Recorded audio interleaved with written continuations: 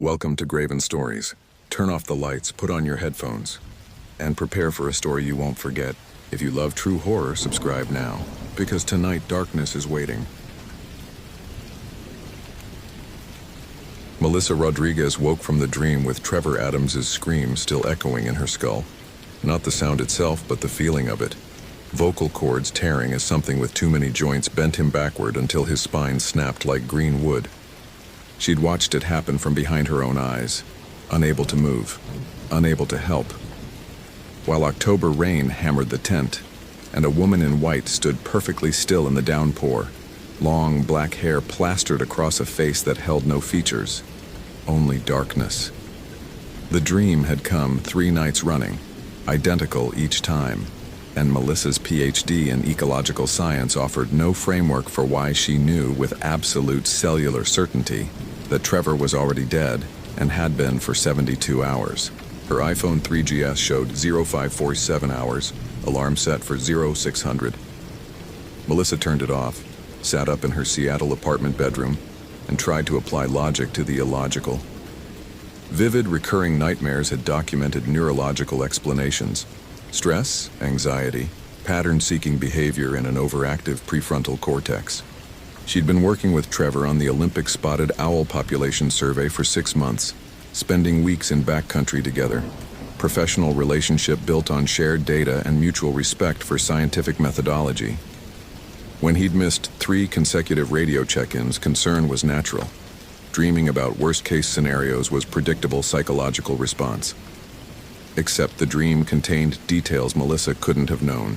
The specific tent model Trevor used, North Face VE25, orange fly sheet with black trim, the exact location in the Hoh rainforest backcountry where she'd never been.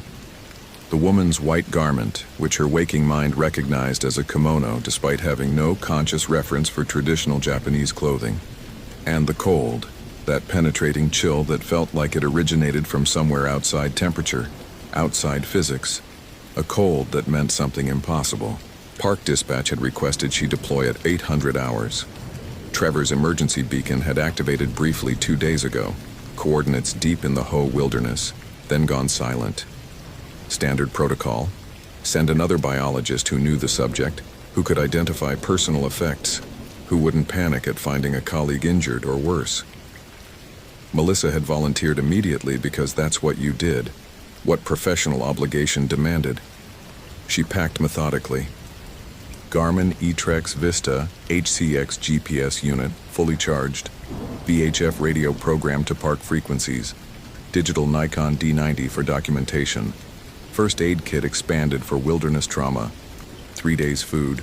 Rain gear appropriate for Olympic Peninsula October. Waterproof everything because the Hoh rainforest averaged 200 inches annually, and October was peak deluge season. Her field notebook, blank pages ready for observations. The dream had shown her the tent from inside. She'd been lying in Trevor's sleeping bag, paralyzed, watching the woman in white through mesh that shouldn't have been transparent but was. The woman hadn't moved, hadn't breathed, had simply existed in the rain like a statue carved from mist and malice.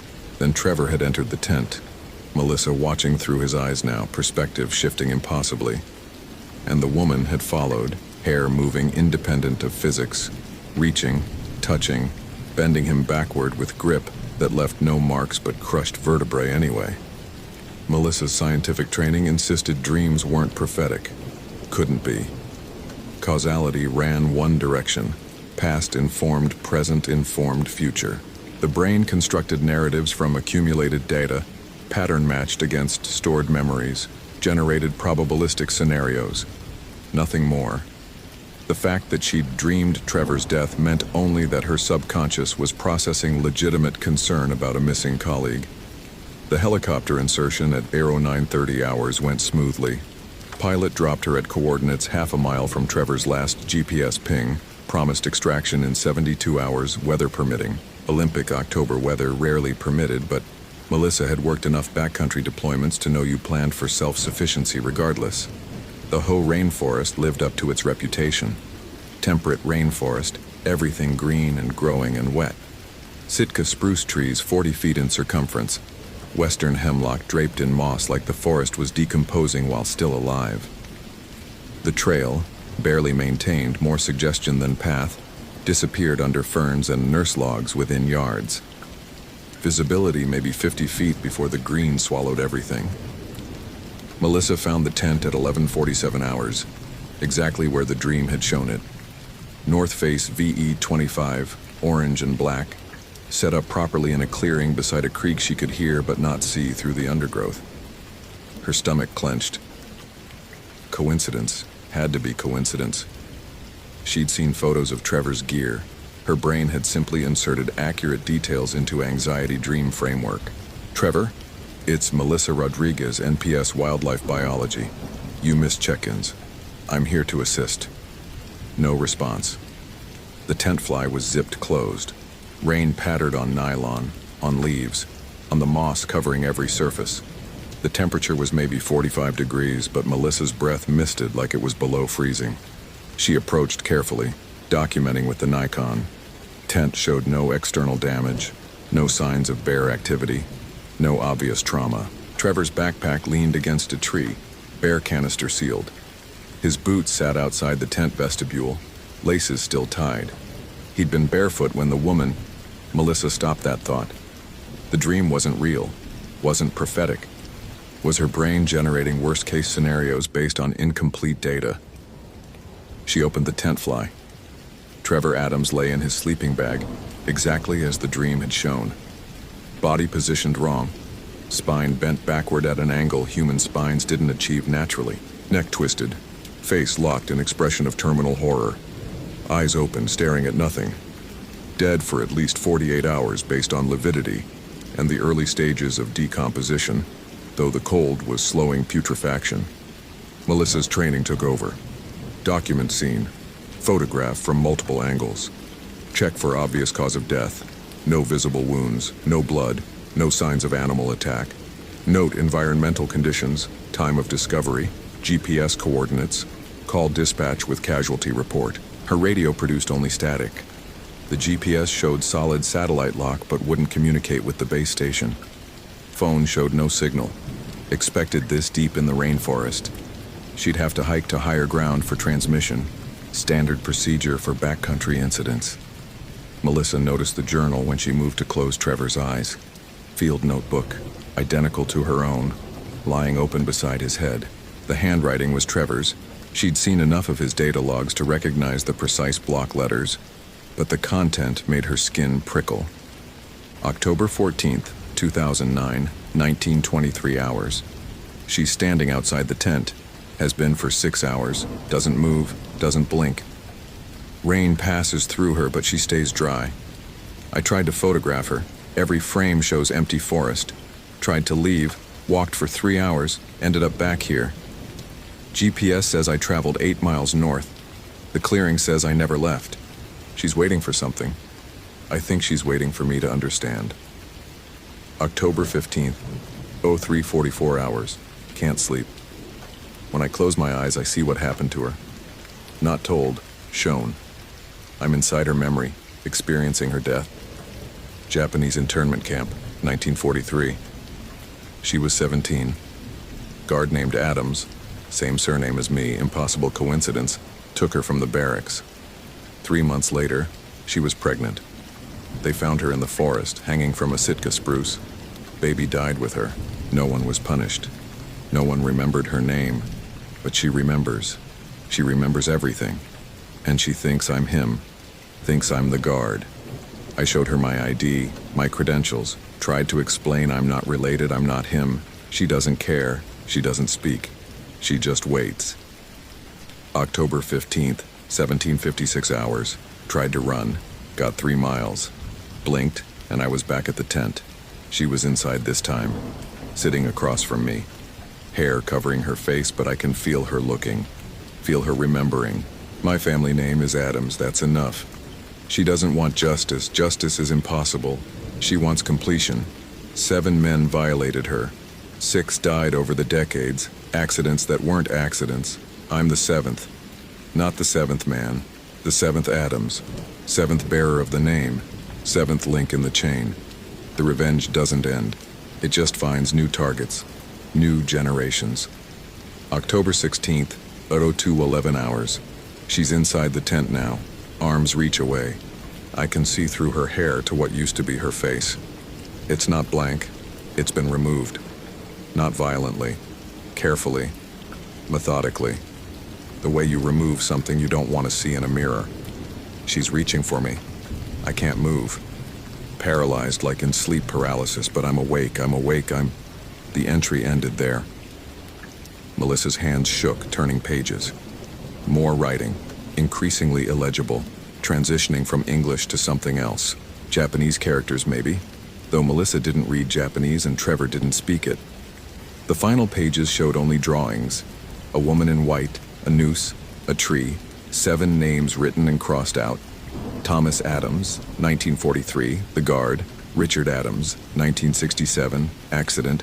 David Adams, 1982, Suicide. Peter Adams, 1995, Disappeared. Stephen Adams, 2001, Heart Attack, age 34. Jonathan Adams, 2006, Drowning. Trevor Adams, 2009. Melissa forced herself to breathe. This was data. Disturbing data, but analyzable. Trevor had clearly experienced some kind of psychological break, possibly hypothermia-induced hallucination, constructing elaborate paranoid narrative around coincidental surname. The Japanese internment camp connection was real. There'd been a facility near Lake Crescent during World War II, but the rest was trauma brain-generating meaning from chaos. She photographed every page of the journal, evidence for the incident report, for the psychological autopsy that would follow. Then she checked Trevor's body more carefully for actual cause of death.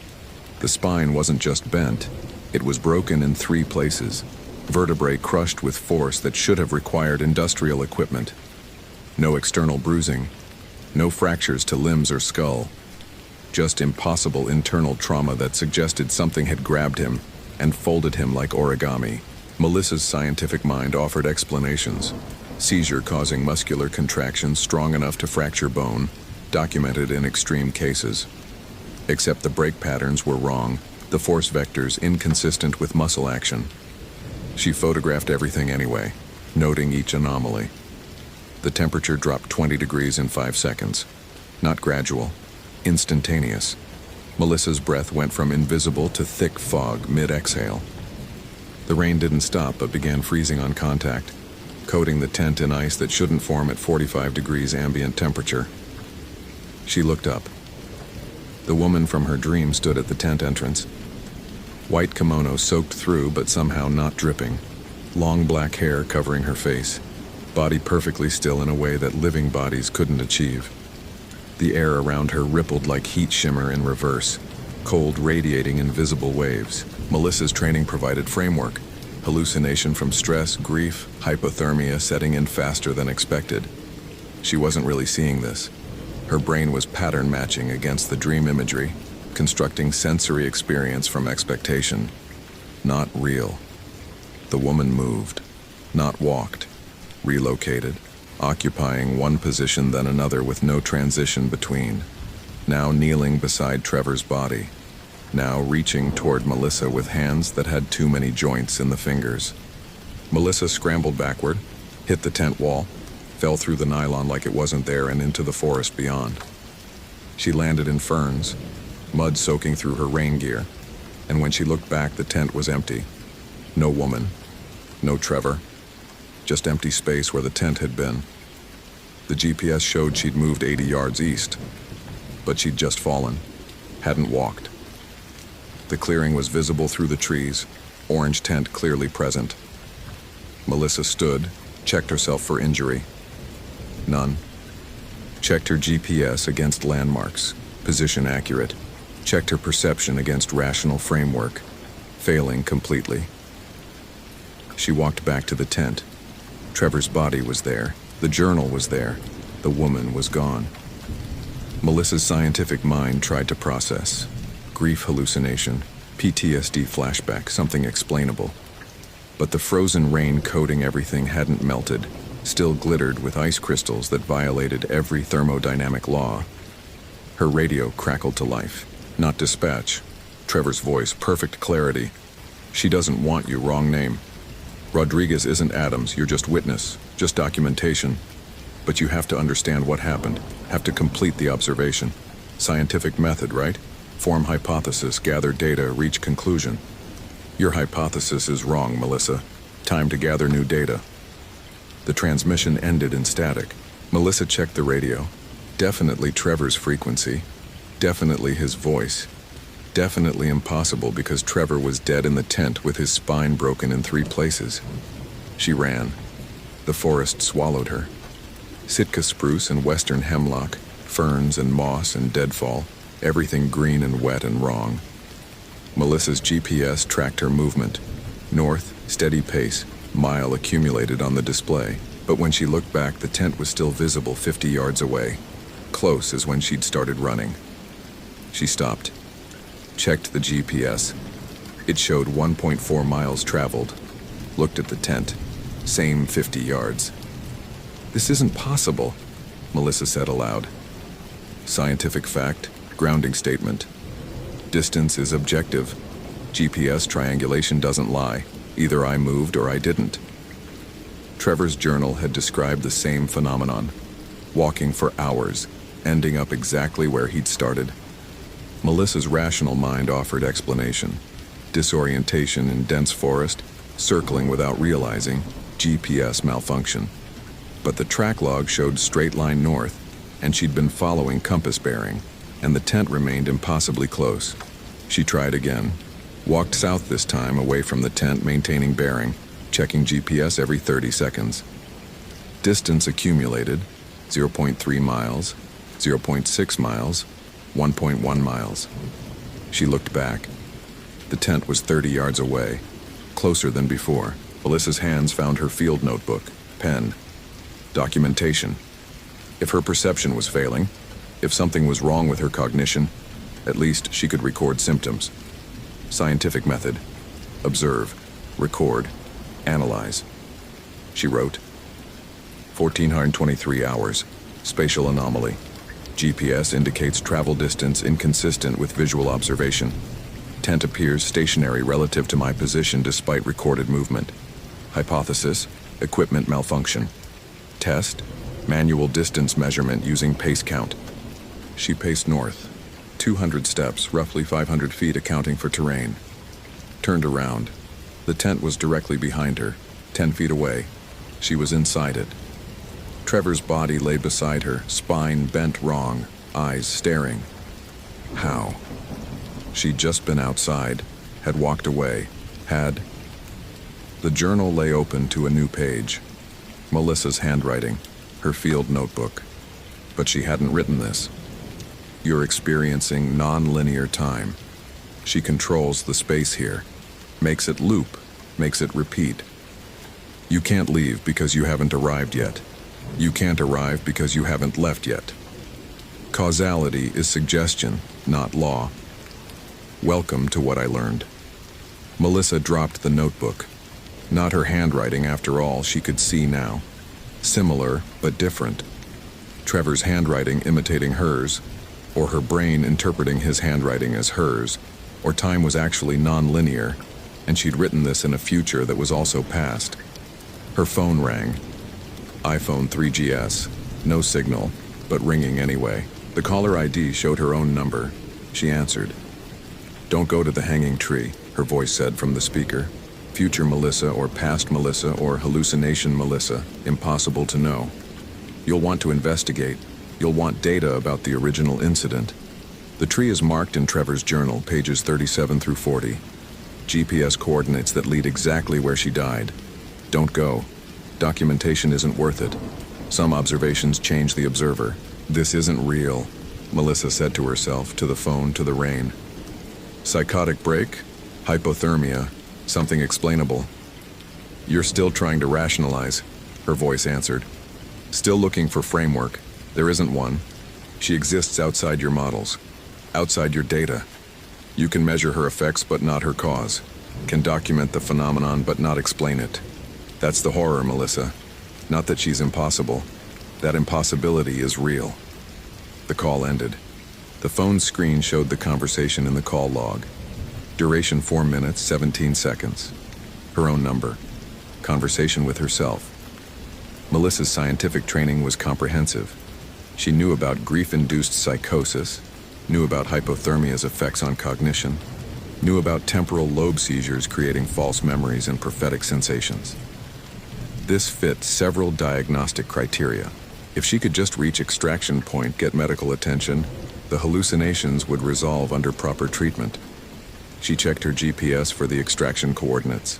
2 miles northwest, elevation gain of 800 feet, achievable in 90 minutes accounting for terrain. She started walking. The woman in white stood on the trail ahead, not blocking it, just present. Melissa stopped, breath fogging despite her jacket being rated to 20 degrees and the temperature being objectively above freezing. "You're not real," Melissa said. "Your grief and stress, and my brain pattern matching against cultural imagery I've encountered subconsciously." The woman's hair moved, not like wind was blowing it, but like it was alive, reaching. Beneath the black strands, Melissa caught a glimpse of what had been face. Trevor's journal was right. It wasn't blank. It had been removed. Systematically, carefully, the way you destroy something you can't bear to see. Melissa tried to step around her. The woman's hand shot out, faster than eyes could track, fingers wrapping around Melissa's wrist. The touch was cold beyond temperature, beyond physics. A cold that felt like it was erasing warmth from existence rather than merely absent of heat. Vision slammed into Melissa's consciousness. She was 17. The guard's name was Thomas Adams. He came to the barracks after lights out, hand over her mouth, weight crushing her into the thin mattress.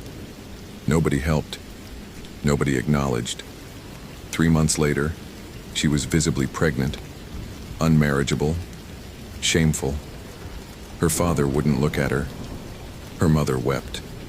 The forest seemed like mercy compared to the camp, the shame, the child growing inside her from violation. The Sitka spruce was ancient. The rope was regulation camp property. She tied the noose carefully because she'd been raised to do things correctly even when the thing being done was ending her life. The drop was insufficient. She hung for 12 minutes, choking, clawing at the rope, baby kicking inside her while consciousness faded and the forest watched and nobody came because nobody cared about one more dead internment prisoner. But death wasn't ending. Death was beginning of waiting, beginning of remembering, beginning of counting years until the name Adams appeared again. Until she could reach out from the space she occupied, that wasn't quite death and wasn't quite life, and exact the payment the world had refused to demand.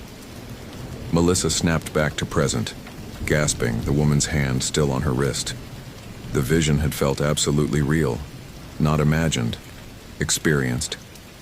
Memory transfer, consciousness invasion, something impossible that happened anyway. "I'm sorry," Melissa heard herself say. "What happened to you was wrong. What he did was monstrous, but Trevor wasn't him. I'm not him. We're not responsible for..." The woman's other hand came up, touched Melissa's forehead with one elongated finger. Different vision, different perspective. Melissa was watching herself from outside, seeing her body jerk as the woman touched her, seeing the exact moment her expression changed from fear to understanding to terminal horror, seeing herself collapse, seeing Trevor's journal fall open to a page that hadn't existed before. Melissa Rodriguez, 2009. Wrong name, wrong target, but necessary witness. She has to understand that some debts transcend generations, that some violations don't end, that justice delayed isn't justice denied, it's justice patient. 7 Adams have paid, 7 generations. The cycle completes with Trevor, but the forest remembers everyone who enters, everyone who sees, everyone who tries to explain away what they can't understand. Melissa will leave, will file her report, will spend the rest of her life trying to rationalize what she witnessed. That's her punishment, not death. Knowing that impossible things are real. Melissa came back to herself on her knees in the mud, the woman gone, October rain falling normally. Her wrist burned where the touch had been, skin showing frostbite damage that medical science would later be unable to explain given the ambient temperature. She was holding Trevor's journal. She'd never picked it up, had left it in the tent. But here it was, open to page 37, showing GPS coordinates for the hanging tree. Her scientific mind made decision before her conscious mind could interfere. Document the coordinates, investigate the original site, gather complete data. Understanding required evidence. Explanation required observation. She hiked northwest. The GPS guided her through old-growth forest to a clearing she hadn't seen on any maps. The Sitka spruce was massive, easily 500 years old. High on the trunk, ancient rope still hung, weathered nearly to dissolution but present.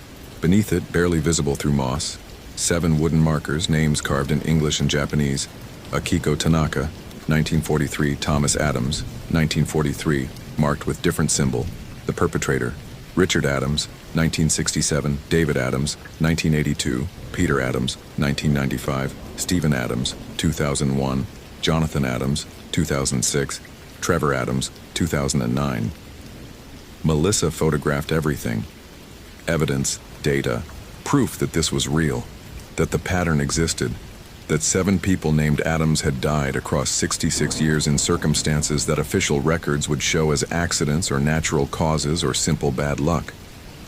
Her phone buzzed. Text message from her own number. "You came anyway, I told you not to. Documentation isn't worth it. Now you know. Now you'll always know. That's the real horror." She looked at her sent messages. Found the text she'd apparently sent herself from a time that hadn't happened yet, or had already happened or was happening simultaneously. "Don't go to the hanging tree. You'll want data. Don't." Some observations changed the observer. Time was non-linear here. The woman had shown her that. Past and future collapsed into present. Causality became suggestion, and Melissa's rational framework shattered like glass against stone. She found the 8th marker as rain intensified. Fresh wood, recently carved. Melissa Rodriguez, 2009. Her name, her year, but she wasn't dead, wasn't even injured. The woman had said wrong name, not a target, only a witness. Melissa heard the snap behind her, wood breaking, rope finally giving way after 66 years. She turned. The woman hung from the tree, fresh rope around her neck, body swaying. Not dead, dying. Present tense. Melissa was watching the original death, the 1943 suicide, occurring simultaneously with 2009 eyes met hers through the hair, expression begging for help that came 66 years too late. Then the vision shifted. Melissa was in the barracks, was being held down. Was the woman experiencing the violation? Was Thomas Adams committing it? Was observer and victim and perpetrator all at once? Perspective fracturing across time and identity until she couldn't remember who she was supposed to be. She ran. This time the forest let her go. GPS tracking made sense. Distance accumulated proportionally. And after 2 miles of desperate flight, she reached the extraction point on schedule. The helicopter came at 1600 hours, pilot noting she looked shaken but otherwise fine. Melissa filed her report. Trevor Adams deceased. Cause of death undetermined pending autopsy. Possible spinal trauma from fall or seizure. Location showed no hazards. Body recovered for forensic examination. Standard incident documentation. The autopsy found the broken spine. Found no cause. Ruled it unexplained medical event. Trevor's journal was logged as evidence, but the pages about the woman, the visions, the time loops, those pages were blank when examined by other people. Only Melissa could see the writing.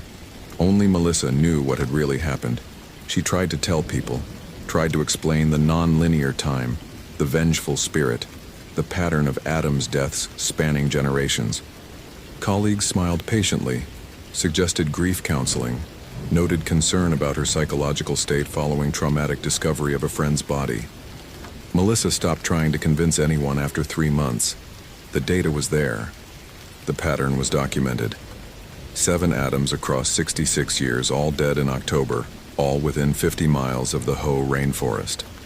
But without witnesses who believed, without framework for impossible phenomena, the observation remained unexplainable. She left the Park Service, couldn't return to the Olympic Peninsula, couldn't be in forests without remembering the woman in white, the touch that brought visions, the knowledge that some violations create wounds that never heal across any number of generations. The frostbite on her wrist never healed either. Tissue damage consistent with exposure to temperatures below -50 Fahrenheit, except the recorded air temperature that day was 43 degrees.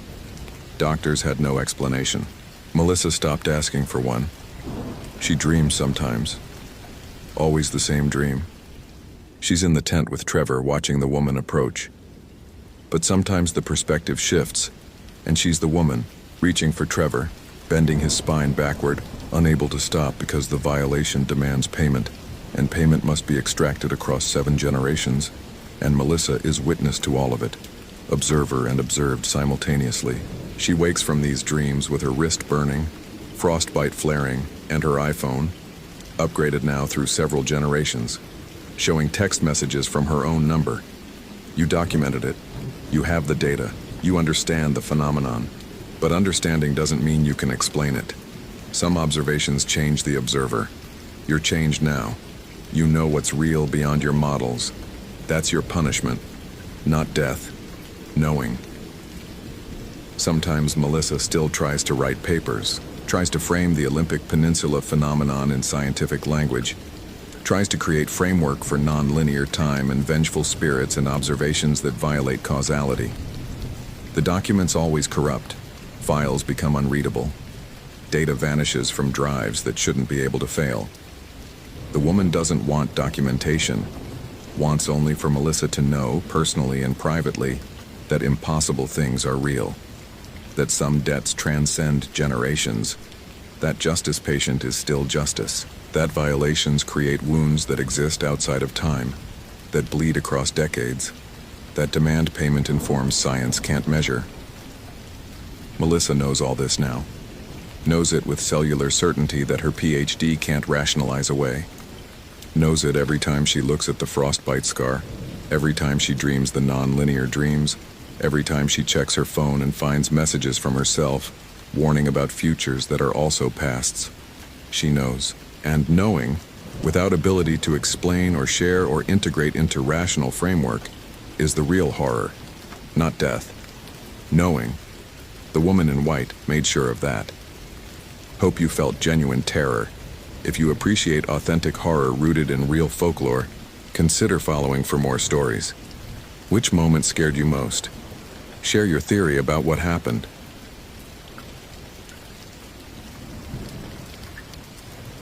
The emergency radio transmission had been corrupted. That's what Brandon Clark told himself as he listened to the recording for the 7th time, headphones pressed tight against his ears, trying to convince his rational mind that Harper Martinez's last words weren't what they sounded like. The first part was clear enough. This is Harper Martinez, day permit 3847, requesting immediate assistance at Hetch Hetchy North Rim, grid 379462, 119-7871. I found the cairn. I found what they buried. And I think... Then static consumed her voice, but beneath the static, distinct and impossible to rationalize away, Brandon heard 3 things. Harper Martinez screaming, something else screaming in a language that might have been Romanian, and a third voice, male, ancient, hungry, saying his daughter's name. Lily Clark, it whispered through a century of death. Tell her father I'm coming home.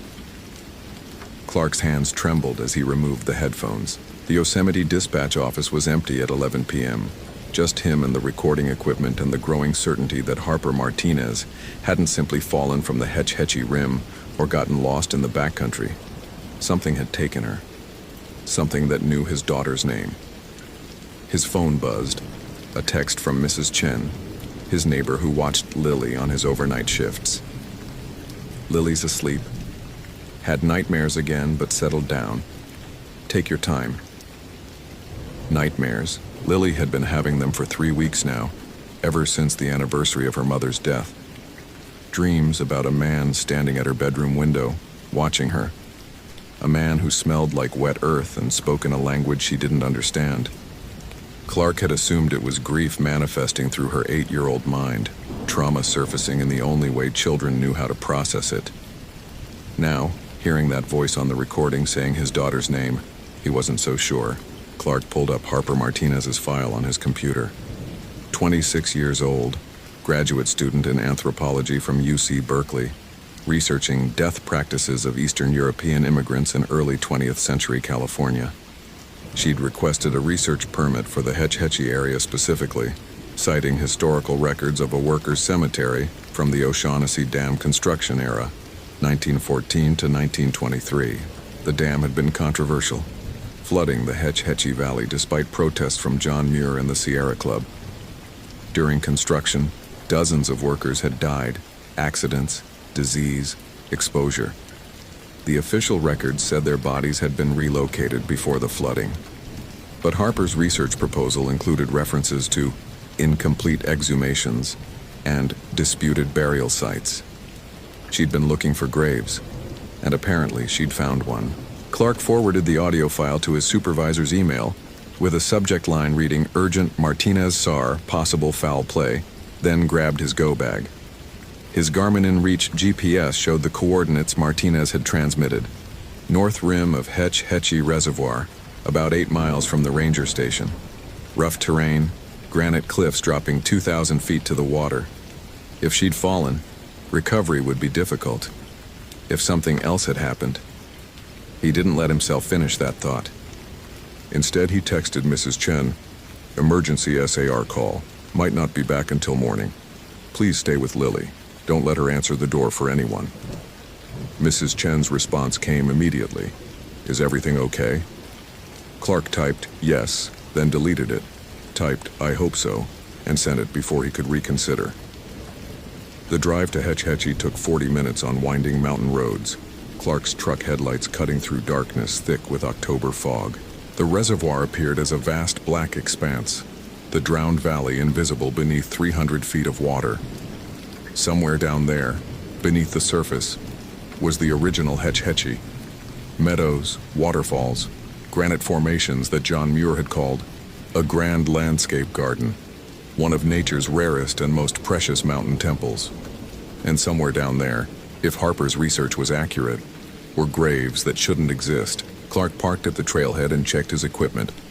Motorola APX radio with GPS integration, satellite phone first aid kit, rope, headlamp, emergency beacon. And because he couldn't shake the feeling that normal equipment wouldn't be enough, he added items that would get him laughed out of any CR briefing. A crucifix his late wife had worn. Not that he believed, but she had. Salt. No idea why, just instinct. And the Glock 22 he wasn't supposed to carry on routine searches. The trail to the North Rim was steep, gaining 1,800 feet in 3 miles. Clark's headlamp illuminated ancient granite and manzanita bushes, the beam catching occasional reflections from animal eyes, deer, possibly coyote. But no human sounds, no response to his calls of "Harper Martinez, Park Service SAR, if you can hear me, respond." Just the wind through pine trees and the distant sound of water against rock. He reached the rim coordinates at 1:23 a.m. His headlamp revealed a small clearing on a granite outcropping, with the reservoir spreading dark and silent 2,000 feet below. Harper Martinez's day pack sat against a rock, neatly arranged, the way someone might set it down intending to return.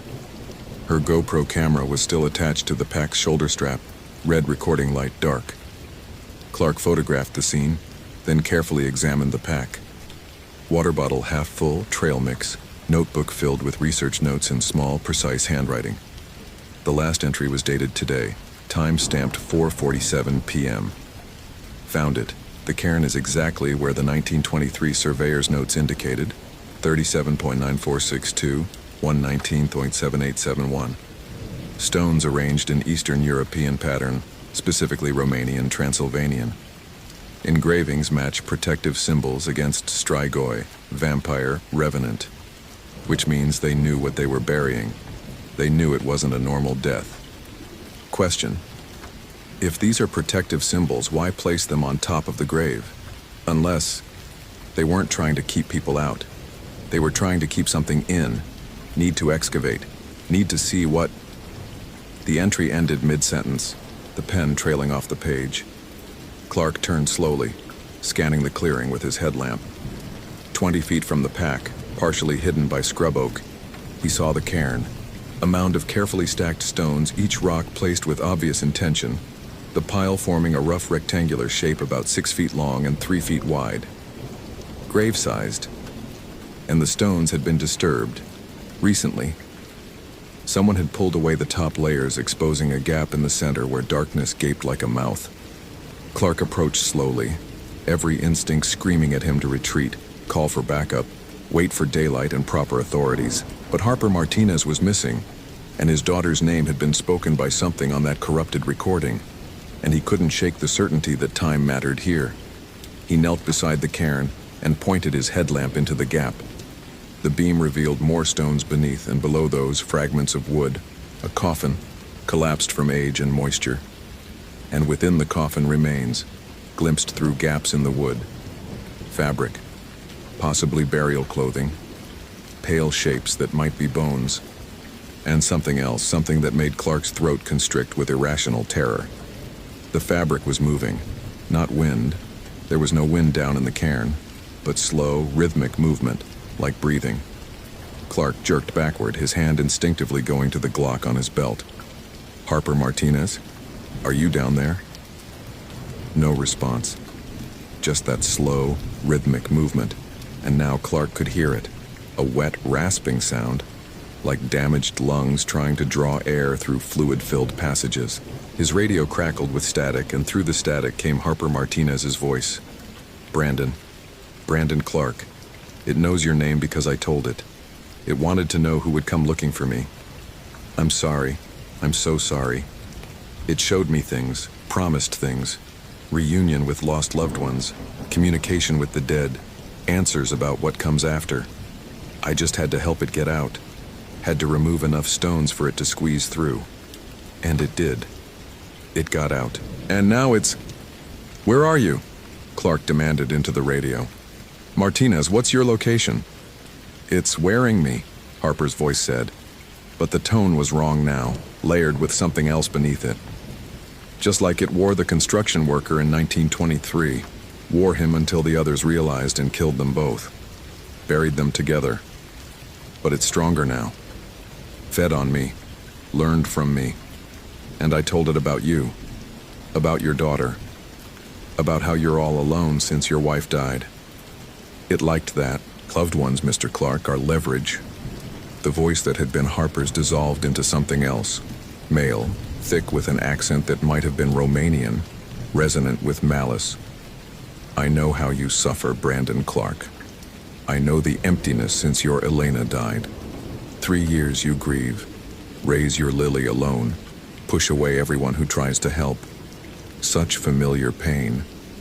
I was widower also once. Came to America for new life. Died building dam for rich men. Buried in this mountain far from home. But death is not the end. Death is transformation. And I have learned many transformations. Clark was backing away from the cairn now, his headlamp beam swinging wildly across the clearing. Movement in the periphery. Something rising from behind a rock. Something wearing the shape of Harper Martinez but moving wrong. Joints articulating at impossible angles, skin pulled too tight over a frame that was too large for it. I took the girl's knowledge. The thing said in that layered voice. Took her memories, her language, her understanding of this modern world. Useful. But I hunger for more than knowledge. I hunger for life.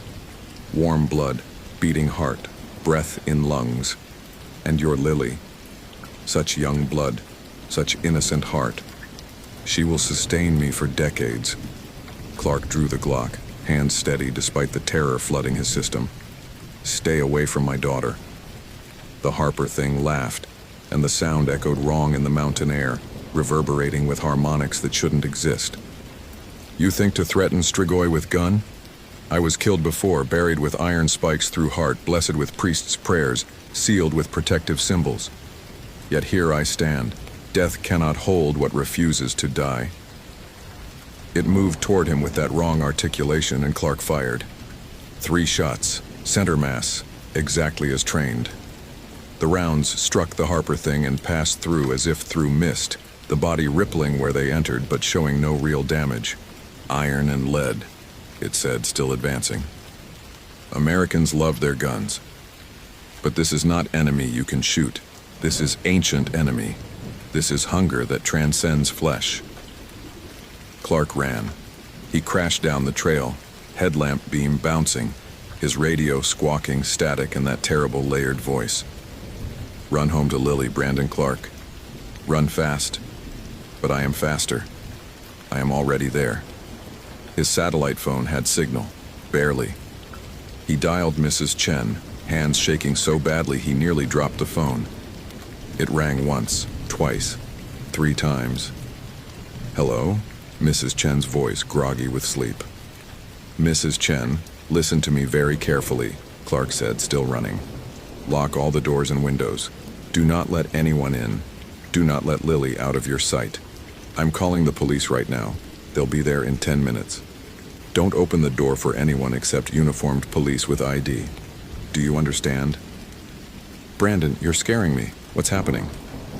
Just please, please do what I'm asking. I'll explain everything, but right now I need you to... The call dropped. No signal. Clark was in one of the valleys, granite walls blocking satellite line of sight. He kept running, pushing his 42-year-old body harder than he'd pushed it since the army, lungs burning, legs screaming. His radio crackled again. Such love for your daughter. I remember such love. My wife, my Elena. Yes, same name as yours, curious coincidence.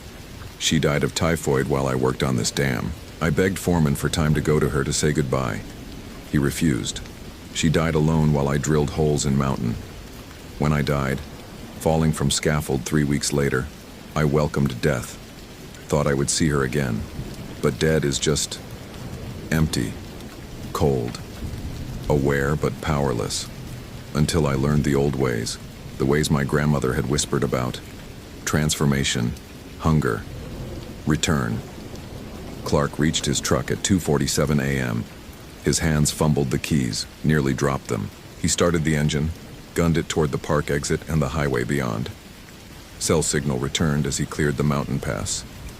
He called 911, explained there was a threat to his daughter, gave his address in Mariposa, demanded immediate police response.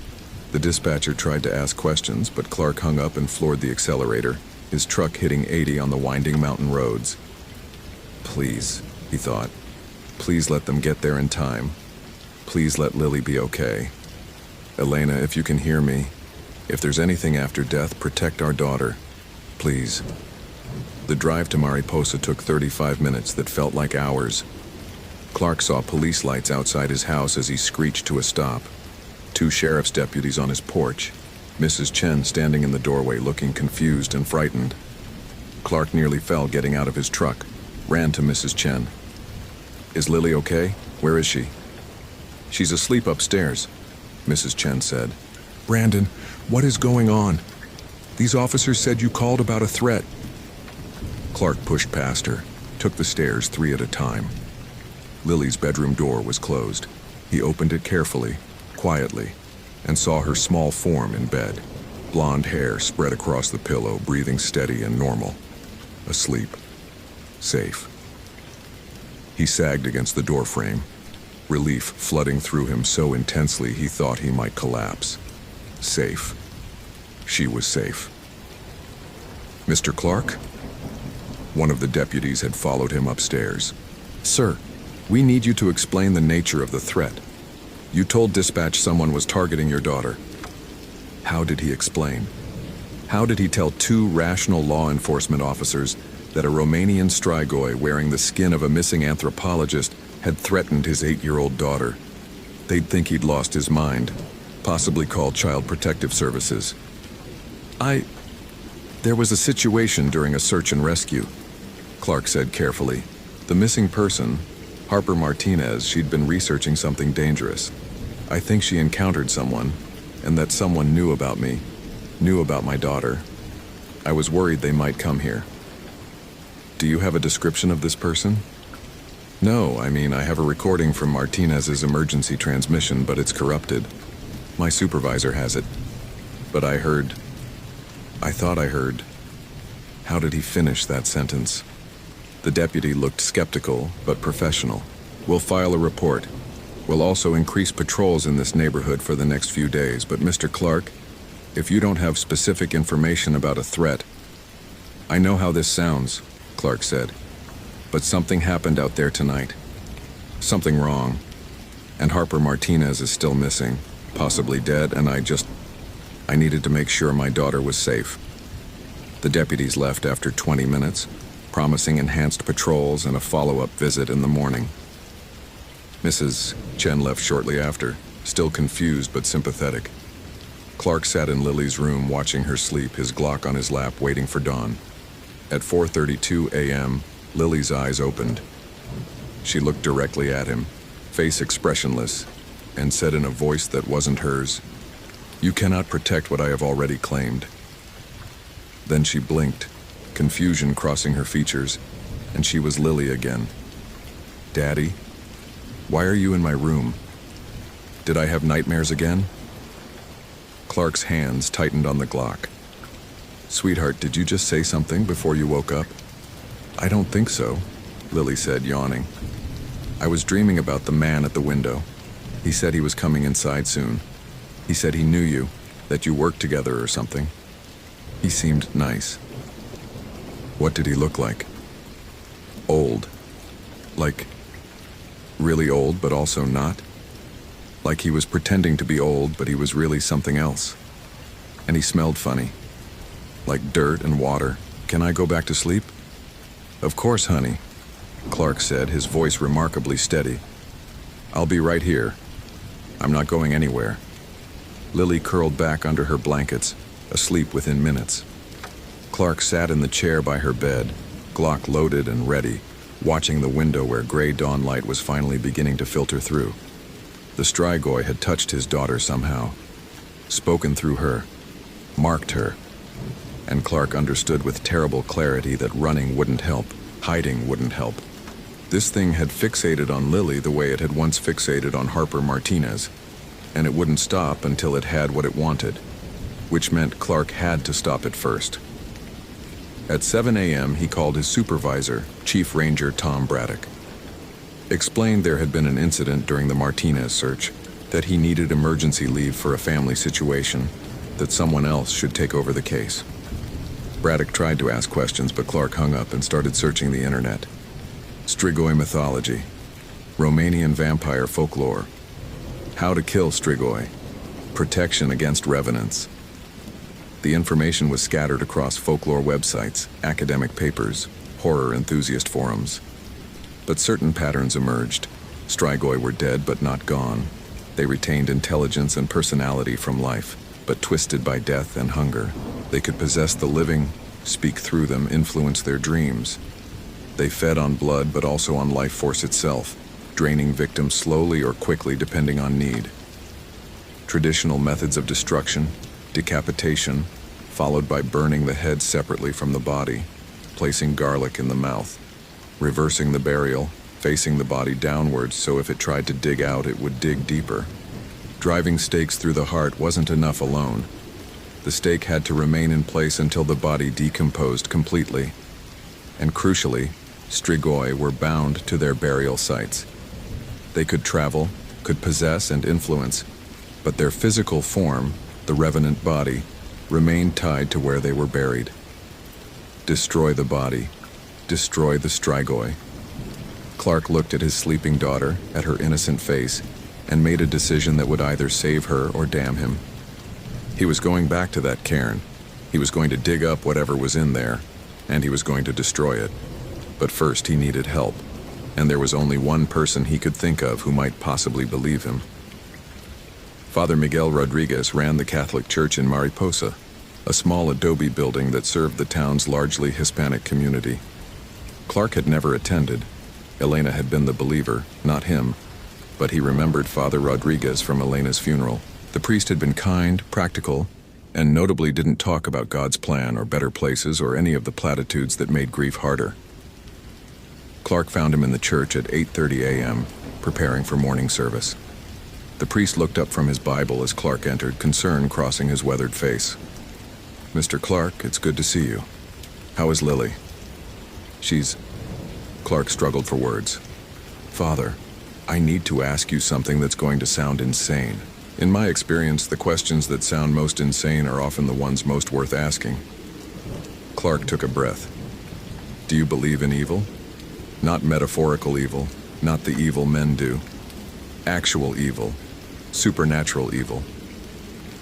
Father Rodriguez set down his Bible carefully.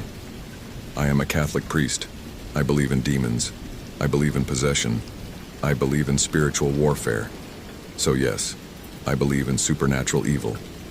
Why do you ask?" "Because I think my daughter has been marked by something. A strigoi, a Romanian revenant, and I think it's going to try to take her unless I stop it." Most people would have laughed or called for psychiatric help.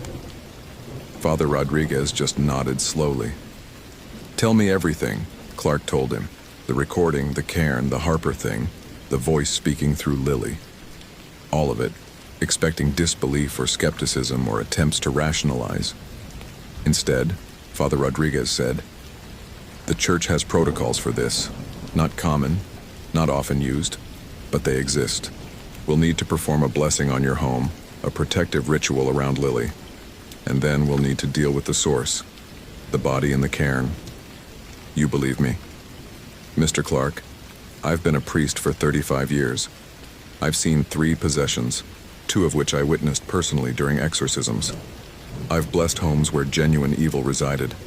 I've spoken with things that were not human and never had been. Your story doesn't sound insane to me. It sounds like a standard case of revenant attachment, rare but not unprecedented. Can you help me destroy it? I can bless you, protect you, provide the proper prayers and rituals, but the physical destruction, the digging, the desecration of remains, the burning, that you'll have to do. The church cannot officially sanction grave desecration, even of evil." "Unofficially?"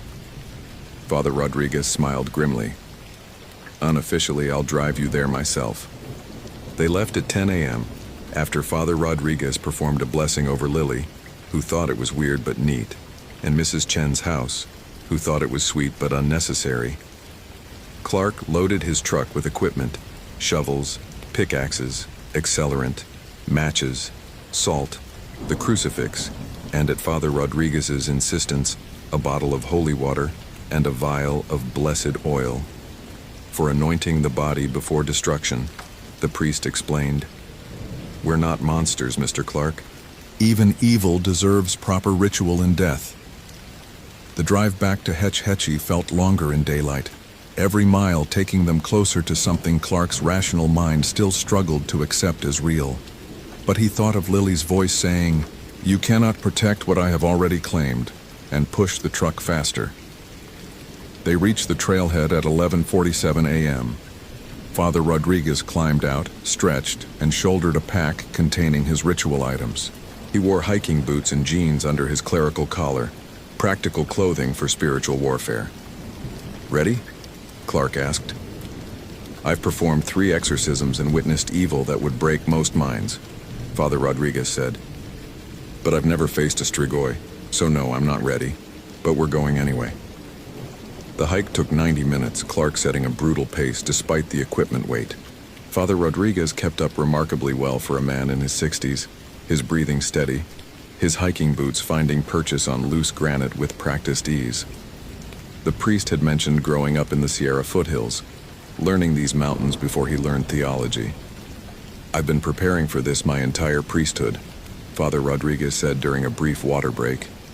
"Every exorcism, every blessing, every encounter with genuine evil. They were training for moments like this. The church doesn't advertise it, but we maintain protocols. Ancient protocols. Some dating back to the early Christian persecution, when our saints fought Roman demons and pagan spirits. The strigoi is just another name for the same hunger that's existed since humanity's beginning." Clark wiped sweat from his face, his garments showing they'd climbed nearly 2,000 vertical feet. "Do you think we can actually destroy it? Or are we just postponing the inevitable. I think, Father Rodriguez said carefully, that evil persists because good men do nothing. Your daughter's life is worth fighting for. Even if we only buy her 70 years of safety, that's 70 years of life, of joy, of love. That matters. That's worth any cost. They reached the clearing at 1:23 p.m., exactly 12 hours after Clark had first found the disturbed cairn. The precision of the timing felt significant, as if the location existed in its own temporal rhythm. In daylight, the scene looked different, less immediately threatening, more obviously archaeological. The cairn was clearly old, the stones weathered and lichen-covered, moss growing in the crevices between rocks. The construction showed deliberate patterning, stones arranged in specific geometric configurations that Father Rodriguez identified as protective wards from Eastern European tradition.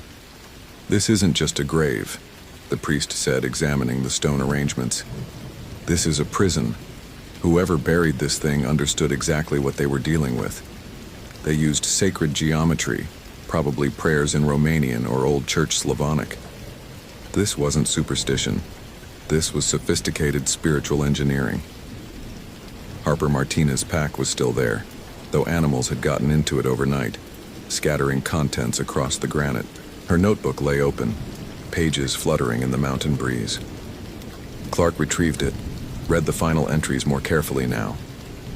The symbols aren't just Romanian, they're specifically Transylvanian, from the Maramuresh region where Strigoi legends are strongest. This suggests the buried individual came from that area. Census records from O'Shaughnessy Dam construction show 3 workers from Maramuresh County between 1914 and 1923. One, Nicolae Popescu, died in a scaffold collapse in August 1923. His body was never sent home to Romania, unusual for the time when families typically paid for repatriation. Question, why wasn't he sent home? Answer, because his co-workers knew what he'd become. And near the pack, arranged in a way that definitely hadn't been there before, was a circle of small objects. Clark approached slowly and identified them. Children's toys. A doll, a small truck, a jump rope, a stuffed animal. All old, weathered, damaged by time and elements. Offerings, Father Rodriguez said quietly. From the families of previous victims. Children it took over the decades. Mr. Clark, this thing has been hunting for a century. You might not be the first parent to try stopping it. Clark felt his stomach turn. What happened to them? If their children's toys are still here, they probably failed. They began digging. The cairn was deep, stones piled high, and it took 2 hours to remove enough to expose the collapsed coffin beneath. The wood was rotted, easily broken away, revealing the contents. A skeleton, definitely human, wearing the remains of early 20th century clothing, canvas work pants, a collarless shirt, heavy boots. The bones were wrong, though. Too many of them, arranged in ways that didn't match human anatomy. And intertwined with the human skeleton was something else. Smaller bones, possibly from animals, woven through the human remains like a second skeleton wrapping around the first. The construction worker and the Strigoi, Father Rodriguez said, buried together. The locals must have killed them both, tried to bind them together to prevent resurrection. Didn't work, Clark noted. Bindings weaken over time, especially when someone disturbs them. The priest pulled out his holy water. We need to separate the remains, anoint them individually, then burn them separately. Fire for the human, blessed fire for the Strigoi. We have to give the construction workers soul release while destroying the entity that wore him. They worked carefully, Clark handling the physical separation while Father Rodriguez prayed in Latin, sprinkling holy water over both sets of remains. As they worked, the temperature dropped noticeably, cold air rising from the grave despite the afternoon sun. And Clark heard her voice. Not Harper's this time, but Elena's. His wife, dead 3 years, speaking with perfect clarity. Brandon, stop. You're making a mistake. I'm here, I'm with you, I never left. The Strigoi taught me how to stay, I can come back. We can be a family again. Lily can have her mother. You don't have to be alone anymore. Clark's hand stilled on the bones, Elena's voice was exactly right. Every inflection perfect, saying the things he'd dreamed of hearing for 3 years. "Mr. Clark," Father Rodriguez said sharply, "that's not your wife. Your wife is at peace. This is deception. But what if it's real?" Clark whispered. "What if there's a way?" "There isn't, and even if there was, it wouldn't be Elena. It would be something wearing Elena's memory, using your love as a weapon. You know this. Your daughter needs you present, not chasing ghosts." Clark squeezed his eyes shut, fighting the desperate hope that had surged at Elena's voice. "You're right. I know you're right." "Brandon," Elena's voice said again, sadder now. "Please. I'm so cold here. So alone. Let me come home." "You are home," Clark said, opening his eyes. "You're at peace, and I'm going to make sure nothing disturbs that peace ever again." He poured accelerant over both sets of remains, Father Rodriguez anointing them with blessed oil and praying. Then Clark struck a match and dropped it. The fire caught instantly, flames rising blue and white, burning hotter than accelerant alone should produce. The bones blackened, cracked, collapsed, and from the fire came screaming. Not Elena's voice now, but that male Romanian accented voice howling in rage and pain. "You think this ends me? I am already everywhere. In your daughter's dreams, in the water she drinks, in the air she breathes. You burned my anchor, but I remain.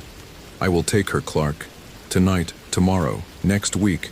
I will take her and wear her, and you will watch helpless as I consume your last reason for living." The fire burned for 30 minutes, reducing bones to ash and ash to nothing. When it finally died, Clark and Father Rodriguez scattered the remains, mixing them with salt, burying them deep. Then they rebuilt the cairn, this time with proper blessing, Father Rodriguez marking each stone with holy water and prayers. "It's done," the priest said, finally exhausted. "The Strigoi's physical anchor is destroyed. Its power should be broken." "Should be?" "Evil is persistent, Mr. Clark. It finds ways. We've dealt with the body, but the entity itself, the hunger, the malice, that's harder to kill. Keep Lily blessed, keep her safe, and pray. That's all we can do." They hiked out as sunset painted the reservoir gold and red. Clark checked his phone obsessively. No messages from Mrs. Chen, which hopefully meant nothing was wrong. They reached the trailhead at 7:42 p.m., darkness falling fast. Clark's phone rang as he started his truck. "Mrs. Chen," her voice tight with fear. "Brandon, you need to come home right now. Something's wrong with Lily." His heart stopped. "What do you mean wrong?" "She won't wake up. She's breathing, but she won't wake up, and her skin is so cold, Brandon, she's so cold." Clark dropped the phone, gunned the engine. Father Rodriguez grabbed the door handle as the truck fishtailed out of the parking lot. "Go," he said. "Go fast." The drive took 25 minutes of controlled terror. Clark pushing the truck to its limits, running stop signs, hitting 90 on straight stretches. Father Rodriguez prayed the entire way, rapid Latin that sounded like both plea and command. They screeched to a stop outside Clark's house. The front door was open. Mrs. Chen must have left it that way in her panic. Clark ran inside, took the stairs, burst into Lily's room. His daughter lay in bed, covers pulled up to her chin, face pale as paper, eyes closed. Mrs. Chen stood beside the bed, crying. "I tried everything. I called 911, they're coming, but Brandon, she won't wake up." Clark checked Lily's pulse. Present but weak. Her breathing shallow, her skin ice cold despite the warm room. This wasn't medical. This was supernatural. Father Rodriguez entered, already pulling items from his pack. Holy water, blessed oil, a small Bible. "Mr. Clark, I need you to hold her down. She's going to fight. She's unconscious. She won't be in a moment." The priest began prayers in Latin, sprinkling holy water over Lily's forehead. The effect was immediate. Lily's eyes snapped open, solid black from lid to lid, and she screamed in that layered voice. "Mine. She is mine. You burned my flesh, but I am in her blood now. In her breath, in her dreams. I have been feeding for 3 weeks, since the anniversary of the mother's death when the child's grief opened her. You are too late. Too late." Lily's small body convulsed with impossible strength. nearly breaking free from Clark's grip. Her back arched until her spine bent at an angle that should have broken it. Her fingers clawed at his arms with force that drew blood. Father Rodriguez pressed the Bible to her forehead, voice rising in volume, switching between Latin and English. "By the power of Christ, I command you to release this child. You have no claim here. You were not invited. You were not welcomed." "I was," the thing screamed through Lily's mouth, her voice layering with that ancient Romanian accent. She wished for her mother. She prayed every night for 3 years. "Please, God, bring Mommy back. I'll do anything. I'll be good forever. Just let me see her again." Such beautiful desperation. Such perfect invitation. And I came wearing Mother's voice, Mother's memory, Mother's love. The child opened every door, welcomed me into every corner of her spirit. She invited me in. Clark's vision blurred with tears, guilt crushing him. He'd been so focused on his own grief, his own pain, he hadn't seen how deeply Lily was suffering. Hadn't protected her from the predatory thing that heard a child's prayer and twisted it into access. "I'm sorry, Lily," he whispered, holding her thrashing body. "I'm so sorry I didn't see. I'm sorry I wasn't enough." "You were never enough," the Strigoi hissed. Single father, broken man, playing at strength while drowning in grief. The child needed her mother. I gave her that. Gave her dreams of Elena, memories of Elena, hope of Elena. Better than you gave her. Better than abandoning her to boarding schools and babysitters while you worked 70-hour weeks to avoid an empty house. The words cut because they were partially true. Clark had thrown himself into work after Elena died. Anything to avoid the silence of their home, the memories in every room. And Lily had suffered for it, grown quiet and withdrawn, her childhood stolen by loss. Clark felt his world cracking. Lily had wanted her mother so badly she'd opened herself to this. His beautiful, grieving daughter had been vulnerable, and this thing had exploited that. "Then I uninvite you," Clark said, his voice shaking. "As her father, as her guardian, as the person who loves her most in this world, I uninvite you. You are not welcome in my daughter. You are not welcome in my home. You are not welcome in any space where love exists. Get out." "Love?" The thing laughed. "Love is just fear of loss. Love is just hunger wearing a prettier name. I am hungry. You are hungry. We are the same." "We're not," Clark said, "because I would rather die than let my daughter suffer. Can you say the same? Did you ever love anything more than your own hunger?" For a moment, just a moment, the black in Lily's eyes flickered, and Clark saw his daughter looking out, terrified and trapped. Then Father Rodriguez anointed her forehead with blessed oil in the sign of the cross and shouted the final command. "In the name of the Father, the Son, and the Holy Spirit, depart." Lily screamed, truly Lily this time, not the thing, and black smoke poured from her mouth, her nose, her ears coalescing into a vaguely humanoid shape that writhed and dissipated like fog in sunlight. The temperature in the room spiked 20 degrees in seconds, and then it was gone. Truly gone, leaving only Lily sobbing in Clark's arms. "Daddy, it was inside me. I could feel it. I'm sorry. I just wanted Mom back. I'm sorry." "Shh, baby, it's okay. You're okay. It's gone now. I've got you. I've got you." Father Rodriguez sagged against the wall, exhausted. "It's done. The Strigoi is dispersed. Without its physical anchor and without permission to inhabit her, it couldn't maintain cohesion. Is it destroyed? Diminished, scattered. It would take decades to reconstitute enough power to threaten anyone again. And by then, we'll all be gone. This fight is won, Mr. Clark. Your daughter is safe." The EMTs arrived 10 minutes later, checked Lily, found her vitals normal if weak. They attributed her condition to a severe fever that had broken, recommended hydration and rest, and left after 30 minutes. Mrs. Chen left shortly after, still confused but relieved Lily was okay. Father Rodriguez stayed until midnight, performing a final blessing over the house, leaving Clark with holy water and instructions for daily protection rituals. "Keep her close," he advised. "Trauma like this leaves scars. She'll need therapy, probably for years, and she'll need you to believe her when she talks about what she experienced. I'll believe her. Clark promised. After tonight, I'll believe anything. After the priest left, Clark sat in Lily's room, watching her sleep peacefully for the first time in weeks. No nightmares, no cold skin, just his daughter, breathing easily, alive and safe. His phone buzzed. A text from Chief Ranger Braddock. Harper Martinez's body recovered at base of Hetch Hetchy North Rim. Appears to have fallen.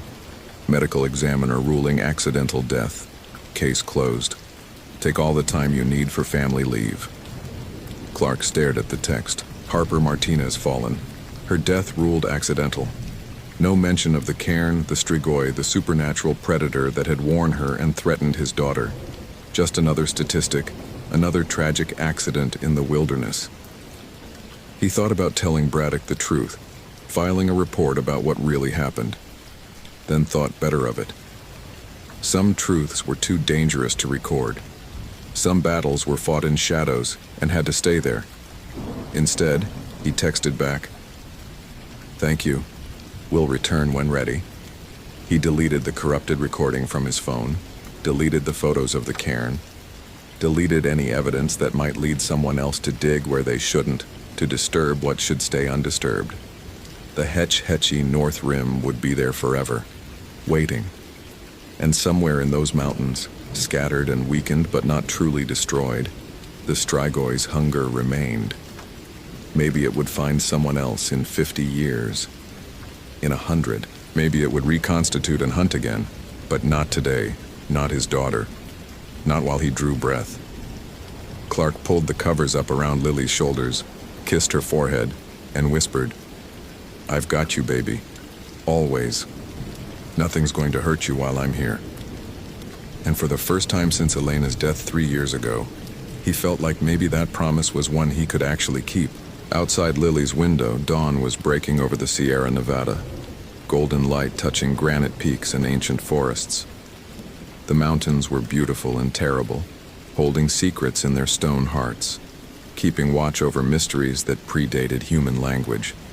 Brandon Clark, father and ranger, survivor and protector, watched the sunrise and made peace with the fact that the world was stranger and more dangerous than he'd ever imagined. And that love, real love, the kind that would burn ancient evil and tear apart reality itself to protect a child, was the only weapon that truly mattered.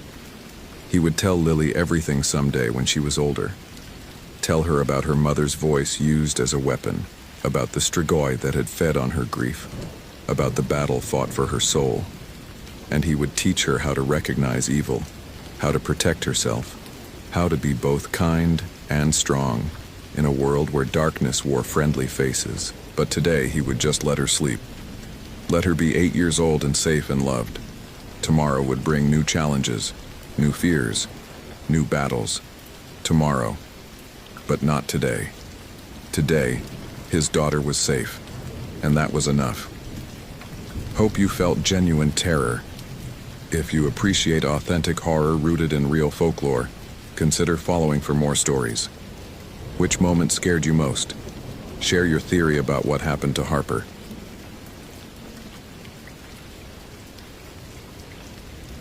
Daniel Freeman found the seventh shadow burned into the oak tree at 11:34 p.m. on October 31st, 2008, and this time he was looking at it with someone who couldn't deny what it meant.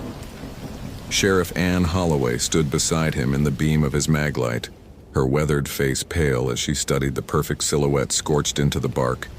Human-shaped, arms spread wide, mouth open in what might have been a scream, or might have been something worse. It matched the other six exactly. Same size, same pose, same impossible burn pattern that forensics couldn't explain, because fire didn't work like this, didn't leave negative space images without consuming the surrounding wood. "This is where Alexis Ford was last seen," Daniel said quietly. 48 hours ago. Witness said she walked toward the tree line and a shadow moved wrong, not with the light against it, and then she was gone. Daniel Freeman had spent 5 years as a National Park Service ranger at Great Smoky Mountains. After 2 tours in Afghanistan taught him that civilian life required structure and purpose, or the transition would kill him faster than any IED. At 6'3" and 220 pounds, most of it muscle memory from Marine training he'd never quite let go, Daniel was the ranger other rangers called when situations required physical presence. Bear encounters, violent domestic disputes at campgrounds, the occasional drunk hiker who thought rules didn't apply. Daniel handled it all with the same calm competence he'd used clearing buildings in Kandahar. But this was something his training hadn't covered. 7 people, Sheriff Holloway said, her voice tight. 7 people in 18 months, all disappeared during new moon phases, all leaving these. She gestured at the shadow burn, her hand shaking slightly. What the hell are we dealing with, Freeman? Daniel had been asking himself that question since the 3rd disappearance, when he'd first noticed the pattern everyone else seemed determined to ignore. The park saw 9 million visitors annually. People got lost constantly. Most were found, some weren't. It happened. But this was different. The first victim had been Marcus Chen, experienced hiker, last seen near Cades Cove in March 2007. Found his pack, his phone, his wallet. Found the shadow burned into a poplar tree where his girlfriend said he'd been standing when something moved in the corner of her eye and he just wasn't there anymore. Second victim, Emma Rodriguez, disappeared in June 2007 from the Alum Cave Trail. Different location, same shadow burn, same witness statement about movement and peripheral vision. Third, fourth, fifth, sixth, all following the pattern, always during new moon, always leaving the shadow burn, always with witnesses who couldn't quite explain what they'd seen because it happened in the edges of vision, in the spaces where attention didn't quite focus. And now Alexis Ford, 27 years old, wildlife photographer from Atlanta, camping alone near Cades Cove. Last seen by another camper at dusk on October 29th, walking toward the tree line to photograph deer. The camper had glanced away for literally 3 seconds, looked back, and Alexis was gone. No scream, no struggle, just absence where a person had been. I don't know what we're dealing with, Daniel admitted. But I know it's not natural.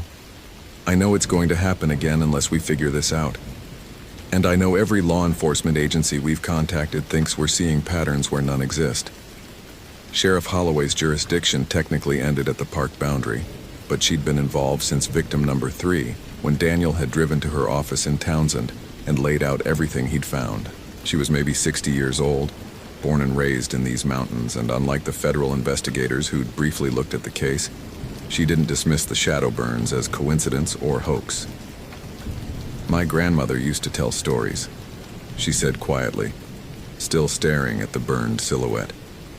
Cherokee legends about the Nunahai, spirit people who lived in these mountains. They'd appear sometimes to help lost travelers, or sometimes to lead them away, into the mists, into the places between. She shook her head. I always thought they were just stories, folklore to keep kids from wandering off alone. Daniel didn't believe in folklore, didn't believe in spirits or legends or anything that couldn't be explained by physics and biology. 2 tours in a combat zone had taught him that the most dangerous thing in the world was always another human being, and the most reliable tool was training and discipline and the willingness to use violence when necessary. But he also couldn't explain the shadow burns, couldn't explain how 7 people had vanished without trace except for these impossible images. Couldn't explain the growing feeling he'd had over the past 6 months that something was watching him when he investigated the sites. Something that existed just outside his ability to perceive it directly. I'm staying here tonight, Daniel said. Setting up trail cameras, motion sensors, the works. If something comes back, I want evidence. You think it comes back? I think this is the 8th tree. I think victim number 8 is coming. I think the pattern isn't finished yet. Sheriff Holloway studied him for a long moment. You want backup? Daniel thought about that, about whether bringing more people would help or just provide more targets. Yeah, he said finally. But stay in your vehicle. Stay where there's light. Don't let yourself get isolated in the dark. They set up a perimeter using Daniel's equipment. 4 trail cameras with motion activation and infrared capability, a portable motion sensor that would trigger an alarm on his Garmin GPS unit, and 2 high-powered LED floodlights powered by a generator. The sheriff parked her cruiser 50 feet from the marked tree, engine running, high beams illuminating the area like a stage set. Daniel took up position between the cameras and the tree, his service weapon holstered but accessible, his military-grade flashlight in one hand, his flip phone in the other, ready to document anything unusual. The fog was rolling in, typical for the Smokies, where weather could change from clear to zero visibility in minutes. And within an hour, Daniel was standing in a white wall that reduced the world to maybe 20 feet of visibility. The generator for the floodlights cut out at 1:47 a.m. Daniel's training kicked in immediately. Threat assessment, scanning for danger, hand moving to his weapon. The lights died simultaneously, plunging the area into darkness broken only by his flashlight and the sheriff's headlights behind him. "Holloway?" he called. "You see anything?" No response. Daniel's pulse elevated slightly. Not panic, just the body's natural response to potential threat, the way his nervous system had been trained to recognize danger and respond appropriately. He turned toward where the cruiser should be, where headlights should still be illuminating the fog. The headlights were gone. The cruiser was gone. Sheriff Holloway was gone. Impossible. She'd been right there, engine running, radio on. Daniel had looked away for maybe 15 seconds when the generator died, but the space where her vehicle had been was now just empty forest, fog swirling through trees that seemed taller than they'd been moments ago. Daniel's flashlight beam caught something in the mist. Movement. Not toward him or away, perpendicular to his line of sight, something passing between trees. Human-shaped but wrong, darker than the fog should allow, moving in a way that suggested it wasn't walking but gliding, like footage played at slightly wrong speed. He aimed his flashlight directly at it. The beam passed through where the figure should be, illuminating nothing, the light seeming to get swallowed by darkness that had no physical source. Daniel's rational mind insisted this was hallucination, exhaustion, the fog playing tricks. But his combat-trained instincts were screaming different warnings: ambush, threat from multiple vectors, retreat and regroup. He backed toward where the generator had been, intending to restart it, re-establish the lights. Found nothing. The generator was gone too. So were his trail cameras, his motion sensors, all his equipment. Just forest and fog and the growing certainty that something fundamental had gone wrong with reality in the last 3 minutes. Daniel pulled out his flip phone, Motorola Razr, state-of-the-art for 2008, and flipped it open.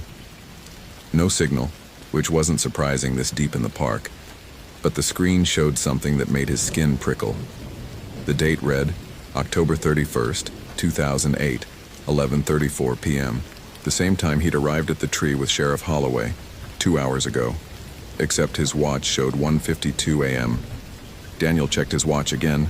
Digital display, military issue, reliable, still showing 1:52 a.m., November 1st.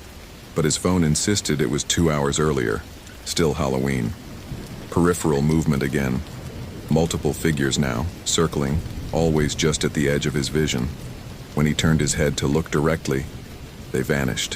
When he looked away, they reappeared. Dark human-shaped silhouettes that existed only in the spaces his attention didn't cover. His training said fight or retreat. But fight what? How do you engage an enemy that exists only in peripheral vision, that vanishes when directly observed? Daniel tried his radio. Dead. Tried his GPS.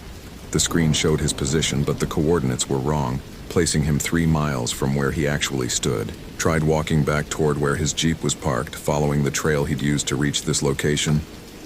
After 10 minutes of walking, he was back at the oak tree with the shadow burn. Impossible. He'd walked in a straight line, had followed terrain features, had used his compass. But he was back at the starting point, as if the forest had folded around him, as if the concept of a way had lost meaning. The figures in his peripheral vision were closer now. Daniel could hear them, or hear something. Not footsteps. More like the absence of sound. Dead spaces in the ambient noise where his ears insisted something existed, but couldn't identify what.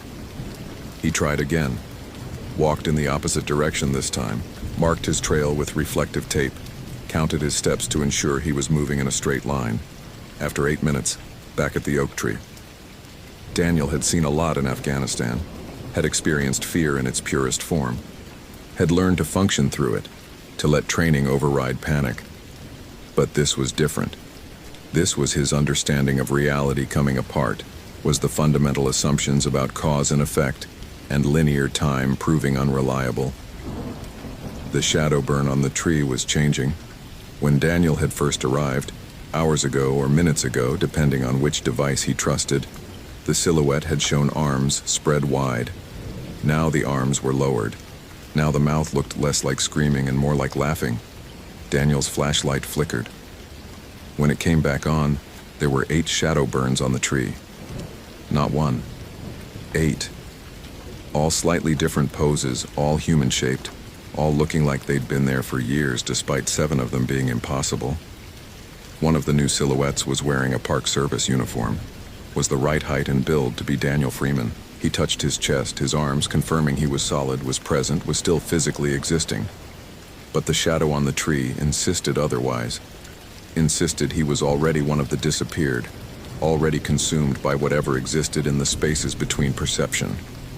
"This isn't real," Daniel said aloud, his voice steady despite his accelerating pulse.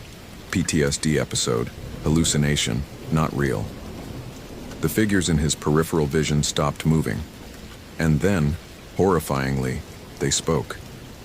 Not with voices, with the absence of voices, with silence shaped into words that Daniel heard directly in his auditory cortex. "Real is a category error. We exist in the spaces your neurology ignores, in the peripheral fields your brain discards, in the moments between attention and recognition. You cannot fight what you cannot fully perceive. You cannot escape what exists outside linear causation. You are already gone, Daniel Freeman. Have been gone since you arrived. Will be gone before you got here. Time is negotiable here. Reality is consensus, and the consensus is breaking." Daniel's Marine training provided no protocols for this. No combat manual covered reality-breaking entities that spoke in auditory hallucination and existed only in peripheral vision.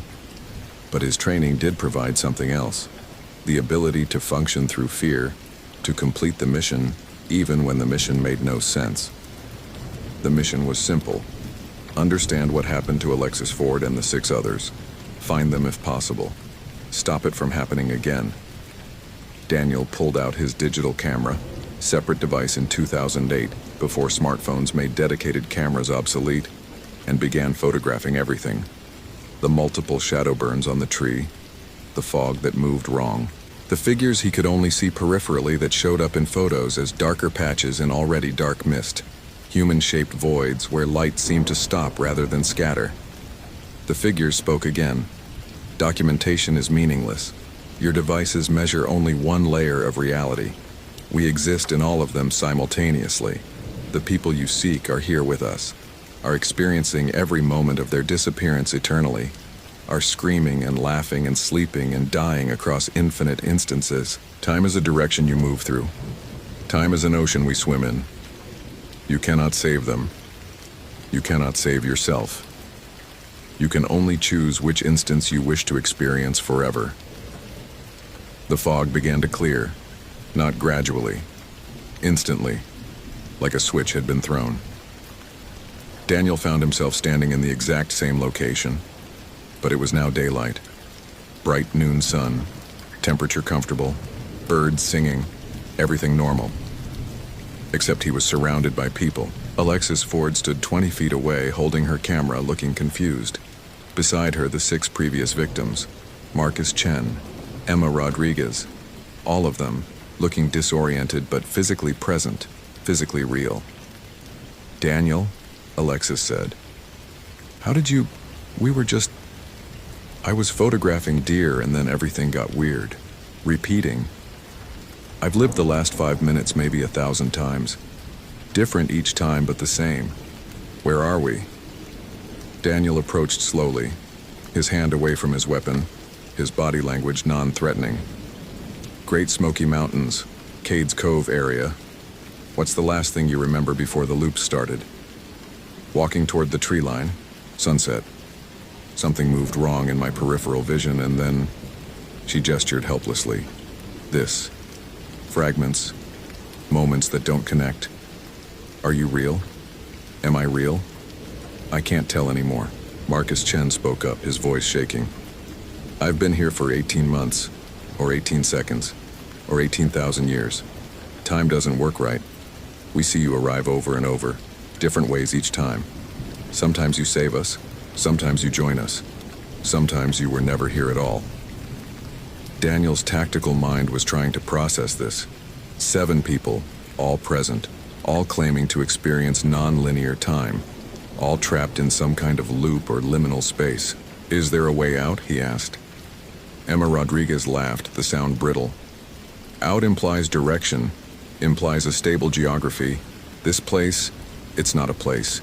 It's a fold in reality, a place where attention doesn't focus. The shadow people, that's what they are. Entities that exist in the blind spots of consciousness, and we're stuck here with them, in the blind spot, experiencing every possible timeline simultaneously. As if summoned by the name, the shadow people appeared, not in peripheral vision this time, directly visible now that Daniel was in their space rather than his own. They were humanoid but hollow, silhouettes with depth, 3-dimensional absences of light shaped like people but containing nothing, containing less than nothing, containing the active negation of existence. One of them approached Daniel. Didn't walk, transitioned, existing at different points in space without moving through the intervening distance. When it spoke, the words formed directly in Daniel's mind. You understand now. This is where we exist. Between the seconds. In the angles of perception your neurology smooths over. Humans see in narrow bandwidth, experience time as linear progression, exist in single instants. We exist in all the ignored spaces, all the dismissed moments. We are what you delete to maintain consensus reality. Why take people? Daniel demanded. Why trap them here? We don't take. You cross over. You step into the spaces between your attention, usually briefly. Usually you return before noticing. But sometimes, at specific lunar phases, at specific locations, when the boundary thins, you cross over and cannot find the way back. You become aware of us, and awareness here is permanent. You cannot unsee us, cannot return to the limited perception you left. The disappeared are not missing. They are perceiving too much. Daniel looked at Alexis, at the others. They seemed solid, real, present, but Marcus Chen flickered slightly, as if existing in multiple states simultaneously. Emma's edges were blurred, like a photograph taken with slow shutter speed. They were coming apart, fragmenting across whatever this space was. How do I get them out? Daniel asked. You don't. They are not out to be gotten. They exist here, exist there, exist in between. Consciousness is location, and their consciousness is now distributed across dimensional boundaries. You can join them. Can exist here consciously instead of disappearing into our blind spot. Or you can return to your limited perception and forget this ever happened. Forget them. Forget us. Forget that reality is consensus, and consensus is arbitrary.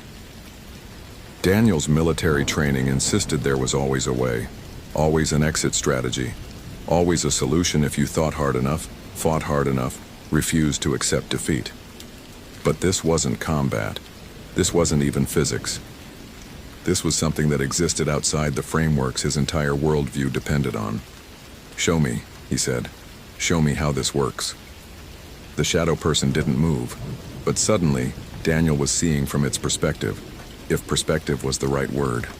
He saw reality as layers, as overlapping instances, as probability clouds where single definite states were the exception, rather than the rule. He saw himself standing in the forest across 1,000 different timelines, where he arrived alone, where he arrived with backup, where he never arrived at all because he'd died in Afghanistan, where he'd never joined the Marines, where he'd never been born. He saw Alexis Ford existing in multiple states, alive, dead, disappeared, found, merged with the shadow people, escaped, trapped forever. All simultaneously true, all equally valid, all existing in the same space because space itself was a simplified model of something much more complex. And he saw the shadow people themselves, not as entities but as the spaces between entities, as the ignored background against which foreground reality played out, as the deleted data that made the signal comprehensible. They weren't malicious. They just existed in the gaps, and sometimes humans fell through the gaps and couldn't get out, because getting out required not perceiving them, and once perceived, they couldn't be ignored. The vision ended. Daniel was back in his single perspective, his linear time, his limited bandwidth of perception. But he understood now. Understood that rescuing the disappeared wasn't possible because they weren't gone. They were experiencing too many places at once, too many times simultaneously, and returning to single-instance existence would require them to collapse back into one timeline, would require choosing which version of events was real, and deleting all the others. There's a choice, the shadow person said. You can take one instance, pull one version of these people back to your consensus reality, but doing so collapses all other versions, kills them across every other timeline, murders infinite instances of themselves to save one. Or you accept that they exist here, in superposition, alive in some timelines and dead in others and trapped in still more. And you return to your world with the knowledge that reality is not what you thought. Daniel looked at Alexis Ford, or one version of her, one instance selected from infinite possibilities. She looked back at him with eyes that showed too much understanding, that had seen across dimensional boundaries and couldn't unsee. Don't, she said quietly. Don't collapse me. I can feel all the other versions. In some of them I'm home, I'm safe. In some I'm dead, but it's peaceful. In some I'm here forever, but I'm not alone. If you pull one version back, you kill all the rest. You make one arbitrary instance real and delete everything else. I don't want that responsibility. Don't want to be the version that survived at the cost of infinite other selves. Marcus Chen nodded. We're not suffering. Not exactly. We're experiencing everything. It's overwhelming, but it's also... We see so much more than we did. See how arbitrary reality is. How many versions of ourselves exist. How fragile the consensus is that makes any of it seem solid. Daniel's training said leave no one behind.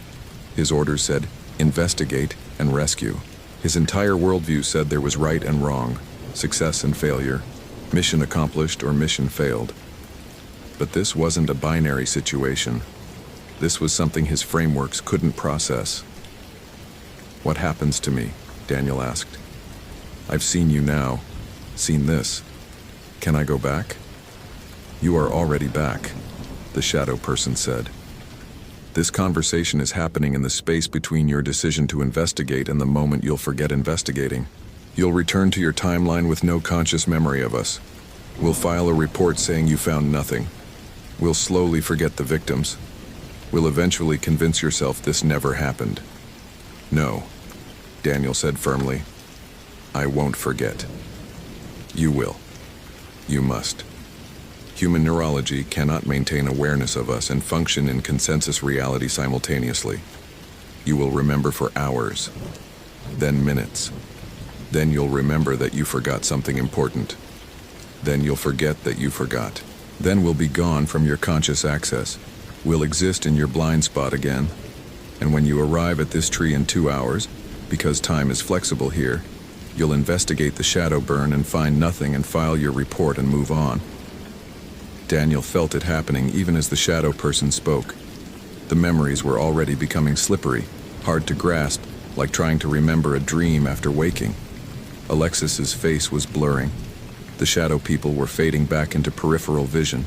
The daylight was dimming. He grabbed his camera, took more photos, physical evidence. Something to anchor the memories when his neurology deleted them. The shadow person that might have been amused. Your devices will show only fog and trees. The images exist in your perception only. When you return to single-instance consciousness, they'll revert to standard documentation of empty forest. Daniel checked his camera's display screen. Empty forest. Fog. No people. No shadow entities. Just normal landscape photography of normal woods. You cannot document what exists outside your perceptual bandwidth, the shadow person continued. Cannot prove what you're about to forget. Cannot save what doesn't need saving. The disappeared are fine. Better than fine. They exist in expanded consciousness now. They see more than you can imagine. They would not return to your limited existence even if offered. Is this real? Daniel asked. Last question before the memory deletion took hold. Real is consensus. You're asking if this matches your consensus reality. No, it doesn't. But your consensus reality is a shared hallucination, an agreed-upon deletion of infinite complexity to maintain functional sanity. This is what exists when consensus breaks. Is it more real?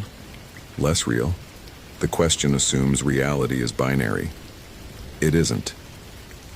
The fog was returning. The daylight was fading. Daniel could feel himself transitioning back to his original timeline, could feel the memories compressing, could feel his neurology doing what it was designed to do: delete the overwhelming data, maintain the simple story, preserve the functional narrative. He tried to hold on to the important part. Alexis Ford is okay. All of them are okay. They're experiencing something we can't understand, but they're not suffering. Mission accomplished in a way that doesn't map to mission parameters, but is still somehow success. The memory slipped further. What had he been trying to remember? Something about the victims being okay? But that didn't make sense. They were gone. Disappeared. That's why he was investigating. He was standing at the oak tree with the shadow burn. His watch showed 11:47 p.m., October 31st, 2008. His phone showed 11:47 p.m. Sheriff Holloway stood beside him, her face pale as she studied the silhouette burned into the bark. This is where Alexis Ford was last seen, Daniel said. Had said? Was about to say? His mouth was forming words he couldn't quite remember deciding to speak. 48 hours ago. Witness said she walked toward the tree line and a shadow moved wrong, not with the light, against it, and then she was gone. Had this conversation already happened? Daniel felt a bizarre sense of déjà vu, like he'd lived this moment before. But that was impossible. He'd just arrived, hadn't he? Sheriff Holloway was talking about Cherokee legends, about Nunahai, about spirit people. Daniel tried to focus, but his attention kept sliding away, like trying to remember something on the tip of his tongue. They set up equipment. Trail cameras, motion sensors, lights. The sheriff parked her cruiser, kept the engine running, maintained the lights. Daniel took up position and waited. The fog rolled in. The generator cut out at 1:47 a.m. He turned to check on the sheriff and she was there. Engine running, lights on, everything normal. He'd just checked 2 minutes ago. Why had he thought she'd disappeared? The generator restarted on its own, probably just a fuel flow issue. Daniel made a mental note to get it serviced. Nothing happened for the rest of the night. No shadow people, no disappearing, no reality fragmentation, just a normal stakeout that produced no results. At dawn, Daniel packed up his equipment. Sheriff Holloway looked exhausted but relieved that nothing had occurred. Maybe the pattern is broken, she suggested. Maybe whatever was happening has stopped. Daniel nodded, but something felt wrong. Felt like he was forgetting something crucial. Had he dozed off at some point? Had he dreamed something important? The feeling faded as he drove back to the ranger station. By the time he filed his report, conducted overnight surveillance at Cades Cove Shadowburn site, no unusual activity observed, no evidence of foul play in Ford disappearance. He'd forgotten there was anything to forget. Daniel Freeman continued working as a ranger at Great Smoky Mountains, continued investigating disappearances. Never connected them to a pattern because the pattern existed in his blind spot now, existed in the spaces his neurology had learned to ignore. He didn't remember the shadow people, didn't remember Alexis Ford explaining that she existed in multiple states, didn't remember the conversation about consensus reality and perceptual bandwidth. But sometimes, in his peripheral vision, he'd see something move wrong. Something human-shaped, but not human. Something that existed in the corners of attention and vanished when looked at directly. And in those moments, Daniel Freeman would feel a bizarre sense that reality was thinner than it seemed, that the solid world was consensus, that just beyond perception, infinite other versions of everything existed simultaneously. Then the feeling would pass.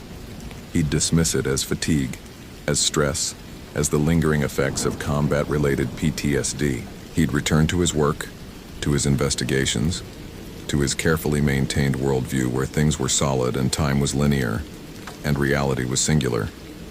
And the shadow people watched from their space between spaces, from the blind spots of consciousness, from the deleted data that made the signal comprehensible. They didn't take people. People crossed over on their own, stepped through cracks in consensus reality, saw too much and couldn't unsee it. Some returned. Most forgot. A few like Alexis Ford and Marcus Chen and the others stayed in the spaces between, experiencing all possible timelines simultaneously, alive and dead and trapped and free in equal measure across infinite instances. The shadow burns on trees marked the locations, marked where the boundary thinned, marked where attention failed and perception expanded, and humans briefly touched something their neurology wasn't designed to process. Daniel never figured out what caused them, never solved the disappearances, never understood that he'd had the answers and his brain had deleted them to maintain functional sanity.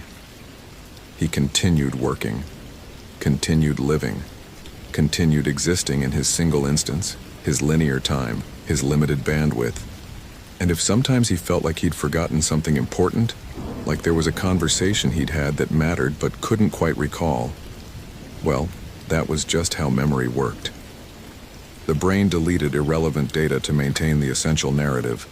Reality was consensus. Daniel Freeman had agreed to that consensus by forgetting, had chosen functional limitation over overwhelming perception, had returned to the simple story because the complex truth would have broken him. The shadow people understood, held no grudge, simply waited in the spaces between attention, in the peripheral fields of vision, in the blind spots that let humans function without being overwhelmed by infinite complexity. And when the next person stepped through, when the next consciousness expanded beyond its designed bandwidth, the shadow people would be there. Not to take, not to trap, simply to witness. To exist in the spaces that consensus reality required be empty. Because something had to exist in the blind spots. Something had to occupy the deleted data. Something had to be what humans agreed not to see. They were the shadow people. They were the gaps in attention. They were the price of functional sanity. And they were always watching from just outside perception, patient and eternal, waiting for the next moment when consensus failed and someone saw too much. Daniel Freeman would never remember them, would never know he'd met them, would never understand that he'd been given a choice and had chosen forgetting. But somewhere in the spaces between his thoughts, in the blind spots of his attention, the memory existed. Fragmented, inaccessible, real. And if that tree in Cades Cove now showed 8 shadow burns instead of 7, if one of them was shaped exactly like a Park Service ranger, if Daniel sometimes drove past it and felt inexplicable unease, well, that was just the mountain playing tricks. Nothing more, nothing less, nothing that existed in the spaces between. Hope you felt genuine terror. If you appreciate authentic horror rooted in real folklore, consider following for more stories. Which moment scared you most? Your interpretation about what's real?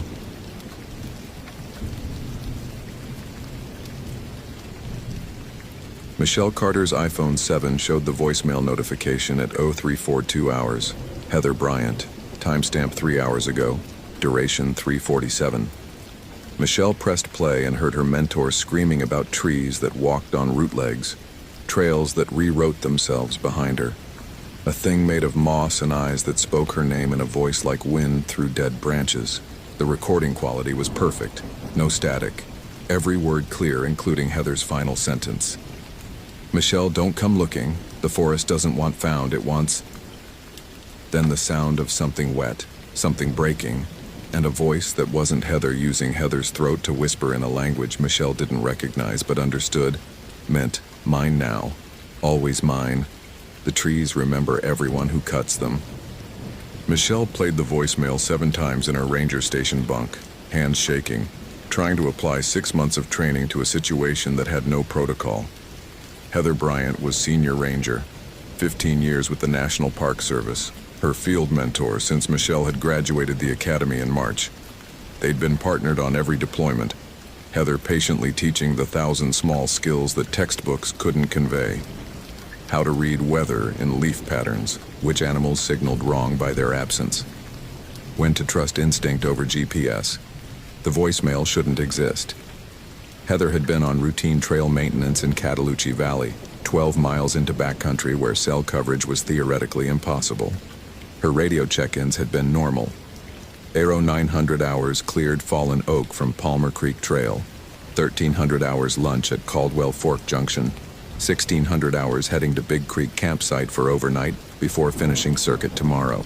Standard solo deployment for experienced ranger in September when traffic was light. Then silence until the voicemail at 0027 hours. 3 hours ago. Michelle had been sleeping, phone on silent because rookie rangers pulled every shift senior staff didn't want.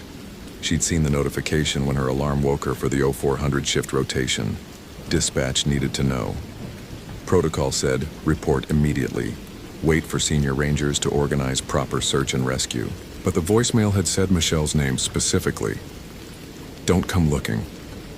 Which meant Heather knew Michelle would, knew her rookie eagerness would override common sense. Michelle grabbed her pack anyway. Garmin GPS map 60 Forest, fully charged. Motorola VHF radio.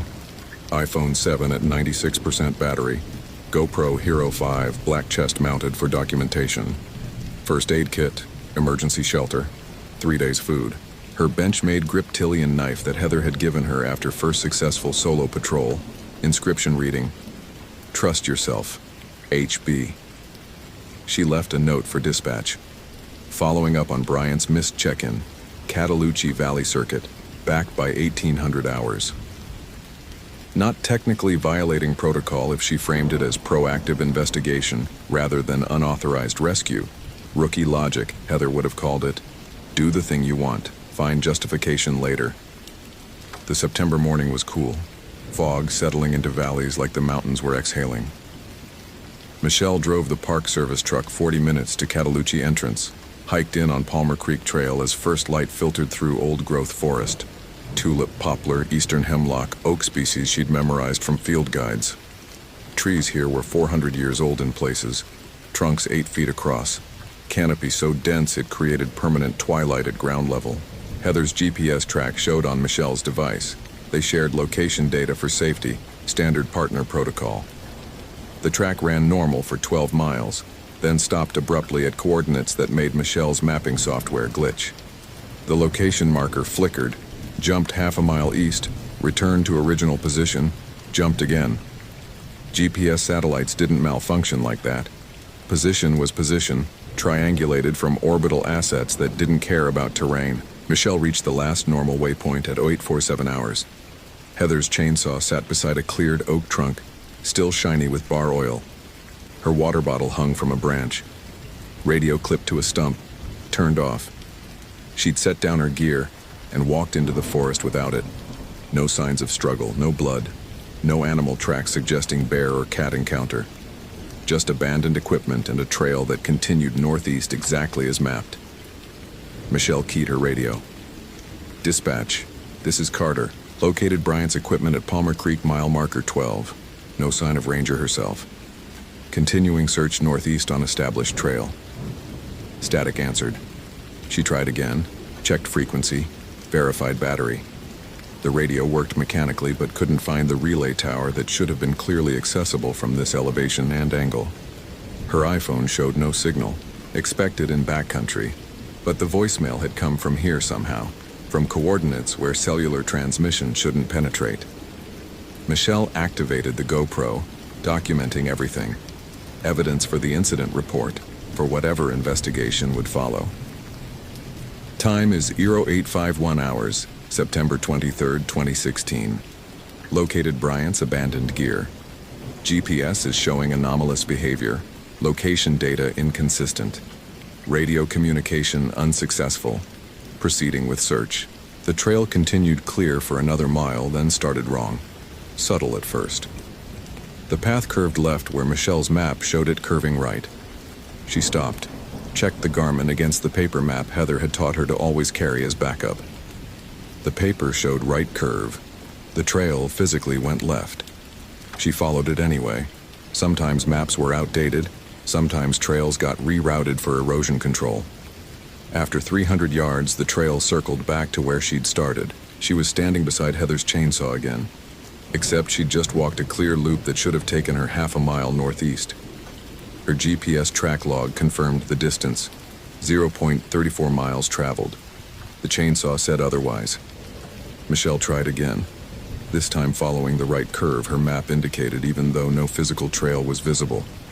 She pushed through underbrush, maintaining bearing, checking compass every 30 seconds. After 10 minutes of difficult bushwhacking, she emerged onto clear trail. The same trail. Heather's chainsaw, the same stump, except her previous GPS track wasn't visible on the device anymore. The log showed her starting from the ranger station, driving to Catalucci, hiking to this exact spot. No record of the loops she'd just walked. That's not possible, Michelle said aloud. Grounding technique Heather had taught her. Vocalize observations to combat panic. GPS tracks don't delete themselves. I walked those loops. The data should exist. She pulled out her iPhone, checked the photo log. She'd taken pictures of the abandoned gear at 0851.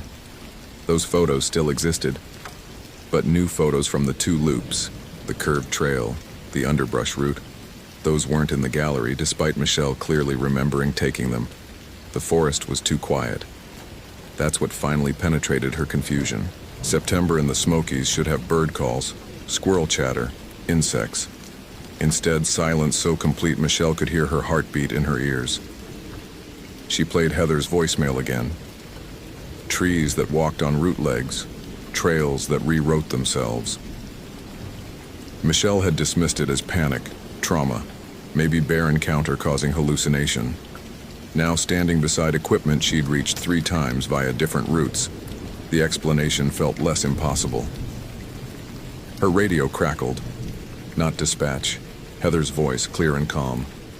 Michelle, you're doing exactly what I knew you'd do. Ignoring the warning. Coming anyway. The forest likes that. Likes eagerness. Likes people who think they're competent. A pause. Sound of wind through branches. I thought I was competent too. 15 years meant I knew these woods. Meant I understood the boundaries. I was wrong. The Smokies aren't forest. They're entity. And entities have rules. Michelle grabbed the radio. Heather, where are you? Are you injured? I'm at your equipment. GPS is malfunctioning. I need your coordinates. More static. Then Heather's voice again, but different, layered, like multiple Heathers speaking slightly out of sync. Can't give coordinates. Don't have position anymore. Position implies location in space. I'm in the forest now, Michelle, not walking through it. Part of it. Can feel every root system, every branch, every decomposing leaf. It's actually beautiful. Terrifying, but beautiful. You'll understand soon. Heather, you're not making sense. Did you hit your head? Take any substances? I need you to... The transmission cut to a sound that wasn't static. Organic. Like wood creaking under pressure, or lungs full of dirt attempting to breathe. Michelle dropped the radio, watching it crackle on the ground. Heather's voice emerging. The Leshy doesn't like people who cut trees. Doesn't like chainsaws. Doesn't like trail maintenance that removes deadfall. Deadfall feeds the forest. We were taking food from something that's been here since these mountains formed. It tolerated us for decades because we were small, insignificant. But Heather Bryant cut down a 300-year-old oak yesterday. Chainsawed it for trail clearance. The Leshy felt that. Felt the tree scream. So it came for payment. Michelle's mind raced through training. Wilderness first aid didn't cover supernatural forest entities. Park Service orientation mentioned historical context. Slavic immigrants settling Catalucci Valley in the 1890s, bringing old country traditions, oral histories about forest guardians, but framed it as cultural anthropology, not operational reality. The Leshy was Slavic mythology, guardian spirit of forests, protector of old growth, punisher of those who harmed trees. Michelle had taken comparative folklore as an elective, remembered the general concept. Tall humanoid covered in moss and bark, owl eyes, voice that echoed from all directions, ability to disorient travelers and reshape forest space. Folklore. Not real. Except Michelle had walked 3 different routes to the same location, and her GPS couldn't decide where she was, and Heather's voice was coming from a radio that couldn't possibly reach her. Okay, Michelle said to herself to the silent forest, operating on hypothesis that something anomalous is occurring. Unknown entity or phenomenon affecting spatial navigation and electronic equipment. Hypothesis allows for range of explanations from equipment malfunction to other options. Professional framing. Make it investigation instead of panic. Heather had taught her that too. Michelle marked the chainsaw location with bright orange flagging tape tied to a branch at eye level. Reference point. She photographed it from 4 angles with her iPhone. Then she picked a direction, due north by compass, and walked exactly 100 paces, counting aloud, maintaining bearing. At pace 100, she marked another tree with flagging tape, photographed it, turned around and walked south, counting paces back. She reached the chainsaw at pace 73. Impossible. Distance was objective. 100 paces out meant 100 paces back, unless the forest had compressed distance in one direction, expanded it in the other. Michelle checked her photos. The orange flagging tape she'd just tied was visible in pictures from 3 hours ago, when she'd first found Heather's gear.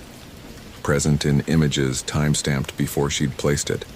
Causality was negotiable here. She'd learned that from Melissa Rodriguez. Michelle had read the incident report from Olympic National Park, the ranger who'd documented temporal anomalies and been quietly reassigned to administrative desk work. Everyone said Rodriguez had experienced psychological break following traumatic discovery of colleague's body. But the report's details had been too specific, too consistent with impossible phenomena. Now Michelle understood why Rodriguez had stopped trying to convince anyone. Her radio crackled again. Different voice this time. Old male. Accent that sounded Eastern European. Little ranger, little tree cutter. You come looking for your friend?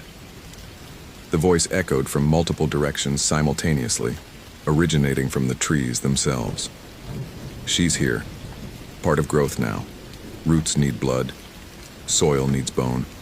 The forest accepts all offerings. Michelle spun, trying to locate the source. Saw nothing but trees, fog, the oppressive green twilight of old growth canopy. I'm not here to cut trees, she said, keeping voice steady. I'm here to find Heather Bryant and ensure her safety. I mean no harm to the forest. Laughter like wind through hollow trunks. Mean no harm? You wear boots that crush seedlings, carry knife of metal harvested from earth, breathe air the trees make. You are harm. All humans are. But the forest is generous, offers bargain. One ranger given, one ranger leaves. Heather Bryant stays. Michelle Carter goes. Fair trade. No trade. I'm taking Heather home. Confident, like she was. Confident rangers make best fertilizer. Their certainty feeds roots deeper. Something moved in Michelle's peripheral vision. She turned, saw nothing, turned back, and the forest had changed. The chainsaw was gone. Heather's water bottle, the radio. All equipment vanished, replaced by undisturbed moss and ferns like no human had ever been here. Her GPS now showed her position 3 miles southwest of the actual location. Her track log still showed her at the ranger station, hadn't moved all morning. The photos on her phone were corrupting in real time. Heather's gear pixelating into static, orange flagging tape dissolving into image noise. Michelle forced herself to think. Heather had taught her. When navigation fails, establish reliable landmark and work outward systematically. Find something that can't change, a major stream, a ridgeline, a road. Big Creek was 1/2 mile east. Significant water flow, too large for even anomalous phenomenon to hide. She oriented to east by compass and started walking. The forest resisted. Not metaphorically, physically. Branches reached across her path where none had been. Roots rose from soil, ankle-height trip hazards appearing with each step. The ground itself felt wrong, sloping upward when her topo map showed downslope to the creek. Michelle pushed through anyway, rookie determination overriding rational fear. After 20 minutes of fighting vegetation, she heard water. Big creek, unmistakable sound of major stream flow. She broke through the last line of underbrush and found herself in a clearing she'd never seen on any map. Old structures stood in various states of collapse. Cabins from Catalucci's settlement era, built by Slavic immigrants a century ago, and abandoned when the park was established in 1934. Most settlement buildings had been removed or had decayed completely. These looked wrong, too well preserved, doors still hanging, windows intact, smoke curling from a chimney despite no one living here for 8 decades. And everywhere, trees, growing through floors, pushing through walls, roots tearing apart foundations. The forest was reclaiming the structures, but slowly, deliberately, like it enjoyed watching human construction fail piece by piece. Heather Bryant sat on a porch, back against a cabin wall. Michelle ran to her. "Heather, are you hurt? Can you walk? We need to get you to medical. You've been missing for..." She stopped 3 feet away. Heather was growing, not metaphor, literal growth. Her skin had texture like bark, roughening in patches across her arms and face. Her fingers were elongating, darkening, tips splitting into root-like tendrils that dug into the porch wood. Moss grew in her hair, green and vibrant. Her eyes had shifted color, brown irises now showing golden yellow, pupils contracting to vertical slits like an owl's. She smiled. Teeth were still human, but the jaw that held them was wrong. Mandible extending too far, temporomandibular joint relocated to allow mouth opening wider than anatomy should permit. "Hey, rookie," Heather said. Her voice was still recognizable under the layered echo. "Took you 4 hours. I was betting 3. Guess even desperation has limits. What happened to you? What is this?" "Told you on the voicemail, the forest, the Leshy. Payment for cutting that oak." Heather lifted her right hand, watching roots curl from her fingertips. "I thought it was folklore. Slavic immigrants, superstition, cultural remnant with no basis in observable reality. Then I put chainsaw to that tree and felt it scream. Not sound, feeling. Like cutting into something alive and aware and ancient. The Leshy came before I could finish the cut. Asked why I was murdering, I said trail maintenance, safety protocol, standard procedure. Wrong answer. We need to reverse this, get you medical attention. There has to be no reversal, Michelle. That's the point. The forest doesn't take temporarily, takes permanently. I'm being absorbed. Another 72 hours and I'll be tree, indistinguishable from the oaks around me. My consciousness will spread through root networks, become part of the mycorrhizal web. It's not death. It's transformation, integration." Michelle's hands found her radio, fingers moving through emergency protocols automatically. This was medical emergency, biohazard, unknown pathogen causing radical physiological transformation. Needed medevac, needed containment, needed... Heather's hand shot out, grabbed Michelle's wrist with grip like iron. The bark skin was rough, warm, alive. "Don't. Call for help and the Leshy takes them too. Every person who enters becomes payment. Forest is hungry, Michelle. Has been hungry since pioneers started clear-cutting in the 1800s. Since the Park Service started managing wilderness. Every trail we maintain is wound. Every campfire is burning. The Leshy tolerates small violations. But accumulation matters. We cross threshold. Then what do I do? Leave you here? Let you turn into a tree?" The Leshy offered bargain. "One leaves, one stays. I'm already staying. You can go. Walk east to Big Creek. Follow it downstream. You'll reach the ranger station in 6 hours. Probably. Space is unstable here, but the creek is real. Has to obey physics because it predates the Leshy's anger. I'm not leaving you." Heather's owl eyes blinked sideways. nictitating membrane Michelle had never seen before sliding across yellow irises. Rookie mistake number 8. Emotional attachment overriding operational necessity. We talked about this, about knowing when to cut losses, when to prioritize your own survival. Fuck operational necessity. You're my partner. Was your partner. Now I'm Forrest, and the Forest is offering you way out. Take it. Something moved between the cabins. Not human. Tall figure, maybe 8 feet, covered entirely in moss and lichen that grew in living patterns across its form. Where it stepped, mushrooms sprouted. Its face was wrong. Too long, too narrow, dominated by eyes that were golden and round and never blinked. The Leshy. It spoke in that layered voice. Touching. Loyalty. The Forest appreciates loyalty. Roots are loyal. Always reaching toward water, toward nutrition. Never abandoning the tree. It tilted its head at an angle no human neck achieved. Michelle Carter. 24 years. First season. 43 days employment. You have cut no trees, cleared no trails. You are clean.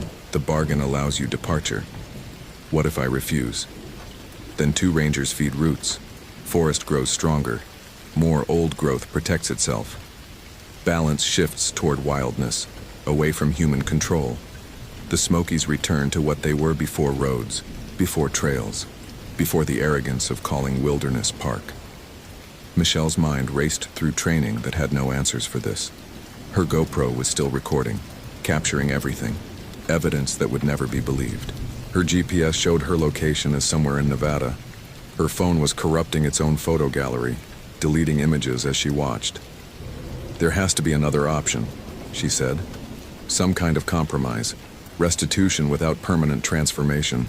Community service for the Forest, something. The Leshy laughed. Trees swayed without wind. Restitution? You offer to serve? Clean little ranger wants to pay debt? It moved closer, each step causing earth to shift, moss spreading in its wake. There is work, always work. The Forest needs tenders, needs those who understand balance, who will guard old growth from humans who see only lumber, only fuel, only obstacles to clearing. What kind of work?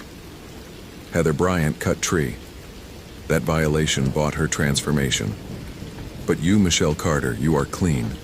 If you swear service, 20 years tending this valley, ensuring no chainsaws, no trail expansion, no human harm, the Forest releases Heather. Partial release.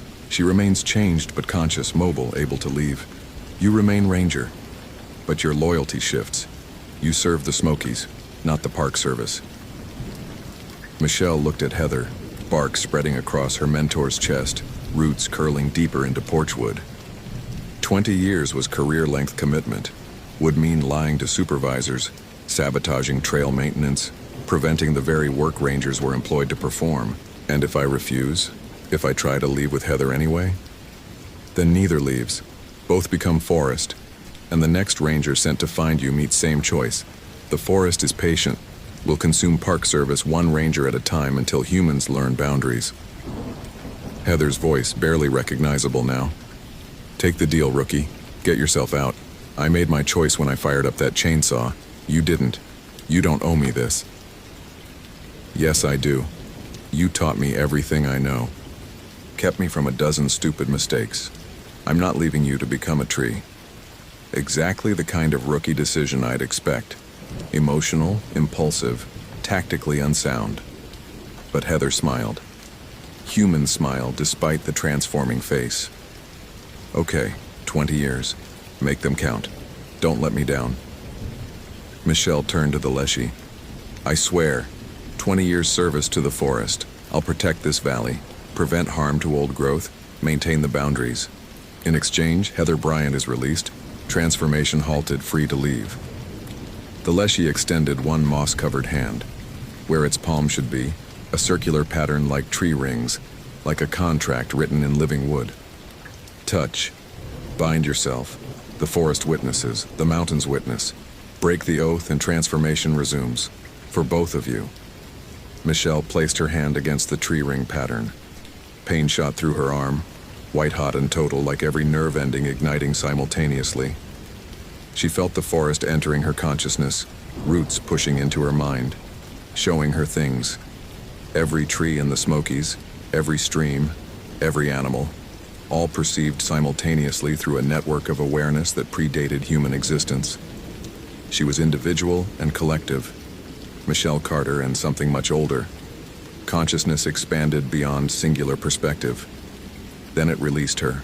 Michelle gasped, falling to her knees, hand smoking slightly where it had touched the Leshy. A mark remained on her palm. Perfect circle of tree rings, burned into skin deep enough that healing would leave permanent scar. The Leshy stepped back. Where it had stood, Heather was changing, reversing. Bark receding from skin, roots withdrawing from porchwood, owl eyes fading back to human brown. The transformation wasn't complete. Moss still grew in patches through her hair.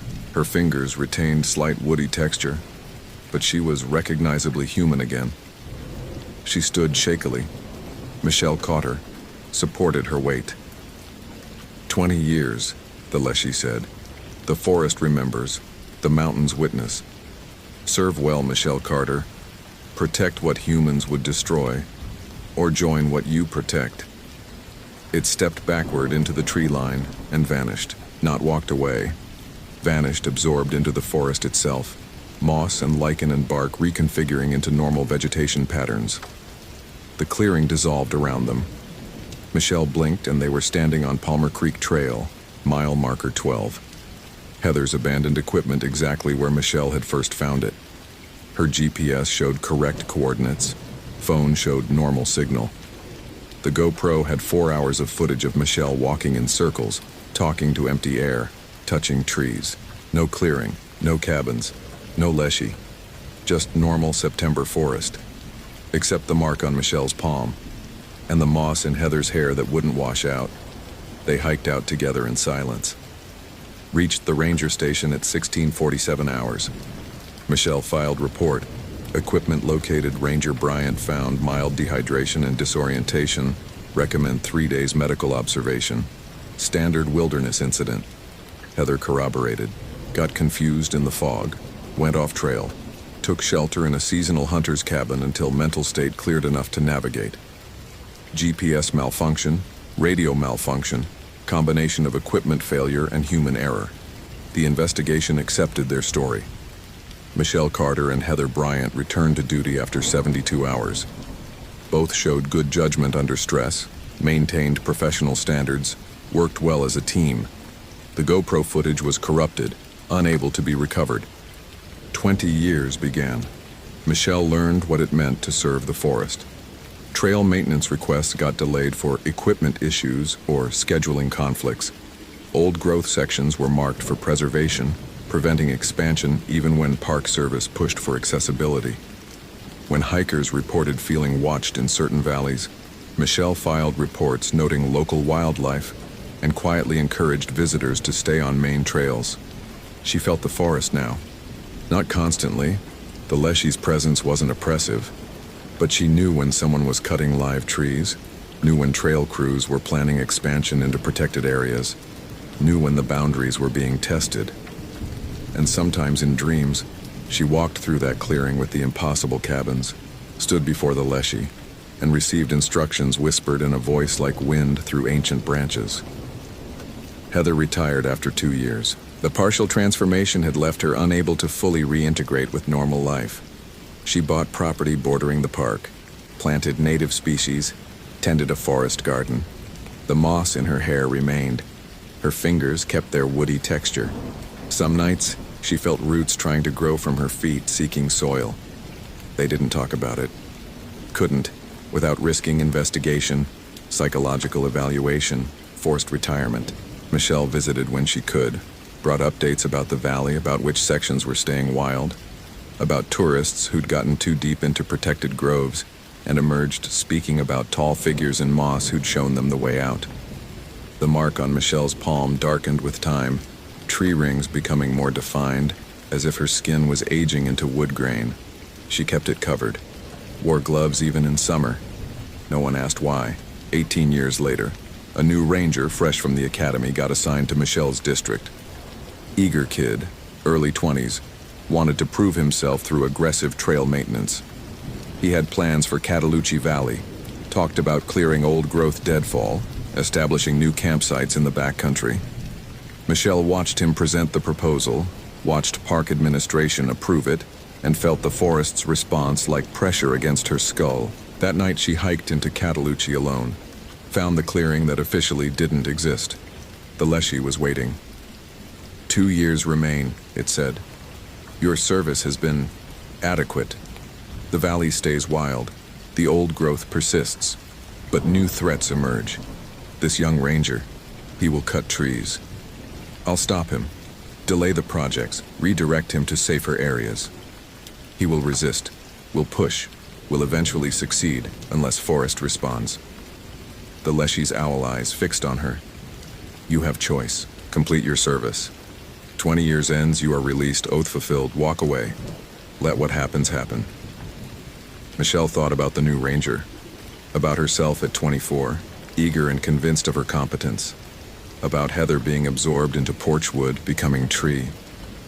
Or, she asked, or extend service, another 20 years, and the forest grants you authority, ability to truly protect, to be more than ranger with delayed paperwork, to be guardian. What does guardian mean? The Leshy smiled, expression wrong on its elongated face. Mean you become something between human and forest, like Heather almost did, but with consciousness intact, mobility preserved. Mean you can enforce boundaries the forest cannot currently reach. Mean you give more of yourself but gain protection for the valley. Michelle looked at the mark on her palm. 18 years binding herself to service that destroyed her career prospects, isolated her from normal human connection, made her complicit in obstructing park management. 2 more years, and she could walk away. Find new work, new life. Leave the forest to whatever fate awaited. Or she could stay, could give another 20 years, could transform into something that could actually protect what she'd spent 2 decades guarding. If I extend, Michelle said, what happens to the new ranger? If you extend, you handle him. Your responsibility, your methods. The forest trusts its guardians to maintain boundaries as needed. Michelle thought about all the ways that could be interpreted, thought about what handling might require, thought about lines between protection and harm, between guardian and enforcer. I need time to decide. Time given, 2 years. Complete original oath or renew with extended service. The forest waits. The clearing dissolved. Michelle stood on Palmer Creek Trail alone, dawn breaking through old-growth canopy, birdsong returning as the Leshy's presence faded. She hiked out, filed her patrol report. Normal evening in the Smokies. Nothing unusual to document. The new ranger started trail maintenance that week. Michelle watched him work, watched the forest respond, and wondered what her decision would be when the 2 years ended. The mark on her palm ached. The trees whispered. And somewhere in the valley, in a clearing that officially didn't exist, the Leshy waited.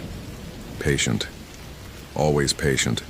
The forest had time, had mountains, had centuries of growth and decay and renewal. What were 20 more years against that? What was one ranger's humanity against the preservation of something ancient and wild and untouchable? Michelle didn't know yet, but she had 2 years to decide who she was. Human who walked away, or guardian who stayed. The trees would have their answer, one way or another. Hope you felt genuine terror, if you appreciate authentic horror rooted in real folklore. Christopher Brennan had always believed that every mystery had a logical explanation. 23 years with the National Park Service, 15 of those as a senior investigator, had only reinforced this conviction. Missing hikers were found disoriented or injured. Strange sounds had natural sources. Unusual tracks belonged to known animals, just distorted by terrain or decomposition. The universe operated according to rules, and Christopher's job was simply to understand which rules applied. That certainty began to crack on a Tuesday morning in late October 2009, when he received the call about Rachel Morrison, The ranger station at Canyon de Chelly National Monument sat at the edge of Navajo Nation land, a modest building that had witnessed decades of tourists, sacred sites, and the occasional search and rescue. Christopher arrived at dawn, the Arizona sky still holding on to the deep purple of night. Inside, Junior Ranger Tommy Begay looked like he hadn't slept, his usually steady hands trembling slightly as he poured coffee. "She was supposed to check in yesterday at 4, Tommy said, spreading a map across the desk.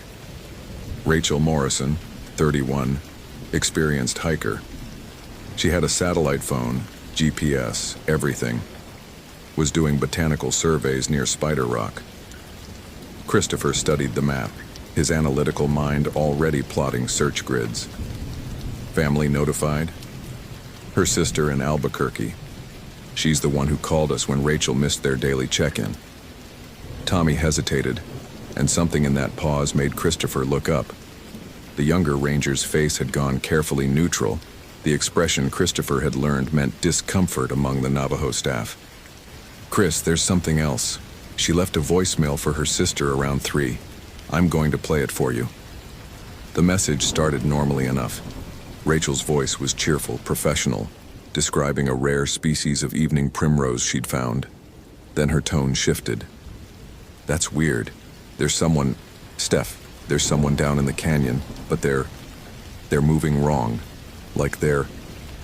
Static burst across the line, and when Rachel's voice returned, it was tight with something between confusion and fear. "That's not right. People don't move like that. Their legs are... Oh God, it's looking at me." "Stephanie, its neck just..." The message ended abruptly. Christopher replayed it 3 times, his investigator's mind cataloging details. The timestamp put the call at 3:47 p.m. Rachel's GPS had stopped transmitting at 4:02 p.m., just 15 minutes later, near the base of Spider Rock. No distress signal, no further communication, just silence. "I want to be on site by full light," Christopher said, already mentally inventorying equipment. "Get me Rodriguez and Chen for the search team." Tommy didn't move, his dark eyes fixed on Christopher with an intensity that felt like warning. "Chris, you know I respect you. You've been good to work with. But you need to know something before you go out there." He glanced toward the window, toward the vast expanse of sacred Navajo land beyond. "The elders in Chinle have been talking. They say something's been moving through the canyons. Wrong things. They say someone's been walking in a bad way." Christopher had heard variations of this before. Local legends, cultural beliefs that he'd learned to acknowledge respectfully while pursuing empirical evidence. "Tommy, I appreciate the cultural context, but right now we have a missing person. Whatever's out there, we'll deal with facts." "Facts?" Tommy's laugh was bitter. "My grandfather is a Hatali, a medicine man. He told me that when you see someone walking in a bad way, you don't look at them directly. You don't speak to them, and you sure as hell don't follow them." He paused. He also said that this time of year, when the veil is thin, they're hungry. Christopher felt a flicker of irritation. "I need you focused, Tommy. Get the team ready." But as he prepared his gear, radio, GPS, first aid kit, emergency beacon, Christopher couldn't quite shake the memory of Rachel's voice on that recording. "Their legs are..." What had she been trying to say? The sunrise revealed Canyon de Chelly in all its austere beauty. Red sandstone walls rose 800 feet, carved over millennia into a labyrinth of side canyons and hidden valleys.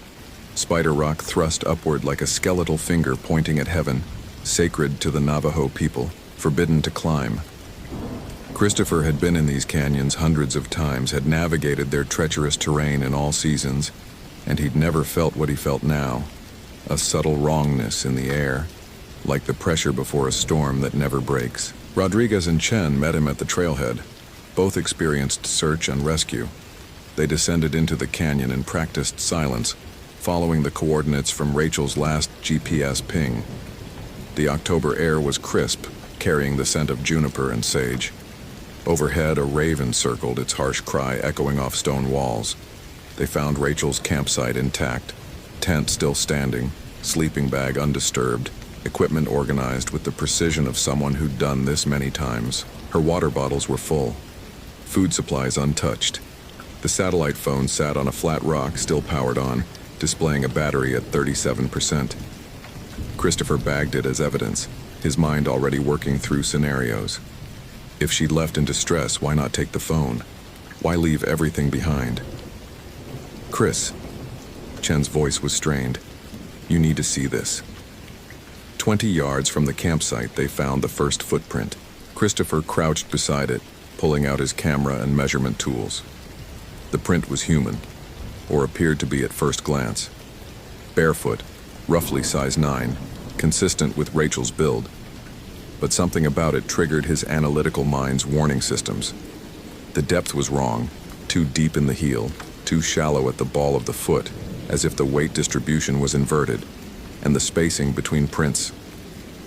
She was running, Rodriguez said, following the track line with his eyes. No. Christopher's frown deepened as he measured the stride. This is nearly 6 feet between prints. That's not human running, that's something else. The tracks led deeper into the canyon, toward a side passage that narrowed between sheer rock walls. Christopher had been this way before, knew it dead-ended at a spring that the Navajo considered sacred. As they followed the prints, he noticed more anomalies. Occasionally, the footprints would be joined by what looked like handprints, but placed where feet should be. Then they'd shift back to bipedal. The pattern made no anatomical sense. Chen, normally unflappable, had gone pale. Boss, this isn't right. Document everything, Christopher said tersely, fighting his own growing unease. Facts, evidence, logical explanations. They found Rachel's jacket first, torn and discarded on a boulder. Then her GPS unit deliberately smashed, the screen spiderwebbed with cracks. Then, in a patch of red sand that held prints beautifully, Christopher saw something that made his breath catch. 2 sets of tracks. Rachel's normal human prints, running, and beside them, following them, something that walked on 2 legs but left prints that suggested the legs bent wrong, the knees hyperextended backward. He'd seen similar tracks exactly once before, in a textbook on gait abnormalities. But those had been medical rarities, not something you'd encounter chasing someone through a canyon. The tracks converged, became confused. Then only one set of prints led away, human-shaped but with that same unnatural depth distribution. Rodriguez keyed his radio. Base, this is Search Team Alpha. We've got a situation here. Evidence suggests our missing person may have encountered another individual. Requesting backup, and the radio erupted in static, then died completely. Christopher's GPS unit flickered, the screen scrambling. Chen's did the same. Within seconds, all their electronic equipment was dead or malfunctioning, including Christopher's usually reliable radio. Equipment failure, Christopher said automatically, though his hands were shaking slightly as he tried to restart his GPS. Must be some kind of localized electromagnetic. A sound echoed through the canyon. Human laughter, but wrong somehow, the pitch wavering like a poorly tuned instrument. It seemed to come from everywhere and nowhere, bouncing off the stone walls, until Christopher couldn't determine its source. Then they saw her. Rachel Morrison stood at the entrance to the narrow passage, perhaps 50 yards away. She wore her hiking clothes, her dark hair pulled back in the ponytail visible in her case file photo. She waved at them, a normal gesture, friendly, beckoning them forward. Christopher felt relief flood through him. Rachel Morrison, are you hurt? She didn't respond, just kept waving, that smile fixed on her face. Something about the smile bothered him. Rachel, we're with the National Park Service. Stay where you are, we're coming to help. Chen grabbed his arm. Don't. What are you? She's right there, she's obviously. Look at her legs, Chris. Look at how she's standing. Christopher looked. At first he saw nothing wrong. Then his analytical mind, trained to notice details, caught it. Rachel's knees. They were bending slightly the wrong way, hyperextended backward in a way that human joints simply didn't move. And her neck, even from this distance, He could see it was tilted at an angle that suggested her head was turned further than anatomy allowed. "That's not Rachel," Rodriguez whispered. "Dios mío, that's not her." The thing that looked like Rachel cocked its head, the movement sharp and bird-like, too fast, rotating a full 90 degrees. Its smile widened and widened, stretching past what human facial muscles could achieve. Then it turned and walked into the narrow passage, its legs moving with that strange inverted gait, knees bending backward with each step. Christopher's rational mind scrambled for explanations. Optical illusion caused by distance and shadow, some kind of neurological condition causing abnormal movement, mistaken identity. Perhaps they'd found someone else, not Rachel at all. But he'd seen the jacket, he'd seen the equipment, and he'd heard that laugh. "We need to get back to base," Chen said, already backing away. "Now. We can't leave without Christopher." Rodriguez's voice was flat, drained of its usual warmth. "I grew up near the Navajo reservation. My grandmother told me stories. When something looks like a person but moves wrong, when it tries to lead you somewhere alone, you don't follow it. Ever. That's a Yi Naldlushi, a skinwalker." The word hung in the air between them, and Christopher wanted to dismiss it, wanted to laugh and cite rational explanations. But his hands were still shaking, and his mind kept replaying that impossible rotation of Rachel's head, that backward bend of her knees. "Skinwalkers are mythology," he said, but his voice lacked conviction. "There has to be a logical—" The laughter came again, closer now from multiple directions. Christopher spun and saw figures standing on the canyon rim high above them, 3 of them silhouetted against the bright sky. They wore human shapes, but something about their proportions was subtly wrong. Limbs too long, heads too large. As he watched, one dropped from the 800-foot cliff face, simply stepped off and fell. It should have been fatal. Instead, it hit the canyon floor with a sound like breaking branches, then stood and began walking toward them with that lurching, wrong-jointed gait. Chen ran. Rodriguez followed. And Christopher, his rational worldview crumbling, ran too. They scrambled back toward the main canyon, equipment forgotten, following the wash that would lead them out. Behind them, Christopher could hear footsteps. Too many footsteps, moving too fast, and voices, calling to them in perfect English, using their names, asking why they were running, promising help just ahead. Rodriguez's grandmother's voice, Chen's dead brother, Christopher's ex-wife, voices that couldn't be there, shouldn't be there. Christopher risked a glance back and immediately wished he hadn't. The thing that had looked like Rachel was running on all fours now, its spine arched wrong, its head hanging beneath its body, neck impossibly extended, and it was gaining, closing the distance with each bound, moving faster than anything human could move.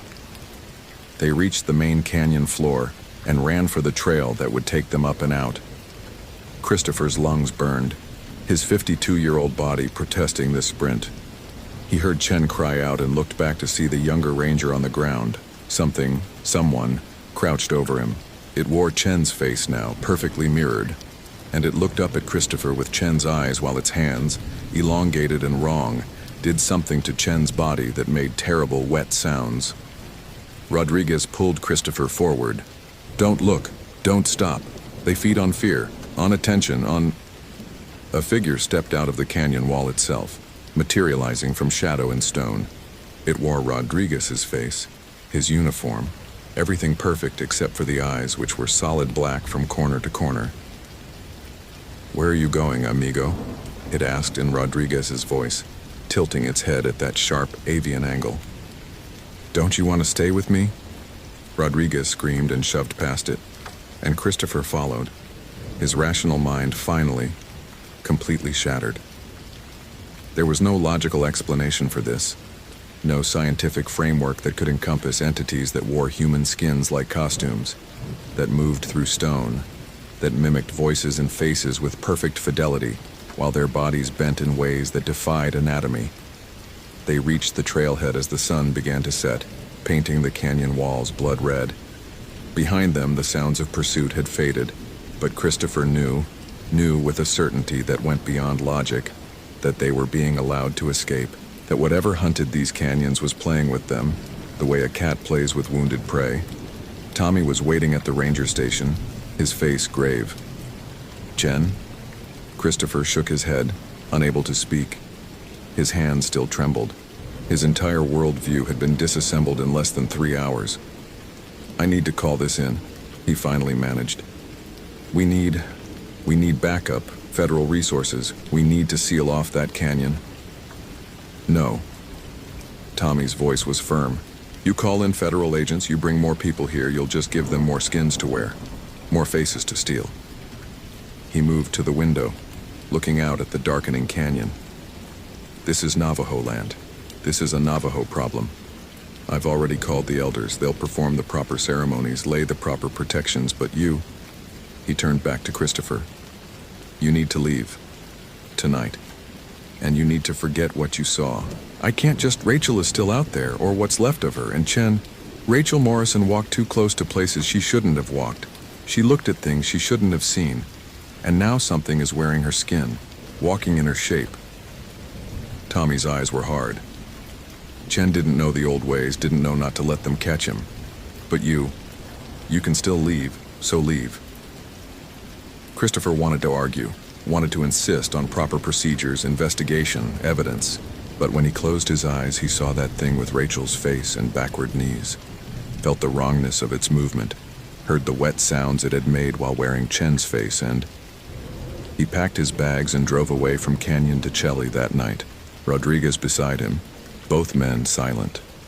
In his rearview mirror, Christopher saw figures standing on the road behind them, silhouetted in his taillights.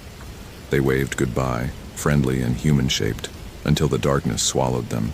The official report listed Rachel Morrison as missing, presumed dead due to fall or exposure.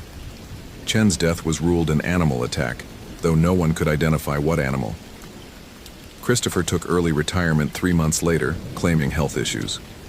He moved to Maine, as far from the desert Southwest as he could manage, and tried to rebuild his rationalist worldview. But sometimes, in the gray light of pre-dawn, he sees figures standing at the edge of his property. They wear familiar faces. Rachel's, Chen's, even his own face sometimes, grinning at him from the tree line. They move with that characteristic wrong-jointed gait, heads tilted at impossible angles, and they wave, always waving, beckoning him closer. Christopher keeps his doors locked and his windows covered. He doesn't go out after dark, and he never, ever waves back, because he knows now, with the certainty that comes from having his rational worldview shattered and reassembled into something far more terrifying, there are rules to this universe, just as he'd always believed. But some of those rules were written in languages older than science, carved into the bones of the earth by forces that wore human faces only when it suited their hunger. And somewhere in the red canyons of Arizona, something still wears Rachel Morrison's skin, still walks in her shape, still calls out to hikers with her voice, waiting for the next person who believes mysteries always have logical explanations. The next person who will look when they shouldn't look, follow when they shouldn't follow. The next person who doesn't know the old ways, the old warnings, the old truths that Christopher Brennan learned too late. When you see someone walking in a bad way, you run. And you never ever stop running. Hope you felt real chills. If you appreciate genuine horror, consider following. Which moment scared you most?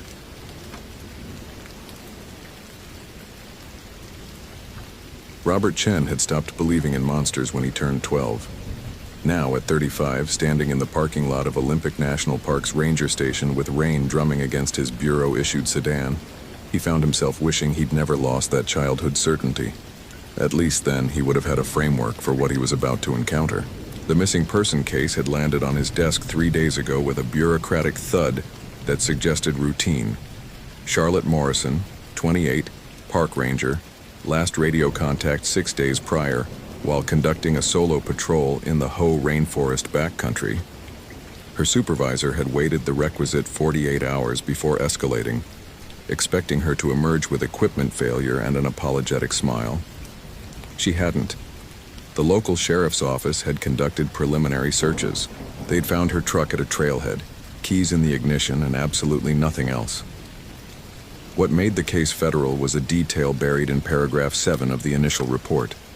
Charlotte's last radio transmission had included the phrase, "Something's wrong with the Peterson party," referring to a family of 4 who'd obtained a backcountry permit 2 weeks earlier. When rangers finally located the Peterson campsite, they'd found it abandoned mid-meal, food still on plates, sleeping bags unzipped from the inside, and a smell that made 2 seasoned rangers vomit into the undergrowth. No bodies, no blood, just that smell, and claw marks on the trees that went up 20 feet. Robert locked his car and approached the ranger station, a modest building that seemed to huddle beneath the enormous Sitka spruces surrounding it. The Olympic Peninsula in late October was a study in gray.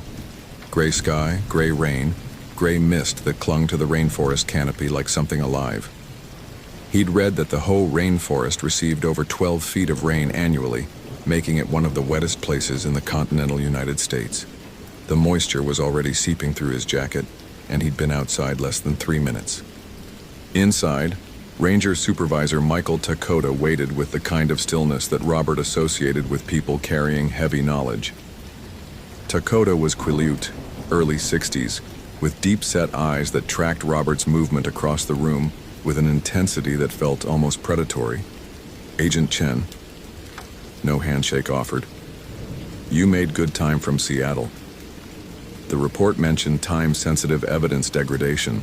Robert set his briefcase on the table between them, noting how Takota's office was decorated with maps but no photographs, documents but no personal effects. "I'd like to see the Peterson campsite first, then Charlotte Morrison's last known location. I'll take you to Charlotte's truck, the campsite." Takota paused, and something crossed his face that Robert couldn't quite classify. Not fear, exactly. Something older. "The campsite isn't safe right now.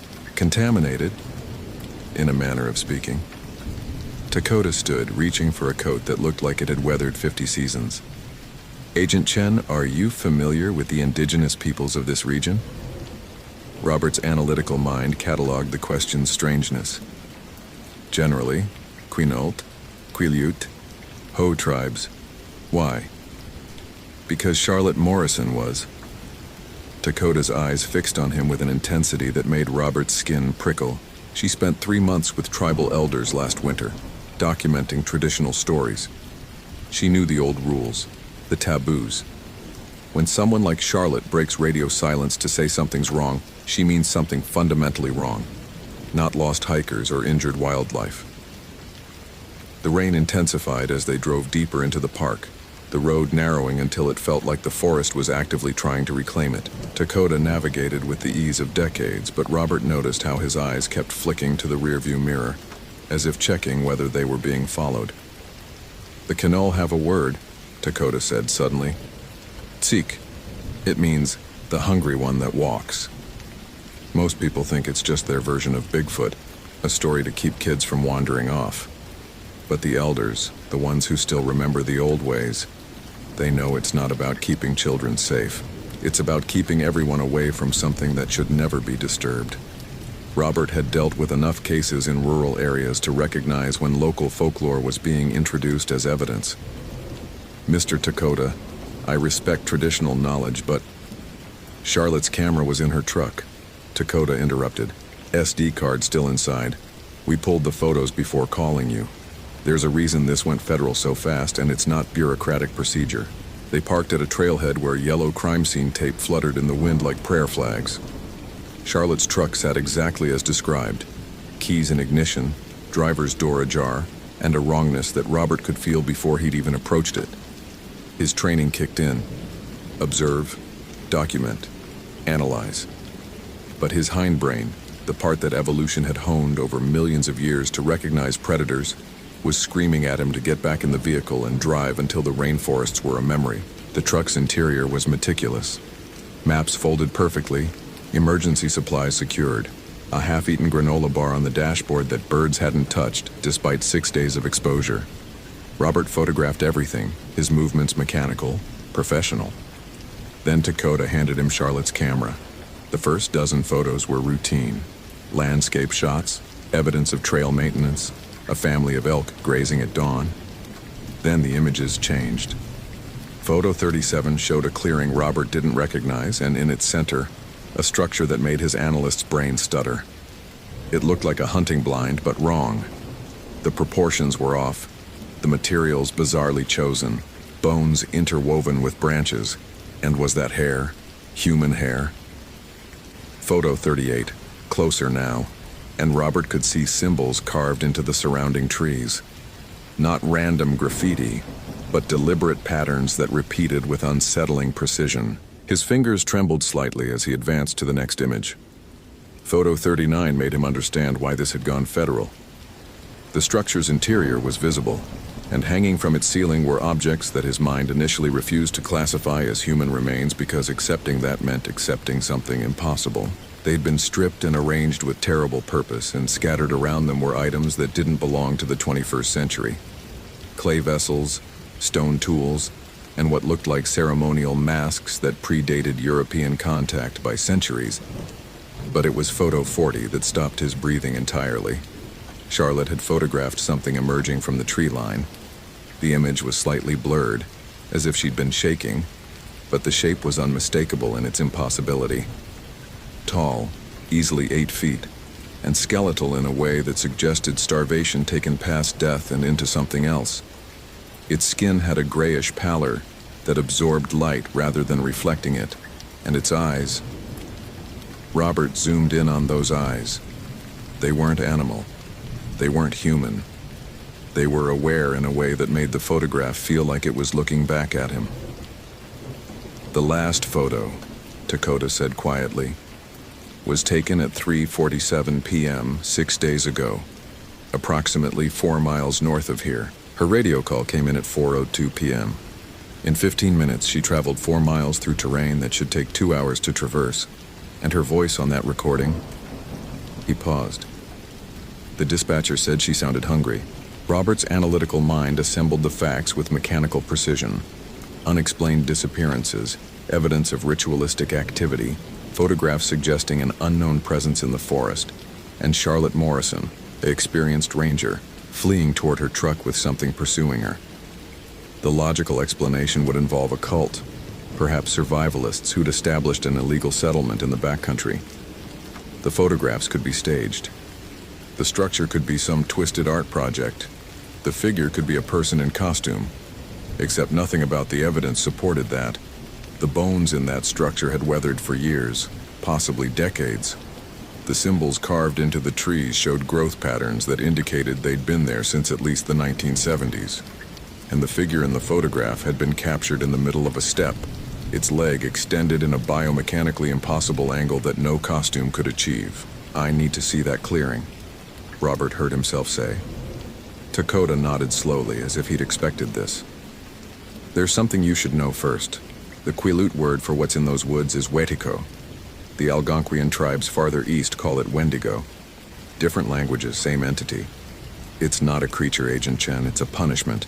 A curse that transforms someone who commits certain violations, particularly cannibalism, but also other taboos, into something that can never be satisfied, something that hungers eternally. Folklore, Robert said, but the word felt hollow even as it left his mouth. The Peterson family, Dakota continued as if Robert hadn't spoken, obtained their backcountry permit on October 2nd. They were experienced campers, well supplied for 2 weeks. On October 7th, a winter storm hit unexpectedly. Temperatures dropped below freezing overnight. On October 9th, their expected check-in was missed. Rangers found their campsite on October 11th. He paused. There was a smell. Meat that had been cooked. But no remains, and all their food supplies were intact and untouched. The implication hit Robert like ice water. You think they... I think they got desperate. I think they broke a taboo that's existed in these forests for thousands of years, and I think Charlotte Morrison found evidence of what they became.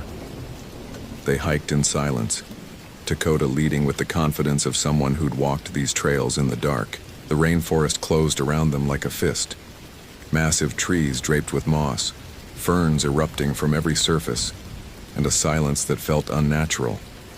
Robert's analytical mind noted the absence of bird calls, the way even the rain seemed to fall more quietly here.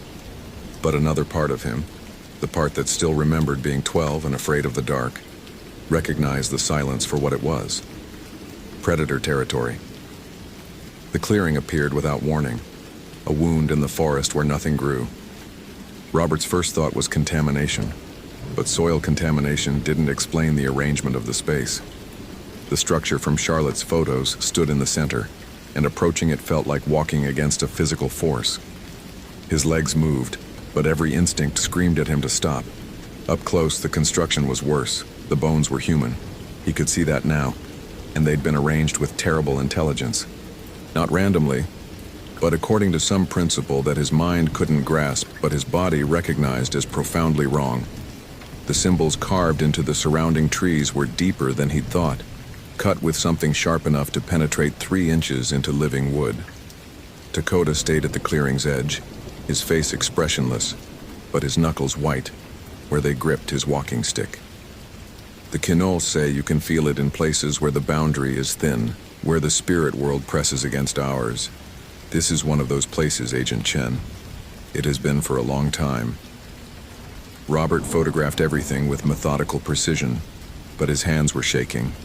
The structure's interior contained items that should have been in a museum, pottery that could have been 500 years old, tools that predated metalworking, and masks whose empty eye sockets seemed to track his movement. But scattered among them were modern objects: a cell phone, its screen shattered, a GPS unit, its casing cracked, and a ranger's badge that Robert recognized from Charlotte's personnel file. She'd been here, she'd seen this, and then she'd run. The sun was setting when Robert noticed the tracks. He'd been so focused on the structure that he'd missed what surrounded it. Footprints in the soft earth, dozens of them, all converging on this spot. But they weren't normal footprints. They started human-sized at the clearing's perimeter, but as they approached the structure, they changed, lengthened, deepened. By the time they reached the center, they were easily twice the size of his own boots, and the stride between them suggested something that could cover 20 feet in a single step. "We need to leave," Dakota said, his voice tight with an emotion Robert was starting to share. Now, before dark.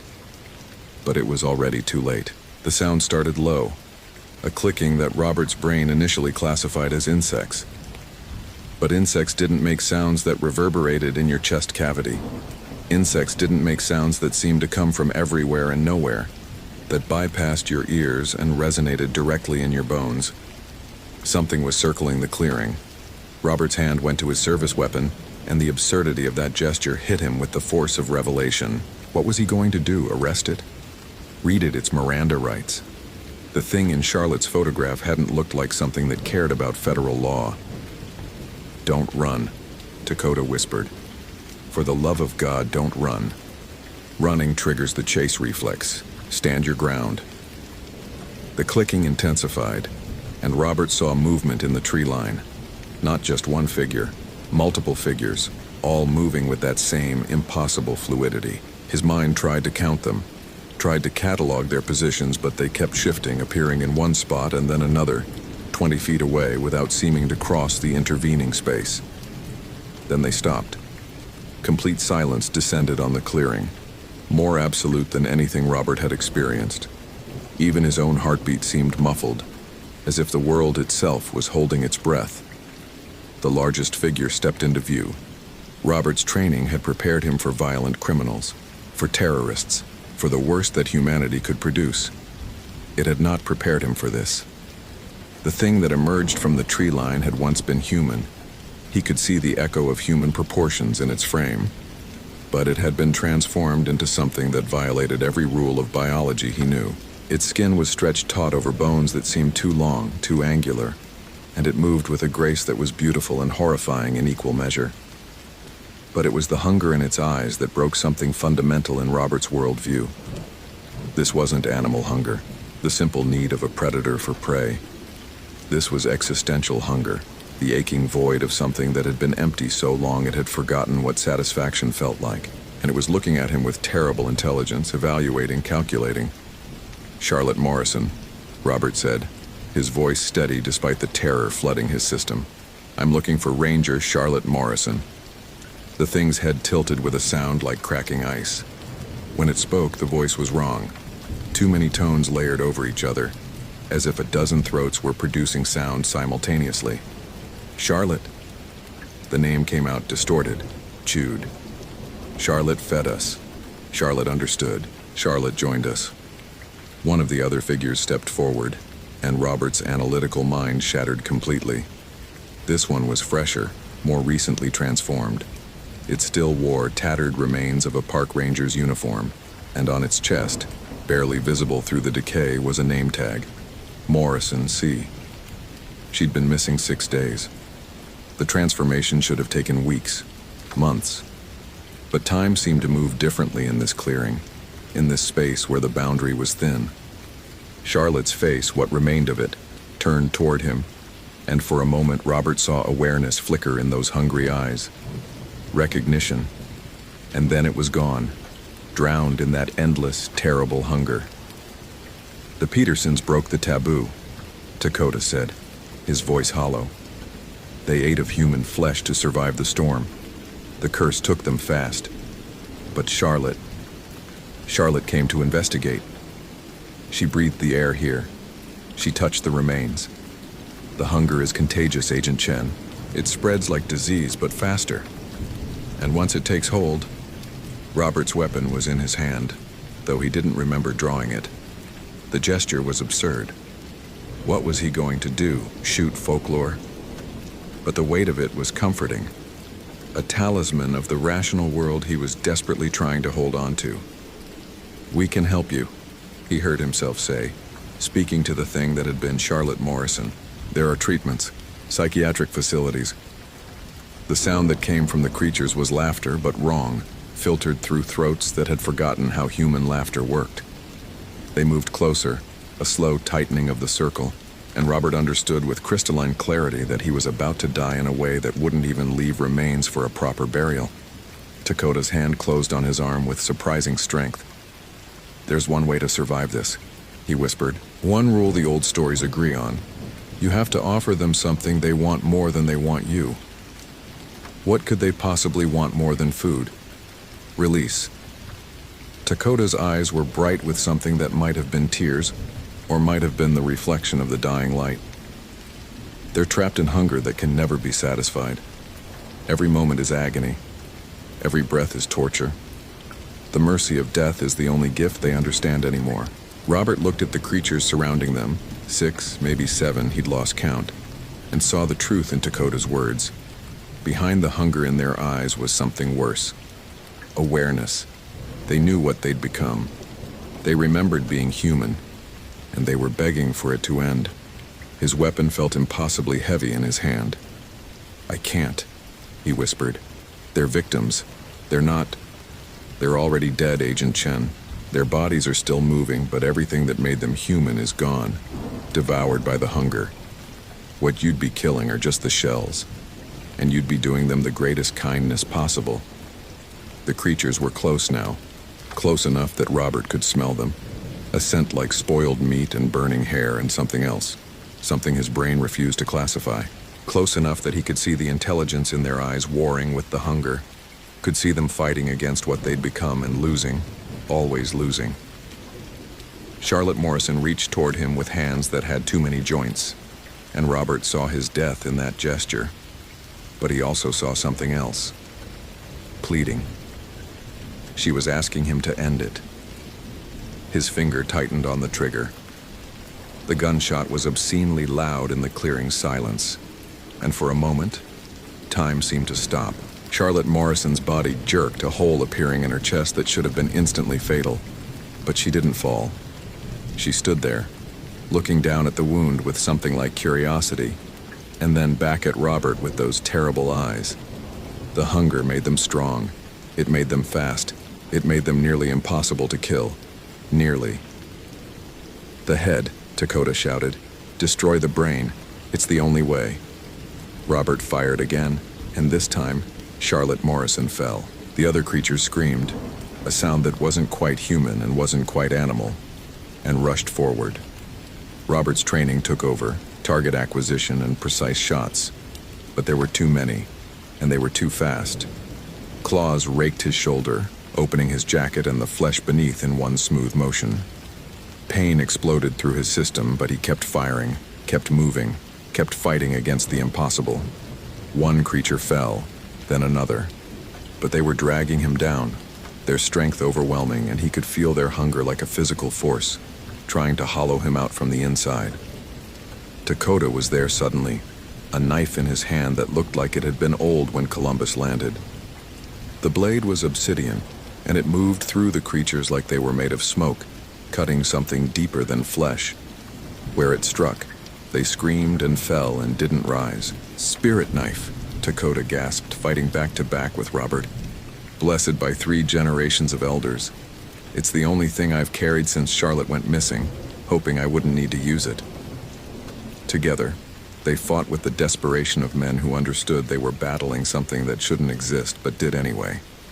Robert's bullets and Dakota's knife carved through the creatures until finally, the clearing was silent, except for their ragged breathing. 7 bodies lay in the dirt, returning slowly to dust as if their cells were giving up the fight to remain solid. Charlotte Morrison's face was peaceful in death, more peaceful than it had been in those final transformed moments. Robert wanted to feel relief. Instead, he felt only horror at what they'd been forced to do. "We have to burn this place," Dakota said, his voice shaking. "Burn it all. The structure, the remains, everything. And then we seal this area, make it officially off limits. No one can be allowed to come here again." Robert nodded mutely, his analytical mind trying and failing to process what had just happened. He'd shot 7 victims of what? Curse? Disease? Mass psychosis? His training had no framework for this. The FBI manual didn't have a chapter on supernatural transformations. As they worked to gather fuel for the fire, Robert found Charlotte's camera again, this time with a note wrapped around it, her handwriting shaky but legible. "If anyone finds this, the hunger is real. It's always been real. The old tribes knew. They tried to warn us. Don't investigate the disappearances. Don't touch the remains. Don't breathe the air near the places of transformation. The hunger spreads, it spreads so fast I can feel it in me now, growing, consuming. By the time you read this, I won't be Charlotte Morrison anymore. I'll be something else, something hungry. Please, end it. Don't let me hurt anyone else." The note was dated 3 days after her disappearance. She'd known what was happening to her. She'd tried to warn them, and she'd asked for exactly what they'd given her. Release. They watched the clearing burn as night fell completely, the flames reaching high into the dark sky. The fire consumed the structure, the remains, the cursed ground itself. But Robert knew it was just containment, not solution. The hunger was still out there, waiting in other forgotten places where the boundary was thin. When they finally left, hiking back to the ranger station by flashlight, Dakota spoke once more. "You'll file a report. You'll make it sound reasonable, explainable. Gas leak, toxic exposure, mass delusion from contaminated water. Whatever bureaucratic explanation lets people sleep at night.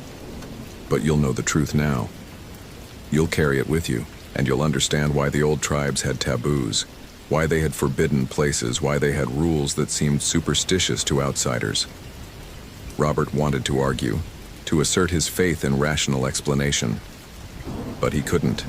He'd seen too much, felt too much. The hunger had touched him in that clearing, had tried to take root in his mind, and he could still feel its echo, a small voice whispering that he was empty, that he needed to fill himself, that satisfaction was just one terrible act away. He would file his report. He would use the rational explanations Dakota suggested. He would close the case and move on to the next one. But late at night, when sleep wouldn't come, he would remember Charlotte Morrison's eyes in those final moments. Human awareness trapped inside something inhuman, begging for mercy. And he would understand with terrible certainty that there were things in the deep forests that civilization had tried to forget, but that had never forgotten us. Things that waited in places where the boundary was thin, where hunger could take root and transform and spread. The Olympic National Park officially closed the northern Hoh rainforest sector 2 weeks later, citing soil contamination from illegal dumping. The closure was supposed to be temporary. It became permanent. And if hikers occasionally reported strange sounds from deep in the restricted area, or if rangers sometimes found tracks that didn't match any known animal, well, those reports were filed away and forgotten. Robert Chen returned to Seattle and requested a transfer to white-collar crime. His superiors approved without question, noting in his file that he seemed to have lost his enthusiasm for fieldwork. They had no way of knowing that he still checked the Park Service databases every night, looking for missing person reports, for unexplained disappearances, for any sign that the hunger was spreading. Most nights, there was nothing. But sometimes there were patterns. Disappearances clustered around old-growth forests, abandoned campsites with food left untouched, radio transmissions that ended with phrases like "something's wrong" or "they're so hungry," or simply screaming that cut off mid-cry. And on those nights, Robert Chen would sit in his apartment with all the lights on, trying not to think about how easy it would be for the hunger to spread, trying not to remember the desperate pleading in Charlotte Morrison's eyes, trying not to hear the voice that still whispered sometimes in the back of his mind, telling him he was empty, so empty, and wouldn't it be so easy to fill that void? He never did.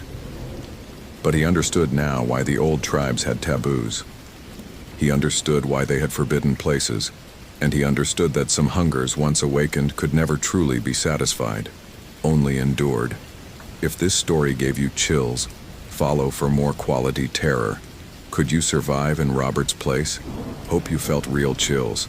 If you appreciate genuine horror, consider following. Which moment scared you most? Tentar novamente. Claude pode cometer erros. Confira sempre as respostas. The radio crackled with static before dispatch's voice cut through.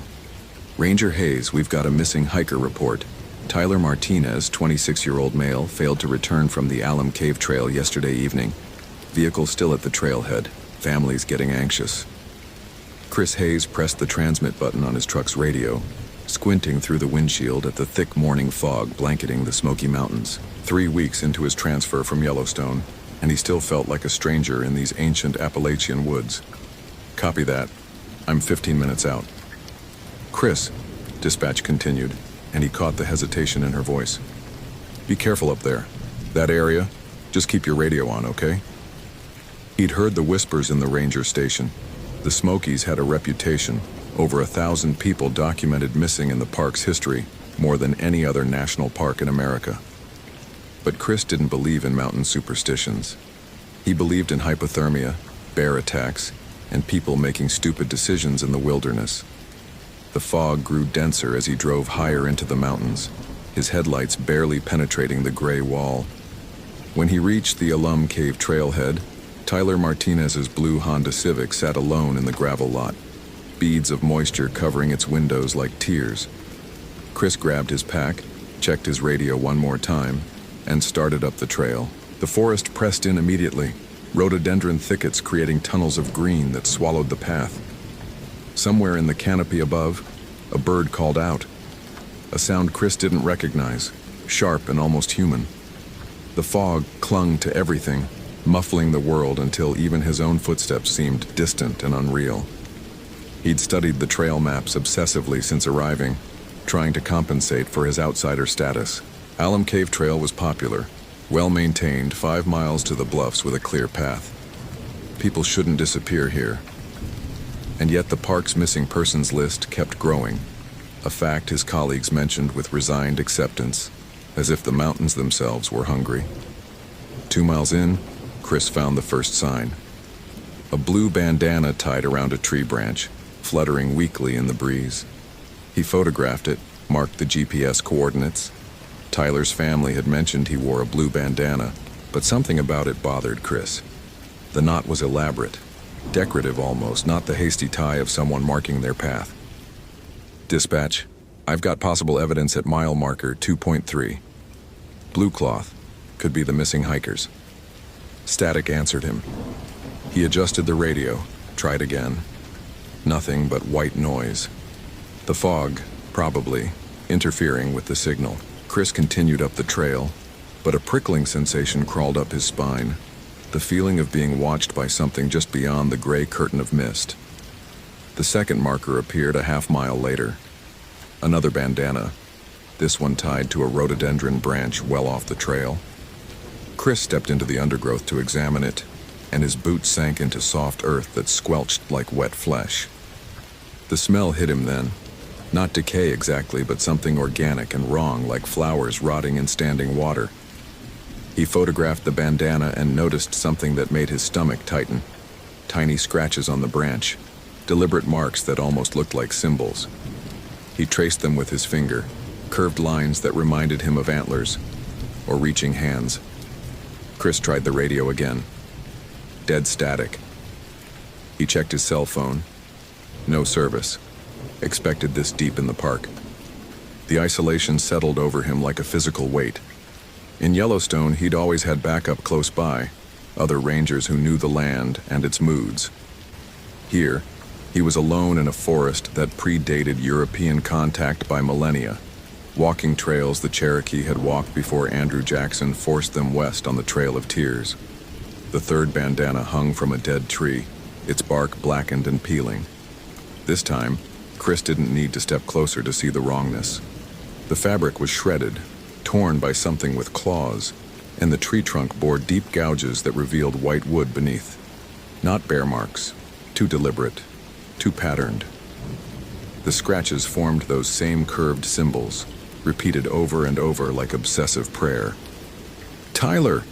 Chris called out, his voice swallowed immediately by the fog. "Tyler Martinez, Forest Service." Silence answered.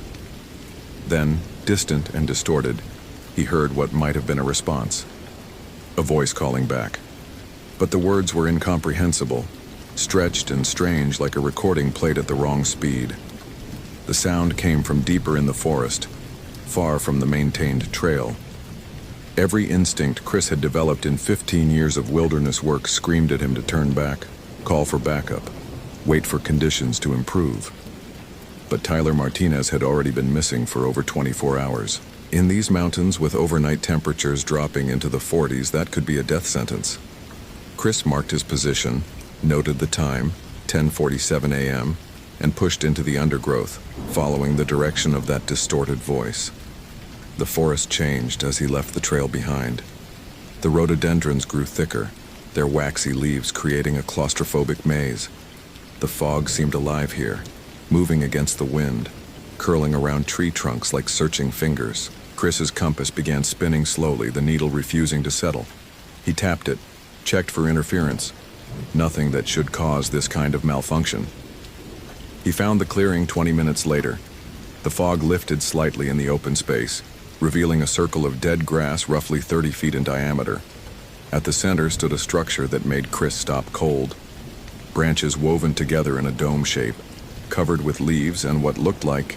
He stepped closer, his hand instinctively moving to the bear spray on his belt. Animal pelts. Deer hides stretched over the frame, but arranged in a way that seemed intentional, almost ceremonial. The skulls were still attached, eyeless sockets staring outward in all directions. 7 of them positioned at cardinal and ordinal points like a compass rose. "Jesus," Chris whispered.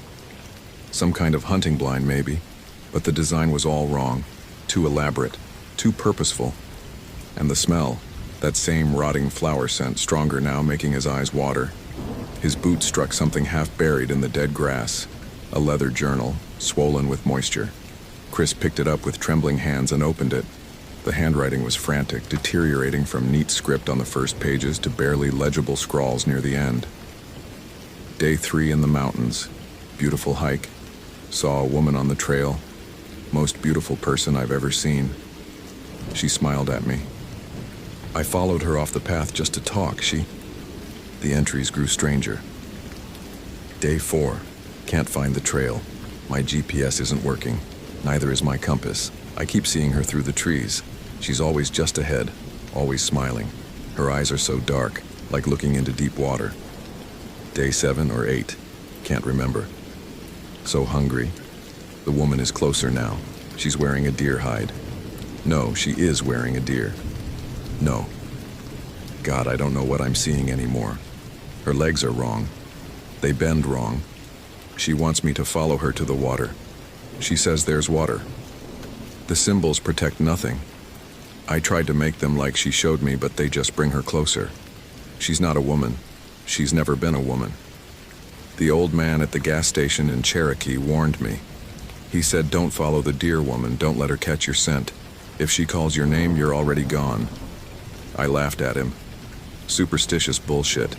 But her hooves on the dead leaves sound like... The entry ended mid-sentence. The remaining pages were covered in those curved symbols, drawn over and over until the paper tore. Chris's hands shook as he closed the journal. Tyler Martinez had written this. The handwriting matched the signature on the missing person report. But Tyler had only been missing for one day. This journal described over a week in the mountains. The fog thickened suddenly, rolling into the clearing like a living thing. Chris spun around, disoriented. Which direction had he come from? The dead grass circle looked the same in every direction, the skull-covered structure leering at him with empty sockets. Then he heard it. Hoofbeats, slow and deliberate, circling the clearing just beyond the fog's edge. Not the quick patter of a startled deer. These were measured, purposeful, accompanied by something else. Something that sounded like a woman humming. "Tyler?"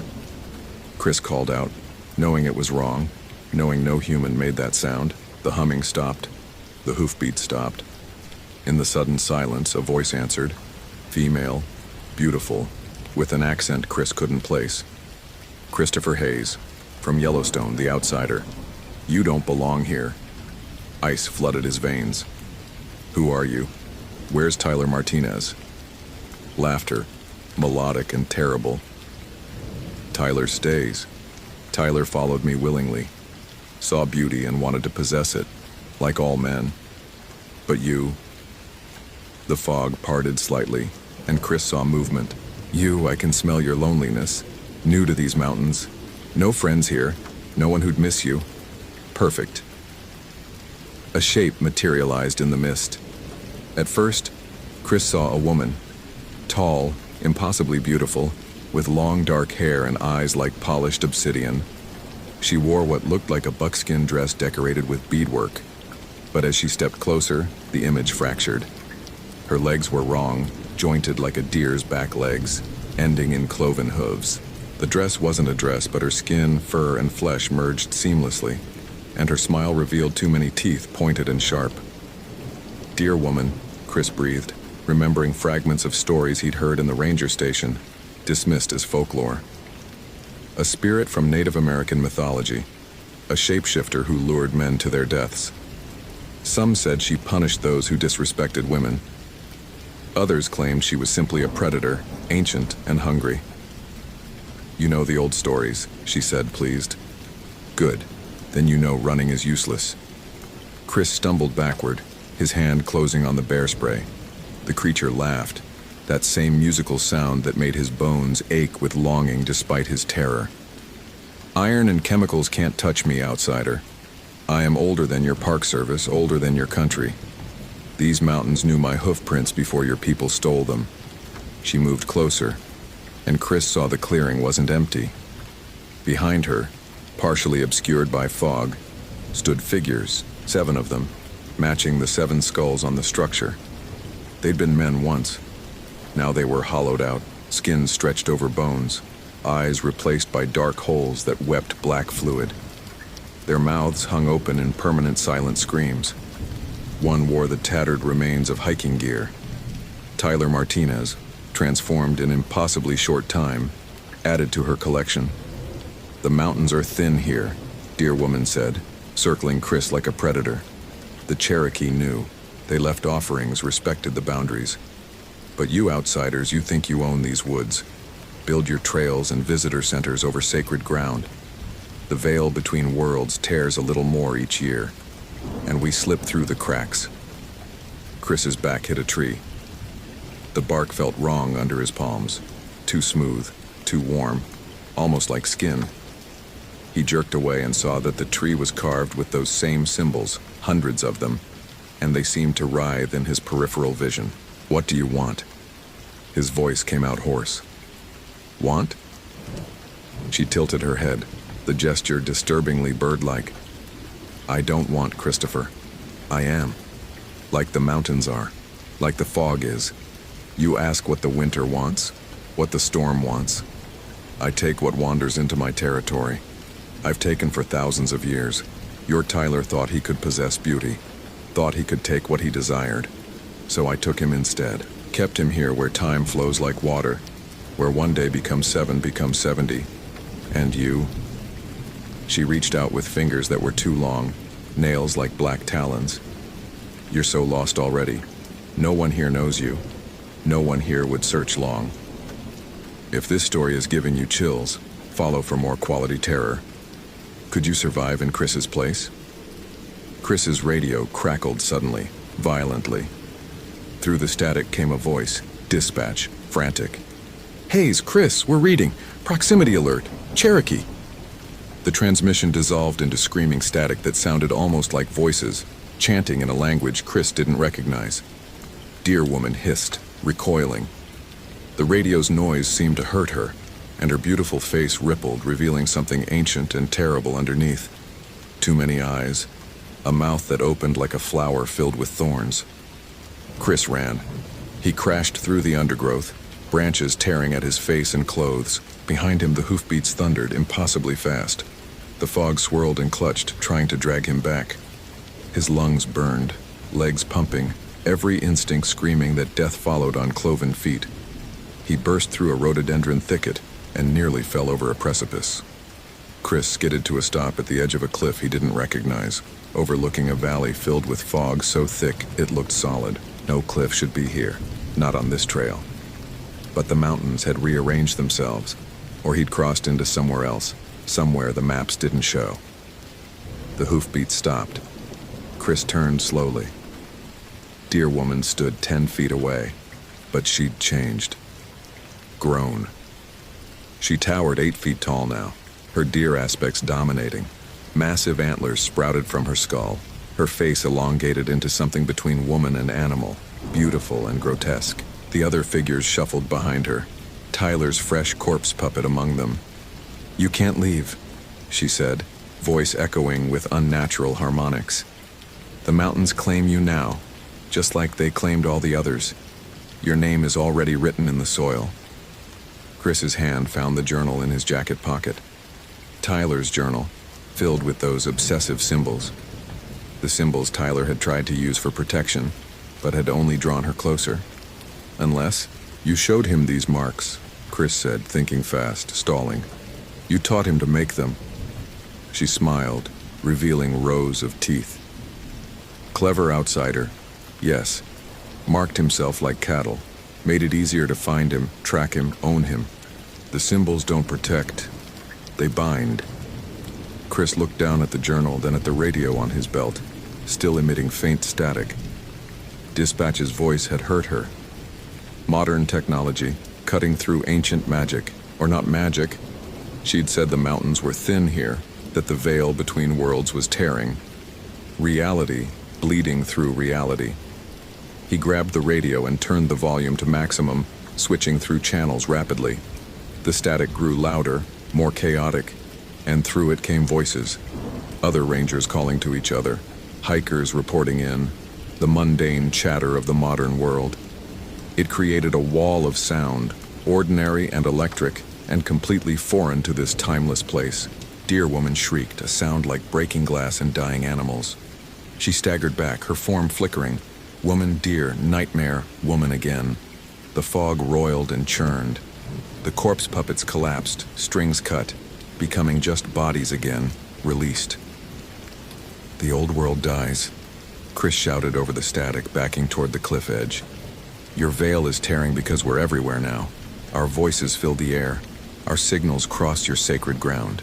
You're not hunting me, you're drowning in modernity. Then I'll drag you down with me. She lunged impossibly fast. Chris jumped. He fell backward off the cliff, and the world inverted. The solid fog caught him, and he wasn't falling but floating, suspended in gray nothing. Around him he saw shapes in the mist, other lost hikers, suspended in time. trapped in the spaces between. Some looked fresh. Others were ancient, dressed in clothes from decades past. All reached toward him with desperate hands. But the radio kept screaming its static prayer, and the fog began to thin. Chris felt himself falling again, truly falling now, and he glimpsed the truth of this place. Not a mystical spirit realm, but a fold in reality itself. A pocket where the normal rules collapsed, where time pooled and predators from older ages could still hunt. He hit solid ground hard, knocking the wind from his lungs. When his vision cleared, Chris lay on the Alum Cave Trail, the maintained, normal, real trail. Above him, the fog was breaking up, revealing patches of blue sky. His radio crackled with normal traffic. "Ranger Hayes, please respond. Chris, are you there?" He grabbed the radio with shaking hands. "I'm here. I found him. Tyler Martinez. He's..." Chris looked back the way he'd come. The forest looked normal now. Just trees and rhododendron. No shifting fog or impossible clearings. But he knew if he went back, if he looked carefully, he'd find a body. Maybe 7 bodies. "Send a recovery team. And dispatch. Don't send them alone. This area, there's something. We know," the voice said quietly. "There's always something. That's why we tried to warn you." Chris made it back to the trailhead as the sun broke through completely, burning away the last of the fog. A team of rangers met him there. Local rangers. People who'd worked these mountains for years. They didn't ask many questions. They just nodded when he tried to explain about the clearing and the symbols and the woman who wasn't a woman. "Dear woman," one old ranger said, a Cherokee man named Tom. "My grandmother warned me about her. Said she walks the old paths, claims those who wander off the trail. Used to be just the disrespectful ones, the ones who came to these mountains to take without giving back. But the veil's been tearing for years now. She's getting desperate, less choosy." He looked at Chris with sad, knowing eyes. "These mountains are dying, Ranger. The old spirits along with them. Makes them dangerous." They found Tyler Martinez's body in the clearing Chris described, though it took 3 rangers with GPS to locate the spot, and they all agreed the area seemed to shift when you weren't looking directly at it. Tyler looked like he'd been dead for weeks, not one day. The autopsy would call it exposure and dehydration, but Chris saw the marks on the body, those same symbols carved into the skin. They found 6 other bodies in the surrounding area, all missing persons from the past decade. The Park Service quietly closed that section of trail for environmental concerns. The media reported a tragic discovery of multiple lost hikers. No one mentioned impossible clearings or women with hooves. Chris requested a transfer back to Yellowstone a week later, but it was denied. "We need people who've seen," his supervisor said. "People who understand what they're really protecting against. You're not an outsider anymore, Chris. You've been marked by these mountains now. They'll remember you." That night, Chris sat in his ranger station cabin and listened to the forest outside. In the distance, impossibly distant but somehow clear, he heard hoofbeats, and under it, like a whisper carried on the wind, a woman's voice humming. The Smokies had claimed part of him after all. He understood now why the other rangers never seemed surprised by the disappearances, why they accepted the mountain's hunger as a fact of life. The veil was tearing, and things were slipping through, and all they could do was try to keep people away from the thin places where reality bent. Chris pulled out Tyler's journal and turned to a blank page. He began to write, documenting everything, knowing it was useless but needing to record it anyway. Maybe the next outsider who came here would find it. Maybe it would save them. Or maybe it would just be one more warning that no one believed until too late. Outside, the hoofbeats faded. But Chris knew she was still there, patient and eternal, waiting for the next person to wander off the trail. The mountains kept their secrets and fed their ancient hunger, and the modern world pressed in, tearing reality a little more each day. Some nights, when the fog rolled thick, Chris thought he could see her watching from the tree line, a beautiful woman with 2 dark eyes, wearing a dress that might be deerskin or might be something else entirely. She never came close, not anymore. But she watched. waited, reminded him that he'd crossed into her world and barely escaped. The mountains had let him go, but they'd never let him forget. And deep in the forest, where the old paths still remembered, 7 skulls decorated a structure made of branches and skin, and the symbols carved into the trees continued to writhe when no one was looking, binding the boundaries between worlds that grew thinner every year. Hope you felt real chills. If you appreciate genuine horror, consider following. Which moment scared you most?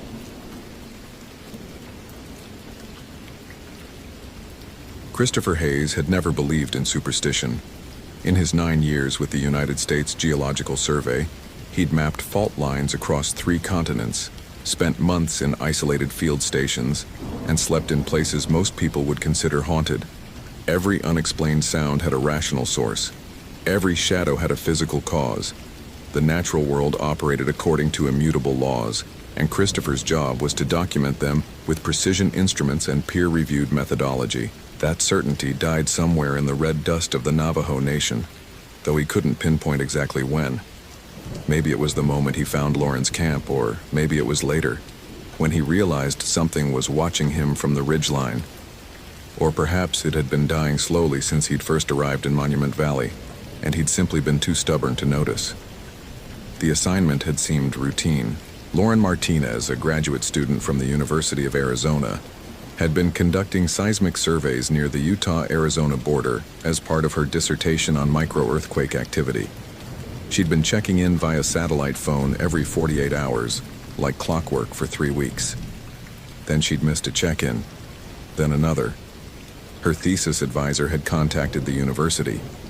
The university had contacted the USGS, and because Christopher was already in Flagstaff reviewing data from the San Francisco Peaks monitoring station, he'd been the logical choice to investigate. He'd driven out on a Tuesday morning in late October, the sky that impossible desert blue that made everything seem clean and simple. His truck kicked up rooster tails of rust-colored dust as he followed the access road past Goulding's Lodge and into the deeper backcountry. Lauren's last known coordinates put her about 15 miles into Navajo land, in a remote valley system the locals called Tsay-Be-Nzizgai, the Valley of the Rocks. Christopher had obtained the necessary permits, loaded his GPS with waypoints, and packed enough supplies for a 3-day search. The first sign that something was wrong came at mile marker 12, where an elderly Navajo man stood beside the road next to a battered pickup. Christopher slowed and rolled down his window. The man didn't smile. He was perhaps 70, wearing a worn denim jacket and a silver bracelet that caught the sunlight. "You going out to Tsay-Be-Nzizgai?" the man asked. His voice was rough, like sandpaper on wood. "Yes, sir. I'm with the USGS. We have a researcher who..." "I know about the girl. She shouldn't have been there." The old man's eyes were dark and unreadable. "Neither should you." Christopher felt a flicker of irritation. He'd dealt with access disputes before, landowners who resented government presence. "I have all the permits," he said, keeping his voice professional. "I'll be respectful of..." "It's not about permits." The man stepped closer to the truck, and Christopher caught the smell of sage smoke clinging to his jacket. "There are old places out there, places where..." He paused, seeming to choose his words carefully. "Where the boundaries are thin.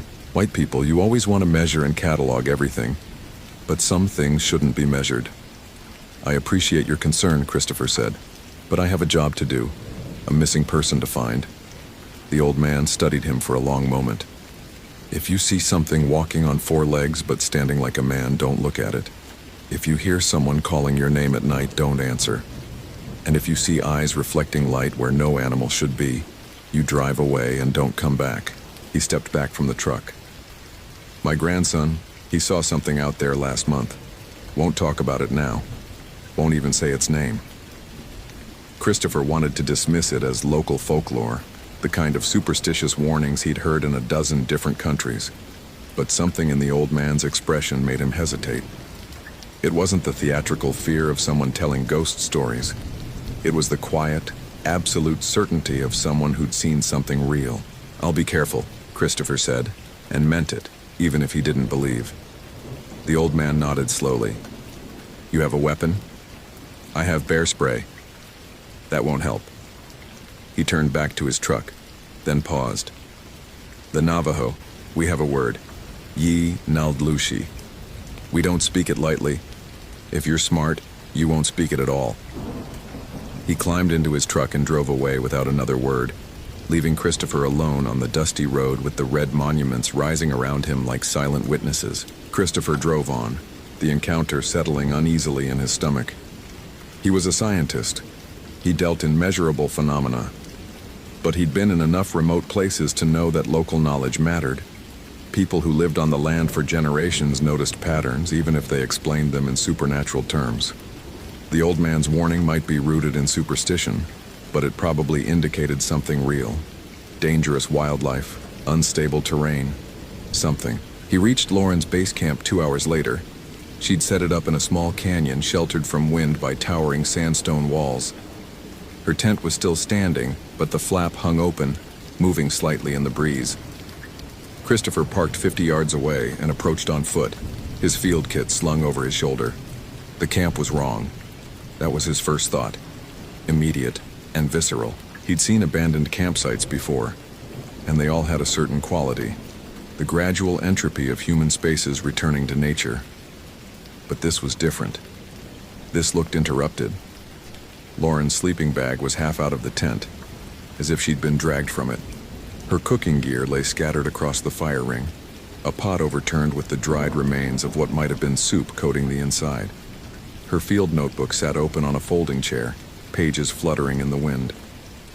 Christopher picked it up carefully, noting the date on the last entry, October 17th, 11 days ago. The handwriting started neat and scientific, typical field observations about seismic readings and geological formations. But as he flipped through the pages, he noticed the entries becoming more erratic.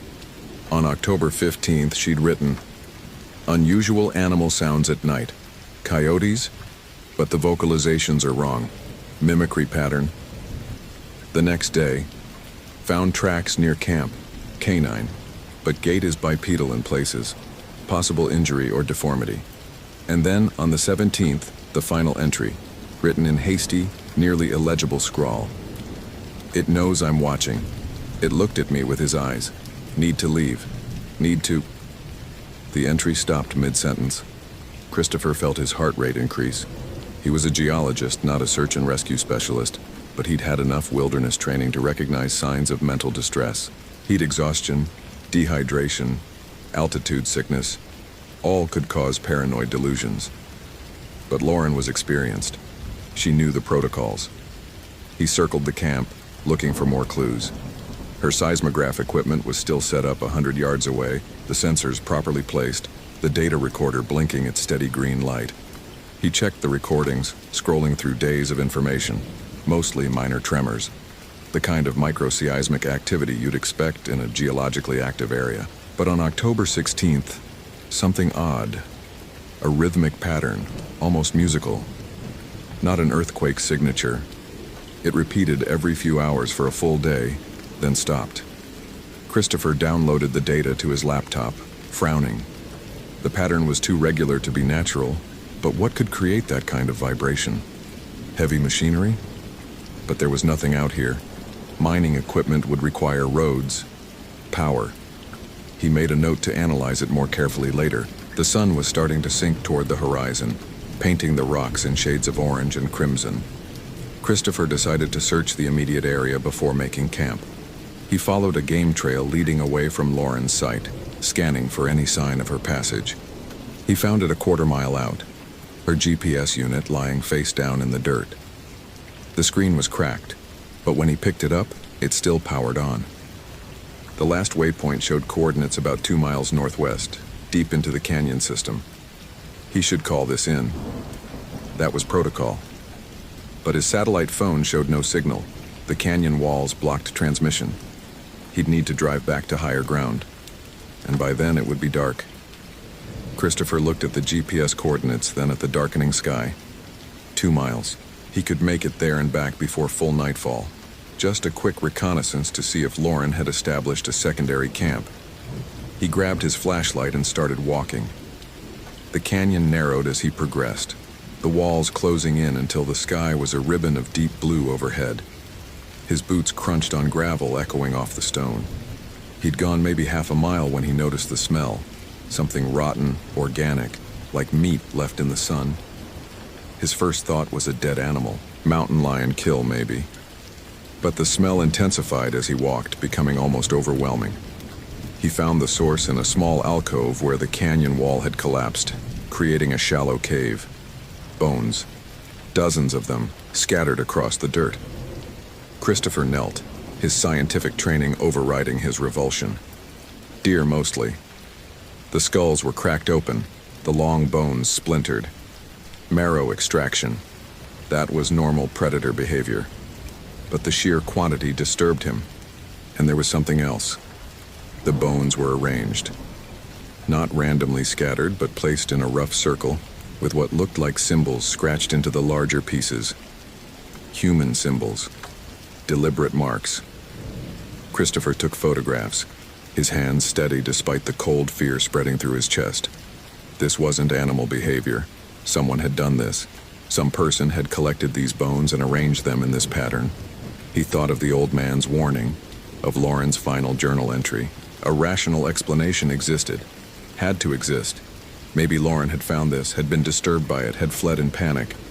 Maybe she'd stumbled, hit her head, was lying injured somewhere ahead. He continued walking, now moving faster, urgency overriding caution. The GPS coordinates were close, just around the next bend. The canyon opened into a small valley, maybe 200 yards across, surrounded by sheer walls. And there, in the center, he saw her tent. A second camp just like the first, but this one was pristine, neat, untouched. Christopher approached slowly. Something was very wrong. Why would Lauren establish a second camp so close to the first? Why had she left the first one in such disarray but kept this one immaculate? He called out her name. His voice echoed off the rocks, came back distorted, and for a moment it sounded like someone else was answering, mimicking his words in a slightly different pitch. The tent was empty. But inside he found her equipment, her laptop, her personal gear, her wallet with her university ID smiling up at him from the photograph. People didn't abandon these things, not willingly. He checked her laptop. It was password protected, but the power light blinked, showing battery charge. She'd been here recently, within the last few days. A sound made him turn. From somewhere in the valley, a voice called, "Christopher." He froze. It was Lauren's voice. He was certain, but it came from the wrong direction, from the canyon wall where nothing could be. And there was something hollow about it, like it was coming from very far away and very close simultaneously. "Lauren?" he called back. "Christopher." The voice repeated his name, but it was changing now, becoming lower, rougher. "Christopher, I need help." Every instinct screamed at him not to respond. He remembered the old man's warning. If you hear someone calling your name at night, don't answer. But it was still afternoon, the sun not yet set, and this was Lauren, his colleague, possibly injured. He moved toward the voice. It came from a narrow cleft in the canyon wall, a crack barely wide enough for a person to squeeze through. "Lauren, where are you?" He shined his flashlight into the darkness. The beam caught something reflective, 2 points of light about 6 feet off the ground. Eyes, but they were too far apart, too high up for a human. And they didn't blink. Christopher stepped back. The rational part of his mind supplied explanations. An animal, a coyote or fox, distorted by perspective. But another part, the part that operated on instinct and pattern recognition, knew he was looking at something wrong. The eyes moved, tracking him, and he heard breathing from the cleft. Deep, wet, like something with damaged lungs. "Christopher." The voice came again, but now it was beside him, to his right, where nothing had been a moment before. He spun, bringing his flashlight around, and caught a glimpse of something that made his mind stutter.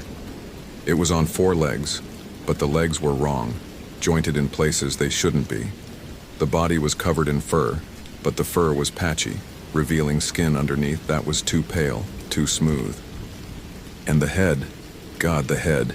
It turned toward him, and the face was almost human, but the mouth opened too wide, showing too many teeth.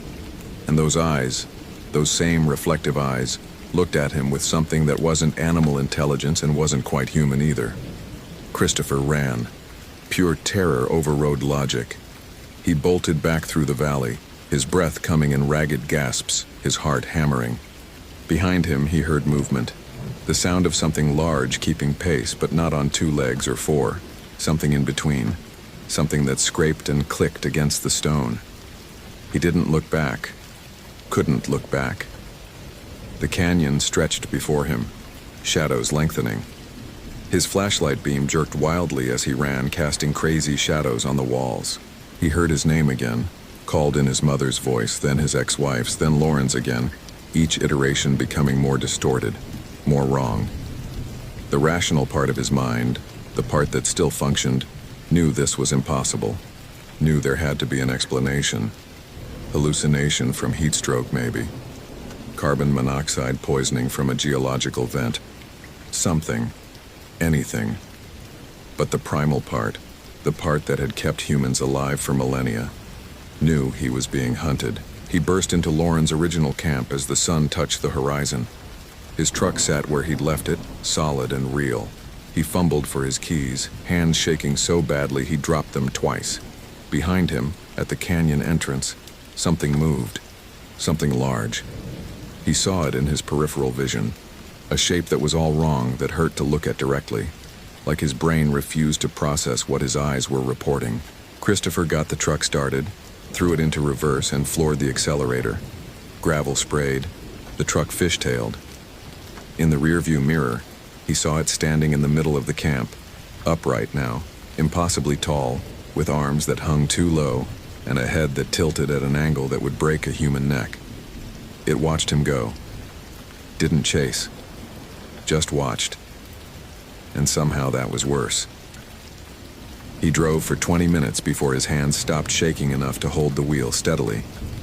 The sun had set, and his headlights carved a tunnel through the darkness. He tried to organize his thoughts, to apply scientific method to what he'd seen. Rule out the impossible. What remained, however improbable, must be the truth. But he couldn't rule out anything. He'd seen it. The thing in the canyon. Whatever it was. His phone finally found signal when he reached the main road. He pulled over, his hands still trembling, and dialed the local sheriff's office. The dispatcher listened to his report. Missing person, abandoned camp, urgent search needed, without comment. But when he mentioned the location, she went quiet. Sebi Nzizgai, she said finally. You were at Sebi Nzizgai. Yes, we need search and rescue out there immediately. Lauren Martinez, she... Sir, I'm going to transfer you to Officer Begay. Don't hang up. The line clicked. Christopher waited, watching the darkness beyond his headlights. Something about the way she'd said the place name made his stomach twist. That same quiet certainty he'd heard in the old man's voice. This is Officer Begay. The new voice was younger, professional. You reported a missing person? Christopher gave him the details, trying to keep his voice steady, trying not to sound crazy. He didn't mention what he'd seen. Not yet. Just the facts. Lauren's camp, the scattered equipment, the abandoned secondary site. And you searched how far into the canyon system? Begay asked. Maybe 2 miles. I found her second camp, but she wasn't there. I heard... He paused. How to explain without sounding insane? I heard sounds.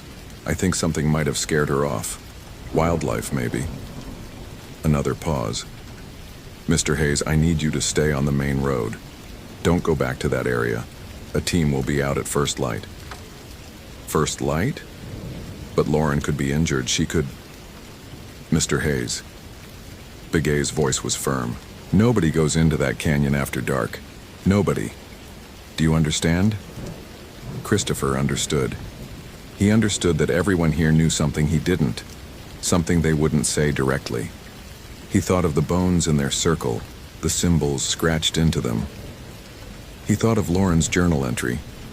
It looked at me with his eyes. "What's out there?" he asked quietly. The silence stretched so long he thought Begay had hung up. Then, "My grandfather, he's a Hatawi, a medicine man. He told me once that some knowledge is dangerous, that speaking certain words can draw attention. The old ways, they're not superstition, Mr. Hayes. They're survival." Another pause. "Stay on the main road. We'll call you with an update." The line went dead. Christopher sat in his truck, the engine running, the heater blowing warm air that did nothing for the cold in his bones. His laptop was in the back seat. He pulled it out, opened the seismic data he'd downloaded from Lauren's equipment. That strange rhythmic pattern on October 16th. He isolated it, ran it through analysis software. The frequency was wrong for geological activity. It was too complex, too structured. He ran a spectrographic analysis, and his breath caught. The pattern, when visualized, looked almost like speech, like syllables. He enhanced it, filtered out noise, and played it back through his speakers. A voice emerged from the static. Low, inhuman, speaking in a language he didn't recognize. But underneath it, barely audible, he heard Lauren screaming. Christopher closed the laptop with shaking hands. He should drive to the nearest town, should get somewhere with people and lights and locked doors. But he couldn't move. His mind kept circling back to what he'd seen, trying to fit it into his understanding of reality. Every explanation failed. Hallucination, but the recordings were real. Mass hysteria. But he was alone. Unknown predator. But nothing moved like that. Nothing looked like that. He pulled out his phone and searched for information about the area. The results were sparse.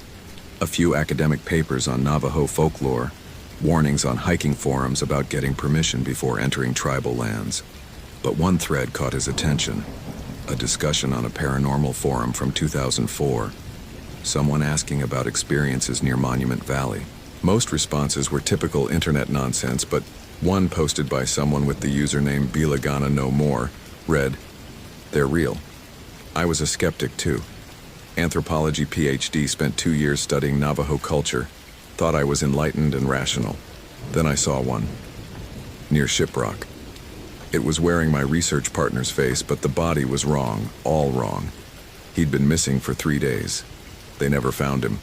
I left academia. Some things aren't meant to be studied. Some things study back." Christopher put down his phone. His hands were shaking again. He was a scientist. He'd built his entire worldview on empirical evidence, reproducible results, peer review. But here, in the darkness of the Navajo Nation, all his certainty was crumbling. He'd seen something. The recordings proved something had been there. Lauren's camp proved something had happened. The question wasn't whether something supernatural existed. The question was what he was going to do about it. He started the truck and drove toward Goulding's lodge. He'd wait for the search team. He'd provide his evidence. He'd help find Lauren, if she could be found. But he wouldn't go back into that canyon. Not at night. Not ever, if he could help it. The roads were empty, his headlights the only source of light in the vast darkness. He drove fast, watching his mirrors, telling himself nothing was following. But twice he thought he saw something in the distance, a shape moving parallel to the road, too fast to be human, too large to be any animal he knew. He reached the lodge just after 9 p.m. The parking lot was nearly empty. He got a room, locked the door, checked the lock twice, then checked it again. His room was on the second floor. He left the lights on, pulled the curtains closed, and sat on the bed with his laptop open, reviewing the data again and again, trying to find a rational explanation that his mind would accept. Sleep didn't come. Every sound made him jump. The wind against the window, footsteps in the hallway, the ice machine cycling on. At 2 a.m. he heard something scratch at his door, soft, deliberate, like fingernails on wood. He held his breath, staring at the door. The scratching continued for maybe 30 seconds, then stopped. He waited for an hour before he dared look through the peephole. The hallway was empty. At dawn, his phone rang. Officer Begay. The search team had entered the canyon at first light. They'd found Lauren's camps, they'd found her equipment, but they'd found no sign of Lauren herself. No tracks leading out, no blood, no disturbance beyond what Christopher had already reported. It was as if she'd simply vanished. "We're expanding the search," Begay said. "But Mr. Hayes, I need to ask you something. When you were out there, did you see anything unusual?" Christopher thought of the thing in the valley, the impossible proportions, the wrong movements. He thought of the voice mimicking Lauren, calling his name. He thought of his entire education, his career, his commitment to rational thought. "Yes," he said quietly. "I saw something." "Describe it." Christopher did, expecting skepticism, expecting to be dismissed as unreliable. But Begay just listened. When Christopher finished, there was a long pause. "You should leave the area," Begay said finally. "Today. Go back to Flagstaff. File your report with the USGS. Let them know the location is compromised." "What about Lauren?" "Mr. Hayes, if what you saw is what I think you saw, Lauren's been gone for 11 days. If she was taken into the old ways, into those places where the boundaries are thin," Begay sighed. "We'll keep searching. But you should go, and you should probably talk to someone about what you saw. Not a therapist. Someone who understands." "Understands what?" "That the world is bigger and stranger than what your science can measure. My grandfather, I can give you his number. He's helped people before. People who've seen things they shouldn't have." Christopher took the number, thanked him, and hung up. He sat on the edge of his bed, watching the sunrise paint the monuments outside his window. Beautiful and terrible. He'd come here to find a missing person using grid searches and GPS coordinates and rational methodology. Instead, he'd found the edge of his understanding, the place where certainty ended and something older began. His laptop still showed the seismic data, the voice in the frequencies. He'd submit it to the USGS. They'd analyze it, find some explanation. Seismic anomaly, equipment malfunction, atmospheric conditions. They'd file it away, and Lauren would become another missing person statistic, another unsolved case. But Christopher knew the truth, and that knowing had changed him in some fundamental way. He could feel it, like a crack in foundation, spreading slowly. He wasn't sure if he believed in Yi-Nald Lushi, in skinwalkers and Navajo witchcraft, but he believed in what he'd seen, and he believed that the old man had been right. Some things shouldn't be measured. Some places demanded respect, not investigation. He packed his equipment, checked out of the lodge, and drove back toward Flagstaff. The October sun was bright, the sky impossibly clear, but he kept checking his rearview mirror, kept watching the rocks for shapes that moved wrong. And that night, in his apartment 200 miles away, when he finally tried to sleep, he dreamed of Lauren calling his name in a voice that wasn't quite hers anymore, from a place that wasn't quite part of the world he knew. The USGS closed the investigation 3 weeks later. Insufficient evidence to continue. Lauren Martinez was officially listed as missing, presumed dead from exposure or accident. Christopher filed his report, omitting the parts he knew no one would believe. He requested a transfer, got assigned to a monitoring station in Southern California, about as far from the desert as he could get while staying in the same state. But sometimes, late at night, his phone would ring with no number displayed.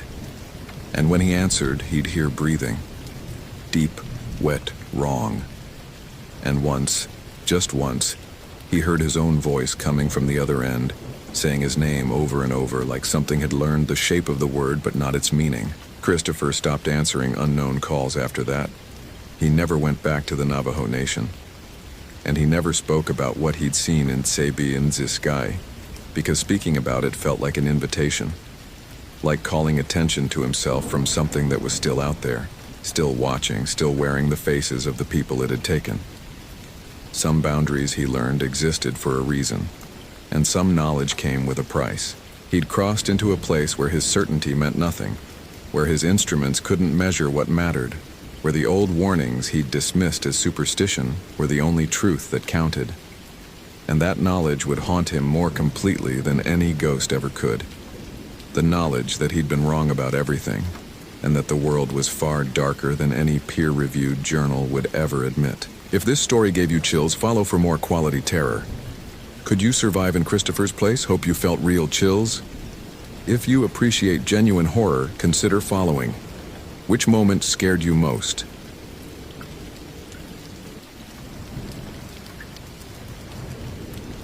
The satellite phone crackled at 6:47 a.m., pulling David Harrington from a sleep that had never quite arrived. His hand found the device in the dark, muscle memory from 12 years as a ranger superseding the fog of exhaustion that had become his permanent state. Ranger Harrington. His voice came out steady, professional. Nobody needed to know he'd been lying awake for the past 4 hours, watching shadows crawl across his cabin ceiling. David, it's Linda. The dispatch coordinator's voice carried an edge he recognized immediately. We've got a missing hiker, 24-year-old female, solo backpacker. Last check-in was yesterday at 3 p.m. from the Hoh River Trail, mile marker 7. She was supposed to meet her boyfriend at the visitor center last night, never showed. David was already moving, feet finding his boots in the darkness. Name? Emily Whitmore, from Portland, experienced hiker. Had all the right gear according to her permit application. Her boyfriend's pretty shaken up. Says it's not like her to miss a check-in. Weather? David asked, though he already knew. The mist had been thick as wool for 3 days now, the kind of fog that turned the forest into something primordial and unknowable. Visibility under 50 feet. Temperature dropped to 42 overnight. Front moving in this afternoon. They're calling for heavy rain by evening. David's jaw tightened. The Hoh River Trail. Of course it was the Hoh River Trail. I'm heading out in 15, he said, ending the call before Linda could say anything else, before she could mention what they both knew. 5 years ago, David had gone into that same stretch of forest and come back different. Changed. The official report had been clinical. Exposure, dehydration, temporary confusion. What the report hadn't captured was the 3 days David couldn't account for. The gaps in his memory that felt less like forgetting, and more like something had been surgically removed from his mind. He dressed in the dark. Base layers, uniform, waterproof shell. The motions were automatic, giving his hands something to do while his mind circled the inevitable. His fingers trembled slightly as he laced his boots. Not from cold, but from the feeling that had been building in his chest since the phone rang. Recognition, dread, something that felt uncomfortably like anticipation. The trailhead parking lot held only 2 vehicles when David arrived. Emily's silver Honda CR-V and a newer pickup truck that probably belonged to the boyfriend. A young man in his late 20s stood beside the truck, arms wrapped around himself despite the jacket he wore. His eyes were red-rimmed. Are you the ranger? The boyfriend stepped forward, desperation making his movements jerky. I'm Ryan Chen. We've been together 2 years. She wouldn't just disappear. She's careful. She always checks in. I need you to tell me exactly what she said in her last message, David interrupted gently. He'd learned years ago that letting worried relatives spiral only wasted time. Ryan pulled out his phone with shaking hands. She texted at 3:14 p.m. Said she'd made it to the junction, was going to push another 2 miles to the campsite near the river bend. Said the fog was getting thick, but she had her headlamp and GPS. That was it. When she didn't show up at 6, I drove to the visitor center. Waited until midnight, then I called you guys. David studied the message on the screen. The timestamp. The casual tone. Nothing that screamed distress, but something about it made his skin prickle, made the old scars on his psyche ache like phantom limbs. I'm going in now, David said. Cell service is non-existent out there, but I've got satellite. I'll update dispatch every 2 hours. Can I come with you? Ryan asked, though his face suggested he already knew the answer. Best thing you can do is wait here. If she comes back on her own, someone needs to be here. David softened his voice. I've been doing this a long time, Ryan. I'll find her. The lie tasted familiar on his tongue. The Hoh River Trail swallowed David within minutes of leaving the trailhead. The forest here was ancient, overwhelming. Sitka spruce and western hemlock rising like cathedral columns, their trunks wrapped in moss so thick it absorbed sound. The fog reduced the world to gradations of green and gray, distance becoming meaningless. David moved with the efficiency of someone who'd walked these paths hundreds of times, his eyes cataloging everything: broken branches, disturbed soil, the faint depression of boot treads in the soft earth. Emily's prints were clear enough at first: size 7 women's hiking boots, probably Salomon's based on the tread pattern. She'd been moving at a good pace, confident strides, no hesitation. But as he passed mile marker 6, something changed. The forest grew quieter, not silent. That would have been natural enough in the fog, but quiet in a way that felt intentional, as if the normal sounds of birds and insects had been carefully extracted from the air. David's hand found the canister of bear spray on his belt, though he knew instinctively that whatever waited out here had never feared pepper spray. Emily's tracks became erratic around mile marker 7. She'd stopped several times, stood in place, turned in circles. David crouched, examining the prints with his flashlight. The soil here was churned up, chaotic. She'd been disoriented, probably walking in loops. Classic signs of someone caught in the fog, their sense of direction failing them. Except Emily was experienced, and her GPS should have kept her on track. David straightened, his breath visible in the cold air. The temperature had dropped at least 10 degrees in the past hour, though the fog should have insulated the forest floor. His radio crackled with static when he tried to check in with dispatch. Not unusual in the thick timber, but the interference sounded wrong somehow. Musical, almost. Like voices layered over each other, speaking in harmonics his ears couldn't quite parse. He was about to move on when he saw it. A piece of fabric snagged on a low branch about 20 feet off the trail. Bright orange, the color of Emily's jacket in her permit photo. David approached carefully, his boots sinking into moss that grew impossibly thick here. The fabric was torn, not cut. She'd run through here, moving fast, not watching where she was going, running from something or toward something.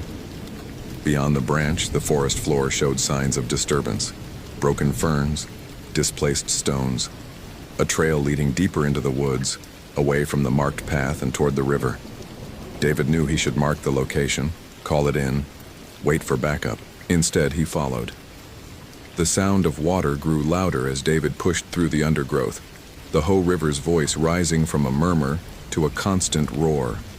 The fog lifted slightly near the water, revealing a landscape that seemed to exist outside of normal time.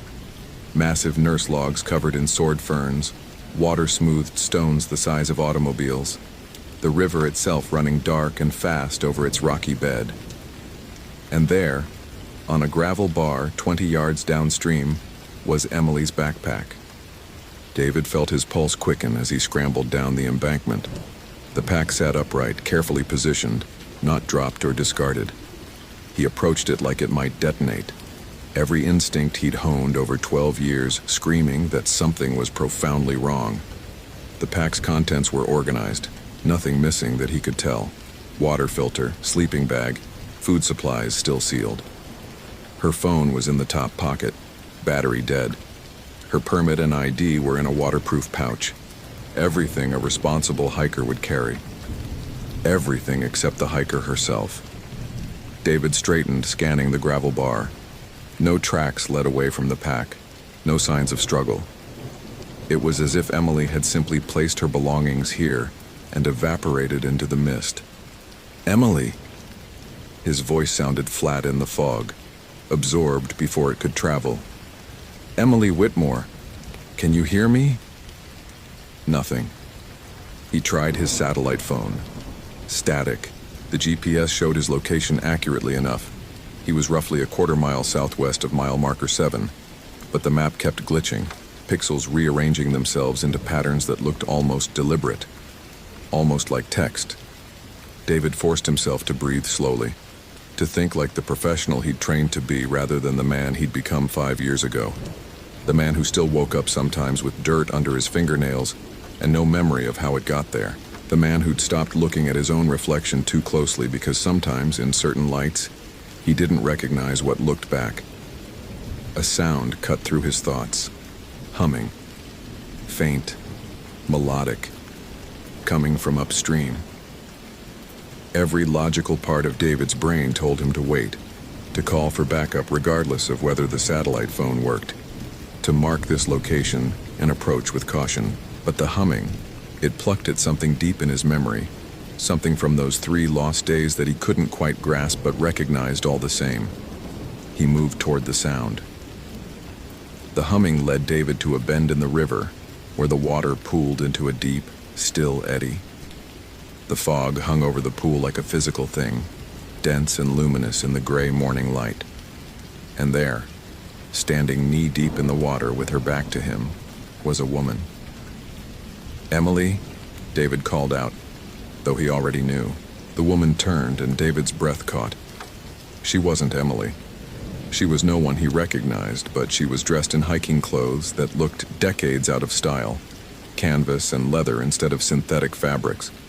Her face was pale, unmarked by any expression David could read. And her eyes held an emptiness that David remembered, not from seeing it in someone else, but from feeling it in himself. "You came back," the woman said. Her voice had the same musical quality as the static on his radio. "I've been waiting." David's hand moved to his bear spray, though he knew it wouldn't help. Nothing helped against what this was, what she was. "Where's Emily?" he managed. The woman tilted her head, studying him with those empty eyes. "Where were you, David, for those 3 days? Do you remember yet?" The question hit him like a physical blow, because no, he didn't remember. But standing here looking at this woman who couldn't exist, pieces were starting to surface, fragments of memory that felt like they belonged to someone else. Water, cold beyond comprehension, darkness that pressed in from all sides, and a voice, this voice, asking him to make a choice. "You let me go," David said slowly, the words forming before he knew what he was saying. "5 years ago, you had me and you let me go." The woman smiled, though it didn't reach her eyes.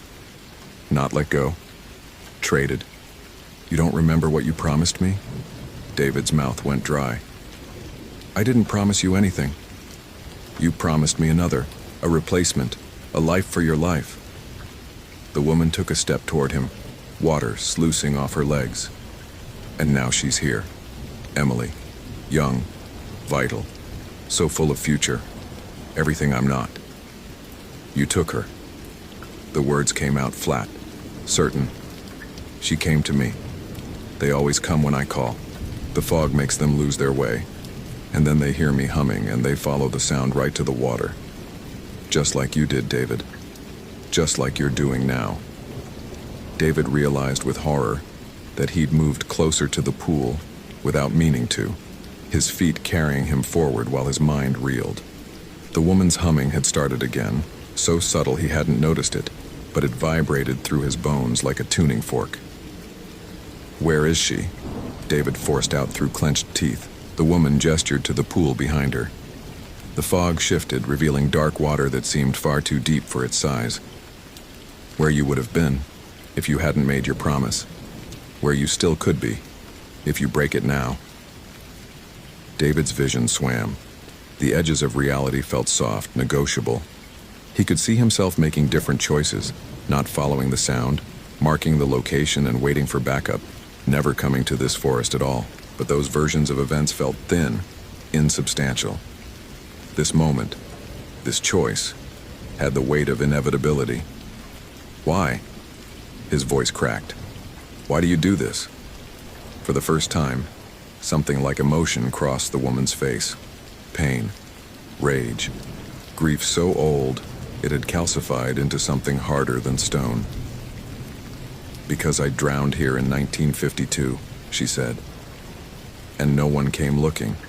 Because I screamed for help, and the forest swallowed the sound. Because I was 19 years old and I had a whole life ahead of me, and it was taken away in 4 minutes of cold water and panic. Because it's not fair, David. It's not fair that I'm gone and the world kept turning. So I make it fair. I take what was taken from me, again and again and again. David understood then, really understood what he was dealing with. Not a ghost in the Hollywood sense, not some transparent figure moaning about unfinished business. This was something that had been human once and had been twisted by injustice and isolation into something that could only perpetuate its own suffering. "Emily didn't wrong you," David said quietly. "Neither did you. Neither did any of them." The woman's smile was bitter. "But that doesn't matter, does it? Fair isn't about who deserves what. It's about balance. And the scales have been tipped against me for 73 years. Let her go. Give yourself instead." The offer hung in the air between them. David could feel its terrible logic, the symmetry of it. One life for another. The promise he'd made 5 years ago, that he couldn't remember making but knew in his marrow was real. Finally coming due. He thought about Ryan waiting in the parking lot. About Emily's family who would spend the rest of their lives wondering what happened. About all the search teams and investigations and unsolved mysteries that fed this forest's dark reputation. He thought about the man he'd been before those 3 lost days, and the man he'd become after. The insomnia. The nightmares that weren't quite dreams. The feeling that he'd left something essential behind in these woods, and had been walking around incomplete ever since. Maybe this was just bringing him back to where he belonged. "If I do this," David said slowly, "you let her go. You release her completely. No tricks, no conditions. She walks out of here alive and whole." The woman studied him for a long moment. Then she nodded. "Yes. But you have to come willingly. You have to walk into the water yourself." David's hands were shaking as he removed his radio, his phone, his ranger badge. He placed them carefully on a rock, forming a small pile that someone might eventually find and understand. A cairn marking where David Harrington had finally paid his debt. He took a step toward the pool. The water was impossibly cold, even through his boots. Another step. The current pulled at his ankles, eager. Another step. The woman watched him with those empty eyes, and David could see himself reflected in them. Not as he was, but as he would be. Hollow. Endless. Hungry for what had been stolen. He was waist deep when he heard it. A voice, faint but distinct, calling from somewhere upstream. "Help! Please! Someone help!" David froze. The woman's expression shifted, something like panic flickering across her features. "That's not possible," she whispered. "She's already—" "Help!" The voice came again, clearer now. Emily's voice. Alive. Terrified. But alive. David turned back toward shore, and the woman lunged forward with a shriek that was no longer even remotely human. He threw himself backward, the current catching him, pulling him under. The cold was absolute, crushing, and for a moment he was back in those 3 lost days, drowning in darkness, feeling himself dissolve into nothing. But this time, he fought. If this story is holding your attention, follow for more quality content. What would you do in David's situation? Share your thoughts. David's head broke the surface 10 yards downstream, his lungs burning as he gasped for air. The woman was still in the pool, screaming, her form flickering between solid and translucent. The humming had become a shriek, atonal and ragged. He hauled himself onto the gravel bar, coughing up river water, his body numb with cold. The voice was still calling. Emily. Definitely Emily. And David forced himself to his feet, stumbling upstream toward the sound. He found her wedged between 2 fallen logs, half submerged, her leg twisted at an angle that made David's stomach turn. But she was breathing, conscious. Her eyes widened when she saw him. "Thank God," she gasped. "I fell. Yesterday, I think. I don't know. I keep losing time. There was a woman, she was humming, and I followed the sound, and then I slipped, and..." She stopped, seeing something in David's expression. "What's wrong?" David looked back toward the pool. The woman stood at its edge now, no longer in the water, watching them. The rage on her face was terrible, but beneath it was something else. Something that might have been grief. "You can't have her," David called out, his voice hoarse. "The deal's off. I'm not trading anything. You promised. I promised under duress 5 years ago when I was drowning and didn't know what I was agreeing to. That's not a promise. That's coercion. The woman's form flickered again, less solid now. Then I'll take you both. No. David moved to stand between Emily and the pool, though he had no idea what he could actually do to stop a vengeful spirit. You can't, because that's not about balance or fairness. That's just murder, and whatever you were when you were alive, you weren't a murderer. I saw it in your eyes. You were just a kid who drowned, who wanted to live. The woman stared at him, and for a moment David saw past the rage to the girl she'd been. 19 years old in 1952. Probably came to this forest for the same reason people still did. To feel small against something vast and ancient. To find peace in the green silence. She just found something else instead. I'm sorry, David said quietly. I'm sorry no one came for you. I'm sorry you've been alone here for 73 years, but taking others won't fix that. It just spreads the suffering. Keeps spreading it. Forever. What else is there for me? The woman's voice was small now, almost childlike. I'm trapped here. In the moment I died. I can't move forward. Can't move back.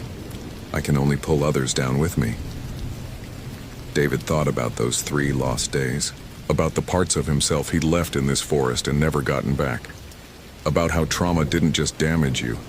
It tried to replicate itself, spreading like an infection to everyone you touched. Let it end with you, he said. Let me help you move on. Really move on. Not this. He gestured at the pool, the fog, the ancient green silence. But whatever comes next. How? The woman looked lost, desperate. I don't know how. David realized he'd been approaching this all wrong. This wasn't an exorcism or a confrontation, it was a rescue. It had always been a rescue. Tell me your name, he said gently. The woman blinked, surprised. Catherine. Catherine Reeves. Catherine, I'm David, and I'm going to help you, okay? Not by drowning, not by trading lives. I'm just going to stay here with you until you're ready to let go. What if I'm never ready? Then I'll keep coming back, every day if I have to. You won't be alone anymore. Something in Catherine's expression cracked. The rage drained away, leaving only exhaustion and a loneliness so profound, it made David's chest ache. She looked at Emily, still wedged between the logs, then back at David. Help her first, Catherine said quietly. Get her out. Then come back for me, if you really mean it. I mean it. Catherine nodded slowly. Then she turned and walked back into the pool, submerging without a ripple, disappearing into the dark water. The fog began to lift. David got Emily to the trailhead by early afternoon. Her leg was fractured but stable, and she was coherent enough to walk with support. Ryan nearly collapsed when he saw them emerge from the forest, and David had to grip the young man's shoulder to keep him upright. She's okay, David said. Broken leg, dehydration, hypothermia, but she's okay. The rescue team arrived 20 minutes later, and David watched as they loaded Emily into the ambulance. She caught his eye before the doors closed, something unspoken passing between them. She'd heard the humming too. Followed it. She would spend the rest of her life wondering what really happened in those woods, and David couldn't give her answers that would satisfy. Some experiences didn't translate into language. Linda found David in his cabin that evening, sitting in the dark with a mug of coffee he hadn't touched. Hell of a rescue, she said, leaning against the doorframe. Girl's going to be fine. Already talking to her family, giving statements, says she doesn't remember much after she fell, just bits and pieces. Lucky you found her when you did. Yeah, David said. Lucky. Linda was quiet for a moment. Then, you going back out there? Tomorrow. I promised someone I'd check on something. David! I know what it sounds like, but I need to do this. Linda sighed. Okay. But take someone with you, Richards or Martinez. Don't go alone. I won't. It was a lie. They both knew it was a lie. But Linda left anyway because some things you had to let people do. even when you knew they were walking toward something you couldn't see or understand. David returned to the Ho River at dawn the next day, moving through the forest with the certainty of someone following a map only he could read. The pool was still there, the water dark and quiet. Catherine stood at its edge, waiting. "You came back," she said. There was wonder in her voice. "I said I would." They stood together in the gray morning light and David began to talk. He told her about the world she'd missed, the decades that had passed, the way things had changed. He told her about his own life, his own losses. He told her about Emily, safe now, recovering in a hospital where people would care for her. He came back the next day, and the next, and the next. Sometimes Catherine talked, sharing fragments of who she'd been before the water took her. Sometimes she just listened, but slowly, gradually, her form became less solid, more translucent. The rage in her eyes faded, replaced by something that looked almost like peace. On the 7th day, she didn't appear at all. David waited for an hour, then 2. The pool remained empty, the water reflecting only trees and sky. The humming that had haunted this stretch of forest for 73 years was finally silent. David placed a small stone marker on the shore. Nothing official, just a smooth river rock with CR scratched into its surface. A cairn for a girl who died alone and had finally been seen. As he walked back to the trailhead, the forest felt different, lighter somehow. The fog was just fog again, the silence just silence. Catherine Reeves had moved on, and the debt that David couldn't remember incurring had been paid. Not with another life, but with witness and companionship and the simple act of staying. He thought he could probably sleep tonight. Really sleep, for the first time in 5 years. It was a start. Thank you for reading to the end. If you enjoyed this narrative, consider following for more compelling stories. What's your interpretation of what David experienced?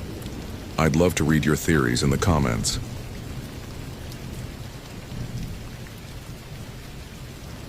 The radio crackled to life at 6:53 a.m., pulling Daniel Reeves from his 3rd cup of coffee. He'd been awake since 4, same as every morning for the past 8 months. Sleep had become something other people did. Ranger Station 3, this is dispatch. We have a situation. Daniel recognized the tightness in Sarah Chen's voice. In 5 years of working dispatch, she never sounded like that unless it was serious. Go ahead, dispatch. Missing hiker, 28-year-old female, Emily Patterson, solo camper, reported overdue by her sister. Last known location, Ancient Grove Trail, mile marker 7. Camp was found intact this morning by early hikers, but no sign of the occupant. Her vehicle's still at the trailhead. Daniel felt something cold settle in his chest. Not fear, exactly. Recognition, maybe. Ancient Grove. Of course it was Ancient Grove. Equipment status?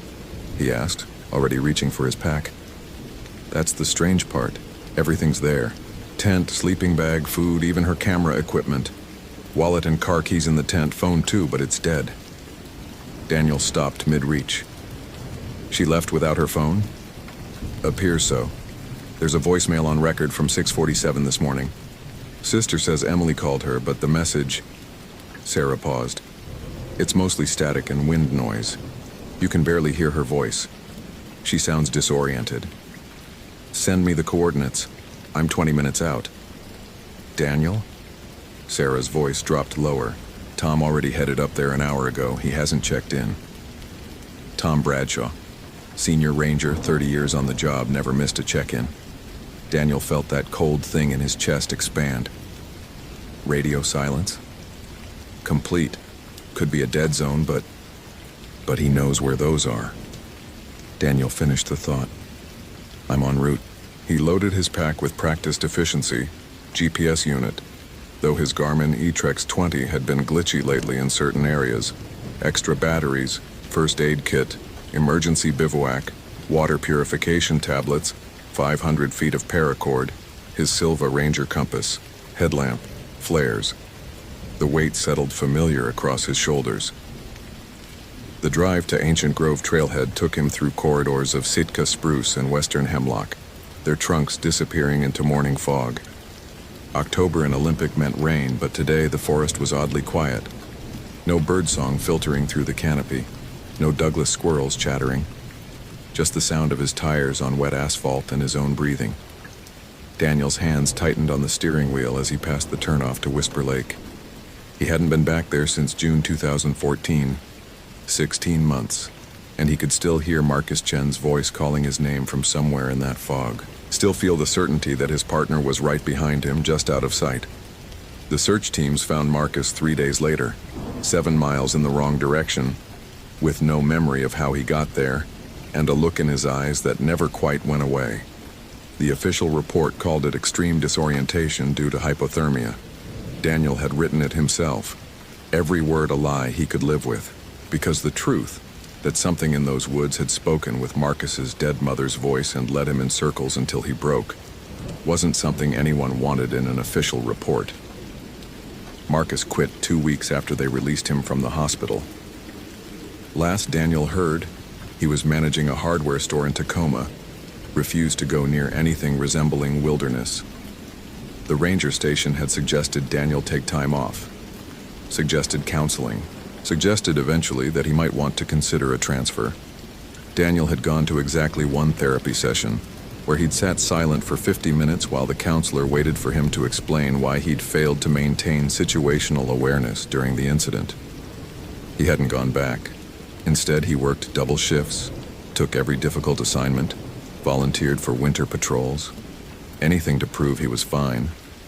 Anything to avoid the quiet of his own apartment, where the sounds of the forest seemed to follow him. Emily Patterson's Subaru Outback sat alone in the gravel lot, license plate confirming the details. Daniel parked beside it and checked his gear one more time. The temperature read 42 degrees, but stepping out of his truck felt like walking into a walk-in freezer. His breath plumed white, visible in a way it shouldn't be at this temperature. Tom's vehicle wasn't there. Odd. Sarah said he'd come up here. Daniel keyed his radio. "Dispatch, this is Reeves. I'm at Ancient Grove Trailhead. No sign of Bradshaw's vehicle." Static answered him. He tried again. Nothing. He checked his phone. No signal, which was normal for this area. The GPS unit powered on, found his location immediately. 2,847 feet elevation, coordinates 47.8622 degree N, 123.9847 degree W.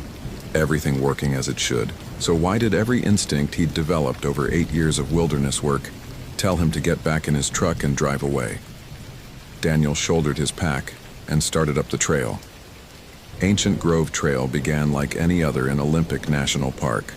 Well-maintained switchbacks through dense understory, trail markers every quarter mile, packed earth worn smooth by thousands of boots.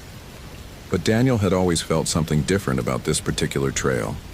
The trees here were older, the silence deeper. Local Quinault elders refused to harvest timber from this area, though none of them would explain exactly why to the Park Service. At mile marker 2, Daniel found Tom's first flag, a strip of orange surveyor's tape tied to a vine maple, standard protocol for marking your path. The knot was Tom's distinctive double hitch. Relief flickered briefly. At mile marker 3, Daniel found another flag, then another at 3.4 miles. Then 2 more within 100 yards of each other. Tom was marking his path too frequently. That wasn't protocol, that was nerves. The trail steepened, weaving between massive western red cedars that had been seedlings when Columbus landed in the Americas. Their bark hung in vertical strips like tattered curtains. Rain had started, soft and persistent, though the canopy was so thick overhead that only occasional drops found their way down.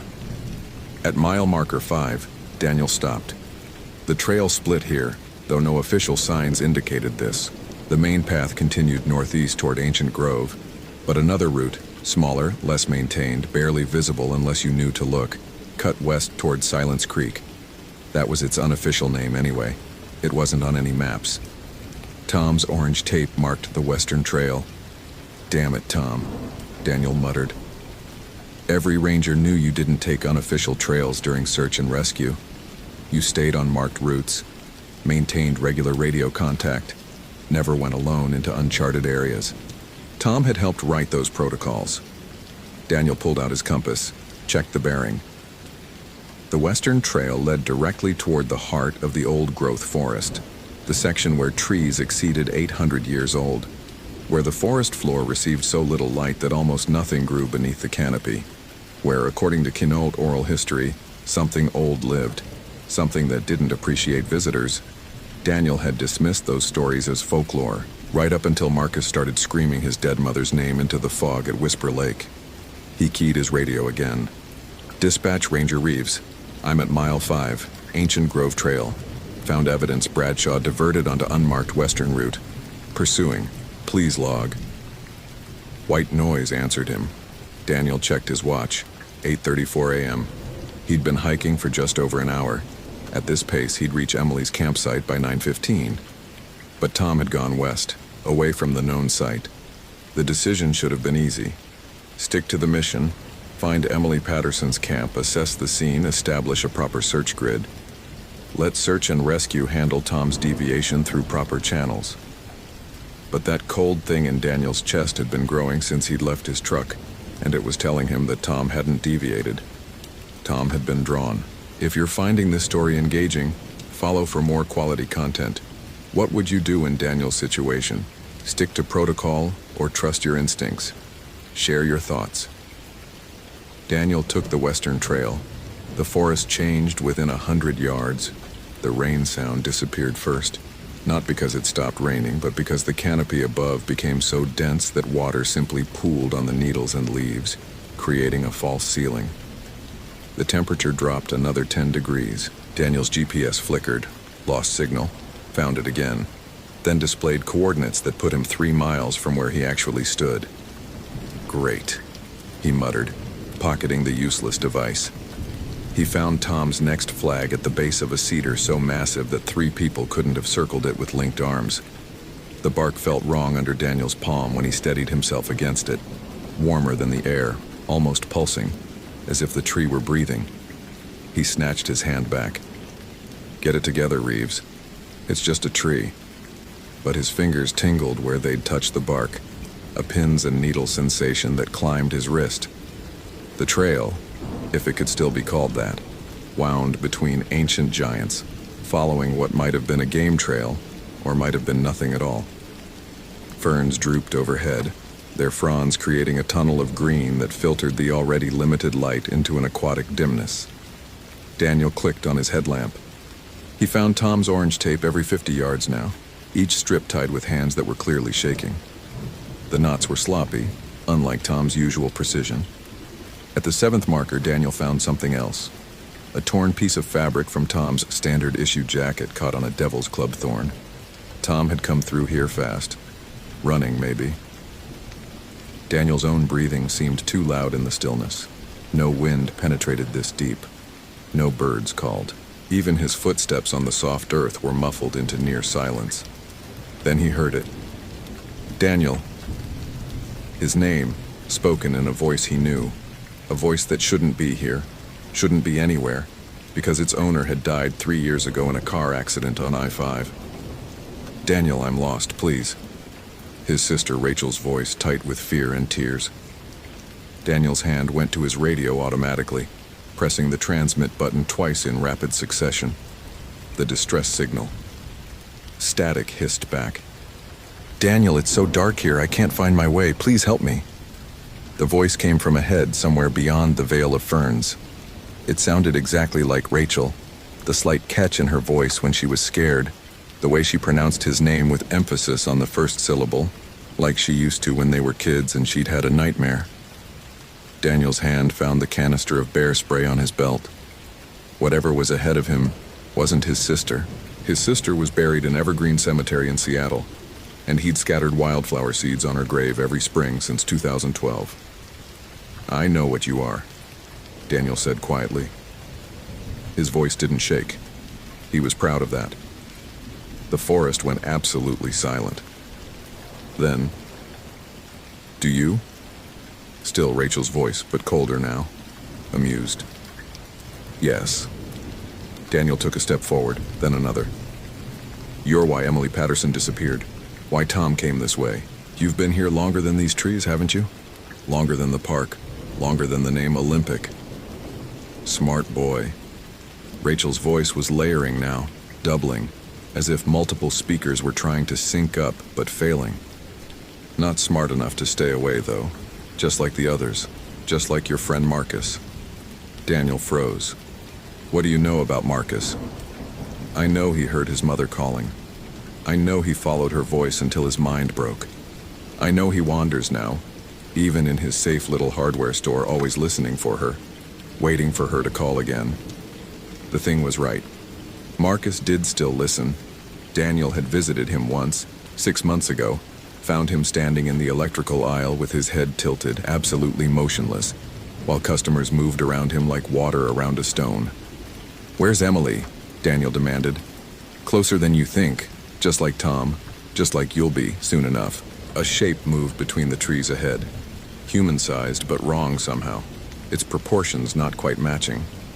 In the dimness, Daniel couldn't make out details, just movement. This grove is sacred, the voice continued, still using Rachel's inflection but losing her warmth. Your Emily violated it. Took pictures of things that shouldn't be seen. Took pieces of things that shouldn't be taken. What pieces? Bark from the grandmother tree, moss from the eldest stone. She thought them pretty. She thought them hers. Daniel remembered the report. Emily's camera equipment left behind. Had there been samples? Had anyone checked? If she gives them back, too late for giving back. The voice split entirely now, becoming a chorus. Rachel's tone mixed with others. Tom's gravelly baritone, Emily's higher pitch, Marcus's careful enunciation. A dozen voices or more speaking in eerie synchronization. Once taken, always owed. The grove demands balance. The grove demands respect. The grove demands... A hand grabbed Daniel's shoulder from behind. He spun, bear spray up, finger on the trigger. Tom Bradshaw stood there, uniform torn, face scratched by branches, eyes wide and haunted, but definitely human, real. Don't listen to it, Tom rasped. It gets in your head, makes you hear things, see things. I've been walking in circles for 3 hours. Every time I think I'm heading back to the trail, I end up deeper in. Daniel grabbed Tom's arm, felt solid flesh and bone. You're real. Yeah. Tom's laugh held an edge of hysteria.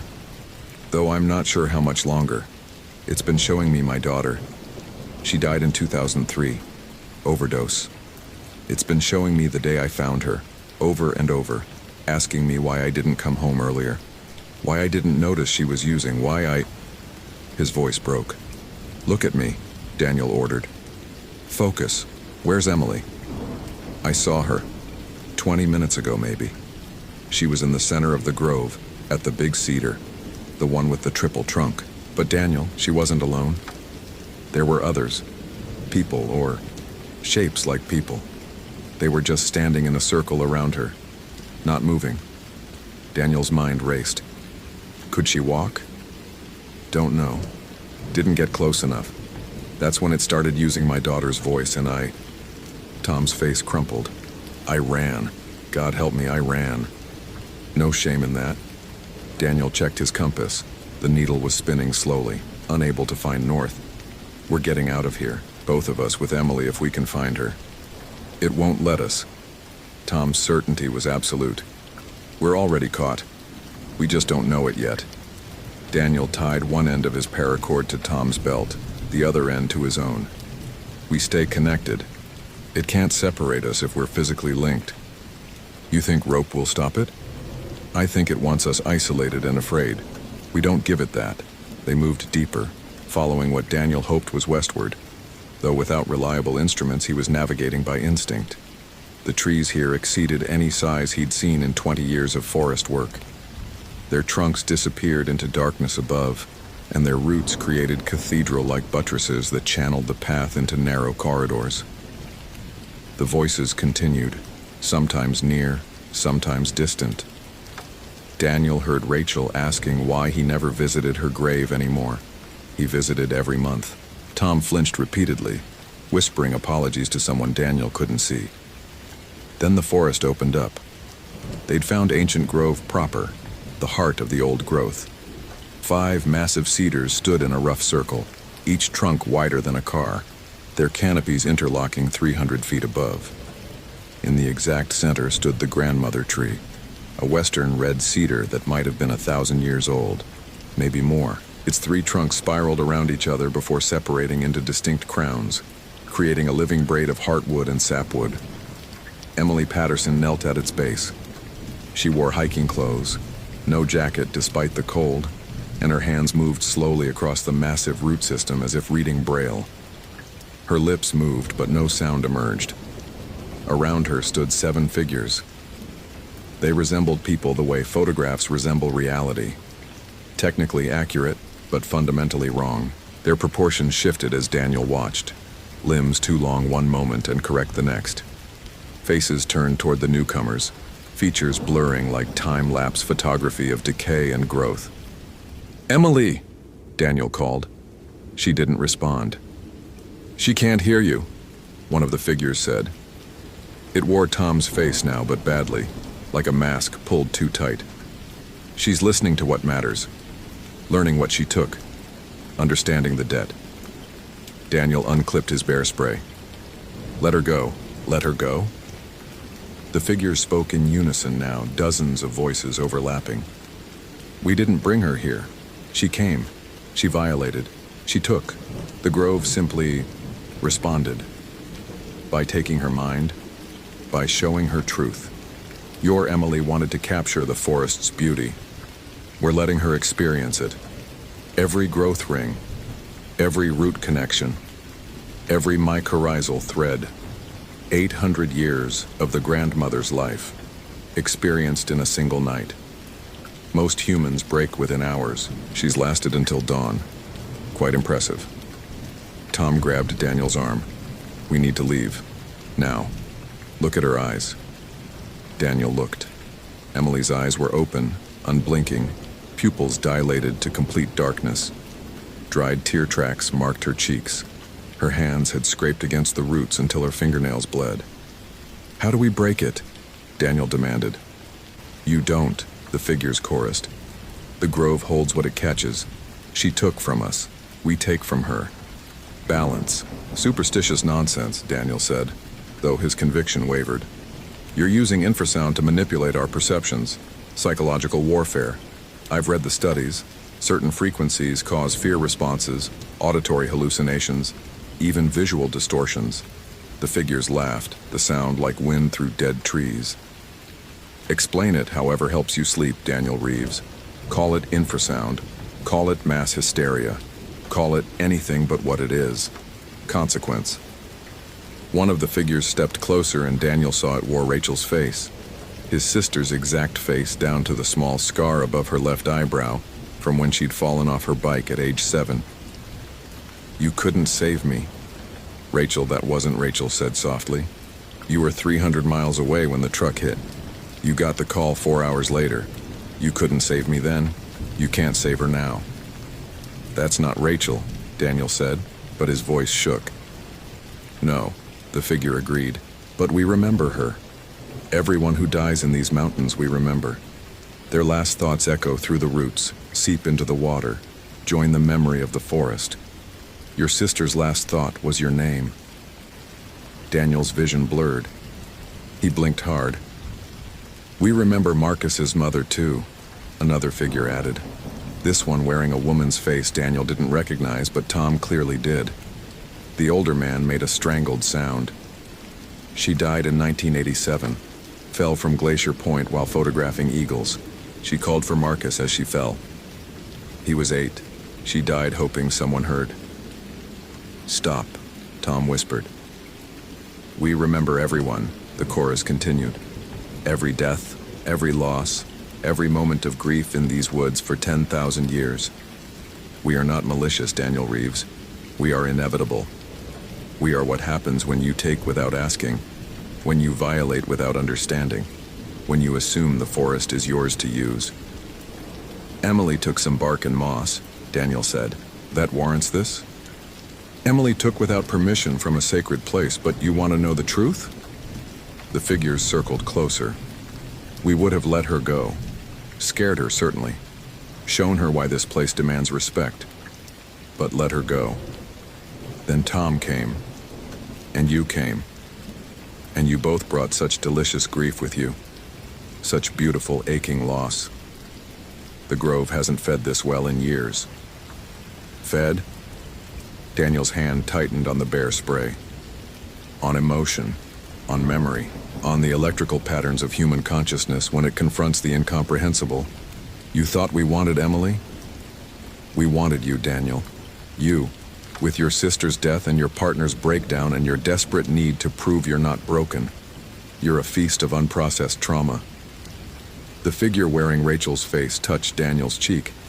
Its fingers felt like bark, rough and warm and alive in ways flesh shouldn't be.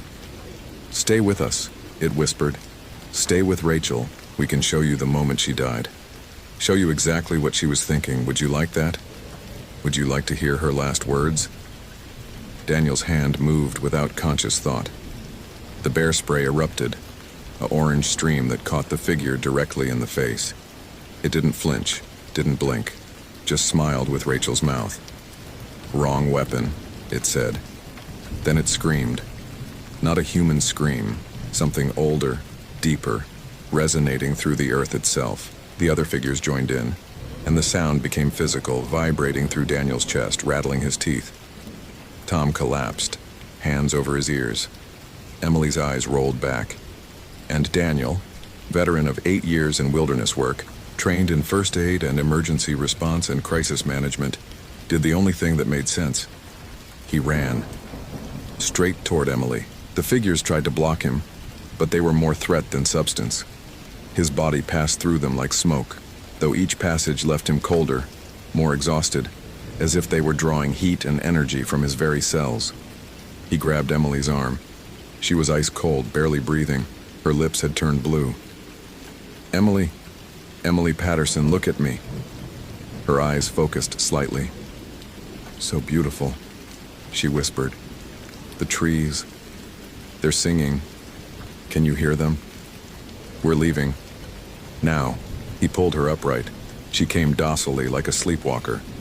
Behind them, Tom struggled to his feet, the paracord between them pulling taut. The figures reformed, blocking the way they'd come. You cannot leave, they said in unison. The grove demands balance. Something was taken. Something must remain. Daniel's mind raced. Something taken. Emily had taken samples, bark and moss, from the grandmother tree. Were they still in her pockets? Her pack?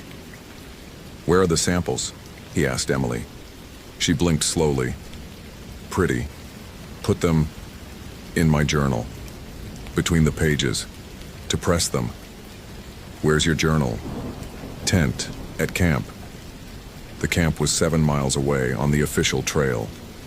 These things were claiming they couldn't leave until balance was restored, which meant, we'll return what was taken, Daniel said. Give us safe passage to her camp. Let us retrieve the samples, and we'll bring them back here, to the grandmother tree. Returned properly with respect, the figures tilted their heads in unsettling synchronization.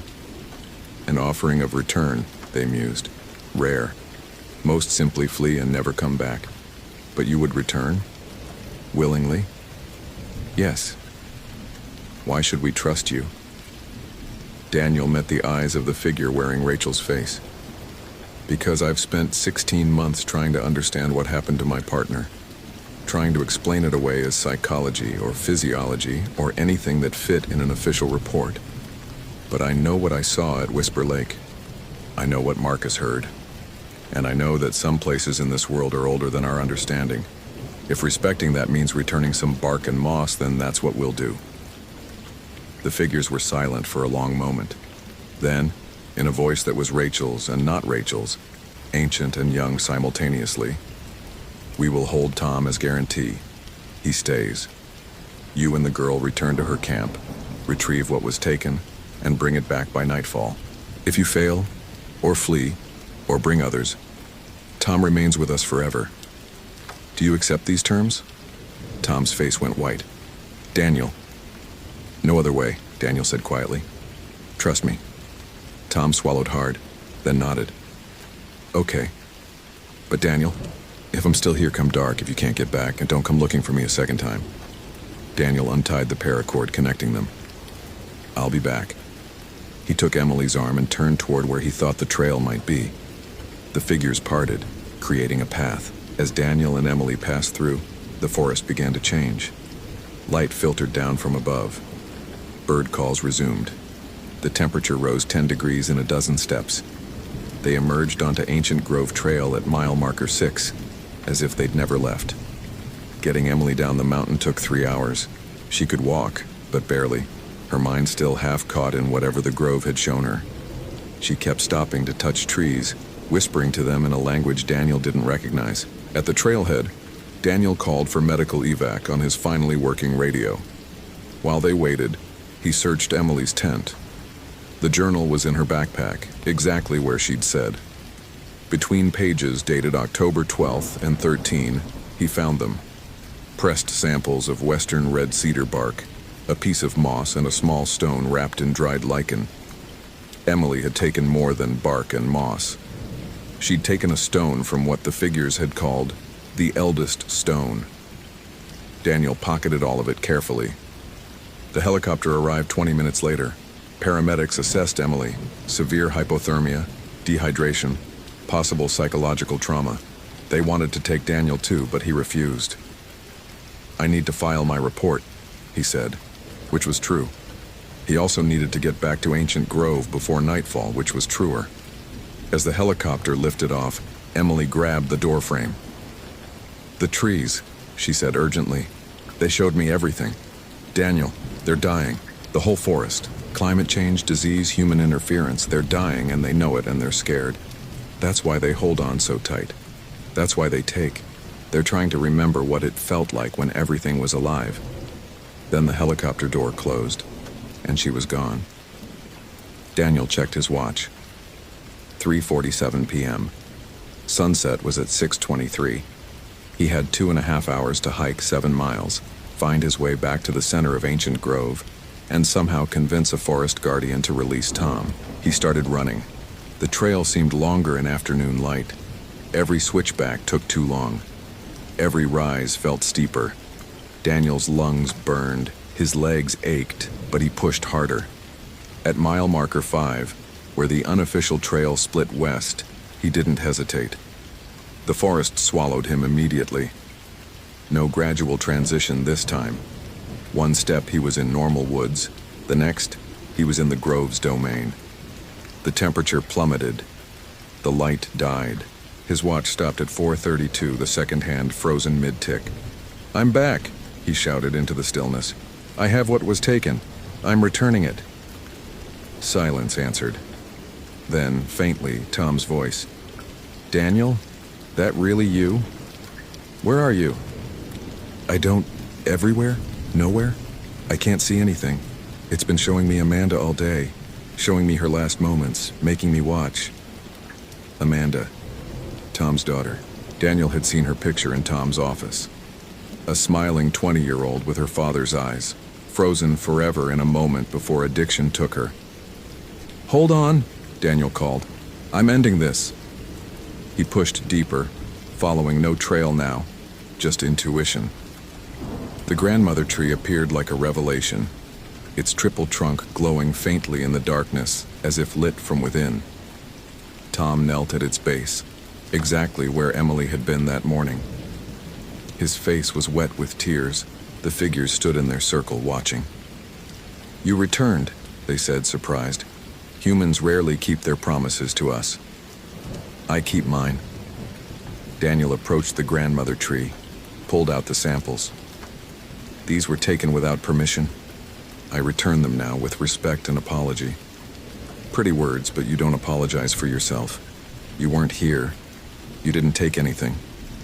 No, but I'm part of the same species that did, and I'm asking, on Emily's behalf, on behalf of everyone who's ever taken from these woods without understanding, for forgiveness. He knelt beside the massive roots and carefully placed the bark sample in a crevice where root met earth. The moss went next, pressed gently into a hollow. Finally, the stone returned to what he assumed was the eldest stone, a massive boulder wrapped in the grandmother's roots, its surface covered in lichen and moss.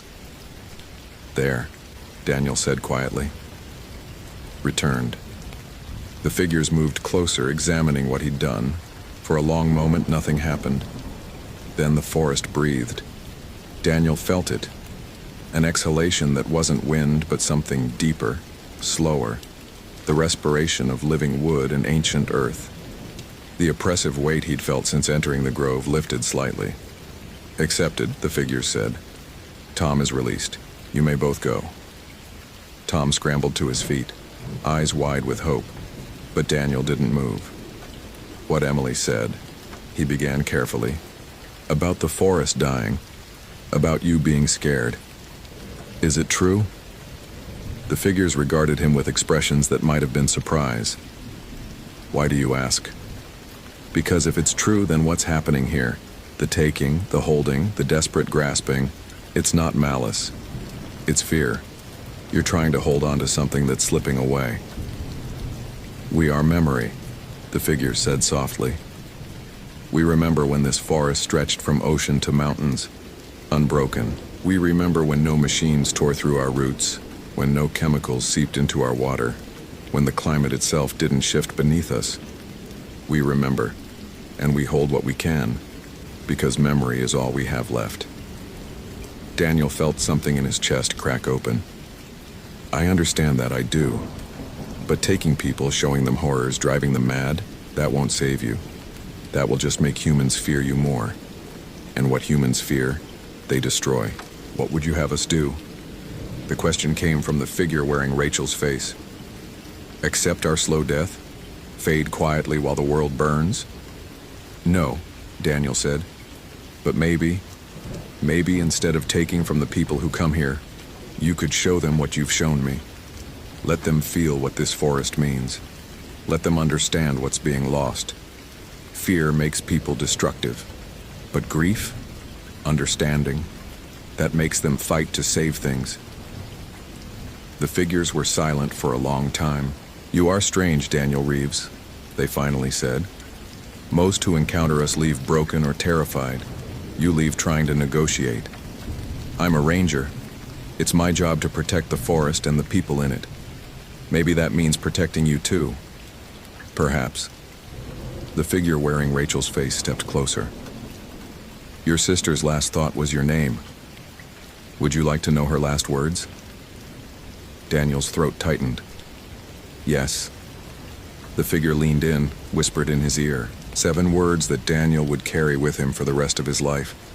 7 words he wouldn't share with anyone because they were his alone. Then the figure stepped back. "Go," they said. "Tell no one what you saw here, but remember. And when others come, the ones who would harvest these trees, who would turn this grove into profit, remember us. Speak for us. We cannot speak for ourselves." "I will," Daniel promised. He grabbed Tom's arm, and together they ran. The official report stated that Emily Patterson had experienced severe hypothermia-induced confusion, leading to disorientation.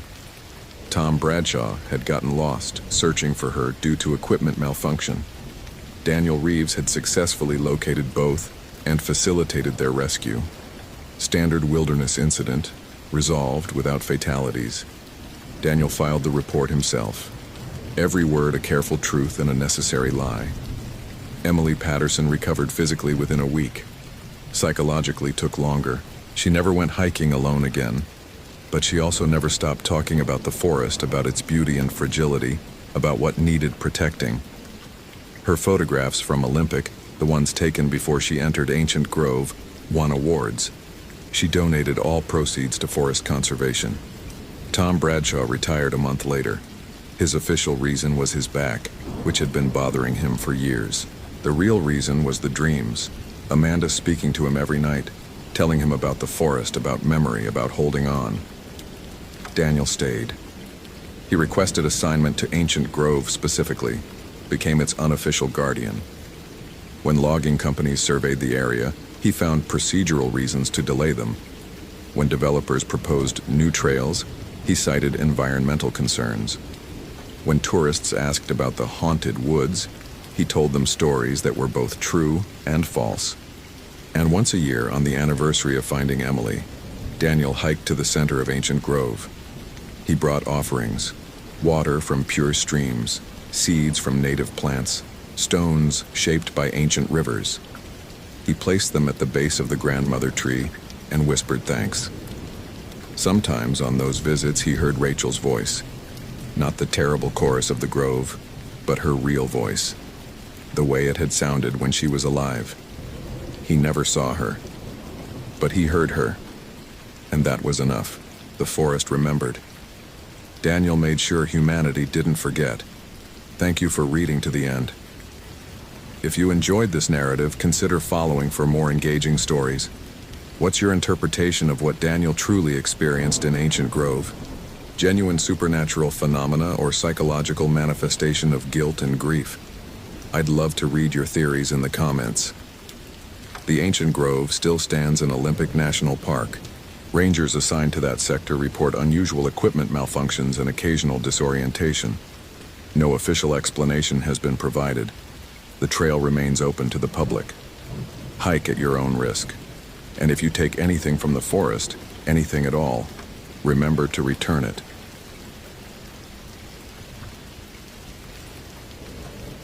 Thomas Brennan's daughter had drawn a map that morning.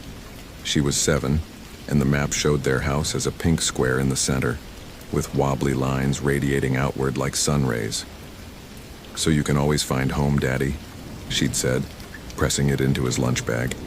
He'd kissed the top of her head, breathed in the strawberry shampoo his wife Emma used on both girls, and promised he'd be back by dinner. Thursday meant spaghetti. Thursday meant normal. The radio crackled at 6:47 a.m., 17 minutes into his patrol shift. "Ranger Brennan, we have a situation." Dispatch never said situation unless it was bad. 22-year-old female reported missing by her hiking partner approximately 40 minutes ago. Last seen on the Hoh River Trail, mile marker 3.2. Partner says she went off trail to photograph mushrooms. That was 90 minutes ago. Thomas pulled his truck onto the shoulder, already running calculations. 90 minutes. Temperature dropped to 41 degrees overnight. The Hoh had received 3 inches of rain in the past 24 hours. Creek levels up. Visibility poor under the canopy. "Name?" he asked, unfolding his topographic map across the steering wheel. Hannah Voss, 5'6", blonde, wearing a red North Face jacket. Partner's name is Marcus Chen. He's waiting at the trailhead, pretty shaken up. "Tell him I'll be there in 12 minutes. And Sarah." Thomas paused, studying the contour lines around mile marker 3.2. The terrain there folded into itself, a series of steep ravines feeding into the Hoh River. "Tell him not to go back in alone." "Copy that." Thomas folded the map, Emma's voice already in his head. "Be careful. Come home." He'd been a ranger for 11 years, and he'd found lost hikers before. Most were fine, embarrassed, dehydrated, grateful. The terrain was unforgiving, but if you knew how to read it, the forest revealed its secrets. He knew how to read it. Marcus Chen looked like he'd aged a decade in the past 2 hours. His hands shook as he pointed toward the trail entrance, words tumbling out in fragments. She just wanted pictures. There were these incredible chicken-of-the-woods mushrooms about 50 yards in. I told her 10 minutes, but I was checking the weather on my phone, and when I looked up, he stopped, pressed his palms against his eyes. I searched. I called her name for 40 minutes. I swear I covered every direction, but it's like she just dissolved. Thomas placed a steady hand on the younger man's shoulder. "You did the right thing calling us. How long have you known Hannah?" 3 years. We're graduate students at UW, ecology program. She's not reckless, Ranger Brennan. She knows." He trailed off, unable to finish the sentence in past tense. "Okay."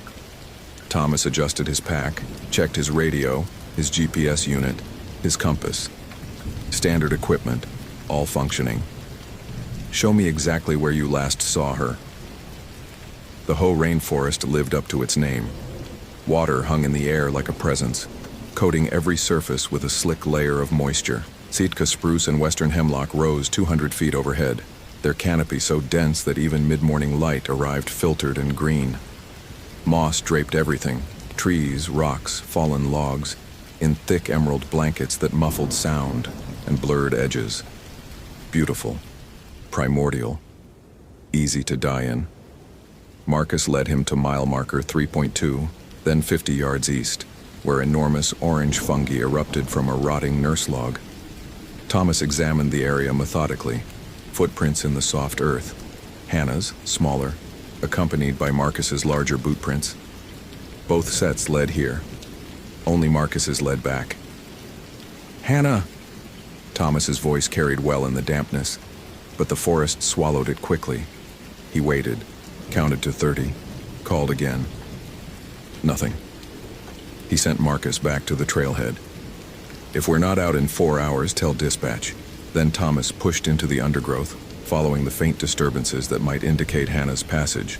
A broken fern frond, a scuff on moss, a bent salal branch. Tracking wasn't mystical. It was observation, pattern recognition, understanding how humans moved through landscape. Hannah had gone northeast, probably chasing better light for her photographs. The ravine system channeled hikers in predictable directions. He'd find her trail, follow it to wherever she'd gotten turned around, and bring her out. His daughter's crayon map crinkled in his shirt pocket when he moved. 20 minutes in, Thomas realized something was wrong with his compass. The needle swung lazily between north and northwest, never quite settling. He tapped the casing, held it level, waited. The needle drifted. Moisture in the mechanism, probably. He'd been meaning to replace it. No matter. He had his GPS unit, his knowledge of the terrain, and the sun's position filtering through the canopy. He continued northeast, marking trees with reflective tape as he went, calling Hannah's name every few minutes. The forest thickened. Old growth gave way to a section he didn't immediately recognize, massive nurse logs forming a chaotic lattice, forcing him to climb over and duck under in a constant negotiation with the topography. His radio signal weakened to static. At 43 minutes, he found something. A red thread caught on a devil's club thorn. Synthetic material, bright crimson. The same shade as the North Face jacket Marcus had described. "Hannah!" Thomas yelled, genuinely hopeful now. "Hannah, can you hear me? Your friend Marcus is worried sick." A sound reached him, faint but distinct. A voice? He turned, trying to isolate the direction. There, south-southwest. He was sure of it. "Keep making noise," he called. "I'm coming to you." Thomas pushed forward, branches scraping his jacket, his boots sinking into the saturated earth. The sound came again, clearer. Words, but he couldn't quite distinguish them. He moved faster, excitement building. Standard lost hiker scenario. She'd gotten disoriented, maybe panicked. He'd done this dozens of times. But after 10 minutes of aggressive movement southwest, the sound seemed no closer. If anything, it felt slightly farther. He stopped, breathing hard, and checked his GPS unit. The screen showed him north of his last position. Thomas frowned. That was impossible. He'd been moving consistently southwest for the past 10 minutes. He'd felt the ground slope downward. He'd navigated around obstacles but always maintained his general bearing. He looked at his compass. The needle pointed in a direction his gut told him was wrong. He looked at the GPS coordinates again. According to the device, he was standing at 47.8642 again, 123.9358 W, placing him nearly a quarter-mile north of where he'd found the red thread. Thomas stood very still, aware that his heart rate had climbed. Equipment failure was always a possibility. Both units malfunctioning simultaneously was unlikely but not impossible. The rational approach was to trust his physical senses, his knowledge of the terrain, his help. The voice was clear this time. Female, young, coming from the west. "Hannah." Thomas turned, squinting into the dense understory. "Hannah, stay where you are. Keep talking so I can find you." I'm lost. The voice sounded frightened, small. I can't find the trail. You're okay, Hannah. I'm Ranger Brennan. You're going to be fine. Are you injured? I keep walking in circles. That sentence landed differently than the others. Thomas felt something shift in his chest.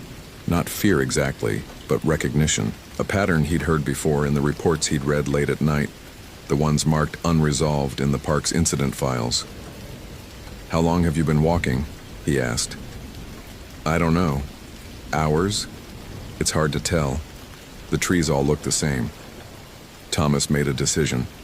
He pulled out his physical map, oriented it using landmarks he could actually see. A particularly massive Sitka spruce with a distinctive split trunk. A granite outcropping that matched the topography.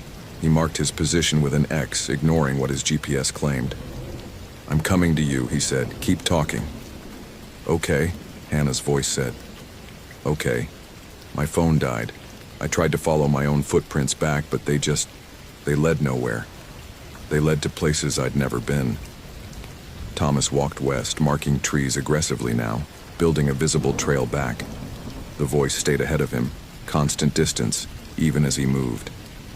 After another 20 minutes, Thomas stopped walking. The voice had said 17 different things. Each sentence came from the same distance, the same direction, no matter how he moved. And there was something else now, something his conscious mind hadn't wanted to acknowledge. The voice sounded like Emma. Not identical, but similar. The cadence, the slight upward lilt on certain words, the way okay came out as 3 syllables when she was stressed. Thomas's hands were shaking. He forced them still, forced himself to think clinically. Auditory phenomenon, stress response. His mind filling in familiar patterns. He'd been out here an hour and a half. He'd skipped breakfast, blood sugar low, mind playing tricks. Hannah, he called, and his voice sounded foreign in his own ears. I need you to tell me what you see around you. Describe your immediate surroundings. Silence. Hannah. More silence. Then, Daddy? Thomas's entire body went rigid. When are you coming home, Daddy? You promised spaghetti. That wasn't Hannah's voice anymore. It was Sophie's, his 7-year-old daughter, who'd drawn him a map that morning, who was sitting in her 2nd grade classroom right now, safe, nowhere near this forest. No, Thomas said aloud. To himself, to the forest, to whatever was happening. No. He turned around, focused on the reflective tape markers he'd left, and began walking back along his own trail. Fast. His pulse hammered in his ears. Equipment failure, fatigue, dehydration. There were explanations. Behind him, Sophie's voice called, "Don't you love us anymore?" Thomas walked faster, eyes locked on each piece of tape, counting them. 1, 2, 3. They were exactly where he'd placed them. Physical evidence of his path. Real. Verifiable. 4, 5, 6. On the 7th marker, he stopped. The trail he was following led to a tree he'd never marked. The tape was there, his tape, unmistakable, but the tree was wrong. Too large, different species. Western red cedar instead of Sitka spruce. Thomas spun slowly, examining the surrounding forest. Nothing matched. This wasn't anywhere he'd been in the past hour. This wasn't anywhere he knew. According to his tape trail, he'd walked here. The physical evidence insisted on it. His GPS unit, when he checked it, showed him back at the trailhead parking lot. No, Thomas said again, but quieter now. He pulled out his physical map, tried to orient it using the sun's position, realized he couldn't actually see the sun anymore. Couldn't remember when he'd last seen it. The canopy here was wrong. Too thick, too dark. The kind of old growth that shouldn't exist this close to the maintained trail. His radio produced only static. Every frequency, white noise. Thomas made himself breathe slowly. In through the nose, out through the mouth. Think. He was a professional. He knew wilderness survival. When your instruments fail, when you're disoriented, the protocol is simple. Stay put, conserve energy, Wait for rescue. But Hannah was out here somewhere. And if what was happening to him was also happening to her. She's already gone, Emma's voice said from behind him. Thomas didn't turn around, didn't look, kept his eyes forward, jaw clenched. They're all gone, Thomas. Everyone who comes here. The forest keeps them. You're not real, he said to the moss-covered log in front of him. Does that matter? Not Emma's voice anymore. Something else. Gender neutral. Age neutral. Flat. You're here. That's what matters. You came in just like she did, just like all the others. Thomas had read the reports. Park Service kept them in a locked file cabinet, marked Open Investigation. 15 years of incident reports from Olympic National Park. Hikers who vanished. Search parties that covered every square inch of terrain and found nothing. GPS coordinates that led nowhere.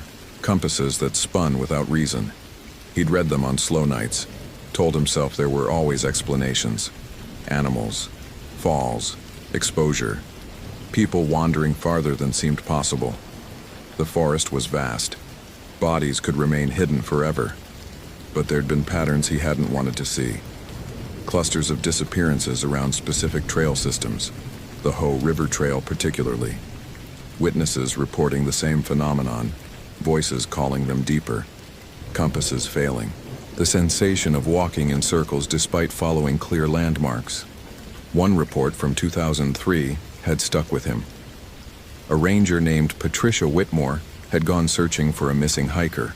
She'd radioed in regular updates for the first hour, then nothing. They'd found her 23 hours later, 3 miles from where she'd entered the forest, unconscious and severely dehydrated.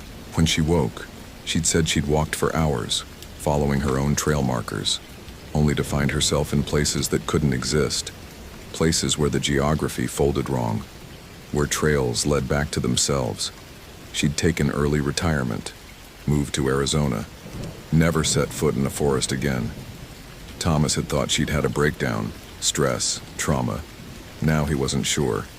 He forced himself to think systematically. Assume the phenomenon was real. Assume the forest, something in it, something about it, created spatial distortions. What were his options? Option 1, stay put, wait for rescue. But his radio was dead, and the search team would be looking in the wrong place, following protocols that assumed normal geography. Option 2, try to navigate out. But his instruments were compromised, and moving seemed to accelerate the disorientation.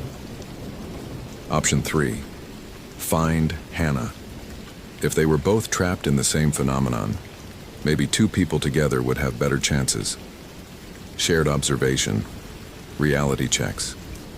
It wasn't much of a plan, but Thomas had spent his adult life solving problems in the wilderness, and the first rule was simple: never stop thinking. He called out again, "Hannah! Hannah Voss! If you can hear me, I need you to respond." He waited, counted to 60. The forest pressed in, that oppressive silence unique to old growth where sound seemed to die inches from its source. Then, here, female voice, young, frightened. Crucially, it sounded human again. Not Emma, not Sophie.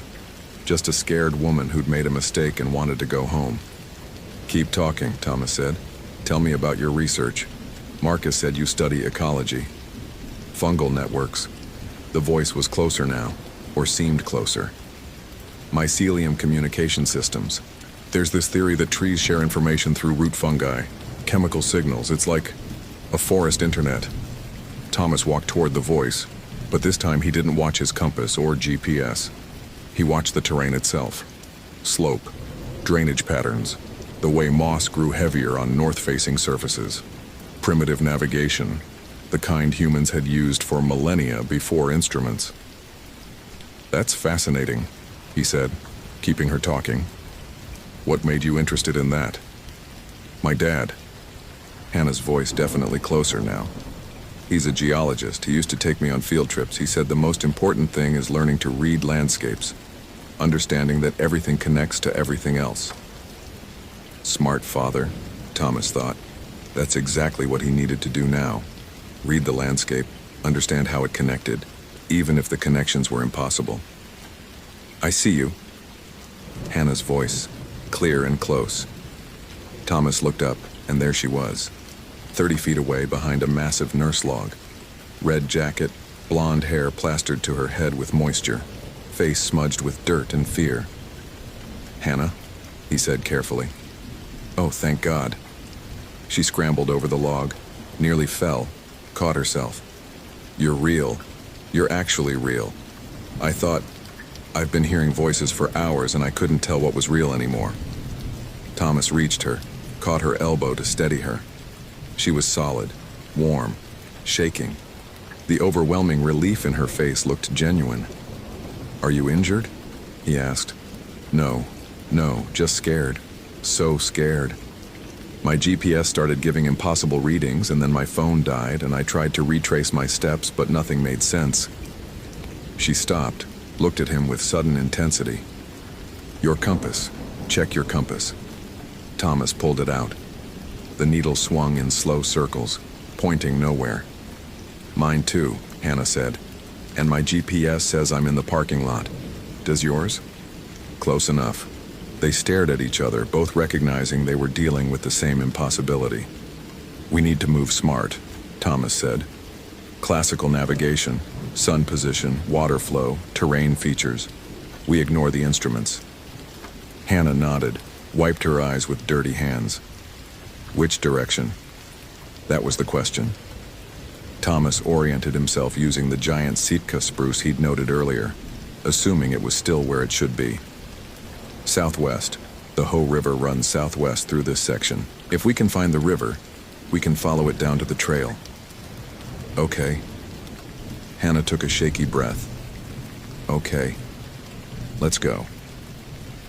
They walked together, and Thomas felt his pulse steady slightly. 2 sets of eyes. 2 minds to reality check each other. The voices hadn't returned since he'd found Hannah. Maybe the phenomenon, whatever it was, worked primarily on isolated individuals. After 15 minutes, Hannah stopped. Do you hear water? Thomas listened. Yes, the distant rush of the Hoh River, swollen with rain.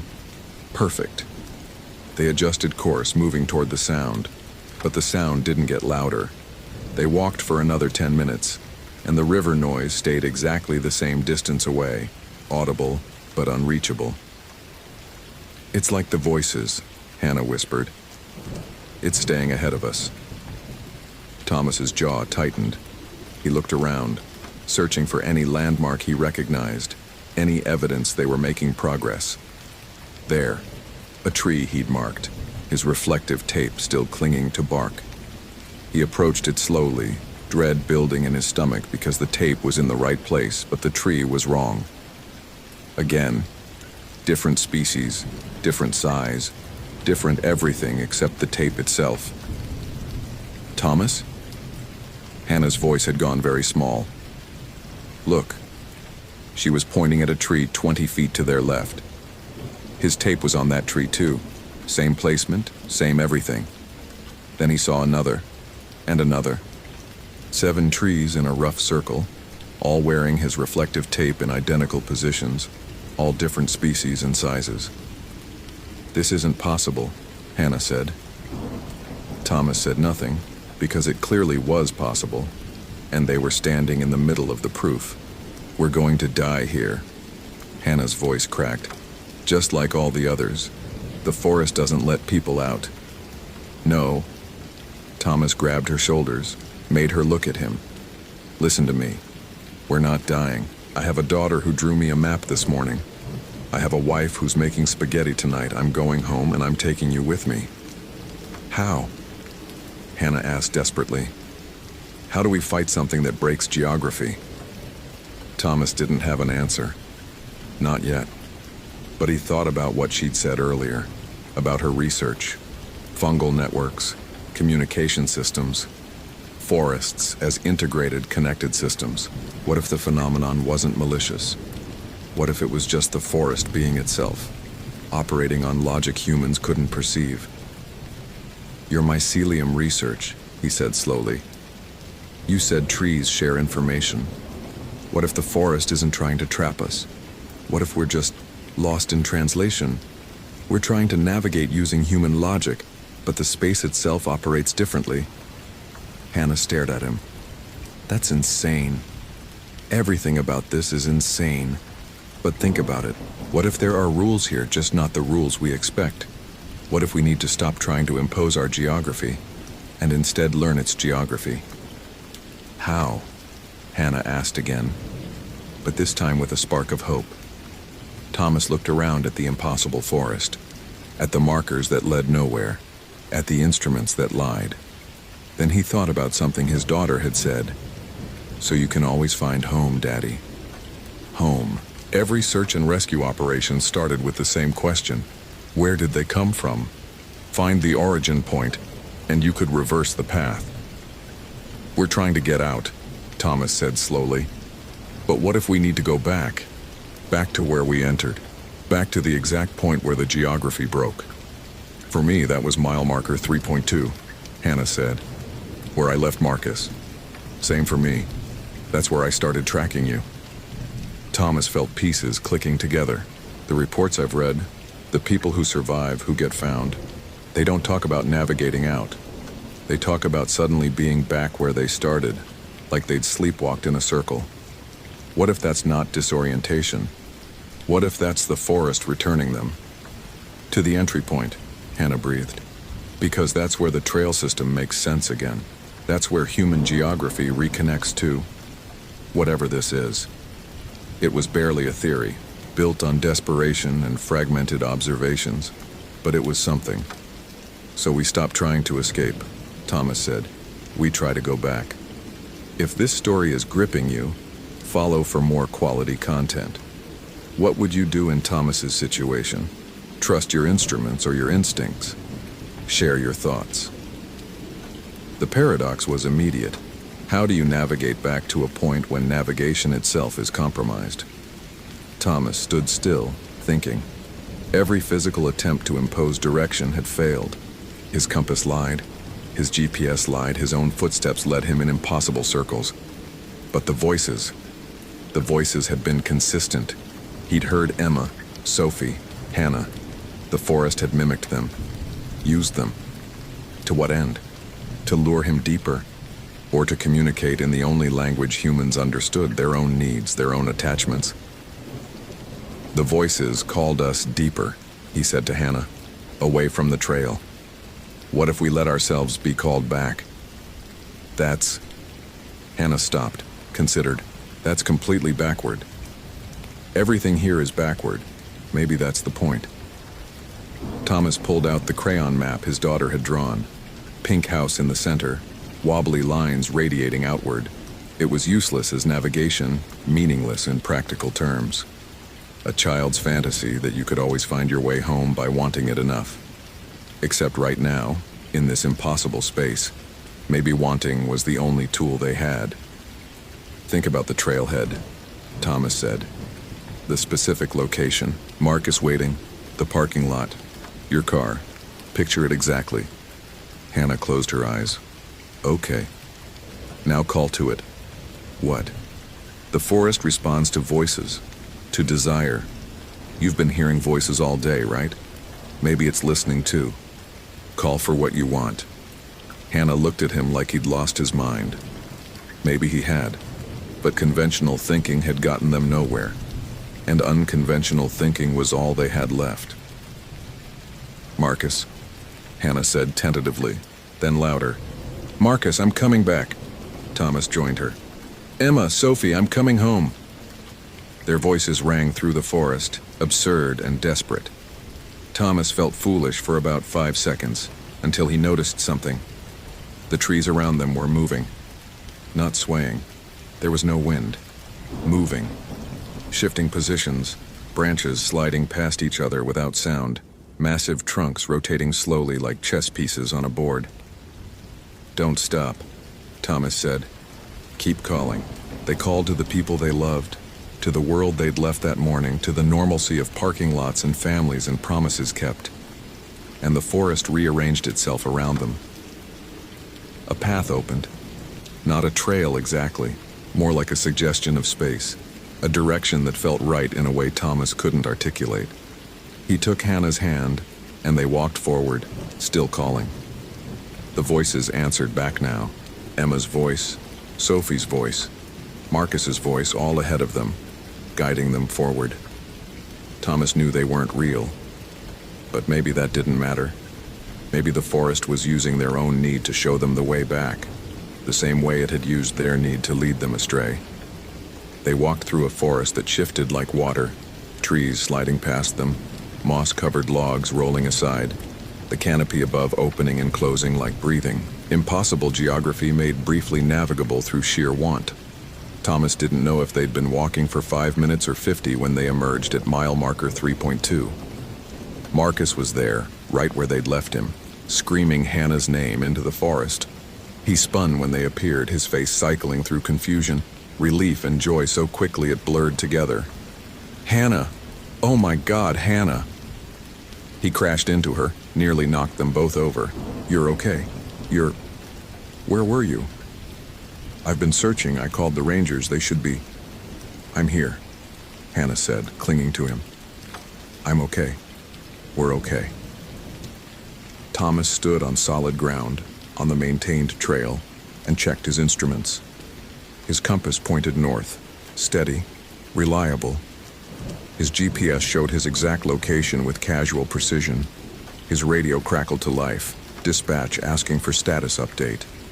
Ranger Brennan to dispatch, he said, voice rough.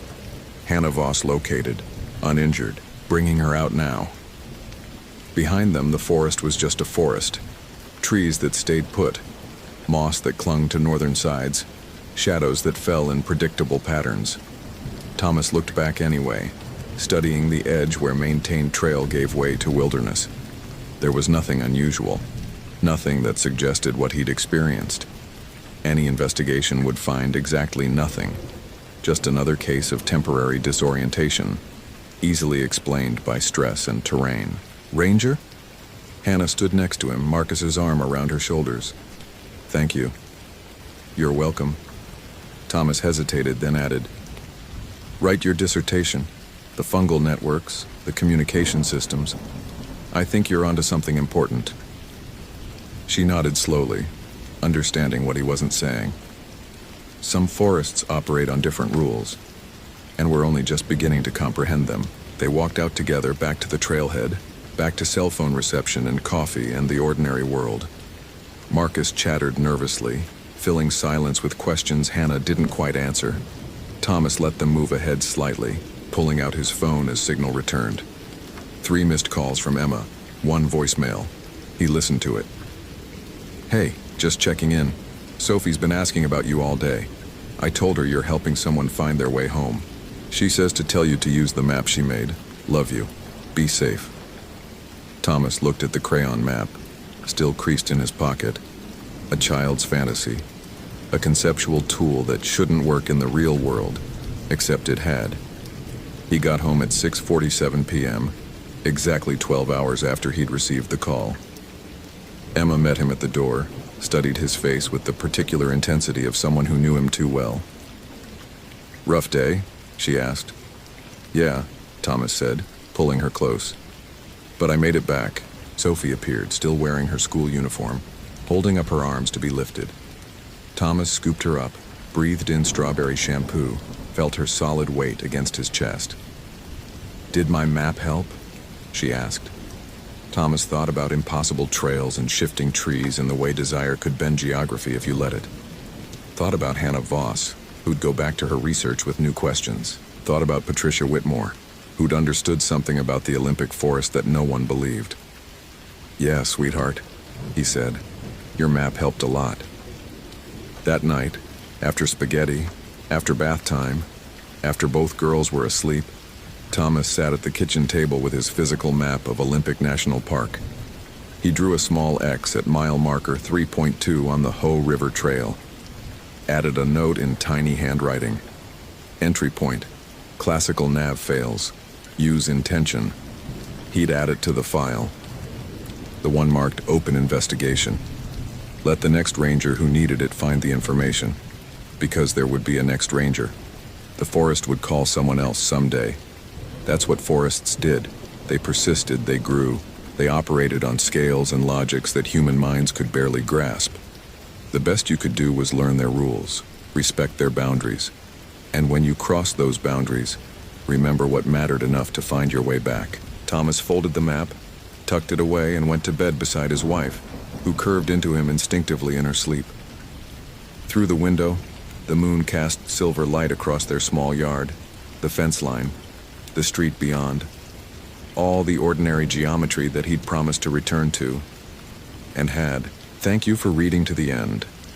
If you enjoyed this narrative, consider following for more compelling stories. What's your interpretation of what happened in the Olympic Forest? Was it supernatural, or could there be a scientific explanation? I'd love to hear your theories in the comments.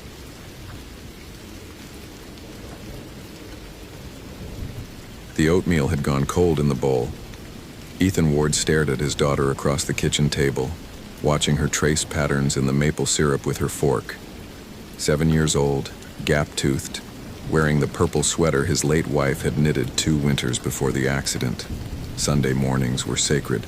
Pancakes, cartoons, nowhere to be until his Monday shift started at noon. The radio clipped to his belt shattered that piece at 6:47 a.m. Ranger Ward, we have a code yellow. Female hiker, 26, overdue from Deep Creek Trail. Last check-in was yesterday, 4:15 p.m. Family's frantic. Ethan's hand found the radio, muscle memory overriding the disappointment already forming in his daughter's eyes. Copy that. ETA to Ranger Station, 20 minutes. Daddy has to go to work, sweetheart. Lily's fork stopped moving. You promised. I know. He crouched beside her chair, eye level. But someone's mom or daughter is lost out there. Wouldn't you want someone to look for me? She nodded, unconvinced but understanding. Mrs. Chen from next door arrived within 15 minutes. A grandmother who treated Lily like her own. Ethan kissed his daughter's forehead, tasting syrup and guilt. By 7:20 a.m. he was suited up. Motorola HT-1250 radio, Garmin GPS unit, first aid kit, emergency beacon, headlamp, water filtration system. His truck climbed Highway 101 through fog so thick it erased the world beyond 10 feet. The Olympic Mountains loomed invisible to his right, ancient and indifferent. Ranger Station, 8:03 a.m. Emma Chen, 26, graphic designer from Seattle. District Ranger Patricia Holbrook slid a printout across the desk. Solo hiker, experienced, supposedly. Planned a sunset trek on Deep Creek Trail, camp at Ancient Cedar Grove, return yesterday evening. Never came back. Ethan studied the photo. Asian woman, athletic build, confident smile. The kind of hiker who'd done Kilimanjaro and posted about it. Ancient Cedar Grove? Something tightened in Ethan's chest. That's Quinault territory, ceremonial grounds. Aware, Patricia said. Local tribal council was notified. They're not thrilled about the intrusion, but they understand. What's the weather window? Rain starts at 3 p.m. heavy. Temperature drops to 38 degrees tonight. If she's injured and immobile. Patricia didn't finish the sentence. They both knew hypothermia's timeline. Ethan checked his watch. I'll take the primary trail. Have Mason cover the southern access in case she wandered off route. Ethan. Patricia's voice softened. Lily's with Mrs. Chen? Where else would she be? Just be smart out there. That grove has a reputation for a reason. Deep Creek Trailhead, 8:47 a.m. The forest swallowed sound. Ethan had worked Olympic National Park for 9 years, knew every trail system, every seasonal stream, every widowmaker tree waiting to fall. But Ancient Cedar Grove always felt different, a silence that pressed against eardrums, air that tasted older than it should. The trail began normally enough. Western hemlock and Sitka spruce formed a cathedral ceiling 200 feet overhead. Sword ferns carpeted the understory in prehistoric green. His boots found purchase on the muddy path, each step recorded by the GPS unit on his hip. Mile marker 1, Emma's car keys, lying face up on a moss-covered log. Ethan bagged them, marked the coordinates. Keys don't fall from pockets that way. Placed, not dropped. He keyed his radio. Holbrook found Chen's keys at mile 1. Deliberate placement, looks like a trail marker. Static crackled. Copy. She's trying to leave breadcrumbs. Good sign. Except it wasn't. Experienced hikers didn't leave keys in the forest. They tied them to bootlaces or zipped them in cargo pockets. Emma knew better. Mile marker 2. A granola bar wrapper, torn open and empty, weighted down with a river stone. Mile marker 3. Her water bottle half full, balanced upright on a stump. Each object perfectly positioned. Each one screaming, "I was here, follow me." The silence deepened. Ethan realized the birds had stopped singing. No stellar jays, no chestnut-backed chickadees, no ravens. In 9 years, he'd never experienced Olympic's complete absence of wildlife sound. Even in winter, something always called. His radio hissed white noise. Holbrook, radio check. Nothing. Mason, you copy? Dead air. The GPS unit showed 3 bars of satellite signal. No reason for radio failure. Ethan switched channels, tried again. The static resolved into something that might have been voices, might have been wind through Douglas fir, might have been his imagination insisting there were words in the noise.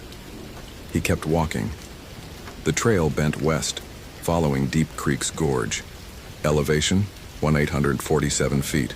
Temperature, 52 degrees and dropping. His breath began to fog. At mile marker 5, the forest changed. The trees grew larger, spaced farther apart. Bark texture shifted from rough to smooth to something that looked almost polished. Ethan recognized western red cedar, old growth, the kind that predated European contact. Trunks 6 feet in diameter, reaching skyward like the columns of temples built by something that understood scale better than humans. Between the trees, symbols, carved into bark at chest height, weathered but deliberate, circular patterns, concentric rings, abstract shapes that might have been faces or might have been topographic maps or might have been warnings written in a language that never used words. Ethan had seen these before, years ago, during cultural sensitivity training with the Kino Nation. Boundary markers, the elder had explained, where our world touches theirs. Respect is measured by what you take and what you leave behind. Emma's hiking boot sat centered between 2 marked cedars, laces tied together. Ethan photographed it, logged coordinates, and felt his throat constrict. 1 boot, not 2. Not discarded in panic, but removed carefully, laces knotted, another breadcrumb. Or an offering. Emma. His voice fell flat, absorbed by moss and bark and fog. Emma Chen, search and rescue. The forest gave nothing back. He continued forward, GPS showing 0.3 miles to ancient cedar grove. The trail narrowed, hemmed by vegetation that seemed to lean inward, closing the path behind him. Salal bushes grew denser. Devil's Club extended thorned stems across the trail. Ethan had to duck and weave, gaining scratches across his jacket. Then, music. Faint, distant, coming from ahead. A melody without structure, like wind chimes in a breeze that shouldn't exist under this canopy. Ethan froze, listening. Not mechanical, not electronic. Something organic, rhythmic, rising and falling with a cadence that made his pulse synchronize against his will. The temperature dropped another 5 degrees in 30 seconds. His GPS unit flickered. The screen pixelated, showing his location, then showing him 2 miles east, then showing him somehow north of his actual position, then displaying coordinates that placed him in the middle of the Pacific Ocean. He slapped it twice. The screen went black. Shit. No radio. No GPS. Paper map and compass. Old school survival.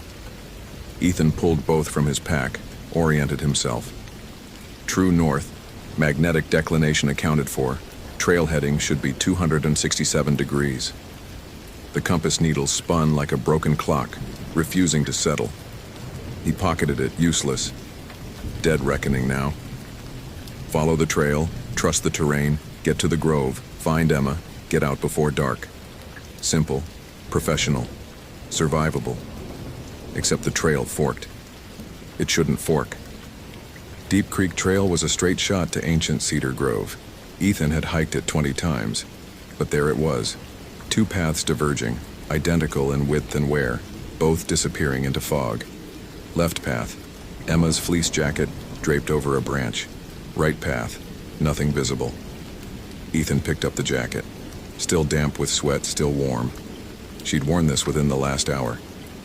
He turned it inside out, checking pockets. Empty except for a folded piece of paper. A map. Hand-drawn, crude but clear. A circular clearing surrounded by large trees marked with X's, and in the center a symbol that matched the bark carvings. At the bottom, in shaky handwriting, "They're watching. They've always been watching. Don't follow the voices. If this story is pulling you in, follow for more quality content." What would you do in Ethan's situation? Trust the jacket's trail marker or heed the written warning? Share your thoughts below. Ethan folded the map, tucked it into his chest pocket, and took the left path. The trees closed ranks. Within 50 yards, the canopy became impenetrable, blocking what little daylight remained. Ethan switched on his headlamp. The beam cut through fog, revealing bark and moss and nothing else. His footsteps sounded wrong, too loud, too hollow, like walking on a wooden stage instead of forest soil. "Emma," he called again. "Daddy?" Ethan's heart stopped. Lily's voice, crystal clear, coming from ahead, maybe 30 yards, distorted by distance but unmistakable. His daughter's voice here, miles from anywhere she could possibly be. "Daddy, I'm scared." He started running. Branches whipped his face. His boot caught on a root. He stumbled, caught himself, kept moving. The voice led him forward, always just out of reach. Always his daughter's exact inflection, the way she sounded when nightmares woke her at 2 a.m. "Daddy, please." "I'm coming, Lily. Stay where you are." The path opened into a clearing. Ancient cedar grove. 7 cedars formed a perfect circle, each trunk massive enough that 5 men linking hands couldn't encircle it. Their bases were platforms of roots 6 feet high, gnarled and interwoven like arthritic fingers clutching earth.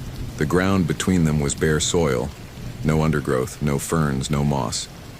Just dark earth packed smooth by centuries of feet that came here for reasons Ethan couldn't begin to understand. In the center, Emma Chen. She sat cross-legged, back straight, hands resting palms up on her knees. Her eyes were open but unseeing, pupils dilated to black saucers. Her lips moved silently, forming words in a language that sounded like creek water over stones. "Emma," Ethan approached slowly, hands visible, non-threatening. "I'm Ranger Ethan Ward. Your family sent me. I'm here to take you home." She didn't respond, didn't blink, didn't acknowledge his existence. He knelt beside her, checking vitals. Pulse, present but slow, 40 beats per minute. Skin, cold but not hypothermic. Breathing, shallow but regular. Her eyes tracked something invisible, following movement in the air that Ethan couldn't see. "Emma, can you hear me?" Her lips stopped moving. Her head turned mechanically until her gaze fixed on him. When she spoke, her voice layered 3 ways. Her own, underneath something older, underneath something that might have been wind or might have been words spoken by the cedars themselves. "He's testing you." "Who's testing me?" "The Keeper. He protects what was taken. He guards what was lost. You brought love into his circle." Her eyes focused, suddenly lucid. "You shouldn't have come." The temperature plummeted. Ethan's breath crystallized in the air, each exhalation a cloud of white.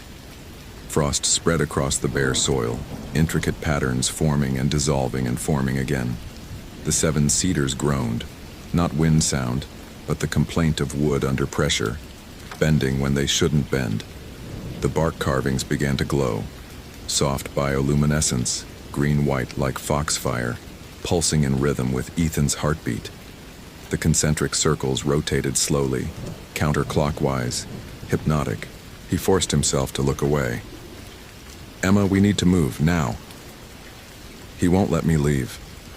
Her voice was her own again, terrified and resigned. I ignored the warnings. I took pictures of the carvings. I touched the trees. I thought it was just superstition. What does he want? Balance. She gestured at the clearing. Every person who enters takes something. Wonder, memory, understanding. He collects what we steal. But you? Her hand reached out, touching Ethan's jacket where Lily's elementary school picture was safety pinned inside. You brought something he wants more. The forest exploded with sound, not bird calls, not animal cries. Voices, human voices, dozens of them, overlapping and discordant, speaking English and Quinault and languages dead for millennia. They came from everywhere and nowhere, reverberating through the cedars, through the soil, through Ethan's bones. Father, protector, guardian, you understand our purpose. The voices coalesced into one, deep and multifaceted, spoken by the grove itself. She ignored the boundaries. She took without permission. She is forfeit. But you carry what we lost. Love that guards. Love that protects. Love that sacrifices. Ethan understood with horrible clarity. The Keeper wasn't malevolent. It was doing what Ethan did every day, protecting territory, enforcing boundaries, ensuring balance. Emma had violated sacred space, and the price was predetermined, inevitable. But the Keeper recognized something in Ethan, something that mirrored its own nature. A choice. Leave the trespasser, take her place, or offer what you guard most. The air shimmered between two cedars, and Ethan saw, impossibly, undeniably, his living room. Lily sat on the couch, Mrs. Chen beside her, watching cartoons. Safe, warm, unaware, but the image pulsed wrong, edges fraying like the Keeper was showing him a door that opened both ways. No, Ethan's voice was steady. That's not how this works. Then she remains. No, he repeated. Because you're not a monster. You're a guardian. I understand guardians. He stood, facing the circle of cedars. She made a mistake. She didn't understand the rules. But taking her doesn't restore balance. It destroys a family. Same as taking my daughter would destroy mine. You protect what's sacred. So do I. The voices went silent. Ethan continued. I'll make you a deal. I'll leave an offering. Something that matters. Something that costs me. I'll document this place in our system as protected ceremonial grounds. Prevent future intrusions. I'll guard your boundary. But she comes with me. The frost stopped spreading. The bioluminescence dimmed, pulsing slower. What offering? Ethan reached into his jacket, pulled out the photograph safety pinned there. His wife holding newborn Lily in the hospital, smiling with exhaustion and joy. The only copy, irreplaceable. Memory, he said. The thing I guard most after my daughter. Proof that love doesn't end when someone leaves. You collect what people take. I'm giving you what I'd never willingly give anyone. He placed the photograph at the center of the clearing, pressed it into dark soil. The grove held its breath. Then slowly, the temperature rose. The voices faded to whispers, then to wind, then to nothing. The bioluminescence died. Emma gasped, color returning to her face, awareness flooding her eyes. What? Where? Don't talk. Can you walk? She nodded, trembling. Ethan helped her stand, supporting her weight. They moved toward the trail, away from the circle. At the boundary, he looked back. The photograph was gone. In its place, a single cedar seed, perfectly formed, resting on the soil like a promise. They reached the trailhead at 4:37 p.m., just as the rain started. Emma couldn't remember entering the grove, couldn't explain the missing hours. Medical evaluation showed dehydration, mild hypothermia, nothing else. She was released that evening with instructions to rest. Ethan filed his report. Hiker located, disoriented but unharmed. Probable mild concussion from unreported fall. Recommended Ancient Cedar Grove be reclassified as culturally sensitive area. Restricted access pending tribal consultation. Patricia approved without question. That night, Ethan returned home to find Lily asleep on the couch, Mrs. Chen dozing in the armchair. He carried his daughter to bed, tucked her in, kissed her forehead. In his pocket, the cedar seed felt warm. He should have thrown it away, should have left it in the forest. Should have understood that bargains with old things always cost more than the asking price. But he kept it, placed it on his nightstand, watched it in the darkness. And when sleep finally came, he dreamed of cedars growing through floorboards, roots spreading beneath his house, bark carvings glowing in his daughter's room, and a voice older than names whispering, "Guardians recognize guardians. We'll be watching." He woke at 3 a.m., drenched in sweat. The seed was sprouting, a tiny green shoot impossibly fast, reaching upward in the darkness like a finger testing the air. Ethan stared at it, heart pounding, mind racing through implications he didn't want to confront. Outside his window, fog pressed against glass, and deep in that fog, if he listened carefully, he could hear them. 7 cedars miles away, groaning in a wind that touched nothing else, keeping their vigil, holding their bargain, waiting for the day when he'd have to choose again. The seed grew another inch. Ethan didn't sleep the rest of the night. Thank you for reading to the end. If you appreciated this narrative, consider following for more immersive stories. Thomas O'Brien found the teeth at 8,000 feet, arranged in a perfect circle around what used to be a person. Not all the teeth were human.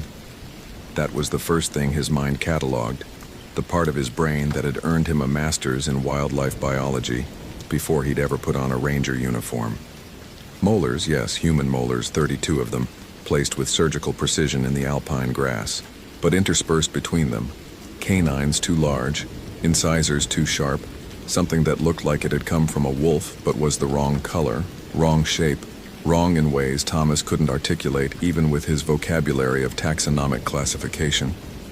The body, what remained of it, sat in the center. Thomas had seen bear attacks, had documented mountain lion kills, had written incident reports on exposure deaths and climbing accidents, and one unfortunate encounter with a bull moose during rutting season. This was none of those things. The bones had been stripped clean, but not by scavengers. The flesh hadn't been torn. It had been removed with purpose, almost surgically. What little remained of the soft tissue showed signs of having been gnawed by human teeth. Thomas could see the distinctive pattern of human dental marks on what was left of a femur. His Garmin Montana 680 put him at exactly 7,987 feet elevation, 3 miles up the Iceberg Lake Trail. The coordinates matched where Olivia Rhodes's spot beacon had last transmitted 3 days ago. She'd been reported missing by her hiking partner, who'd become ill and turned back at the trailhead. Olivia had continued alone. Standard solo hike, experienced outdoorswoman, all the right gear. Thomas keyed his radio. Motorola APX 4000, theoretically good for 20 miles line of sight. "Base, this is O'Brien. I need you to patch me through to the Flathead County Sheriff. We have a situation." Static. He was too high, too deep in the glacial cirque. The mountains blocked transmission. Thomas checked his phone, iPhone 6, supposedly the latest technology, but the single bar of service he'd had at the ranger station was long gone. He took photographs, documented everything, the teeth arrangement, the bones, the location. Then he noticed what else was wrong. It was July. At 8,000 feet in Glacier National Park, July meant wildflowers and meltwater and temperatures in the 60s, sometimes 70s. Thomas could see his breath. The grass around the body was rimmed with frost, delicate crystalline structures that shouldn't exist when the ambient temperature, he checked his thermometer, read 68 degrees. Localized phenomenon. Had to be. Cold air sinking from the glacier above. Some meteorological quirk. Thomas's mind immediately began cataloging explanations, even as something deeper, more primal, whispered that he was wrong. He circled the site, careful not to disturb potential evidence. That's when he saw the tracks. Human footprints, bare, pressed deep into the soil. Stride length approximately 6 feet. Whoever had made them was either running, or had legs too long for a normal human gait. The prints led away from the body, heading higher up the trail toward Iceberg Lake, and beside them, carved into a piece of birch bark that shouldn't exist this high above tree line, symbols. Not English, not any European language Thomas recognized. The curves and angles looked almost Native American, possibly Blackfeet. This was their ancestral land after all. But the arrangement was wrong, chaotic, like someone had carved them in a frenzy. Thomas photographed those too. Then he followed the tracks. The rational part of his mind screamed at him to mark the site, descend, get help.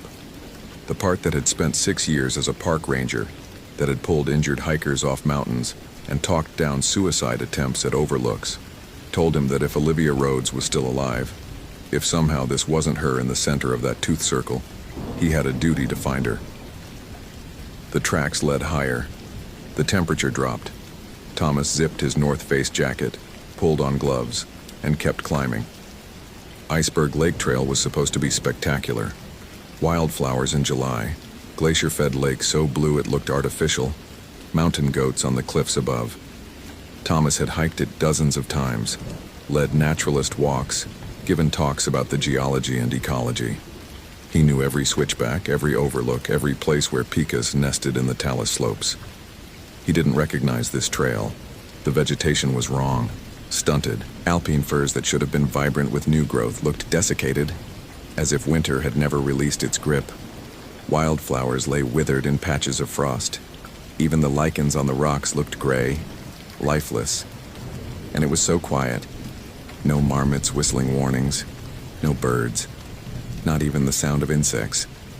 Just Thomas's breathing, growing labored in the thin air, and the crunch of frost under his Salomon hiking boots. At the overlook point, where tourists usually stop to photograph the lake still a mile ahead, Thomas found the second body, or what was becoming a second body. The woman sat cross-legged on a flat boulder facing the glacier. She was naked, her clothes torn and scattered around her like she'd shed them in haste. Her skin was pale, almost translucent, stretched too tight over bones that jutted at angles that suggested malnutrition, but her stomach was distended, swollen, like advanced starvation or pregnancy. She was eating. Thomas's gorge rose as he realized what she held in her hands. A human arm, partially consumed, the hand still intact enough that he could see the fingernails painted purple. Olivia Rhodes' missing person report had mentioned purple nail polish, a detail her hiking partner remembered because they joked about it, about wearing polish on a backpacking trip. "Ma'am?" Thomas's voice came out strangled. Olivia Rhodes. The woman's head turned. Not her body, just her head, rotating with a flexibility that no human cervical spine should allow. Her eyes were wrong. Too large, too dark. All pupil with just a thin ring of white around the edges. Her mouth was smeared with blood, and when she smiled, Thomas saw that her teeth were different. Longer, sharper. "So hungry," she whispered. Her voice sounded like wind through dead trees. So hungry, always hungry, never full. Thomas's hand went to his bear spray, then stopped. This wasn't a bear. This wasn't anything he'd been trained for. His mind raced through explanations. Psychotic break, drugs, some kind of prion disease like what happened to the cannibals in Papua New Guinea. But none of them explained the teeth, the eyes, the impossible angle of her neck. "Olivia, my name is Ranger Thomas O'Brien. I'm here to help you. Can you tell me what happened? Wendigo." The word came from behind him. Thomas spun. An old man stood on the trail, though Thomas hadn't heard him approach. He was Native American, Blackfeet. Thomas guessed from the region, wearing modern hiking clothes but carrying a bundle wrapped in what looked like deer hide. His face was deeply lined, weathered by decades of mountain weather, but his eyes were sharp and clear. "That's Algonquian," Thomas said automatically. "This is Blackfeet territory. Wrong." He stopped himself. "You shouldn't be here. This is a crime scene." "No." The old man shook his head. "This is a hunting ground. Has been for longer than your parks, longer than your maps. The Wendigo hunts here." The woman, Olivia, made a sound that might have been laughter or sobbing. She returned to eating, tearing at the flesh with teeth that definitely hadn't been in her mouth when she'd started this hike. That's not... Thomas struggled for words. That's a legend, folklore. There's no such thing as... You're looking at it. The old man moved closer, but not too close. She violated the taboo, ate human flesh. Now she's transforming. By tomorrow, maybe tonight, she won't be human anymore. Just hunger. Endless hunger in the shape of something that used to be a person. Thomas's scientific training warred with what he was seeing. She's suffering from exposure and delirium, possibly hypothermia-induced psychosis combined with extreme malnutrition leading to her eating her hiking partner's arm. The old man's voice was gentle, pitying. Ranger, how long have you worked these mountains? 6 years. I've walked them for 70. My grandfather walked them for 80 before me. His grandfather before him. We know what lives here, what hunts when winter comes too early, when the cold settles into your bones and the hunger becomes so strong you'd do anything to fill it. Olivia stood. The movement was wrong, joints bending in ways that made Thomas's stomach clench. She dropped the arm. It landed with a wet sound that would haunt his dreams and began walking toward them. So hungry, she whispered again. You smell warm, warm and full. Share, please share. The old man unwrapped his bundle. Inside, dried herbs that Thomas didn't recognize. A knife made of obsidian and what looked like bones carved with symbols. My name is Henry Runningcrane, the old man said, still in that gentle voice that suggested he was explaining something to a child. I'm what you might call a medicine man, though that's a white word for something more complex. My family has been hunting wendigos for 7 generations. This is the 3rd I've tracked to Glacier. This is insane. But Thomas's hand was shaking as he pulled out his own knife. Bench-made bushcrafter 4-inch blade meant for clearing trail and processing firewood, not for whatever this was becoming. She needs medical help, psychiatric evaluation. She needs mercy. Henry began walking a circle around them, dropping pinches of the dried herbs. Where they fell, the frost receded slightly. And you need to decide, Ranger. You can keep trying to explain this with your science, or you can help me save whatever's left of her soul. Olivia, the thing Olivia was becoming, lunged. Thomas's training took over. He sidestepped, muscle memory from defensive tactics courses, and she stumbled past him. But when she recovered, the movement was too fast, too fluid. No human moved like that. She came at him again, and this time Henry was there, the obsidian knife flashing. Not to kill.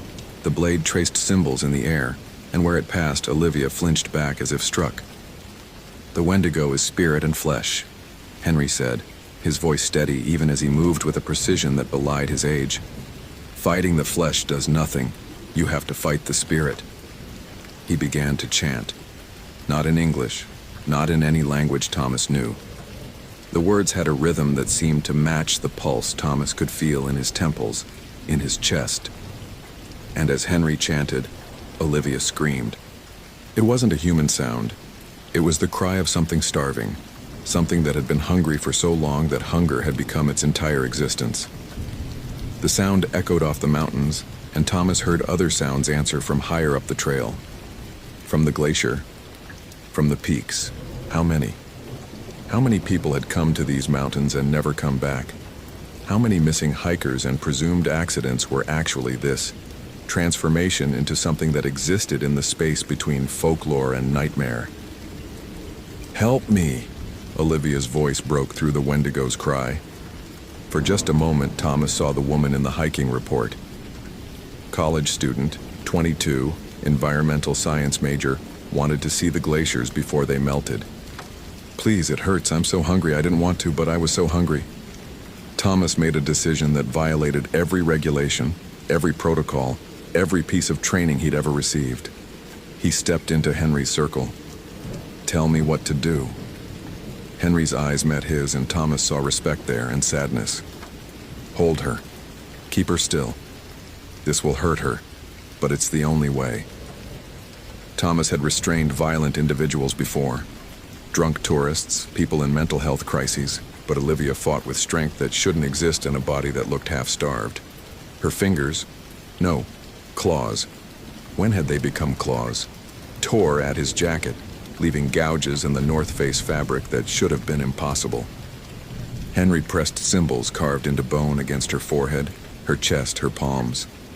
Where they touched, her skin blistered, smoking in the cold air. She screamed and Thomas held on, his rational mind completely shattered, operating on pure instinct and a desperate hope that the old man knew what he was doing. The temperature dropped further. Thomas could see ice forming on Olivia's skin, in her hair.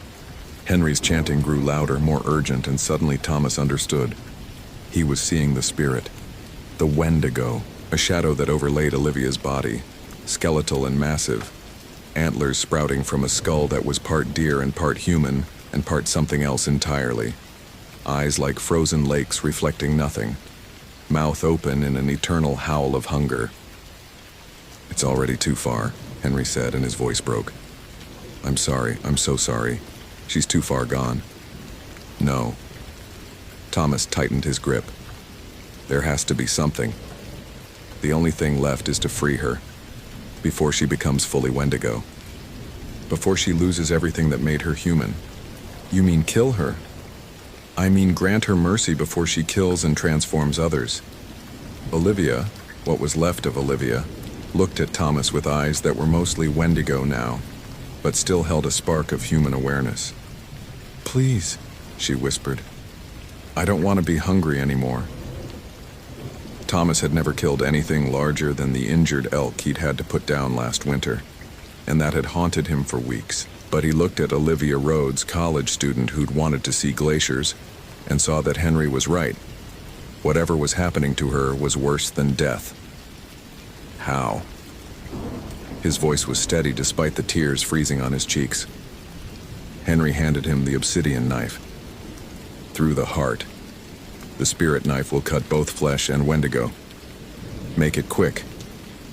Thomas took the knife.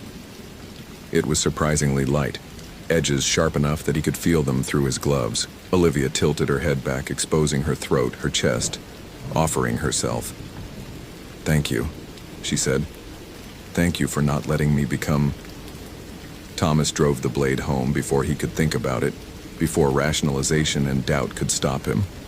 The obsidian slid through her sternum as if her bones were made of ice, and Olivia gasped once, a sound of relief rather than pain. The Wendigo shadow screamed and thrashed, trying to hold on to her. But Henry's chanting intensified, and the herbs he'd scattered began to smoke. The spirit pulled away, dissolving into the cold air, leaving only Olivia's body cradled in Thomas's arms. She looked peaceful, human. The distension in her stomach had vanished. Her teeth were normal. She looked like she was sleeping. Thomas held her as the warmth left her body, as Henry finished his prayers, as the sun dropped toward the western peaks and cast everything in shades of gold and red. "The other body," Thomas finally said. "The one with the teeth in a circle. Her hiking partner, Kyle Morrison. He turned completely, became full Wendigo." Henry gestured higher up the trail. "He's up there, in the glacier. I tracked him for 3 days before I tracked her." "You killed him?" "I sent him on." "Yes." Thomas looked at the body in his arms, looked at his hands, still holding the obsidian knife, still covered in blood that was steaming in the cold air.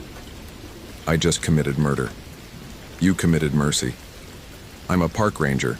I enforce federal law. Thomas stopped, started again. "How do I report this? How do I explain any of this?" Henry began gathering his things, wrapping the knife and bones and herbs back in their deer hide. "You tell the truth. That you found Olivia Rhodes deceased from exposure and malnutrition. That she'd suffered a severe psychotic break, probably induced by hypothermia. That she'd engaged in post-mortem cannibalism on her hiking partner's body due to extreme starvation. It's documented in survival situations won't raise too many questions. That by the time you found her, it was too late to save her. And Kyle Morrison? Bear attack. Probably the same bear that led to Olivia's psychological break. Very tragic. These things happen in the wilderness. It was all lies. All of it. But Thomas looked at the obsidian knife still in his hand, at the frost that was already creeping back now that Henry's herbs had stopped smoking, at the mountains that suddenly felt ancient and full of things his education had never prepared him for. "The Wendigo," he said. "Are there more?" "Always." Henry shouldered his pack. "Every winter, every time someone gets too hungry, too desperate, and crosses the line. The taboo exists for a reason. Not all of them become full Wendigo. Most die first, thank the Creator. But some survive long enough to transform. And then they hunt until someone like me stops them. Why didn't you warn people? Put up signs. Tell the Park Service. Would you have believed me?" Henry's smile was sad. "You're an educated man, Ranger O'Brien. Master's degree. 6 years of experience. You didn't believe until you saw. Until you held her. Would a sign that said beware of Wendigos have done anything except made people laugh?" Thomas had no answer to that. Henry started down the trail, then paused. "You'll see it now. The cold spots in summer. The places where nothing grows. The missing hikers who don't fit the usual patterns. You'll understand what the old stories are really warning about, and you'll have a choice. Keep explaining it away or accept that there are things in these mountains older and stranger than your science accounts for." "I'm a ranger," Thomas said. "I'm supposed to protect people." "Then protect them. Just know that sometimes protection requires methods the Park Service manual doesn't cover." Henry disappeared down the trail, and Thomas was alone with Olivia's body and a knife made of volcanic glass, and the growing understanding that everything he thought he knew about the natural world was incomplete. It took him 4 hours to carry her down. By the time he reached the trailhead where other rangers and the county sheriff were waiting, he'd constructed a plausible story. Exposure, hypothermia, psychotic break leading to cannibalism of deceased hiking partner. Bear attack on partner. Solo hiker found too late to save. They believed him. Why wouldn't they? Thomas O'Brien was known for his rationality, his scientific approach, his detailed reports. If he said it was exposure and bears, it was exposure and bears. The investigation took 2 weeks, closed the trail for 5 days. Helicoptered in a bear management team that found and killed a grizzly with human remains in its stomach. Thomas tried not to think about how convenient that was, how the old medicine man might have arranged it. The official report cited multiple factors: inadequate preparation, solo hiking in remote terrain, unfortunate encounter with wildlife, exposure leading to impaired judgment. Thomas signed off on all of it, filed his reports, gave his statements, and never mentioned obsidian knives or Wendigo spirits or medicine men who hunted things that shouldn't exist. But he kept the knife. Henry had left it with him, wrapped in deer hide, with a note. "You'll need this eventually. They always come back."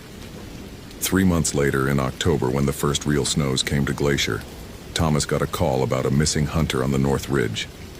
The man's friends reported he'd been acting strangely the day before he vanished, complaining of hunger even after eating, talking about cold spots in the forest, hearing voices calling him higher into the mountains.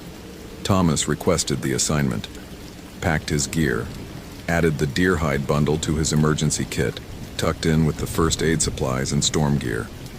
The ranger station supervisor asked if he wanted backup. Thomas said no. Some things you had to face alone. Some things required tools that couldn't be explained in an incident report. He found the hunter at 9,000 feet already changing, eyes going dark and teeth beginning to shift. Thomas used the obsidian knife, said the prayers Henry had taught him, made it quick and as merciful as he could. The official report cited another bear attack. The hunter's family got closure. The mountains kept their secrets. And Thomas O'Brien, who had spent 6 years believing that science could explain everything, learned to recognize the signs. The cold in summer, the hunger that nothing could fill.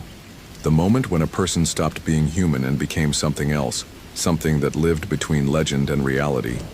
He never spoke to Henry Running Crane again, but sometimes he found offerings on the trail, dried herbs, carved bones. Small acknowledgments from someone who knew that Thomas was keeping watch now, protecting hikers from threats the Park Service manual couldn't account for.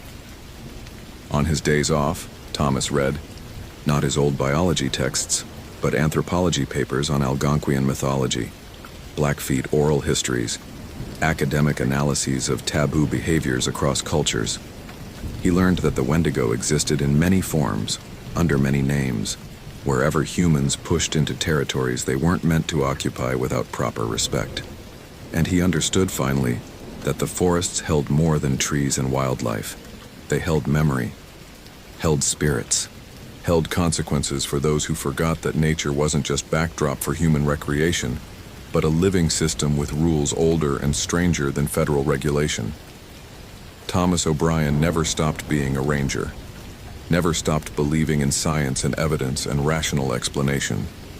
But he added another layer to his understanding, a recognition that some truths lived in the space between explanation and experience, in the places where folklore and reality overlapped. And when the cold came early, when the frost appeared in July, when hikers went missing with that particular wrongness that meant they'd crossed a line they shouldn't have crossed, Thomas packed his gear, grabbed the deer hide bundle, and went hunting. Not for bears, not for natural threats, for the hungry things that wore human shapes until hunger consumed everything else, for the Wendigos that proved some legends existed for reasons no laboratory could measure. And sometimes, late at night in his cabin, Thomas thought about Olivia Rhodes, about her purple nail polish and environmental science degree and the moment she'd looked at him with human eyes and begged for mercy.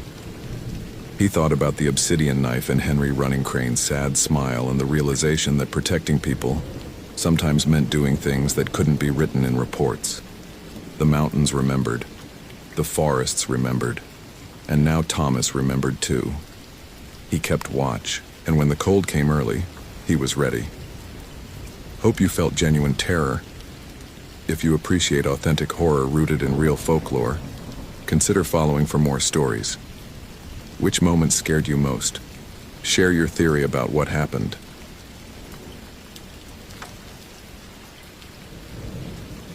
The trail camera captured frame 2847 at 11:43 p.m. Empty desert. Frame 2848 at 11:43 p.m. 7 figures standing motionless, facing the lens. Lisa Hoffman cycled through the images 3 times on her laptop screen, searching for the glitch that would explain the impossibility. Motion-activated Reckonix trail cameras didn't malfunction like this. She'd set up hundreds across her 7 years as a wildlife biologist with the National Park Service, documented everything from mountain lions to illegal ATV traffic, and never once had she seen a frame where human figures simply materialized between 1 second and the next, in a location she'd personally verified was empty when she'd installed the camera 6 days ago. The figures weren't blurred by movement, weren't partially visible at frame edges suggesting they'd walked into shot. They were simply there, 7 adults standing in a rough semicircle 20 feet from the camera, their postures identical, arms at sides, heads tilted at the same 15-degree angle, faces catching the infrared flash in a way that made their features seem flat, featureless, like masks of human skin stretched over something that didn't quite understand facial structure. Lisa zoomed in on the nearest figure, the image pixelated but retained enough detail to make her stomach turn.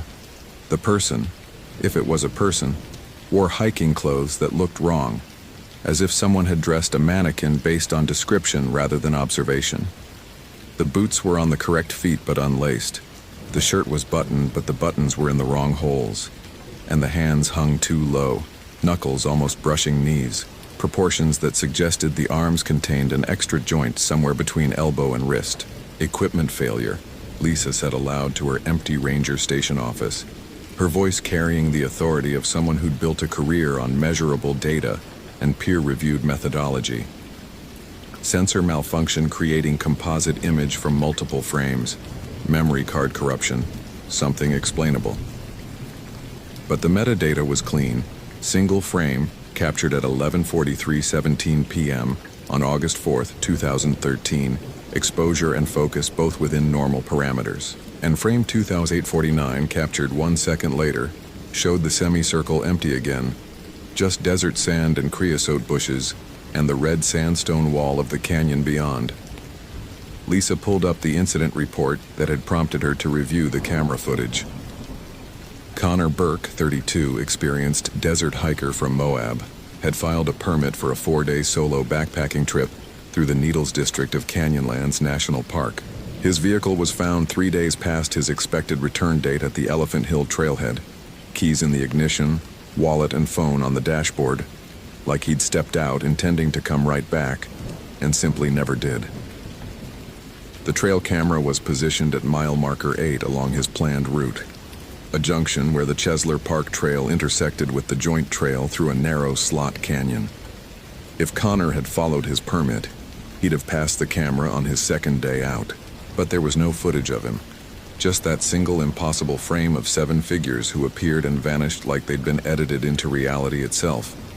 Lisa had seen the missing person posters around Moab, the Facebook groups demanding answers, the conspiracy theorists suggesting everything from alien abduction to government cover-up. She'd dismissed it all with the casual contempt of someone who dealt in facts, who understood that people got lost in wilderness through mundane failures of preparation and judgment, not supernatural intervention. The desert killed through dehydration, heat stroke, falls in slot canyons, rattlesnake bites, all statistically documented, all explainable. What the desert didn't do was make 7 people materialize and dematerialize on trail cameras, while leaving 0 physical evidence of their presence. Lisa exported the images to her phone, grabbed her field pack, and headed for the trailhead. It was 6 a.m., early enough to hike 8 miles before the August heat became dangerous, late enough that she'd have full daylight to examine the camera site. She'd find the rational explanation. Teenage pranksters, tribal members conducting ceremonies they didn't want documented, even art installation by someone making a statement about surveillance. Something that didn't require abandoning the epistemological framework that had guided her through undergraduate at UC Davis, master's at Colorado State, and 7 years of professional field biology. The Needles district earned its name from the red and white sandstone spires that jutted from the earth like teeth, erosion carving the landscape into a maze of canyons, arches, and narrow passages that could disorient even experienced navigators. Lisa had worked this section of Canyonlands for 3 years, knew the trails well enough to hike them in her sleep, had published 2 papers on desert bighorn sheep population dynamics, using data collected from these exact canyons. She passed the 4-mile marker at 7:30, the temperature already climbing toward 90. Her Garmin GPS showed she was precisely en route, following Connor Burke's planned path with the methodical precision that made her valuable to the NPS. At mile 6, she found the first anomaly, boot prints in the sand that started mid-stride, as if the person making them had dropped from the sky. She photographed them with her phone, noted the size, men's 10, consistent with Connor Burke's equipment list, and followed their direction. The prints led toward the canyon wall, then stopped. Not at the wall, but 3 feet before it, in open sand. Lisa circled the area, searching for where the trail resumed, and found nothing. Just those impossible prints, beginning nowhere and ending nowhere, violating the basic principle that footprints required continuous contact between feet and ground. She pulled out her field notebook and documented the observation, her handwriting precise despite the unease building in her chest. Aero 7, 45 hours. Mile 6.2. Discovered discontinuous track evidence, consistent with missing hiker Burke. Size 10 hiking boot. Track origin point shows no approach indicators. Terminus shows no departure indicators. Possible explanations: wind erosion, unlikely given depth and definition. Animal disturbance, no paw prints present. Human fabrication for unknown purpose. The sun climbed higher. Lisa's water consumption increased. And the desert, which she'd always understood as hostile but comprehensible, began revealing patterns that violated her understanding of how physical space worked. At mile 7, she found another camera, not hers, older model, the kind serious wildlife photographers used. It was mounted to a juniper tree. Lens pointed toward a game trail bighorn sheep used to access a seep spring. Lisa checked the memory card and found it full. 8,000 images spanning 3 weeks.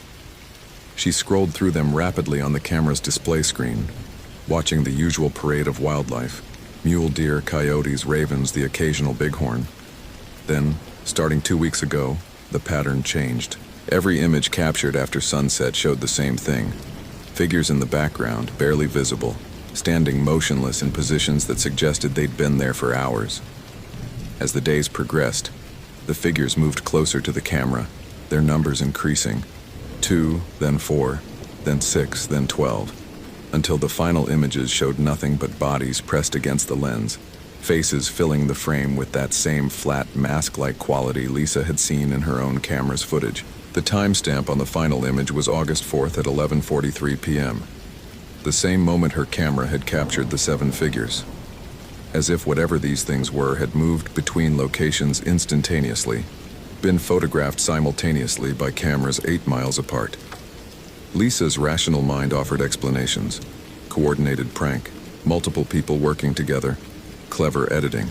But her body, the part of her that evolution had tuned to recognize predators and threats, understood something her intellect refused to accept. She was being hunted, had been since she entered the Needles. Maybe since she'd reviewed that first impossible frame and decided to investigate rather than file it as equipment malfunction and move on. She continued toward mile marker 8, her hand resting on the bear spray at her hip, despite knowing that whatever she was dealing with wouldn't be deterred by capsaicin. The slot canyon that led to the camera site narrowed progressively, red sandstone walls rising 50 feet on either side. The sky reduced to a ribbon of blue overhead. In the confined space, sounds echoed strangely. Her footsteps seemed to come from ahead and behind simultaneously, creating the illusion of company where she knew she was alone. The trail camera was exactly where she'd mounted it 6 days ago, still secured to its anchor bolt in the sandstone. But the camera itself had been opened, the memory card removed and placed carefully on the ground beside it. And written in the sand beneath the camera, in letters formed by what looked like finger dragging, was a message in a language Lisa didn't know but somehow understood anyway. You don't believe. Good. Easier when they don't believe. Lisa's skepticism, her armor of scientific methodology and empirical evidence cracked. Not broken, she wasn't ready to abandon rationality, but fissured, letting in the possibility that reality contained more than her education had prepared her for. She photographed the message, collected the memory card, and turned to retrace her route back to the trailhead. Connor Burke stood blocking the canyon. Lisa's breath caught. She knew it wasn't actually Connor, had never seen him in person, only photos from the missing person report, but the resemblance was perfect. Same height, same build, same sun-bleached hair and sun-darkened skin. He wore hiking clothes identical to what his gear list specified: blue synthetic shirt, khaki pants, Basque boots. Even his posture matched the confident stance of someone comfortable in wilderness. But when he spoke, multiple voices emerged, his own layered with others, men and women and children, dozens of voices speaking in unison. You're the scientist, the one who measures everything, the one who thinks counting sheep makes you understand the desert. Lisa's hand moved to her radio, muscle memory overriding the surreal horror of the moment. This is Ranger Hoffman requesting immediate assistance at...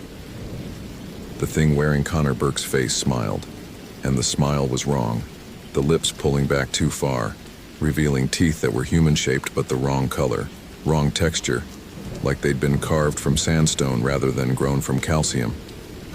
Radio won't work. We're not where you think you are. Not when you are. Time runs different in the spaces between places. Lisa pressed the transmit button anyway. Static answered, but underneath the static she heard voices, her own voice, repeated hundreds of times, all saying, requesting immediate assistance, in slightly different tones as if she'd been trapped here making the same call for hours or days or years. She ran, not back toward the trailhead. The thing blocked that direction, but deeper into the slot canyon, toward the technical section where the walls narrowed to shoulder width and required sideways shuffling to navigate. Behind her, footsteps that didn't sound like footsteps, more like something with too many joints trying to approximate human locomotion. The canyon twisted, branched again. Lisa had mapped these passages, knew the route that led to Chesler Park and from there to multiple exit points. But the landmarks were wrong. Arches appeared in walls where no arches should exist.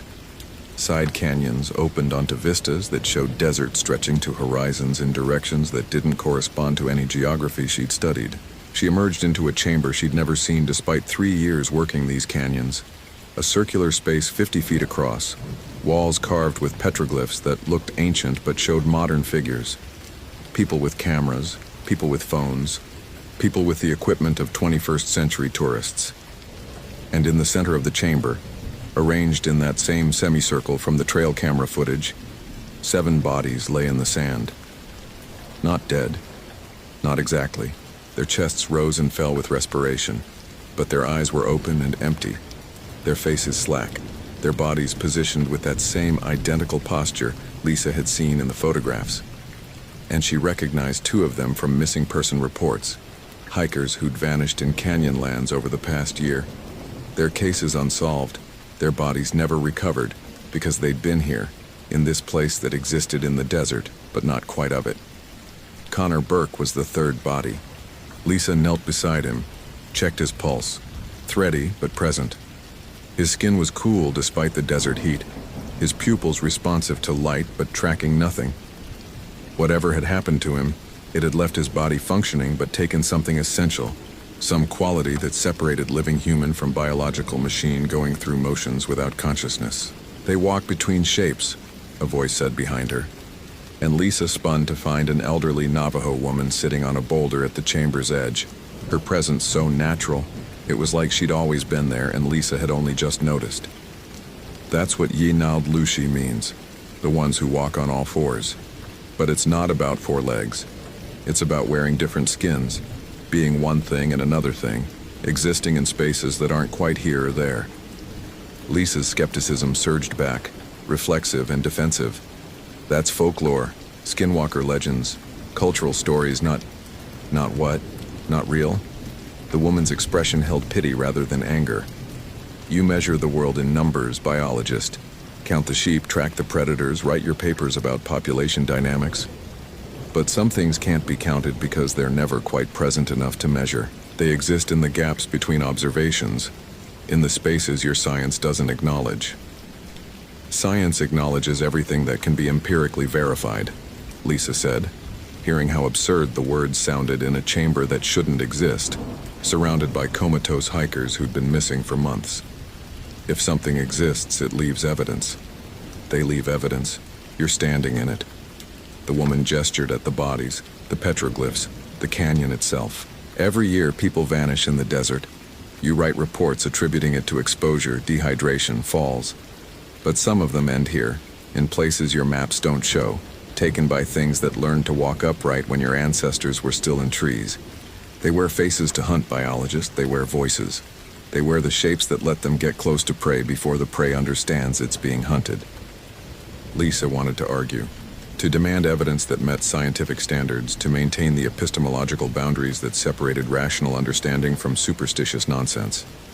But 7 bodies lay at her feet, including a man who'd been missing for 8 days, and her GPS showed she was simultaneously at mile marker 8 and nowhere, that corresponded to any mapped coordinates, the device flickering between readings like it couldn't decide which reality to report.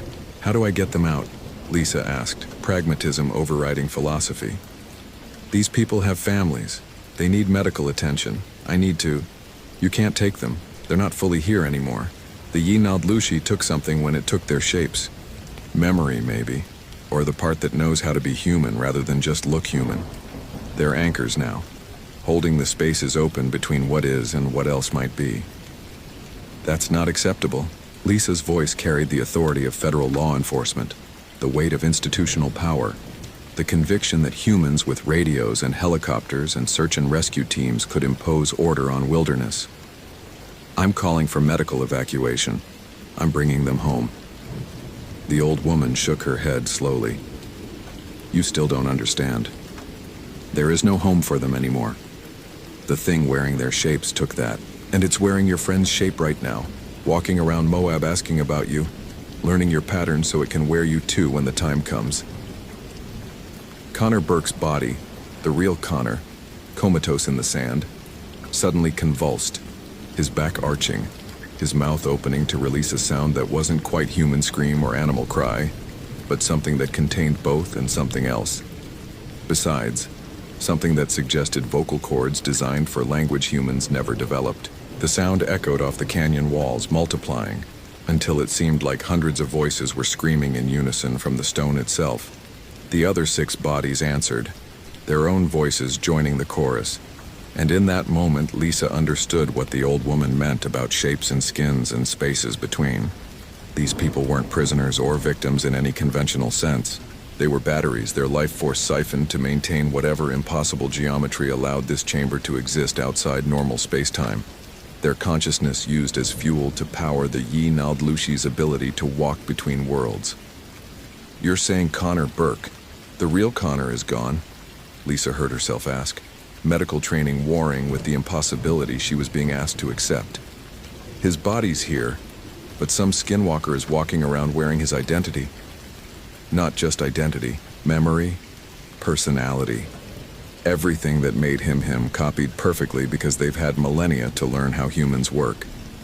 Your friend's family won't know the difference. His co-workers won't. His girlfriend won't. Only when it's hungry will the mask slip, will the thing underneath show through. And by then it'll be too late because it'll have gotten close to someone else, learned them well enough to take their shape when it's done feeding." Lisa's mind raced through the implications. If what the old woman said was true, and the evidence surrounding her suggested it was, then Connor Burke's family was currently mourning a man who was simultaneously comatose in an impossible canyon and walking around impersonating their loved one. And if there were 7 bodies here, 7 people who'd vanished in Canyonlands over the past 2 years, then there were potentially 7 skinwalkers wearing their shapes, integrated into their communities, waiting for opportunities to hunt. "This is happening all over," Lisa said slowly, puzzle pieces clicking into place. "The missing person statistics for Canyonlands are higher than any comparable park, not because the terrain is more dangerous, but because this is thin place," the woman finished, "where the boundaries between worlds wear down. The Navajo know to avoid these canyons when the heat does strange things to the air, when the light bends wrong, when the tracks appear that don't connect to anything. But tourists don't know. Scientists don't know. So they walk into places like this and the Yi Naldlushi take them, wear them, use them to take more." Lisa's radio suddenly crackled with her own voice. "Hoffman to base, requesting immediate assistance. I've found Burke. He's alive but unresponsive. Need medical evacuation at..." The voice cut off mid-sentence, replaced by Connor Burke's voice. "Forget what you saw, Lisa. Chalk it up to heat stroke. Write it off as hallucination. Go back to counting sheep and pretending the world is measurable." Then a third voice, one Lisa didn't recognize. "She won't forget. She's too curious, too arrogant in her certainty that science explains everything. She'll investigate, she'll document, and when she does, we'll add her to the collection." The radio died. The old woman stood, moving with the careful deliberation of someone whose joints protested, but whose will remained undiminished. "You have a choice, biologist. Accept that your understanding of reality is incomplete, that your measurements miss what's most important, that the desert contains things your science can't acknowledge. Or maintain your skepticism, file your reports about equipment malfunction and missing hikers, and wait for the night when something wearing a face you trust comes to take your shape." "Those aren't choices," Lisa protested. "Those are threats dressed up as wisdom. If skinwalkers are real, if this..." She gestured at the chamber, the bodies, the impossible geography, "is actually happening, then we need to respond with force. Get tribal authorities involved, FBI if it's crossing reservation boundaries, bring in specialists who what? Who measure? Who document? Who apply scientific method to things that exist specifically in the spaces science doesn't examine?" The woman's laugh was bitter. "You think you're the first educated person to stumble into this? Every few years, someone like you finds these places, sees what's really happening, and decides institutional power can solve it. Then they file reports that get dismissed, conduct investigations that find nothing. Bring in experts who chalk it up to mass hysteria or environmental toxins or anything that fits existing frameworks. Because accepting the truth means accepting that human understanding is fundamentally limited, that we're not the apex predators we like to believe, that the world is stranger and more hostile than our civilizations acknowledge. Lisa wanted to argue, but the evidence surrounded her in ways that scientific methodology couldn't dispute. She'd found bodies. She'd documented impossible photographs. She'd watched her GPS give contradictory readings and heard voices emerge from her radio that shouldn't exist. At some point, maintaining skepticism became its own form of delusion, a refusal to acknowledge data simply because it violated her theoretical framework. "What do I do?" Lisa asked, the question costing her more than she'd expected, requiring admission that her education and experience were insufficient for the situation she'd encountered. "You learn. You listen to the people whose ancestors have survived alongside these things for millennia. You stop dismissing tribal knowledge as folklore and start recognizing it as empirical observation accumulated across generations.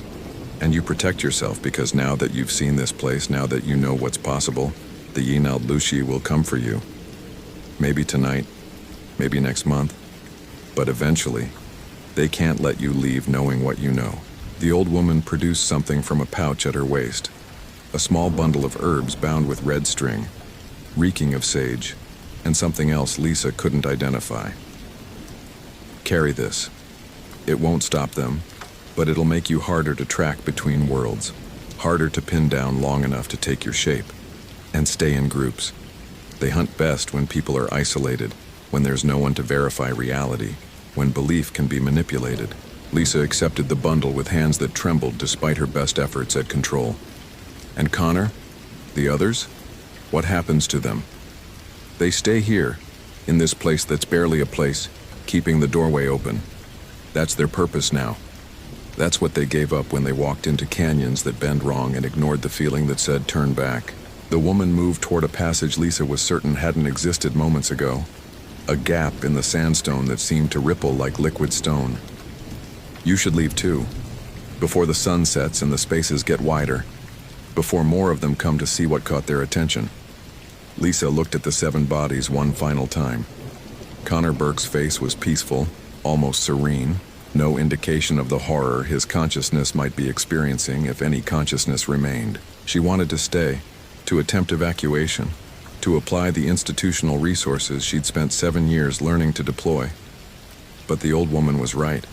Whatever these people had become, they were beyond her ability to save with helicopters and medical teams.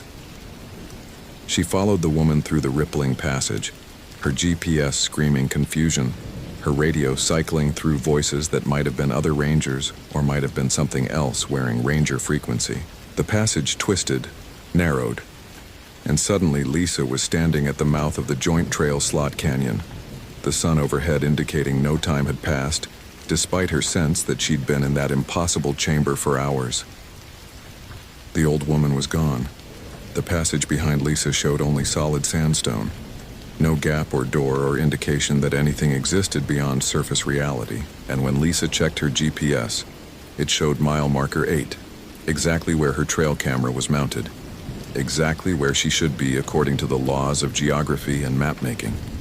She hiked back to the trailhead in a daze, her mind processing what she'd seen against the framework of what she'd believed about how the world worked.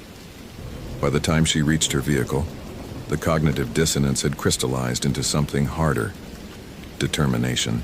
If skinwalkers were real, if they were hunting in canyon lands using the shapes of their victims, then Lisa's response couldn't be to dismiss or ignore or file reports that would be disbelieved. Her response had to be documentation, evidence gathering, building a case so thorough that institutional power would be forced to acknowledge what she'd found. Over the following weeks, Lisa became obsessive. She pulled missing person reports going back a decade, correlated them with lunar phases and seasonal patterns, identified clusters that suggested coordinated hunting rather than random wilderness mortality. She reviewed footage from every trail camera in Canyonlands, finding dozens of images similar to her own, figures that appeared between frames, groups that watched cameras with that same flat, mask-like quality. She interviewed tribal members, approached respectfully this time, Listened to stories she'd previously dismissed as cultural narrative rather than empirical observation. The patterns emerged. Yinald Lushi hunting during new moons, targeting solo hikers who displayed arrogance or disrespect toward the land, taking shapes and wearing them for months or years before discarding them for fresh victims. But when Lisa presented her findings to the superintendent, when she laid out the evidence in careful detail with photographs and witness statements and statistical analysis, the response was exactly what the old woman had predicted.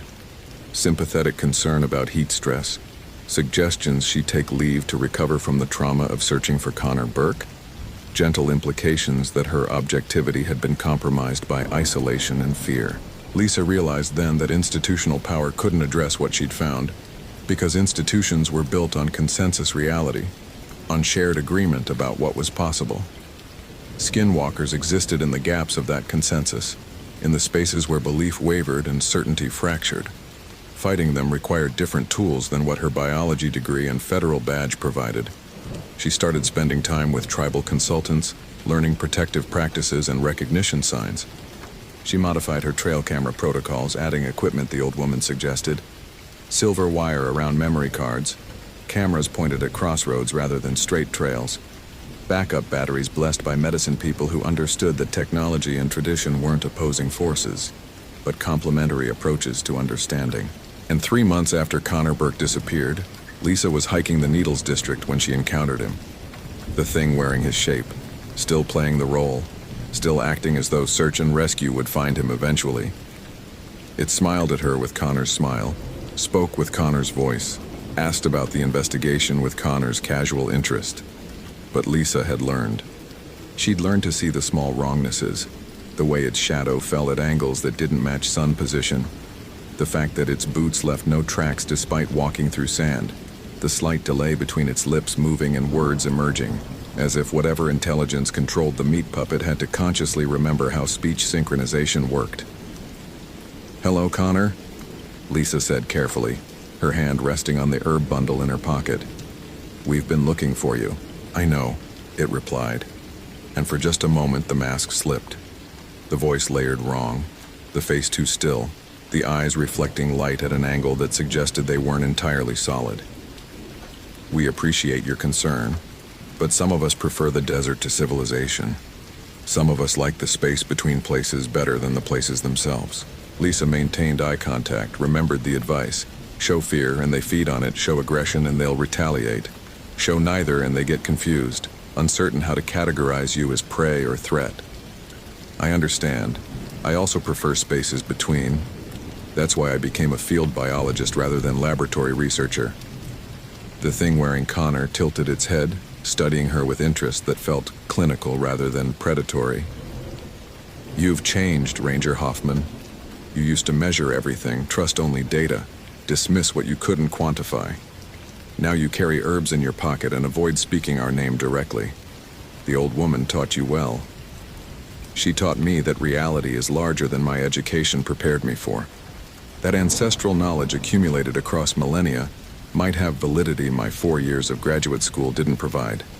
That's good science, updating your model when new evidence contradicts old assumptions. And yet you still work for them, still wear the uniform, still carry the radio, still pretend that institutional power can manage what lives in these canyons." The thing's smile widened, and Lisa saw too many teeth, arranged in patterns that suggested its jaw was flexible in ways human jaws weren't. "You're caught between worlds now, biologist. Not quite believer, not quite skeptic, not quite prey, not quite threat. Useful, maybe, or dangerous.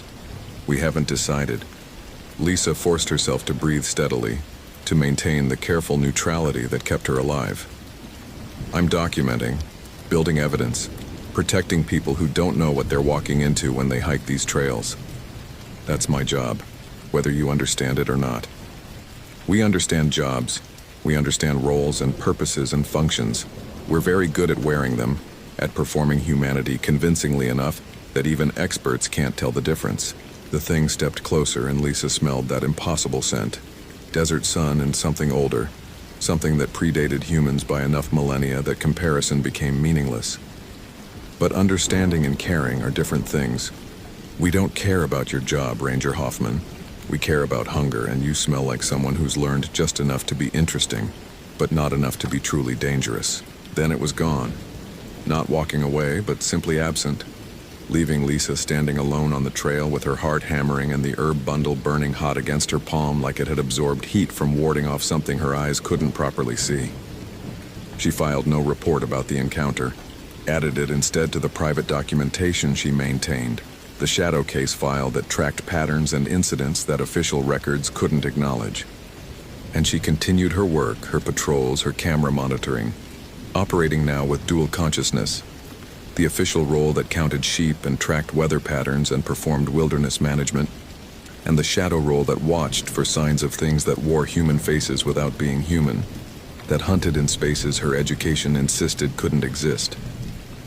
Connor Burke's body was never recovered officially. His case remained open, his family held memorial services, and something wearing his shape was seen occasionally in Moab, living a life that resembled his own well enough that most people never questioned whether the man they knew was exactly who they thought he was. But Lisa questioned.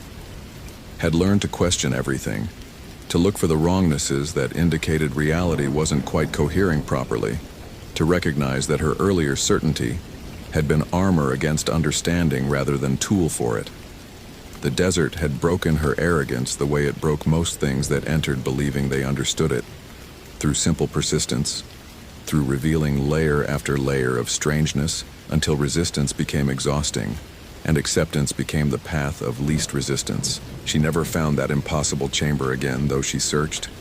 Never encountered the old Navajo woman who taught her that folklore was functional rather than metaphorical.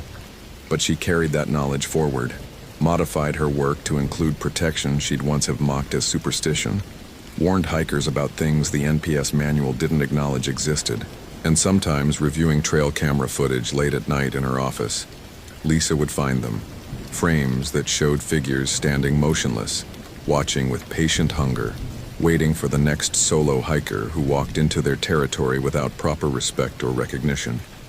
She'd document them carefully, add them to her shadow files, and continue the work of trying to protect people from threats that institutional power refused to acknowledge. The skeptic in her, the part that had earned biology degrees and published papers about population dynamics, never fully surrendered.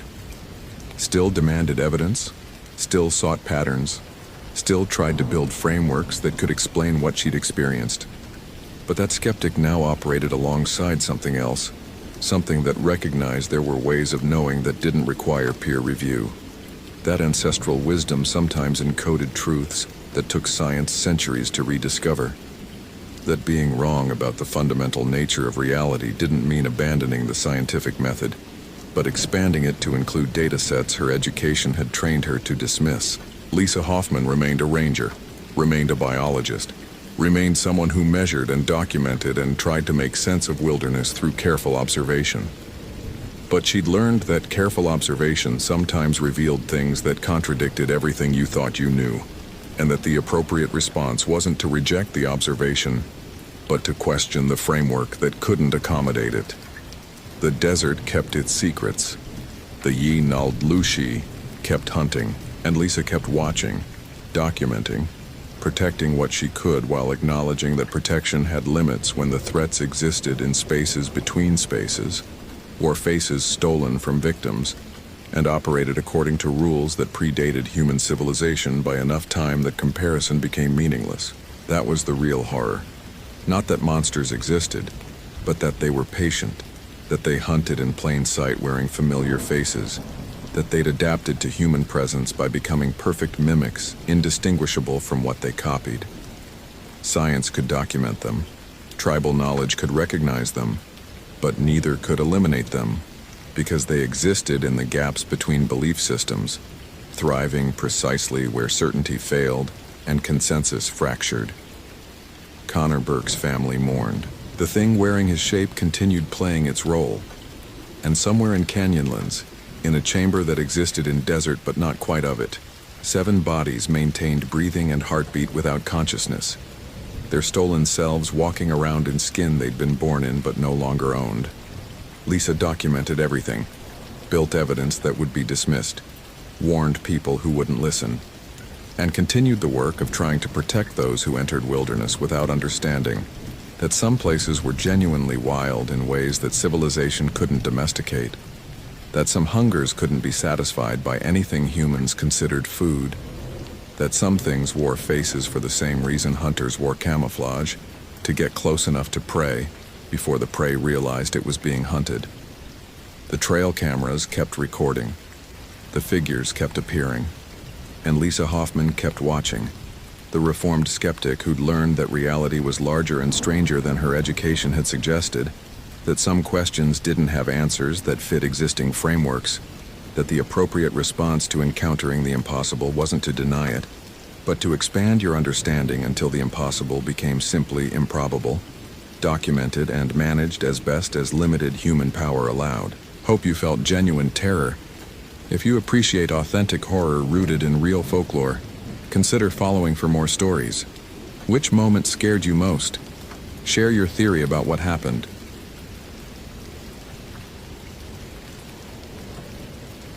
Emily Sorensen found the journal at mile marker 12, its pages swollen with moisture that wasn't rain. The Hoh River Trail stretched ahead through cathedral columns of Sitka spruce, their trunks thick as cars and wrapped in velvet moss that glowed emerald even in the weak October light. She'd been a ranger at Olympic National Park for 3 seasons, long enough to know that the forest kept secrets in its bones, and short enough that the knowing still made her skin crawl in ways she couldn't explain to her supervisor. The journal lay open on a nurse log, its spine cracked at an angle that suggested violence rather than carelessness. Emily crouched beside it, her Garmin GPS unit beeping softly on her belt. 12.3 miles from the visitor center, exactly where Sophia Carr's day pack had been reported by hikers 2 mornings ago. Everything else belonging to the missing woman remained absent. Tent, sleeping bag, the expensive Canon camera Sophia's sister had mentioned during the initial report. Just this journal, and the wrongness that radiated from it like heat from coals. Emily didn't touch it immediately. She'd learned young that some objects carried weight beyond their physical mass. Her grandmother's word for it had been tsukareda, tired, worn down by accumulated emotion. Her mother had dismissed it as superstitious nonsense from the old country, but Emily had felt it her whole life. The psychic residue of human suffering clinging to places and things like oil film on water. The journal in front of her practically vibrated with it. She photographed it first, documenting its position with 3 different angles before sliding on nitrile gloves and lifting the cover. The handwriting inside was controlled, almost compulsively neat, the kind of penmanship that suggested someone fighting hard to maintain composure. Sophia Carr had been 28, a freelance photographer from Portland specializing in Pacific Northwest wilderness. Her permit indicated a solo 4-day backpacking trip along the Hoh River Trail, summiting at Blue Glacier before looping back. She'd checked in at the ranger station 72 hours ago, told Emily's colleague David Ramirez that she was chasing the perfect shot of old growth in fog. The first entry was dated 3 days prior, written in that precise hand. Mile 5. The trees here remember things. I know how that sounds, but I can feel it. Not hostile, just aware. Like walking through a sleeping giant's dream. The moss absorbs all sound. It's beautiful. It's suffocating. Emily's radio crackled. She flinched at the sound, annoyed at her own jumpiness. Sorensen, this is base. Status update? She pressed the transmit button on her Motorola. 12 miles in on Hoh River Trail. Found the missing hiker's journal. No sign of Carr herself yet. Continuing search pattern northeast toward Lewis Meadow. Copy that. Weather's deteriorating. Front moving in faster than predicted. You've got maybe 4 hours of decent visibility. Understood. Sorensen out. She turned back to the journal, flipping through pages that grew progressively more disturbed. Sophia's entries became shorter, more fragmented. Mile 8. Can't shake the feeling of being watched, not by animals. Something else. The cold here doesn't make sense. It's coming from inside the trees. Then, mile 10. Found something strange off trail. Old structure, maybe 1920s logging camp. Decay wrong. Everything rotted except one building. Wood shouldn't preserve like that in this climate. Took photos. Won't develop them. Don't want to see what might be in the windows. Emily's breath misted in the air, which shouldn't be possible. It was October in western Washington, mild for the season, temperature holding in the mid-50s according to her gear. She exhaled again, watching vapor curl from her lips like smoke. The sensation of being observed, which she'd been suppressing since entering this section of trail, suddenly intensified into something physical. Pressure against her temples, a ringing in her ears like after a concert. The next journal entry was written in a different pen, the ink darker, the letters jagged. They cut her hair first. That's what the ranger told me, the old one.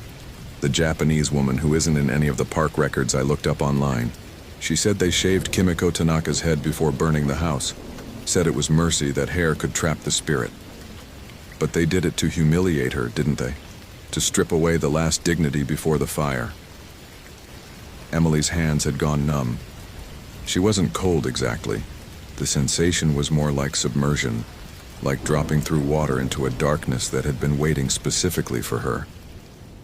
Kimiko Tanaka.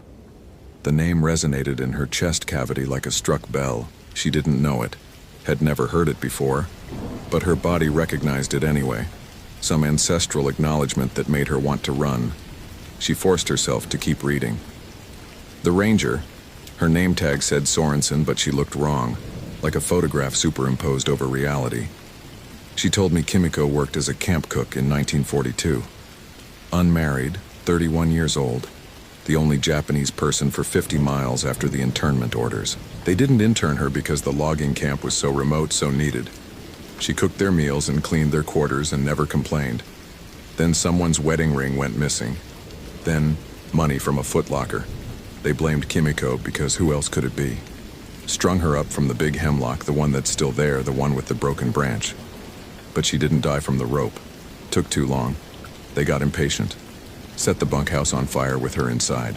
The journal ended there, mid-page, the rest of the book virgin paper. Emily stood abruptly, her equilibrium swinging like she'd surfaced too fast from deep water. The forest had changed while she read, or her perception of it had. The moss seemed darker, less emerald and more the color of deep bruises. The spaces between trees had multiplied, geometry that made her eyes water when she tried to focus, and the temperature continued dropping, her breath now coming in thick clouds despite the mild October air that should be holding steady.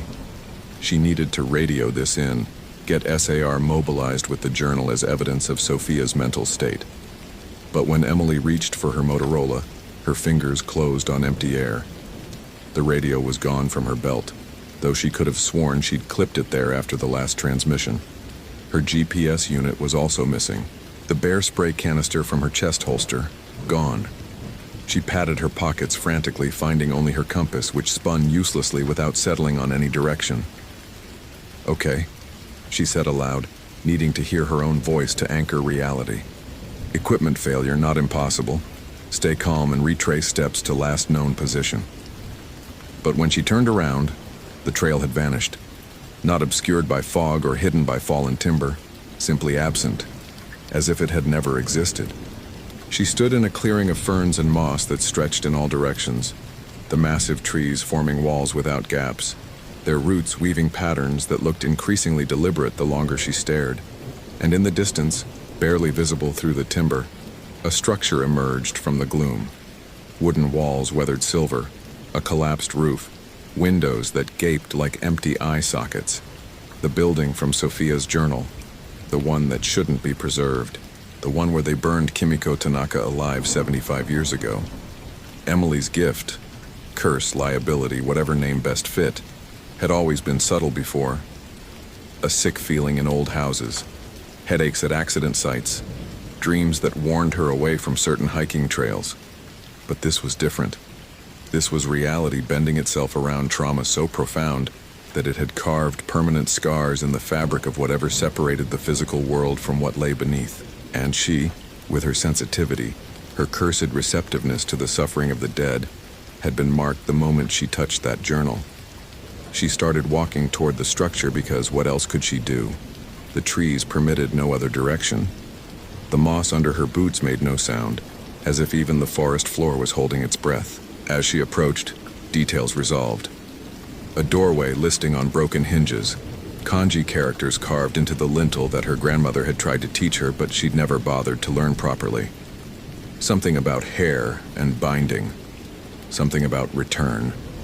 Inside the structure, what remained of furniture had fused with the floorboards. Beds and tables melted into the wood like they'd been exposed to intense heat, though the building itself showed no char marks. In the far corner, barely visible in the failing light, a shape huddled that might have been a pile of old fabric or might have been something else. Sophia? Emily's voice cracked. Sophia Carr? The shape didn't respond, but something else did. The temperature dropped so fast that ice crystals formed on Emily's eyelashes. Her lungs seized, air too cold to process, and when she gasped, she tasted copper and ash. Then came the sound. Not quite footsteps, more like weight distributing across old floorboards, and with it the smell. Decay and incense, funeral flowers left too long in stagnant water. Emily spun toward the doorway and froze. A woman stood in the entrance, silhouetted against the failing daylight. She wore white. Not the white of clean linen, but the white of bone left to weather, of snow that's absorbed pollution. Her hair hung in front of her face in a black curtain so thick that no features were visible, the strands reaching past her waist and moving independently of any breeze.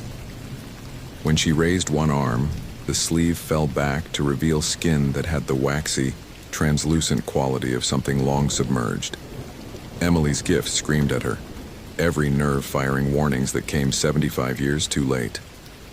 This was Kimiko Tanaka, or what remained after decades of rage had burned away everything human, leaving only the Onryo, the vengeance spirit from her grandmother's stories, the thing that returned when injustice went unpunished, when shame and fury outlived the body that first contained them.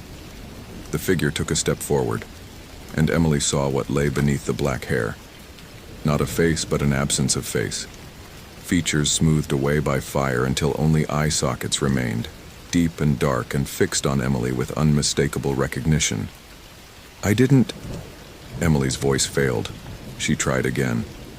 I didn't hurt you, that wasn't me. But that didn't matter, did it? Her grandmother had explained the rules of Onryo when Emily was young enough to have nightmares about them. They didn't discriminate. Vengeance without discretion. Punishment for proximity. And Emily, with her sensitivity, her openness to the spiritual world, was more than merely proximate. She was permeable. The spirit lunged. Emily threw herself sideways, crashed through rotten furniture, felt splinters drive into her palms. The Onryo moved in a way that violated physics, one moment in the doorway, the next directly behind Emily, that smell of decay intensifying until Emily's stomach heaved. She rolled, came up running, burst through the structure's back wall where the wood gave way like paper. Outside, the forest had changed again, or perhaps revealed its true nature. The trees stood closer together now, their branches interweaving overhead to block all but the weakest light. And everywhere, carved into bark, painted on stones, scratched into the moss, were symbols Emily recognized from her childhood. Kanji for binding, return, hair, shame. Some looked old, weathered by decades. Others were fresh, cut recently into living wood. Sophia had been here, had seen these, had written about them in her journal before whatever happened to her happened. Emily ran deeper into the trees, her ranger training screaming that she should stay put, that moving in reduced visibility was how people died in the wilderness. But staying meant facing the Onryo again, meant feeling that supernatural cold that seemed to freeze not just flesh, but the electrical impulses in her brain, the chemical reactions that sustained thought and identity. She burst into a clearing and stopped so abruptly she nearly fell. 27 photographs hung from branches like obscene fruit, each one fixed with wire through punched holes in the cardstock. Sophia's photographs, Emily recognized the professional quality, the careful composition. But the subject matter was wrong. Each image showed the same scene, the structure where Emily had found the journal, but occupied. In the windows, pale faces pressed against the glass. In the doorway, that white-clad figure, hair obscuring everything above the shoulders. and in every photograph, getting progressively closer to the camera, approaching through frames like a flipbook animation of pursuit. The final photograph showed only darkness and that hair, filling the entire frame, individual strands visible in terrible detail. Emily's radio, the one that had disappeared from her belt, lay at the base of the tree where the last photograph hung. When she picked it up, her hands shaking so badly she nearly dropped it, the device crackled with a voice that wasn't quite the dispatcher's, wasn't quite human. They cut her hair first, the radio said, words grinding like stones, stripped her dignity, burned her alive for crimes she didn't commit. 75 years of rage, Ranger. 75 years of hunting. Do you understand? The forest remembers. The trees remember. And I remember. Where is Sophia Carr? Emily demanded, her voice steadier than she felt. What did you do to her? The photographer? Laughter like wind through hollow logs. She came looking for beauty and found truth instead. She photographed what should stay hidden. She saw me in the windows, in the reflections, in the negative space between trees. She tried to run. They all try to run.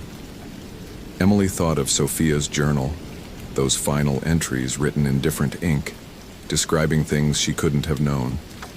She's dead, isn't she? Dead. Alive. These words have lost meaning here. The photographer is where she belongs now, keeping me company in the place where they trapped me, where they thought rope and fire could end what they started with cruelty. But shame doesn't die, Ranger. Injustice doesn't decompose, and neither do I. The radio died with a burst of static. Emily stood in the clearing, surrounded by photographs of her own approaching death, and made a decision that probably meant her own end, but was the only choice her training and her conscience would allow. She needed to find Sophia Carr's body. She needed to document this, and if she couldn't leave this forest alive, she could at least leave evidence. She pulled out the journal from her pack, clicked on her headlamp, thankfully still functioning, and began to write, documenting everything. The location, the symbols, the photographs, the encounter with the Onryo. Her hand cramped from writing so fast, words sometimes illegible in her haste, but she captured the essential facts. If another ranger found this, if someone came looking, they needed to understand what waited in these woods. As she wrote, the temperature continued dropping. Frost formed on the photographs above her head, crystals spreading across Sophia's captured images until the faces in the windows were obscured by ice. Emily's breath came in shorter gasps, each inhalation burning her throat.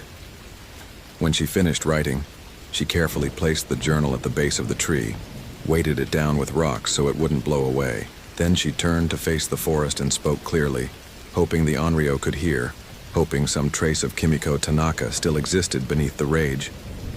You were wronged, Emily said. Murdered for crimes you didn't commit, left to burn while innocent. I acknowledge that. I witness it, and I'm sorry. Not for myself, because apologies from strangers mean nothing. I'm sorry that justice never came. I'm sorry that shame outlived those who should have carried it. I'm sorry that your name was forgotten while your killers probably died peacefully in their beds. Silence. Then, from behind her, sorry doesn't restore stolen dignity. Emily turned slowly.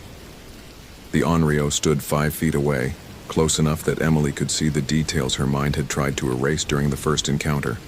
The melted flesh, the exposed bone structure, the way the hair moved with purposeful intelligence like it was somehow alive, somehow the most vital part of what remained. No, Emily agreed. Sorry doesn't fix anything, but maybe witness does. Maybe acknowledgement does. You've been alone here for 75 years, with only victims to punish and no one to confirm that what happened to you was monstrous. I see you, Kimiko Tanaka. I know what they did. And I'm telling your story. It's written in that journal, and other rangers will find it, and your name will be remembered for something other than their shame. The spirit tilted her head, an eerily human gesture that made Emily's chest constrict. You think words in a book matter to the dead? I think rage this strong comes from wanting to be seen, Emily said, her grandmother's lessons surfacing through decades of dismissal. I think you've been screaming into silence for 3/4 of a century, and I think maybe, if someone finally listens, if someone finally acknowledges the injustice without flinching from it, maybe the screaming can stop. The photographer didn't listen, the Onryo said. She only saw material for her art. She photographed suffering like it was aesthetic. Emily's stomach turned. Where is she? The spirit gestured toward the structure. That slow movement that suggested time operated differently for her. In the place where they trapped me, where her camera captured my image one too many times, trapping me again in silver and chemicals. So I showed her what it means to be trapped, to be bound by others' perception, to have your humanity reduced to a cautionary tale. Emily started toward the structure, her legs heavy as if moving through waist-deep water. The Onryo followed, not threatening exactly, but present. A cold pressure at Emily's back that made her skin crawl. Inside the building, Emily's headlamp illuminated what she'd been too panicked to examine properly before. Sophia Carr sat in the far corner, back against the wall, camera still clutched in her hands. Her eyes were open but unseeing, her face locked in an expression of terminal terror.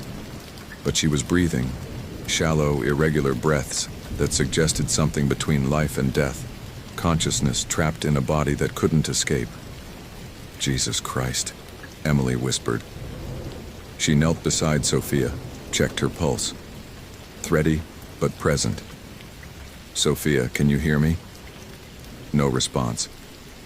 Sophia's eyes didn't track Emily's movements, didn't respond to the light shining directly into them. Whatever the Onryo had done, it had left Sophia functionally catatonic, trapped in her own mind the way Kimiko had been trapped in this structure. Let her go, Emily said, standing to face the spirit. This isn't justice. This is just more cruelty, more injustice. You're becoming what they were. Someone who punishes the innocent because punishment feels better than powerlessness. The innocent?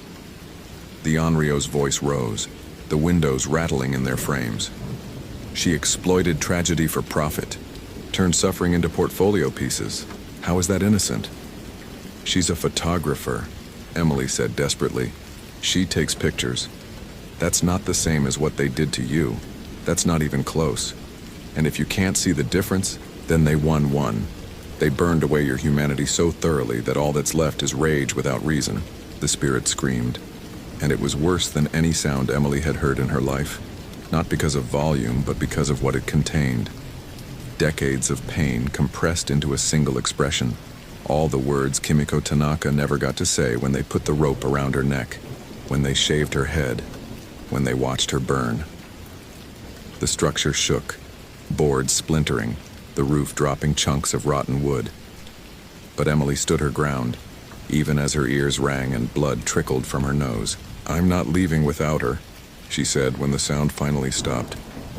If you want to trap someone, trap me instead. I'm the one with the gift, the sensitivity.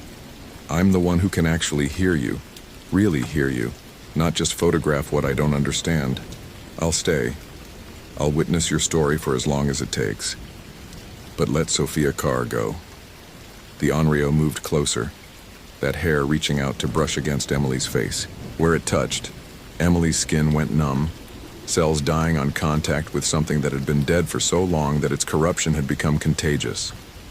The spirit leaned in, those empty eye sockets inches from Emily's face, and whispered in a voice that might have once been beautiful before fire destroyed her throat. You would trade yourself for someone you don't even know? That's what Rangers do, Emily said, surprised by the steadiness in her voice. We protect people in these spaces, even from things we don't fully understand, even from injustices that predate our birth. Let her go, Kimiko. Let one person leave this forest with their mind intact. Show me that compassion didn't burn away completely. For a long moment, nothing happened. Then the Onryo withdrew, that black hair retreating like living shadow.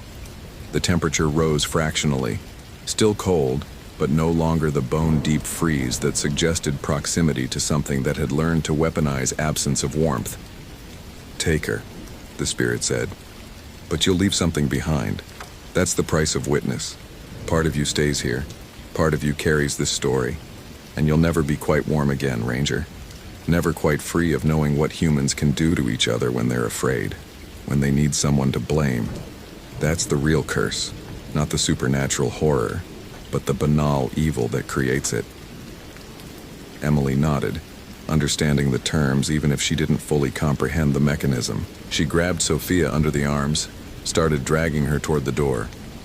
The photographer was dead weight, still catatonic, but Emily pulled with everything she had, her ranger training kicking in with proper lifting techniques, distribution of weight. At the doorway, Emily paused, looking back at the Onryo one final time. "Your name is Kimiko Tanaka," she said clearly. "You were 31 years old. You worked as a camp cook. You were murdered in 1942 by men who needed someone to blame for their own failures. That's the truth. That's what I'll tell anyone who will listen. You weren't a cautionary tale or a ghost story or a warning. You were a person, and what happened to you was inexcusable." The spirit said nothing, but something in the quality of her silence felt less like rage and more like grief. The original emotion that Fury had been protecting all these decades. Then she faded, not disappearing exactly, but receding, her presence withdrawing to somewhere deeper in the structure, deeper in the woods, deeper in whatever dimension the truly wronged dead inhabited. Emily dragged Sophia into the forest. The trees moved aside this time, branches parting to reveal the trail, the actual trail, marked with the familiar blazes that Emily knew by heart. Her radio crackled back to life on her belt, the dispatcher's voice cutting through static with coordinates and weather updates that made sense again, time resuming its normal flow. It took her 3 hours to get Sophia to the nearest trail access point, where a SAR team was already mobilized searching for them both. The paramedics took over, loaded Sophia onto a stretcher, started asking Emily questions she couldn't fully answer because some truths don't translate into official reports. In the ambulance, under harsh fluorescent light that made everything feel brutally real, Sophia suddenly grabbed Emily's wrist. Her eyes focused for the first time in hours, terror giving way to confusion. "Did you see her?" Sophia whispered. "The woman with the hair?" "Yes," Emily said simply. "I couldn't stop photographing her. She was in every shot, closer each time, and I couldn't stop. It was like my camera was possessed, like she was pulling herself through the lens into the real world, using my work as a bridge." "She's trapped there," Emily said, "in that place where they killed her, and she's angry, but also alone. 75 years alone with no one acknowledging what happened to her." Sophia's grip tightened. "You talked to her." "I witnessed her," Emily corrected. "I listened, and I promised to tell her story."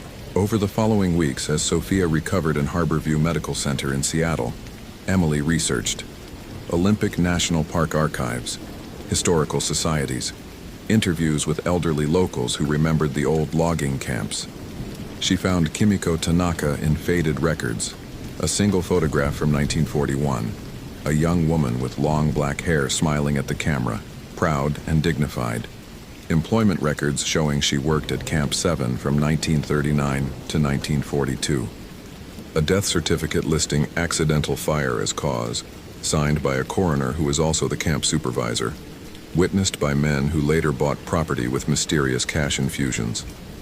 Emily wrote it all down, compiled it into a report that went far beyond standard NPS documentation. She sent copies to historical societies, to Japanese American community organizations, to anyone who might ensure Kimiko Tanaka's name lived somewhere other than in rage and frost and the spaces between trees. She returned to the Hoh River Trail once more, 3 months later, when winter had properly settled over Olympic National Park. Snow covered the forest in silence, and Emily walked the familiar path with offerings she'd researched carefully. White chrysanthemums, incense sake in a ceramic bottle. At mile marker 12, she found the structure, now just a collapsed pile of rotting timber, no longer preserved beyond reason. Emily arranged the offerings carefully, bowed in the manner her grandmother had taught her decades ago, and spoke Kimiko's name 3 times to the quiet forest. She didn't see the Onryo again, but she felt something release, a tension in the air dissipating like held breath finally exhaled. The cold that had settled into Emily's bones after that first encounter never fully left. Even in summer, she carried an extra layer, needed the heat turned higher than her colleagues, woke sometimes in the night with frost forming on her windows from the inside. It was the price of witness, as the Onryo had promised. A permanent reminder that some horrors don't end. They just find people willing to acknowledge them. Sophia Carr left the Pacific Northwest 3 weeks after her discharge from the hospital. Before she left, she gave Emily a small box containing every photograph from that trip, undeveloped rolls of film that she'd never printed and never would. "I can't look at them," Sophia said, "but I can't destroy them either. Maybe someday someone will need to see what I saw. Maybe they'll understand better than I did." Emily kept the box in her ranger station office filed under evidence ongoing, because that's what it was. Evidence that the land remembered, that injustice carved scars visible only to those willing to look, that the dead sometimes refused to rest until someone finally acknowledged their names and their stories without flinching from the horrible truth. On quiet nights when Emily patrolled the Hoh River Trail, she sometimes saw movement in her peripheral vision. Black hair in the distance, white fabric between trees. But she never felt threatened. The Onryo's rage had diminished from forest fire to candle flame, sustained now not by vengeance but by the simple fact of being remembered. Kimiko Tanaka existed in record now, her humanity preserved in documents and interviews, and Emily's steadfast refusal to let her story be reduced to ghost story cliché. The forest kept its secrets, but some secrets needed telling. Some wounds needed witness before they could begin to heal. And Emily, with her cursed gift of sensitivity, her unwanted receptiveness to the suffering of the dead, had finally found the purpose it implied, not to flee from the horror humanity created, but to stand in it long enough to say the names of those it destroyed. On her final patrol before winter closure of the trail, Emily placed one last offering at mile marker 12, a photograph she'd found in the archives, the one of Kimiko smiling in 1941, her long black hair catching sunlight, proud and alive and deserving of better than she received.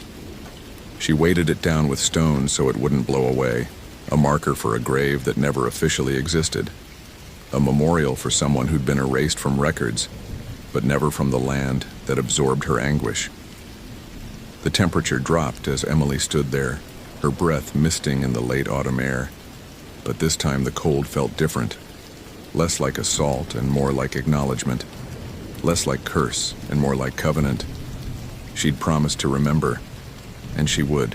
For the rest of her life she'd carry this story, this cold, this knowledge of what humans could do to each other when fear turned neighbor against neighbor. That was the real horror Kimiko Tanaka had tried to teach her. Not the supernatural manifestation, but the all-too-human cruelty that created it. The rope and the fire and the shaved head were Gothic window dressing on a simple, terrible truth. That injustice doesn't die with its victims, and shame outlives those who should have carried it. Emily touched her fingers to the photograph, bowed once more and walked back down the trail toward civilization. The forest watched her go, the trees standing sentinel over secrets they'd held for 7 decades and would hold for 7 more. And somewhere in the spaces between those trees, a woman with long black hair and a white dress stood beside her own image, finally witnessed, finally named, finally remembered for who she'd been before humans made her into something else. The cold followed Emily down the mountain, settling deeper into her bones with every step. But she didn't mind anymore. It was honest, this cold. A fair price for truth, for justice delayed but not fully denied, for the hard work of looking at horror without flinching and saying, yes, this happened, and someone needs to remember so it doesn't happen again. That was enough. That had to be enough, because some stories didn't have happy endings, only true ones. And truth was its own kind of memorial for those who died in rage and shame, and the terrible silence of being forgotten. Emily Sorensen walked out of the forest carrying Kimiko Tanaka's story like a weight she'd never fully set down, and in the years that followed, whenever someone asked about the cold that never left her, she'd tell them about the woman who was murdered in 1942, whose name was erased from history but not from the land, who taught a young ranger that the most haunting ghosts are the ones we create through our own cruelty. That was the story. That was the witness. That was the price and the purpose both. Hope you felt genuine terror. If you appreciate authentic horror rooted in real folklore, consider following for more stories. Which moment scared you most? Share your theory about what happened.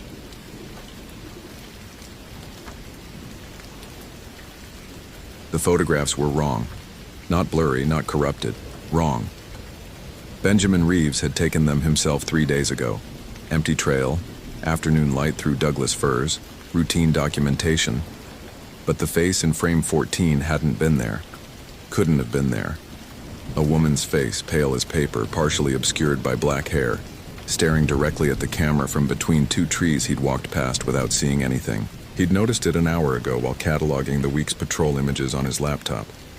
At first he'd thought it was a trick of shadow and moss, the kind of pareidolia that made people see faces in wood grain or clouds. But when he zoomed in, the resolution was too good, the details too specific. The woman's eyes were open. She was looking at him. Benjamin's hands had gone cold. Not a chill, but a sudden absence of warmth, as if the heat had been pulled from his skin.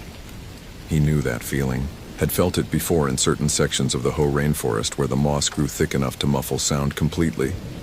In the abandoned homestead near Deer Park where the air tasted like rust. In the grove of Sitka spruces near Rialto Beach where birds refused to nest despite ideal conditions. He'd learned to ignore that feeling during his 8 years as a ranger at Olympic National Park. Learned to rationalize it as nothing more than his mind playing tricks. The result of too much solitude and too many nights reading about local disappearances before bed. But the face in the photograph wouldn't rationalize. It was there, captured at 2:47 p.m. on October 4th, 2011 on the Spruce Railroad Trail, exactly where Kayla Morrison had been reported missing 2 days later. Benjamin closed the laptop and walked to the window of the ranger station. Outside, the October rain fell in sheets across Lake Crescent, turning the water the color of slate. The Douglas firs surrounding the station swayed in the wind, their branches scraping against the roof with sounds like fingernails on wood. It was 11:47 p.m. He was alone. He'd been alone since his shift partner, Dave Chen, had transferred to North Cascades 3 months ago, leaving Benjamin as the sole overnight presence at the Fairholme station. The face in the photograph had Kayla Morrison's bone structure. He was sure of it now. He'd studied her missing person photo for days. The 26-year-old graduate student from Seattle who'd been researching old-growth forest ecology, last seen on the Spruce Railroad Trail on October 6th. Her car had been found in the parking area, tent still set up at her permitted campsite, field notes organized neatly in waterproof bags. No signs of struggle, no signs of anything except an abrupt absence as if she'd simply stepped off the edge of the world. But she'd been there on October 4th, in Benjamin's photograph, 2 days before she was reported missing, which meant either his camera's timestamp was wrong or something impossible had happened. Benjamin opened the laptop again. The face stared back at him, partially obscured but unmistakable now that he knew what he was looking for. The way the hair fell across her features, the angle of her jaw. But the expression was wrong. Kayla's missing person photo showed a woman with bright eyes and an easy smile. The face in frame 14 had no expression at all. Just a blank, terrible stillness. He scrolled to frame 15. Empty trail, identical angle, 1 second later. Frame 16. Empty. 17. 18. All empty. Just the one image with the face, as if she'd existed for exactly 1 second before vanishing again. The cold feeling spread from Benjamin's hands up his arms. Not fear exactly. He'd learned to distinguish between rational concern and the other thing, the sense that had plagued him since childhood. His grandmother had called it sensitivity, the Portuguese word sliding off her tongue with a mixture of pride and warning. She'd had it too, she said. The ability to feel when places were wrong, when the boundary between what should be and what shouldn't be had worn thin. She'd told him to trust it, to listen when his body warned him. But his parents had been scientists, rational people who dismissed his childhood nightmares as overactive imagination. By the time he was 12, he'd learned to suppress it, to build walls between his conscious mind and whatever part of him registered wrongness, like others registered temperature. Those walls were crumbling now. Benjamin grabbed his Motorola XTR radio and considered calling it in, but calling what in? A face in a photograph that might be pareidolia, might be a timestamp error, might be nothing at all. Search and rescue had already combed the Spruce Railroad Trail twice. They'd found nothing. The official theory was that Kayla had gone off trail, possibly fallen, possibly gotten disoriented in the dense undergrowth. The Hoh rainforest could swallow people whole if they weren't careful. Every year, someone underestimated the terrain, overestimated their navigation skills, and vanished into the green cathedral of moss and ferns and ancient trees. But Benjamin had walked that section of trail. He'd felt it. The wrongness had been so thick he'd nearly turned back, had forced himself to continue only because turning back would have meant acknowledging what he was feeling, and he'd spent too many years building those walls to let them collapse over a feeling. He saved the photograph to a flash drive and shut down the laptop. Outside, the rain intensified, drumming against the station's roof with increasing urgency. The wind howled through the Douglas firs, and Benjamin thought he heard something else beneath it. A sound like breathing, rhythmic and wet. He stood absolutely still, listening. The sound faded. Probably just water running through the downspouts. Probably nothing. His Garmin GPS Map 64 sat on the desk next to his rain gear. He picked it up, checked the battery level, and clipped it to his belt. He told himself he was just being prepared, that checking his gear was routine. But he knew he was lying. He was preparing to go out there, to the Spruce Railroad Trail, to the exact spot where he'd taken frame 14. The rational part of his mind, the part his parents had nurtured and his training had reinforced, told him this was stupid. It was nearly midnight. The rain was getting worse. He was alone, and if something happened, there'd be no one to call for backup until the day shift arrived at 6 a.m. But the other part of him, the part he'd spent years trying to suppress, was screaming. That part knew something was wrong with a certainty that transcended logic, and it wouldn't let him rest until he'd gone back to that trail. Benjamin put on his rain gear, a Gore-Tex jacket and waterproof pants, both dark green with the National Park Service logo, and grabbed his Streamlight ProTac flashlight. He checked his emergency kit, first aid supplies, emergency beacon, space blanket, waterproof matches, compass. His Benchmade bushcrafter knife hung from his belt in its leather sheath. Everything regulation, everything by the book, as if following procedure could protect him from whatever he was about to walk into. He left a note on the desk.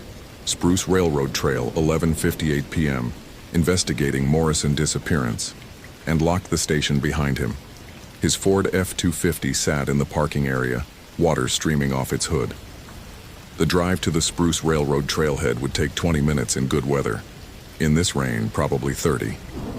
Benjamin started the engine and pulled onto Route 101, heading west. The windshield wipers fought a losing battle against the downpour. The road was empty, the forest pressing in from both sides, a solid wall of darkness broken only by his headlights. He passed the turnoff to Storm King Ranger Station, past the boat launch at Fairholme, past the handful of cabins where tourists stayed in summer but which now sat dark and abandoned with the approach of winter. The Spruce Railroad Trail parking area appeared on his right, a small pullout barely visible in the rain. He parked next to Kayla Morrison's car, a silver Honda Civic that had been sitting here for over a week now, waiting for an owner who would never return. The sight of it sent fresh cold through Benjamin's chest. He grabbed his flashlight and stepped out into the rain. The sound of water hitting his hood was deafening. Rain poured through the canopy above, channeled by thousands of branches and leaves into concentrated streams. Benjamin switched on the flashlight and started down the trail. The beam cut through the darkness, illuminating the narrow path that ran along Lake Crescent's northern shore. To his left, the lake was invisible beyond the trees, though he could hear waves lapping against the rocky beach. To his right, the forest rose steeply, old-growth Douglas firs and western hemlocks creating a ceiling so dense that even in daylight, the trail existed in permanent twilight. He walked quickly, counting his steps. The spot where he'd taken frame 14 was approximately half a mile in, just before the first tunnel. The trail here had been part of an old railroad line that once hauled timber and supplies around the lake. Now the rails were gone. The grade converted to a hiking path, but the tunnels remained. 3 of them carved through solid rock. Dark throats that swallowed hikers for brief stretches before spitting them back out into the filtered green light of the rainforest. Benjamin's sensitivity kicked in before he reached the spot. It hit him like walking into a wall of ice water, that sudden, breath-stealing cold that had nothing to do with temperature. The air itself felt wrong, too thick, pressing against him from all sides. His flashlight beam seemed weaker somehow, as if the darkness here was denser, hungrier. He stopped walking. This was it, the exact spot. He recognized the 2 Douglas firs on the right side of the trail, their trunks marked with the bright green moss he'd photographed. But something was different now. Between the trees, just visible in his flashlight's beam, was a shape. A dark mass that hadn't been there 3 days ago. Benjamin approached slowly, his heart hammering against his ribs. The shape resolved as he got closer. A tent. Not Kayla's tent. Hers was still at her campsite, miles away. This was different. Older. The fabric was stained dark with moisture and something else. Something that might have been mold or might have been blood. It was partially collapsed, the support poles bent at unnatural angles. He called out, "National Park Service. Is anyone in there?" No response. Just the rain and the wet breathing sound of water moving through the forest. Benjamin circled the tent, looking for an entrance. The zipper was open, the flap hanging loose. He aimed his flashlight inside. Empty. Not abandoned empty, but wrong empty. The interior was pristine, as if no one had ever used it. No sleeping bag, no gear, no signs of habitation. But the tent walls were covered in writing.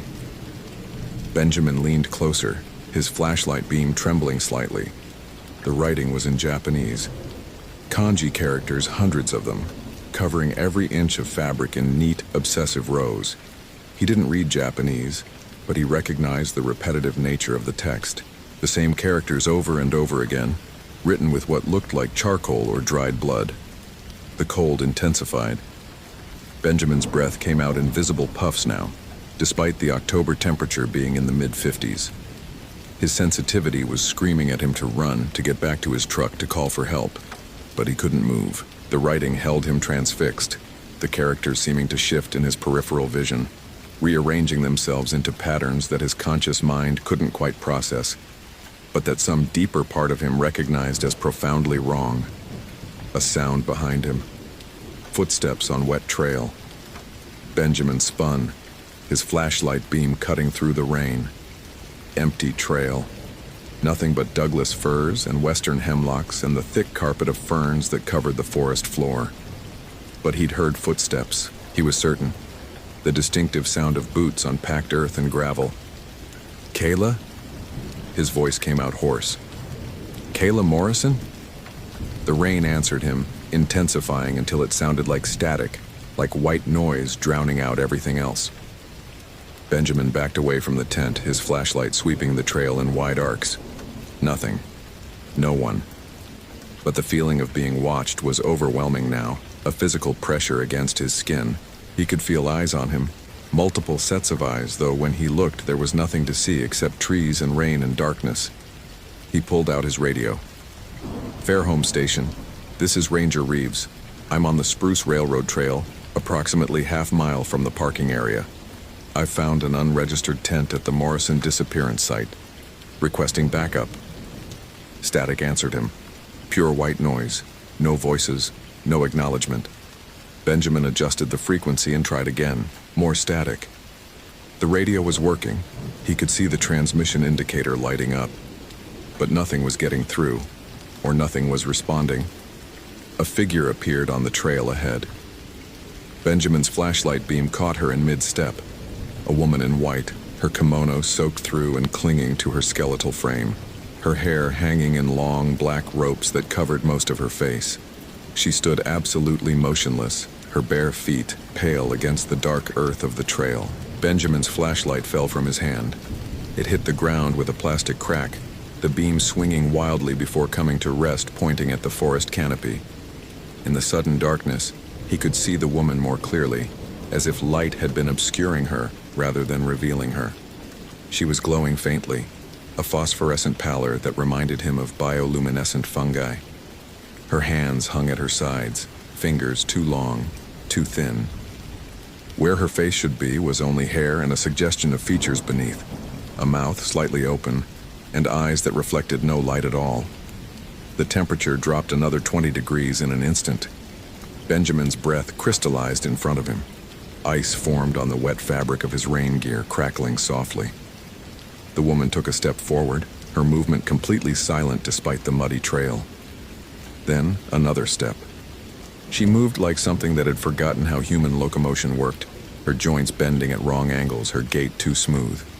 Benjamin's training finally kicked in. He bent, scooped up his flashlight, and ran. Back toward the parking area, his boots slipping on the wet trail, branches whipping at his face. Behind him he heard nothing. No footsteps pursuing him, no sounds of movement. But the cold followed him, wrapping around him like a living thing. And his sensitivity was howling with terror so primal that conscious thought barely registered. He burst out of the forest into the parking area, gasping for air. His truck sat where he'd left it, water streaming off its hood. Kayla Morrison's Honda was still there too, and standing between the vehicles, illuminated by his flashlight beam, was the woman in white. She hadn't followed him. She'd arrived before him, or had been here all along, waiting. Benjamin scrambled into his truck, slammed the door, locked it. His hands shook so badly he could barely get the key into the ignition. The engine roared to life. He threw the truck into reverse, tires spinning on the wet pavement, and peeled out onto Route 101. In his rearview mirror, the woman stood in the middle of the parking area, perfectly still, growing smaller as he accelerated away. Her figure remained visible far longer than should have been possible, that faint phosphorescent glow cutting through the rain and darkness. He made it back to Fairholme Station in 15 minutes, the truck fishtailing around corners, speedometer pushing 70 on roads designed for 45. He locked himself inside the station, checked every window, every door. His radio still produced only static. He tried his cell phone, no signal, which wasn't unusual out here, but the timing felt deliberate. He was cut off, alone, with something that couldn't possibly exist, but that he'd seen with absolute clarity. Benjamin's training told him to stay calm, to think rationally, to find a logical explanation. But his sensitivity knew better.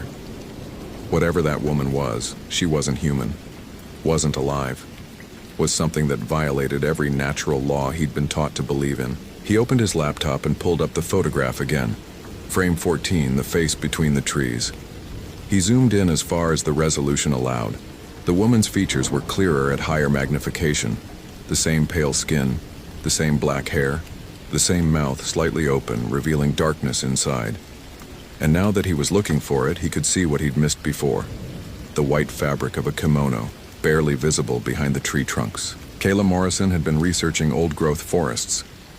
Benjamin pulled up her research proposal from the case file he'd downloaded earlier. She'd been specifically interested in the ecological history of the Pacific Northwest, particularly the impact of early 20th century Japanese immigration on forest management practices. Her research had focused on the areas around Lake Crescent, where a small Japanese fishing and logging community had existed in the early 1900s before being displaced during World War II. Benjamin opened a new browser window and searched for Japanese fishing community Lake Crescent. The search results loaded slowly over the station's satellite internet connection. Several historical society articles appeared, documenting the settlement that had once existed near what was now the Spruce Railroad Trail. The community had been small, maybe 30 families, but thriving until the internment camps. Everyone had been forced to leave in 1942. Their homes had been burned, their possessions confiscated. Most never returned. One article included photographs. Benjamin scrolled through them, grainy black and white images of families, fishing boats, simple wooden structures, and then he stopped scrolling. The photograph was dated 1941, taken by a visiting missionary. It showed a group of women in traditional clothing standing near the lakeshore. In the back row, partially obscured by the others, was a young woman in a white kimono. The caption identified her as Emiko Nakamura, age 23, who had died under mysterious circumstances in September 1941, just months before the evacuation. The resemblance to the figure Benjamin had seen on the trail was unmistakable. He clicked on the article about Emiko Nakamura's death. The details were sparse. She'd been found in the forest near what was now the Spruce Railroad Trail, dead of exposure despite the warm September weather. Local authorities had ruled it suicide, but the Japanese community had insisted otherwise. They'd claimed she was murdered, that her death was the result of anti-Japanese sentiment that was already running high before Pearl Harbor. There had been an investigation, but nothing conclusive. Emiko had been buried in a small cemetery that the community maintained, and then a year later everyone had been sent to internment camps, and the cemetery had been abandoned, eventually consumed by the forest as the land returned to federal control. Benjamin sat back in his chair, his mind racing. A Yurei.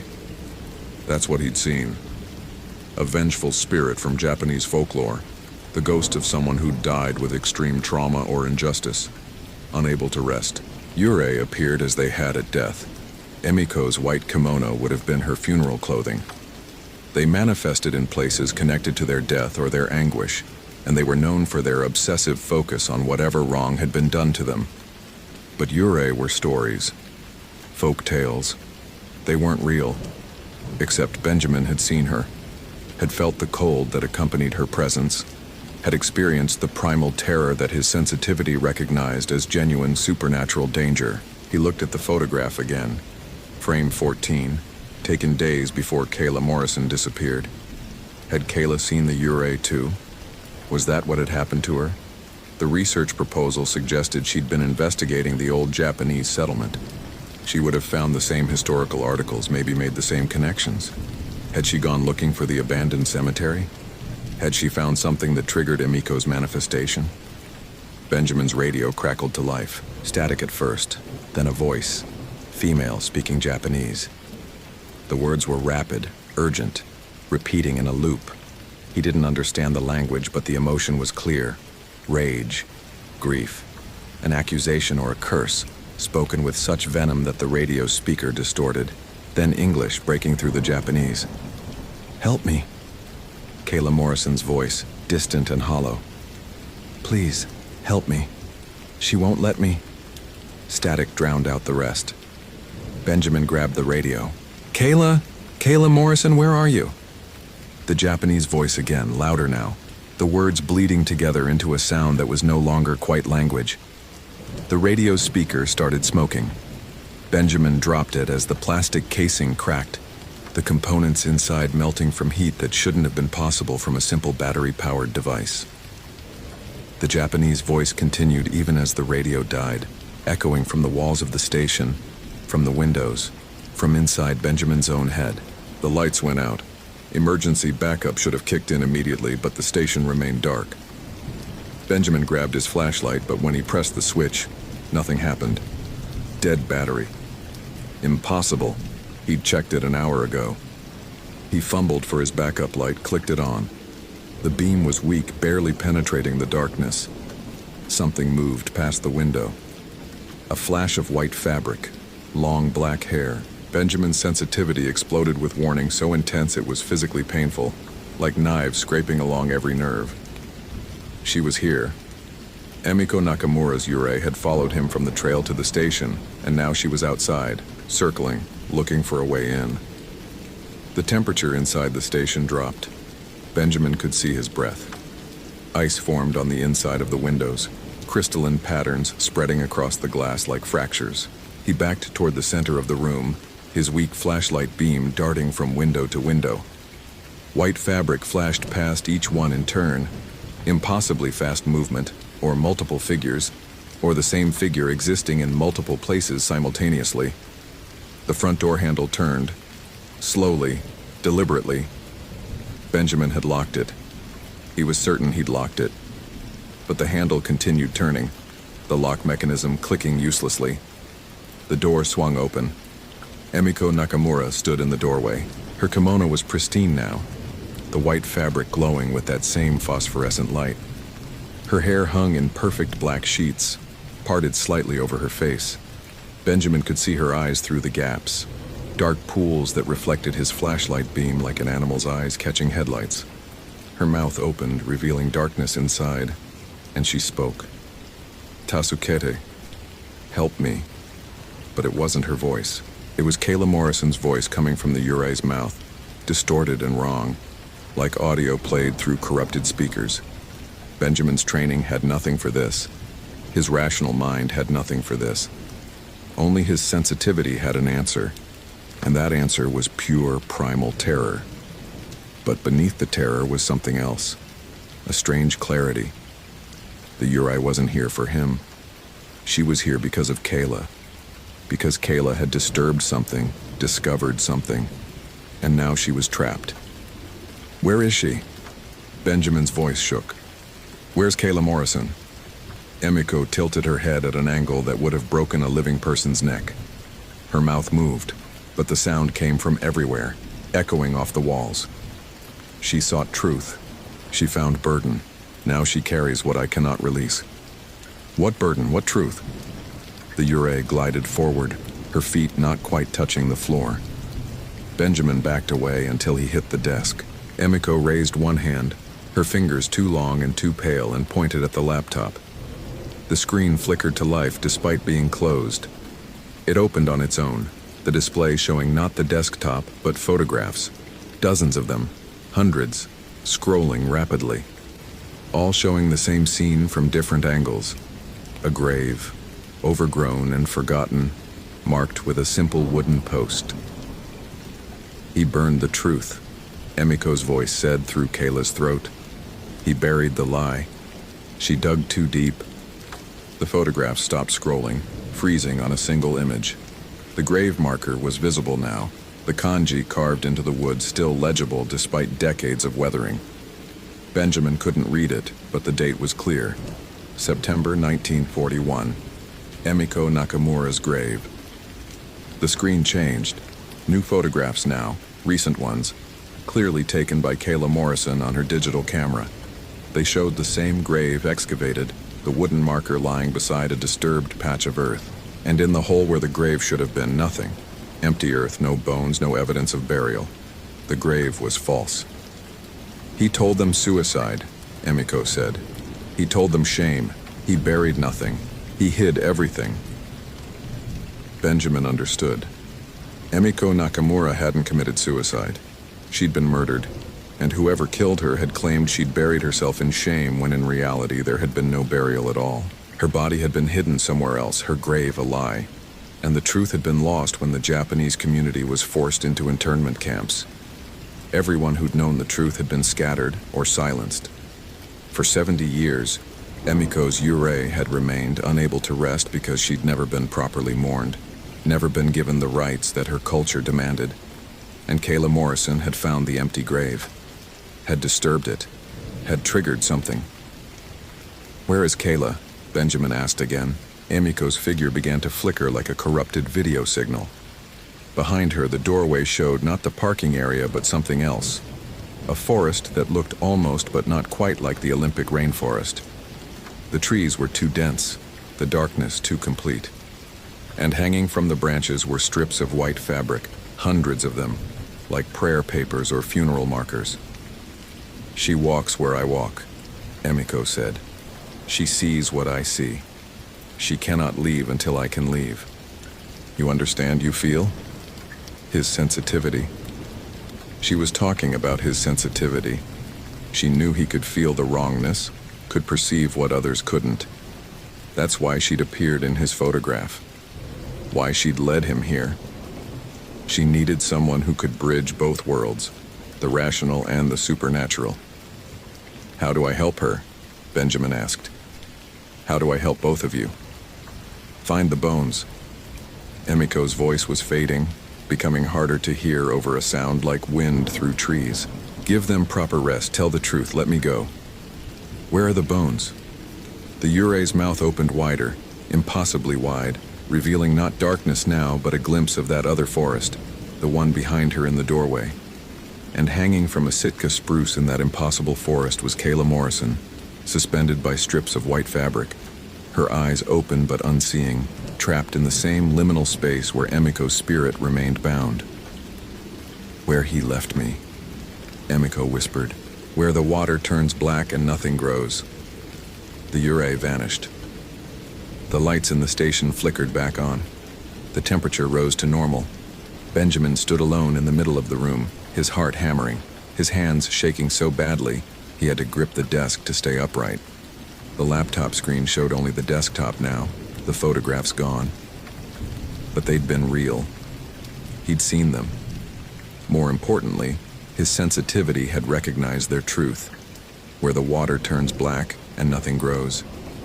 Benjamin pulled up a topographic map of the Olympic National Park on his laptop. Lake Crescent was oligotrophic, exceptionally clear and pure, fed by snowmelt and springs. But there were a few places where the water darkened, where the depth increased suddenly, and the bottom dropped away into cold thermoclines where no plants could survive. One such place was the Devil's Punch Bowl, a deep spot on the northern shore not far from where the Spruce Railroad Trail ran. The historical articles had mentioned the Japanese settlement was near there. Before the trail existed, before the railroad, there had been fishing camps along that stretch of shore. The Devil's Punch Bowl would have been known to the community, a dangerous spot where several drownings had occurred over the years. Benjamin grabbed his rain gear and his emergency kit. He took a coil of rope from the supply closet, a waterproof flashlight, and his diving mask from the search and rescue equipment locker. The rational part of his mind told him this was insane, that he should wait for morning, call for backup, let professionals handle it. But he knew with absolute certainty that morning would be too late.